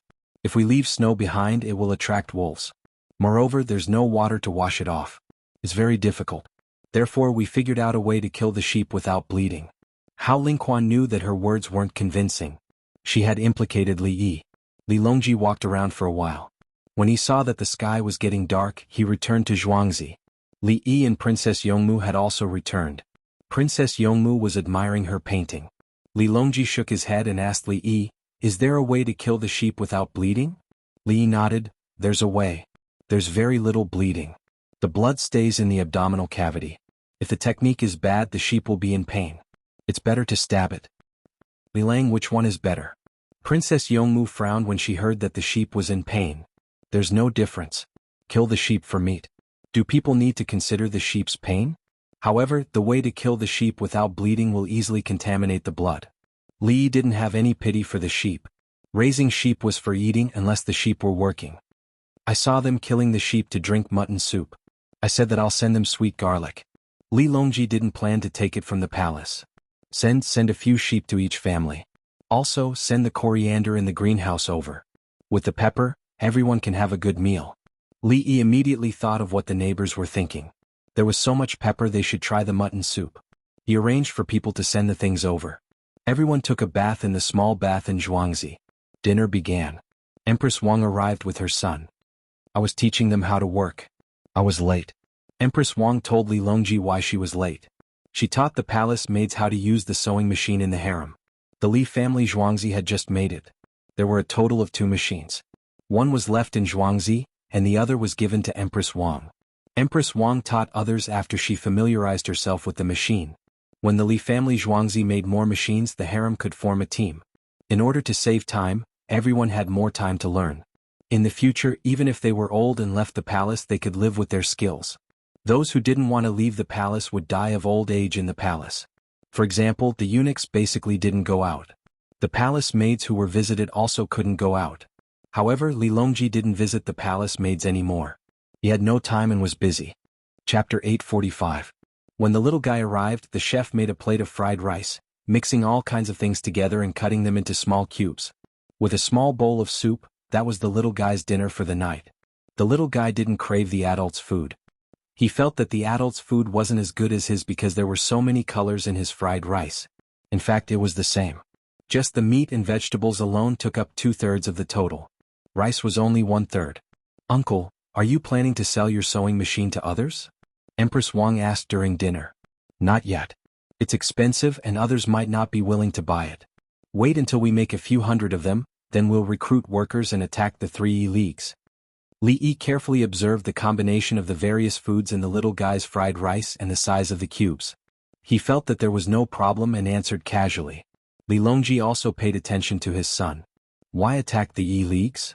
Recently the E-leagues haven't been proactive enough. We should send people to inquire. For example, some families have newborns and bought new clothes. We have to ask if they need diapers or if they want to make old clothes smaller for younger children. Whether there are torn clothes that can be changed or mended is a business. The E-leagues are sitting there waiting. They think that they have monopolized the market and that cooperation is more than competition." Li Yi gave the answer. The E-leagues were too arrogant. The workers' leagues weren't. They still sent people to inquire about renovation of furniture, changing the interior of the house, removing ashes from the stove and other businesses. The competition between the 3 workers' leagues was fierce, and the prices were very low. The commoners found that it was better to work with the workers' leagues themselves. This was called competition. How could the E-leagues be so lazy when they made clothes? Princess Yongmu heard and said, "If you enter, you can't be home. If you leave, you'll be invincible. If you leave, you'll be invincible."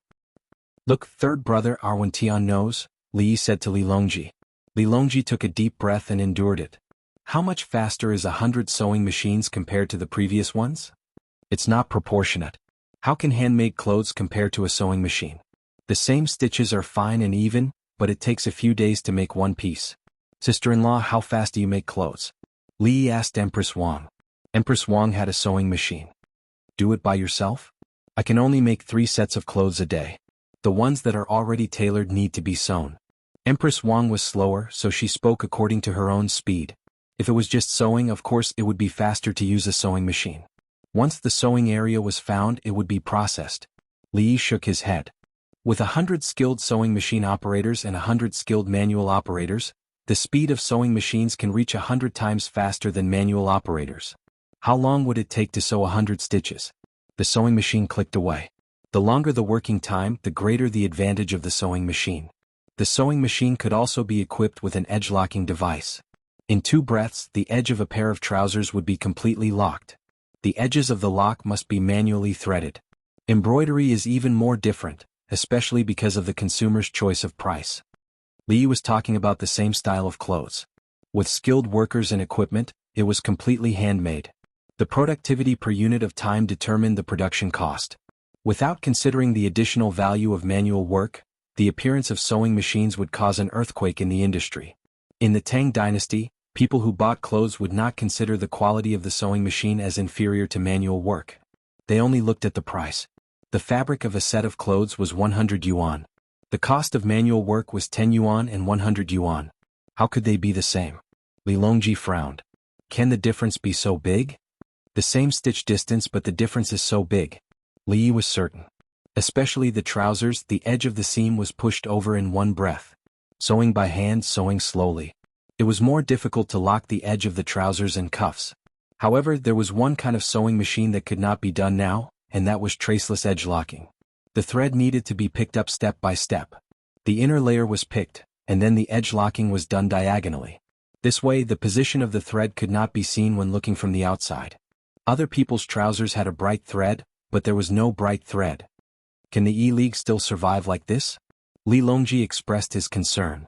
The sewing machine can only operate on the same size. When changing clothes, it needs to be adjusted and divided according to the size. If the E-League works hard, it can adjust the customer's size to perfection. The ready-made clothes bought and the ready-made clothes made are different. If the E-League wants to get orders in the future, it can only improve the service quality and take the initiative to attack.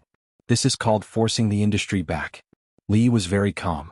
The layout was almost done. It was time to let others see the power of the production technology. At the same time, it was to let people know that industrial clustering was the main model for the future. It was to give everyone a heads up. The newspapers would publicize it again. Big businessmen would either invest in research and development funds or buy similar production equipment at a high price. As for buying a machine to research and manufacture, was there a lathe? The Li family Zhuangzi had spent a lot of effort to manufacture a lathe. It was made by hand, one part at a time. After that, the lathe was manufactured and then the lathe was refurbished. The lathe was more and more precise. Finally, the lathe was used to manufacture the sewing machine. The sewing machine could not be any worse. It was so easy to manufacture. At that time, Feng Yu's country had also dismantled other people's engines. They knew the principles but could not manufacture it. In the beginning, Feng Yu could manufacture some things by hand. It was done by hand. Level 8 fitters. Brother Yi, what do you plan to do next? Li Longji did not think that Li Yi had worked so hard to make these things to shock others and sell them for money. Cooperation. Find a businessman to cooperate. The businessman will make a request, and the Li family Zhuangzi will be in charge of manufacturing the equipment. The businessman will pay for the research and development costs. Li Yi finally revealed his purpose. Previously, the things that he had made had been copied by others. He could only stare at them helplessly. The structure was simple and there were no technical difficulties. Why didn't anyone copy the thermos and kerosene lamps? It was because they could not do it. Also, the bicycle will be released after the weather warms up. Why don't they try to copy it? Uncle, are you doing this for Zhuangzi to earn more money in the future? Empress Wang did not understand. This is to let them know that with investment there will be results. Technology innovation is the most important thing. Unless you are not involved in a certain industry. Li Yi remembered some of the brands in his time. Decades ago they started by assembling electronic products. Then they did not invest money to research their own technology. Instead they continued to assemble. All they thought about was how to make more money. They were not willing to spend money. The money they spent was used to buy other people's parts and advertise. The current Tang dynasty could not be like this. The big businessmen had to teach them how to invest in technology. Freeloaders could not last long. If you rely on a mountain it will collapse. If you rely on people it will run away. Princess Yongmu blinked her big eyes. She found that the Li Lang now was not the same as the one when she played with him. When he played with her, Li Lang was like an ordinary teenager. He was frivolous and liked to show off. At this moment, Li Lang seemed to be carrying a heavy burden on his shoulders, pushing the Tang dynasty forward. For a moment she did not know which was better. Chapter 846. The next day the sun had risen for an hour. Li Longji and the others woke up. Li Yi also woke up early. The little boy Shang'er obviously hadn't slept enough, but he didn't want to sleep. He ran around in the yard with his little legs. Because a group of children older than him had come, he felt that every big brother and big sister was interesting. Just like when he came to the Li family Zhuangzi, there were people to play with. The neighbor children who came over did not dare to offend anyone. When they saw the little boy and saw the clothes he was wearing, they knew how big the gap between them was. Sichuan brocade clothes from head to toe, the patterns on it were bright and dark. The older children were sensible. They knew that this little brother's clothes could not be bought even if they sold their land and house. As the little boy ran, his left foot stepped on his right foot. He did not fly up but fell to the ground with a pia. The surrounding children were about to cry. It had nothing to do with them. They didn't touch it. The little boy climbed up on his own. He rubbed his little hands on his body and continued to run.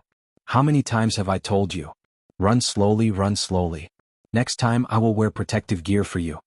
Li Yi came over, patted the soil on the little boy's body and held him in his arms. It hurts.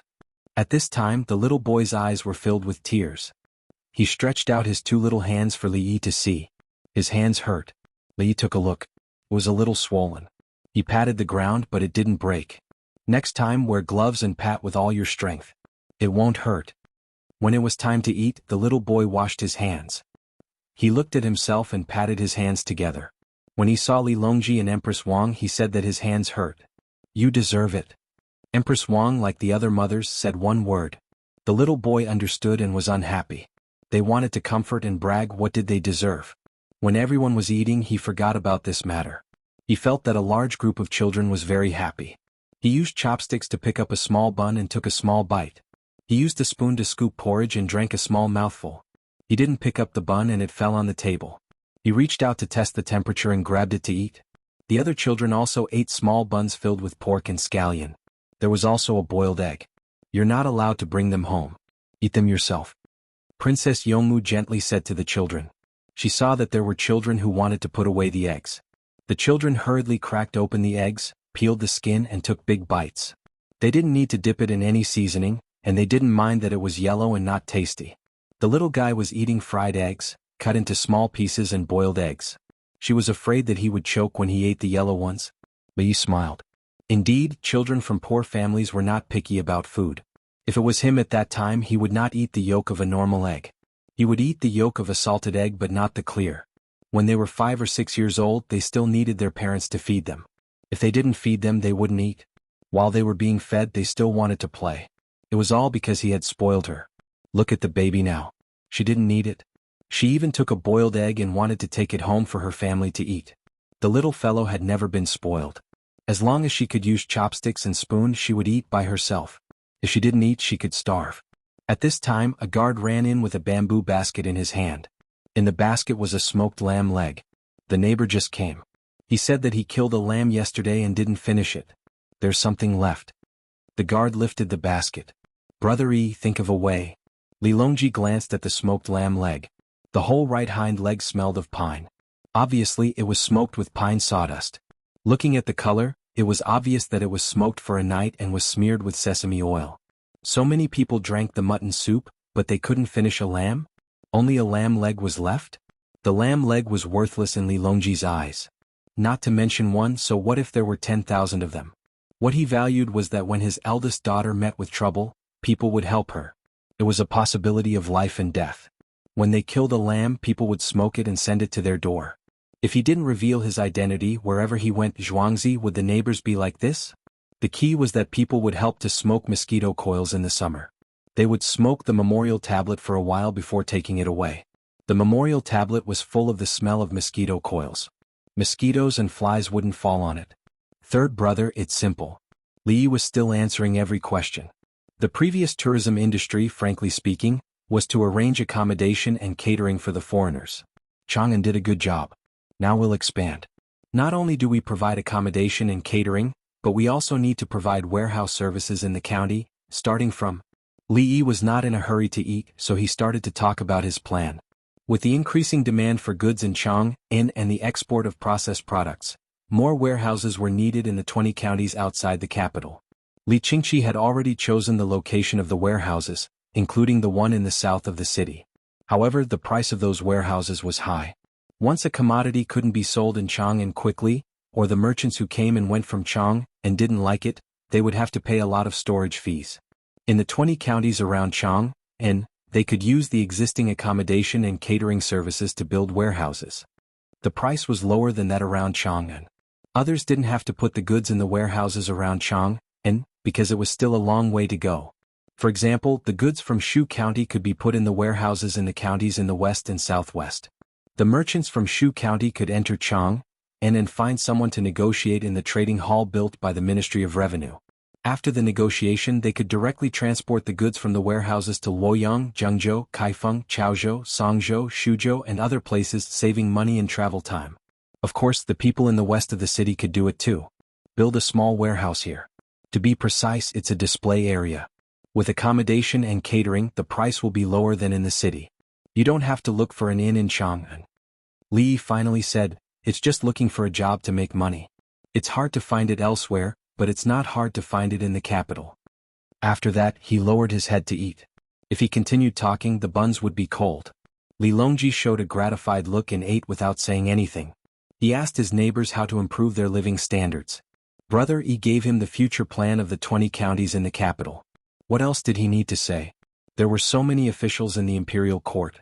If there was someone who could give the same idea, he would be directly promoted to the position of prime minister. Unfortunately, there were so many officials. What if someone thought of it when he asked them tomorrow morning? Lilongji thought, it's just a dream. It's impossible. The 3 officials from the political affairs hall asked in vain.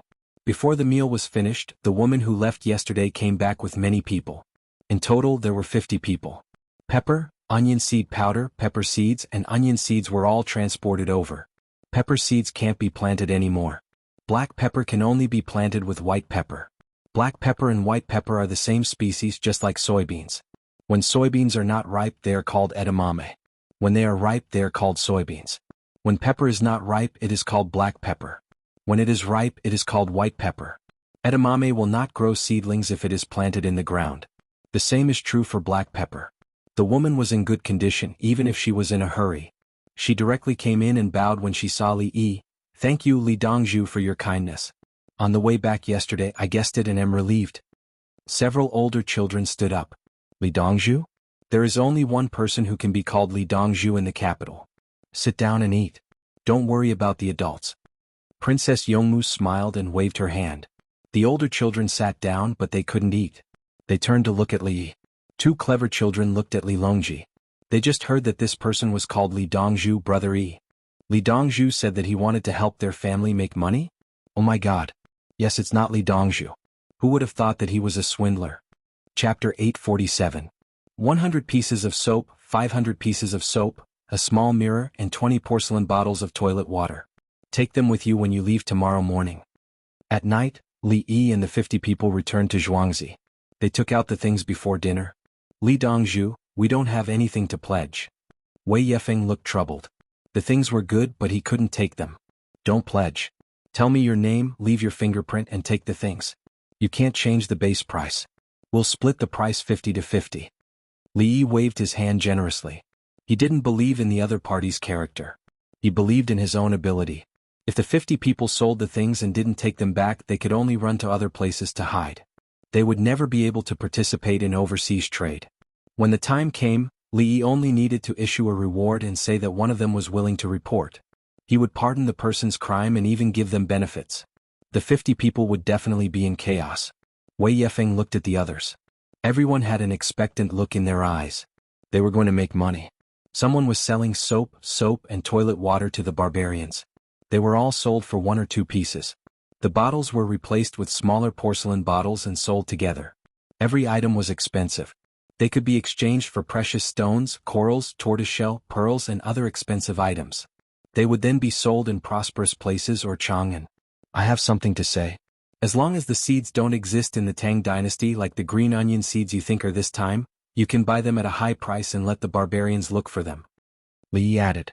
He knew that there were still things outside that hadn't been spread to the Tang dynasty.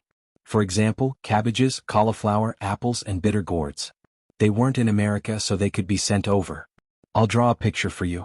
You can show the picture to the barbarians. Li Yi thought of a specific point and specified the target. After that, he hurriedly finished his meal and went back to the study to draw. What he drew was still life. He thought for a while and continued to sketch. Then he used mineral gouache to color it. He didn't use oil paints. It took a lot of effort.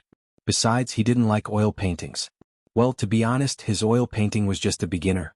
It was okay to fool people, but he didn't have time to practice. Other than those things, Li Yi also drew loofahs and bananas, which were different from the bananas in the south. He also drew coffee, bananas and other African fruits as much as possible. In case someone had gone there by land or sea, they could bring them back and buy them at a high price.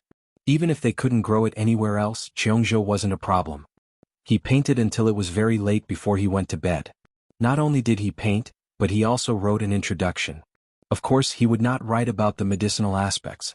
Before going to bed, he muttered, "Check the export goods and restrict the outflow of medical books." The next morning, Li Yi waited for the 50 people to finish their breakfast before he began to bring them food. There were instant noodles, fried noodles, and steamed buns that could kill people. It wasn't correct to call it a steamed bun. It should be called a bar head. It wasn't made with fire. It was made by rolling dry flour into the dough. The noodles were not made of dough. They were made with a little warm water and were called dead noodles. Then, after roasting it, it would be like a stone and would not mold when placed on the body. I brought some tea leaves for you. They are different from the tea you have now. Li Yi filled many bamboo tubes with second-grade tea leaves. The tea wasn't good, but the bamboo tubes were exquisite. I know. Wei Yefeng nodded vigorously, indicating that he had seen Li family Zhuangzi's tea. It was expensive and there were also cheap foam. Be careful on the way. Li Yi waved his hand and these people boarded the car and headed south. The car would be sent all the way to the south of Lantian County, and they would carry the rest of the way. Li Yi also gave them ordinary bows and knives. Their original ones were thrown into Zhuangzi. Each person was wearing a military coat. When it was hot, they could take it off and carry it. At night, they could use it as a quilt when they slept in the wild. After sending them off, Li Yi wrote a note and asked someone to send it into the palace. It was what he muttered before he went to bed last night. The medical books he copied were different from the current medical books. The system had organized them, and anyone who took them would be treasures. For example, the Japanese Empire could not be given away. As for Shinlua, Li Yi planned to occupy it first. It did not matter if he gave it away or not. The Korean peninsula could not be given away. They could connect on land, not necessarily through the Yalu River. The place where they connected was Changbai Mountain. They could just build a road. After giving a lesson to the nurses and having lunch, Li Yi walked towards the land he bought in the east. A group of people followed him. When they arrived, they saw a sea of flowers. Red, pink, white. It's too beautiful. Tao Hong sniffed hard, wanting to smell the fragrance of the flowers. Poppy flowers are so beautiful. Li Yi looked at the plant that should now be called Ingsu and said with a smile on his face, "This flower can bloom for 2 months?" Chui Lu followed. "Then you can cut the pulp and collect the pulp. After that, the dry shell can also be used as medicine. It's a good thing. It can cure many diseases." Li Yi knew how to use it.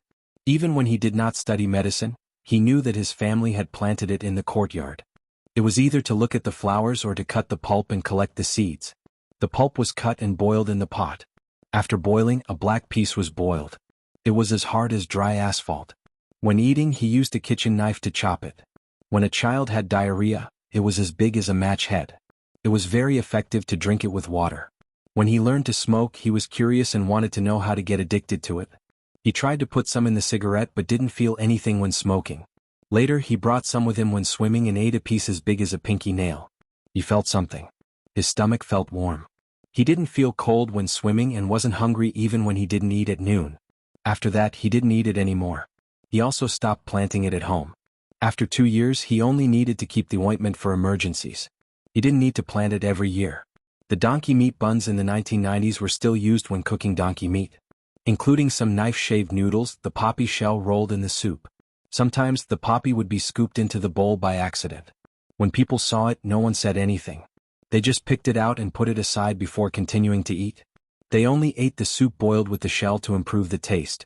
It was not addictive. After that, they couldn't see the poppy anymore. It was too strict. The internet was also developed. If someone saw the poppy, they could take a photo and post it online. The police would soon find them. It was fine as long as they didn't let others see it. They couldn't sell it, let alone take a photo and post it online. Now no one cared. Except for those who studied medicine who knew that this thing could be used as medicine, the common people saw it as a flower, similar to cotton. No one knew that this thing could be made into longevity ointment. The more one smoked, the more addicted one became to it and the body collapsed. Send someone to patrol. No one is allowed to pick the flowers. They have to be kept. After 2 or 3 months, they will be harvested and used for treatment. Li Yi ordered. The palace maids and eunuchs noted it down. As medicine, they couldn't let others pick it up. They could only look at the flowers here. Dongzhu, what disease does it treat? Chingsong was eager to learn. Diarrhea, nausea, and pain relief. Pain relief. When it came to pain relief, Li Yi hesitated. The best place to relieve pain was the battlefield. When a warrior was injured, the pain was too great. It would hurt to death. Eating this was okay. It was also refreshing. But once it was used, the warrior would know the effect of this thing. Would he eat it normally? Eat it when he wasn't injured. Eat too much and get addicted. Then it would spread. Go back and think about it. It's a pity if you don't use it. If you use it, you'll be worried. Li Yi hesitated. Chapter 848. Brother Yi, I heard that there are new crop seeds? When Li Yi returned to the courtyard from the sea of poppy flowers, Li Qingqi appeared. Big brother, when did you come? Why don't you go in and rest? Li Yi was a little absent-minded. He was still considering whether to give the soldiers opium. There was a quarter of an hour. I wanted to look for you, but I guessed that you would be back soon. As expected, brother Yi, your expression. Li Qingqi observed Li Yi and noticed something. Li Yi led Li Qingqi in and the palace maid made tea for him. Li Yi picked up a small pair of pliers to deal with the pine nuts. I went to see the sea of poppy flowers. It was very charming. In my eyes, the ornamental value is secondary, and the medicinal value is more important. Are you thinking about the prescription? Li Qingqi naturally attributed Li Yi's poor state to this. There is a prescription for anesthetics used to treat diseases. The drugs made from poppy are simple and easy to use. The disadvantage is that it will be addictive if you take too much. This was what Li Yi had been taught about opium. As a doctor, he did not dare to prescribe drugs containing opium, although there was the temptation of money. How addictive is it? Li Qingqi thought of something. Can a person who drinks all the time stop drinking? Li asked. Yes. Li Qingqi thought for a while and answered. Can a person who gambles all the time stop gambling? Li asked. Yes. Li Qingqi was sure. Can a person stop drinking when he is with a woman? Except for eunuchs. Li asked again. It's difficult. Li Qingqi answered. He thought of monks. A person who drinks, gambles, and has women. He has to quit all these before he can consider quitting the opium addiction. Li Yi knew that as long as there was a channel, the probability of relapse was almost 100%. When opium entered the Qing dynasty, it was not used by the Westerners to harm the Qing dynasty people. The Westerners also smoked it.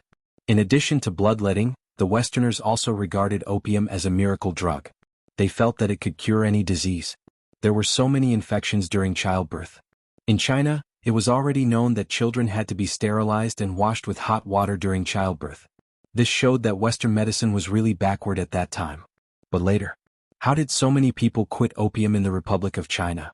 Li Yi thought of a problem. How many people were using opium? Could it be that they all died because of the lack of opium? How could Li Qingqi know that Li Yi's thoughts had wandered? He frowned.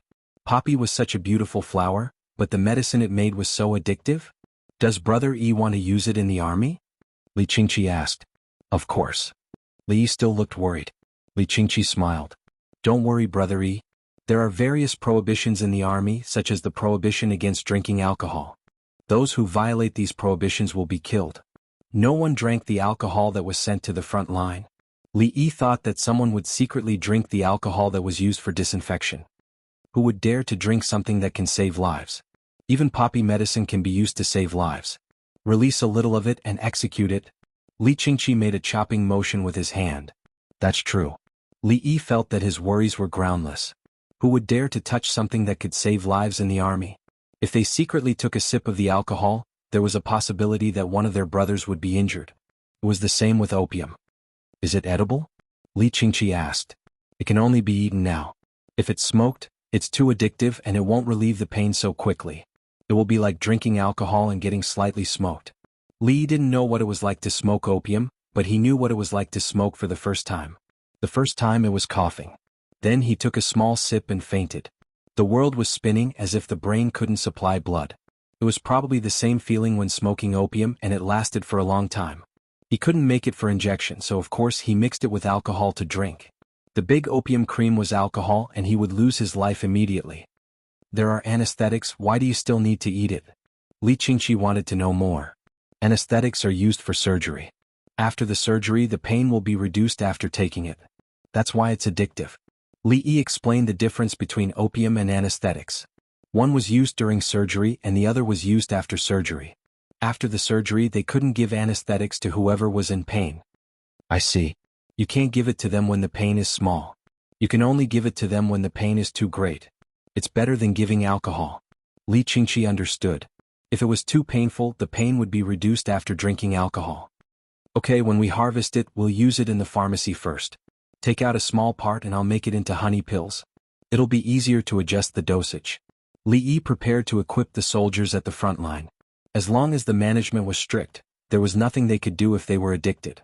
If they couldn't eat it, they could just tie it up. Do you want to plant opium poppies on a large scale? Li Qingqi knew that many medicinal herbs were being planted now, including mandala, which was mentioned in the medical book Li Yi gave him. It could treat many diseases and be used as anesthetics. Now, it should also be mentioned in the book. He had to find a place to plant it, such as the hillside or the river. He had to tell the people not to destroy it. It was a medicine used to treat diseases. They couldn't use it at home. If they didn't eat it well, they might even die. The people of the capital office were very obedient. When he said that it was medicine, not only would they not destroy it, but they would also look after it. You can ask the people to plant it in their courtyard. I'll provide the seeds this year and plant it in autumn. Next year it'll bloom and bear fruit. I'll teach the people how to deal with it. Li also wasn't worried that the people would eat it blindly. As long as he told the people that it was poisonous and they would die if they ate it directly, the imperial court would spend money to buy it. The people would naturally take care of it. According to the records, opium poppies were called heartbreak grass. Wasn't this name scary? There's also heartbreak grass, the real heartbreak grass. Find a remote place and plant it. It's heartbreak for others. I can use it and even use it as a pesticide. There's no need for the juice of arrow poison tree. Once the heartbreak grass is refined, it'll still be fatal. It'll be too late to save it. Thinking of heartbreak grass, Li Yi prepared to plant it. Once it was absorbed, no medicine could save it directly. It could only support the treatment. Whether the person could survive or not would depend on how much they ingest. If they ingested too much, they would die. Since that's the case, why don't we designate an area and plant the dangerous medicine? When Li Qingqi heard heartbreak grass, he trembled in fright. We can plant it, but we can't let the bees collect the honey. The honey made from the pollen of heartbreak grass will be poisoned if people eat it. The bees will be poisoned as well. When Li Yi mentioned this plant, he felt helpless. At that time he was familiar with it and then poisoned others. The specific name of this plant was hook kiss. It's used to poison people. Li Qingqi thought of the use of heartbreak grass. Big brother, I have other medicines to poison people. It doesn't have to be heartbreak grass. I'll use it to make medicine. Li Yi didn't intend to poison the enemy. It wasn't easy. For example, how much dose would be needed to poison the river? The well water would also flow and dilute the poison. Of course he had the flower bomb. He could make poison gas bombs in the laboratory, but it was meaningless. Chapter 849. Brother E, I'm here today to help Baigu ask about some things. He's too busy. He needs to make a budget and the water projects of various prefectures. After Li Qingqi learned about the poison, he got down to business. Baigu didn't even have time to write a letter. Li Qingqi happened to go for a stroll and was seen by Baigu. He quickly said it and continued to work. Why is he so busy? Don't tire yourself out. It's not that I care about him, but I have to take care of him when he's sick. Li didn't understand how a prime minister and minister of revenue could be so busy that he didn't have anyone under him. I've asked the people in the Ministry of Revenue. Baigu is calculating the prosperous prefectures of the Tang dynasty and is preparing to set up a stall this summer. Li Qingqi said with a serious face. He wasn't joking. If many prefectures paid taxes together, the Tang dynasty would be able to push the Turks and Tubo to the ground next year. These two places were too disgusting. There was no end to it. Are you in a hurry? Li asked. He could see that Li Qingqi was about to take action. Yes. There are so many territories outside waiting for the Tang dynasty to help develop, and there are so many people who haven't been educated yet. When Li Qingqi said this, Li Yi felt that there was a halo behind his head. He was too holy. In fact, he was going to invade and help develop and be educated. What's the difference between this and democracy in the West? There was a difference. In the West, they would just give up after a beating. When the Tang dynasty took over, the people suffered and were beaten by others, and the Tang dynasty helped. If we can't solve this problem in 2 or 3 years, when the Tang dynasty accumulates more food and recruits 30,000 soldiers, we won't be able to find good soldiers anymore. Can't we wait for 5 years? Let's make a 5-year plan and push it forward bit by bit. Otherwise, the House of Subjugation won't be able to withstand it.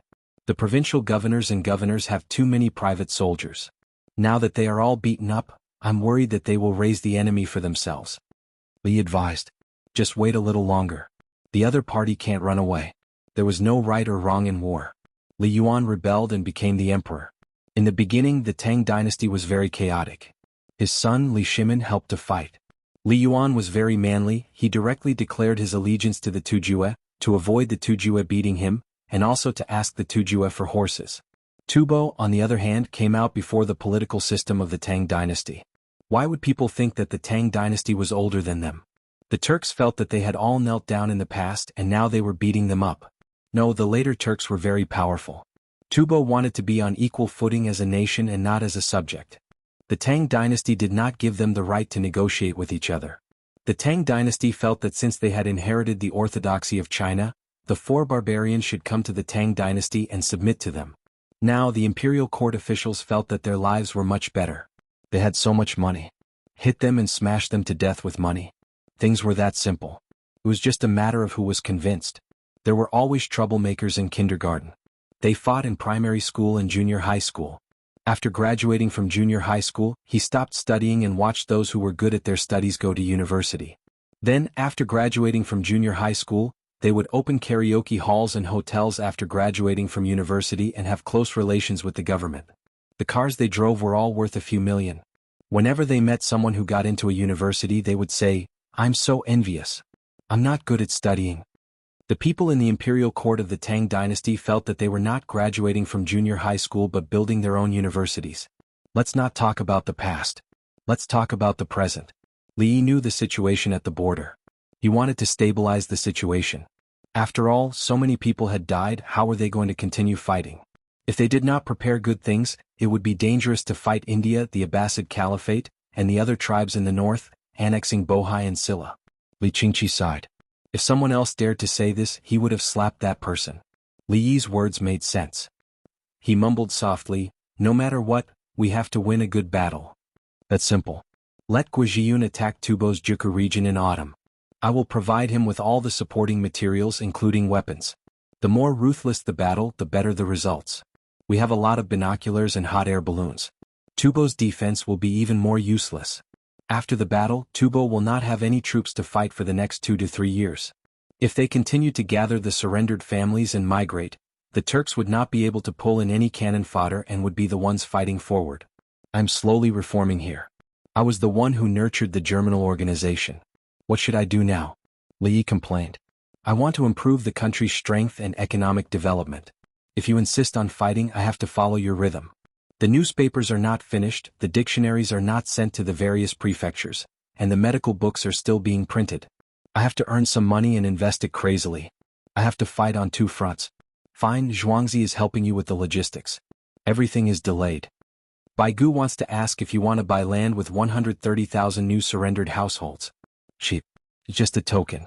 Li Qingqi finally asked the question that Baigu wanted him to ask. Buy mountains. Continue to move up. A part of Tongzhou, a part of Danzhou, and a part of Huazhou.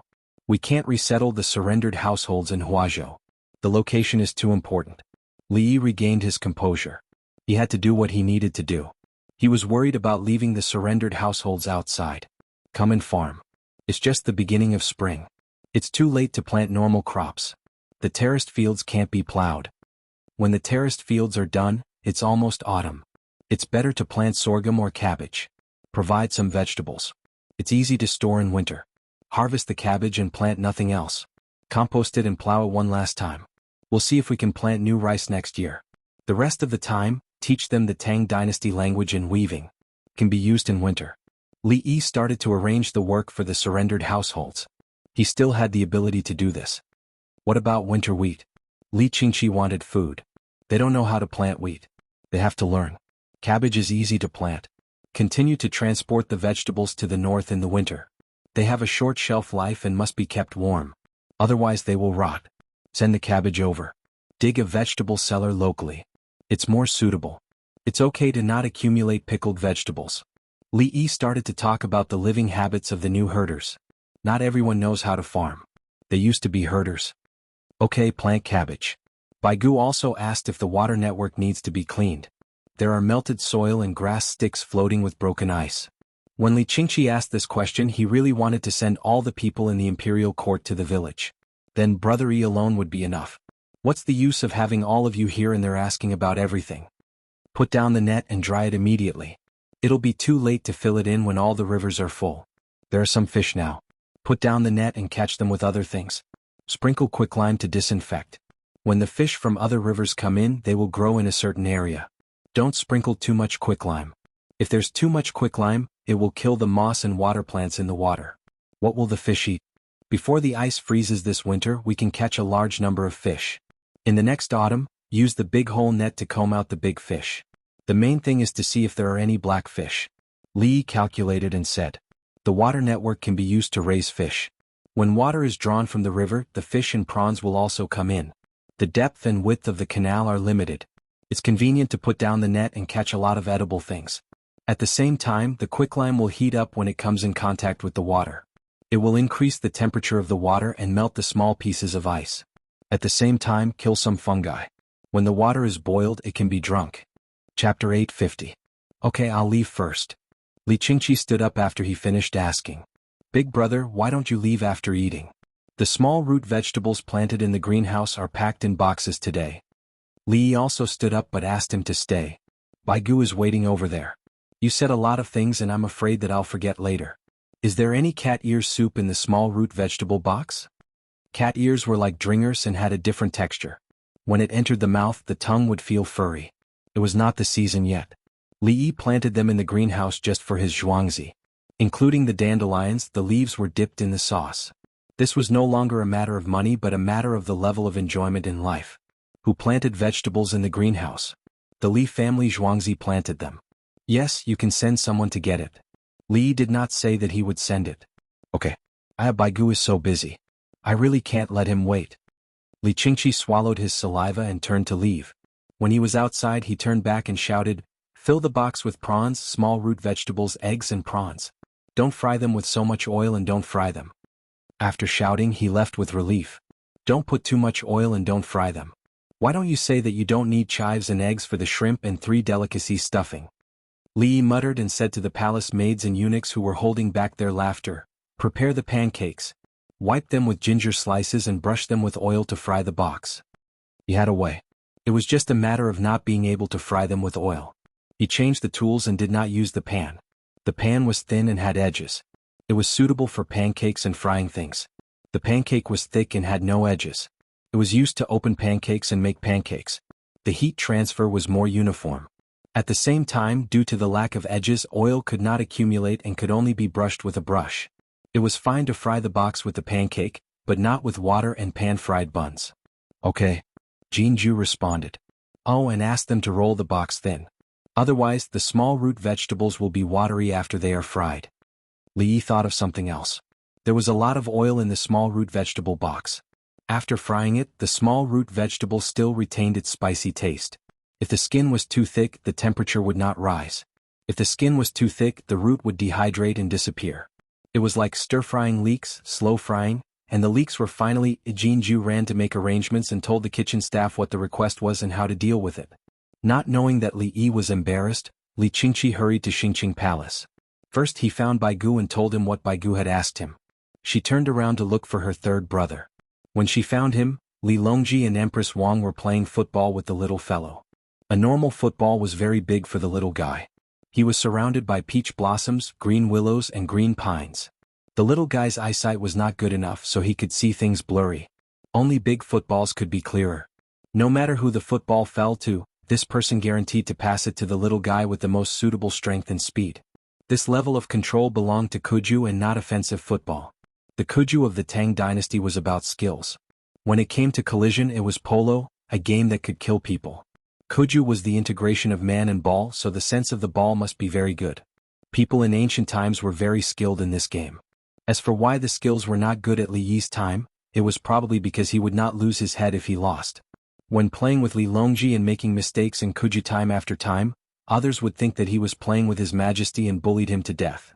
If he had a Kuju game with the Turks and Tubo, everything would be fine if he won, but if he lost, as soon as Li Qingqi ran over, Guyen No. 2 glanced at him and was distracted.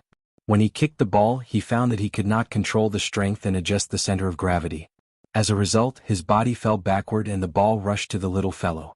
The little fellow saw it and kicked the ball. The force of the ball was so great that the little fellow sat on the ground. The ball bounced high and crossed the surrounding people.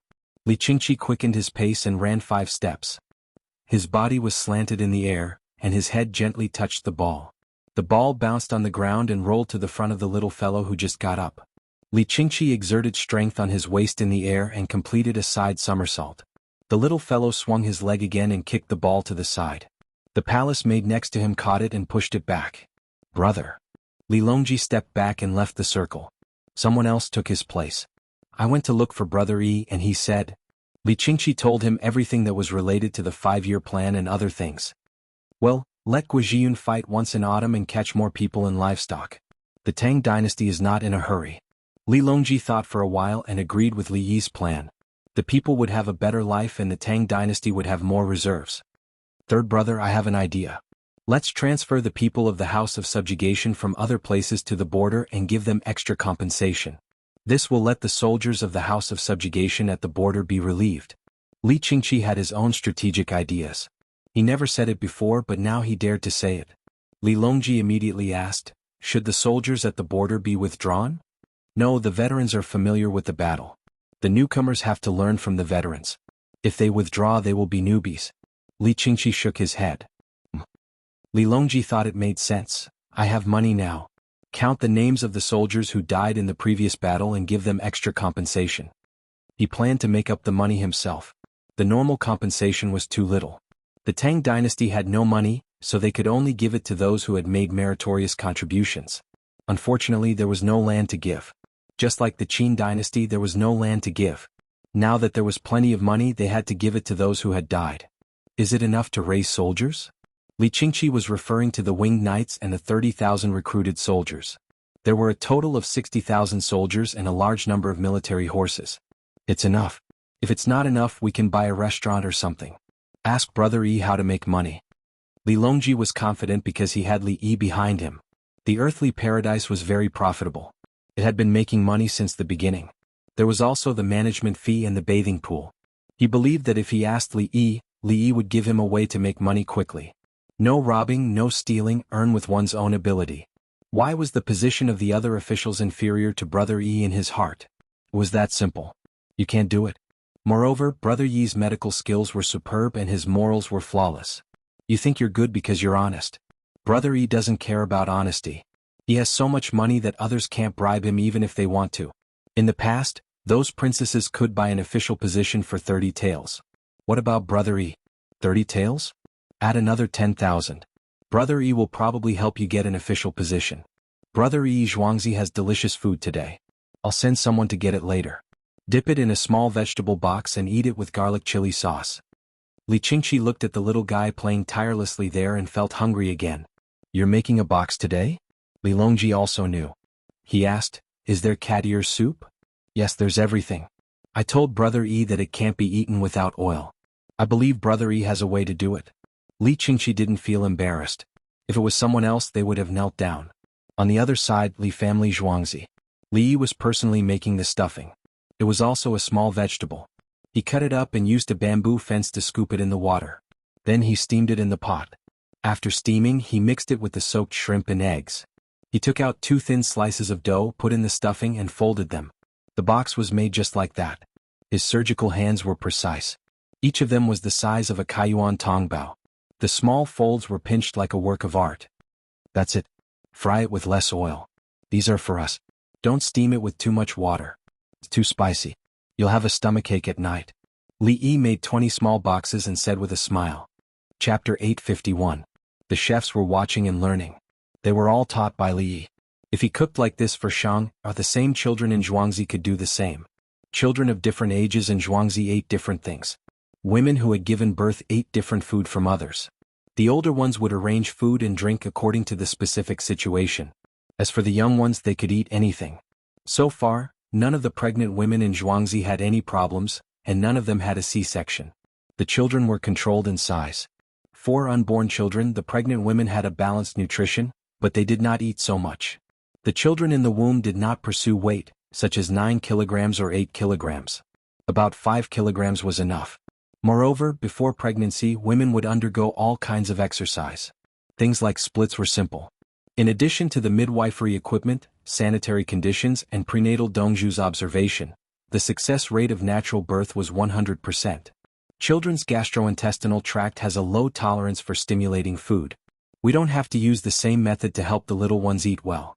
Garlic has a sterilizing effect. Onions are also good. There are also ginger, leeks, garlic stalks, and garlic sprouts. How do the children ingest it? When it's cooked, it's the same as the processing of medicinal materials. The cooking process is not done directly. There must be corresponding processing. Li Yi personally fried the box for Shang and explained to the chefs around him. Some dishes had a higher content of a certain substance than cooked dishes. But so be it. Eat more and use other things to supplement. Was the same. If someone said it was different, it was definitely because they had other purposes. For example, buying medicine and going to the pharmacy to sell it. For example, roxithromycin, the expensive ones were 40 to 50 yuan, and the cheap ones were 4 to 5 yuan. The units of measurement were indeed different, but if you ate a few pills or capsules of 4 to 5 yuan, the amount was the same. Sometimes, in order to get people to buy the expensive ones, the waiter who sold the medicine would say that the unit of a low amount could not reach the level of a high amount. It could not be broken down or absorbed. In fact, it was not. Antibiotics were accumulated in units. If the medicine seller said that, did it mean that the unit was so low that no one would die even if they ate as much as they could? It was the same no matter how much they ate. An injection of 1.5 million units of penicillin was 1 yuan and 2 yuan. An injection of 3 million units of penicillin was 6 yuan. Could 2.1 5 million units of penicillin be equal to 1/3 million units of penicillin? Of course he could. The purpose of the other party's words was to get you to buy something expensive. There were also those who talked about compound prescriptions.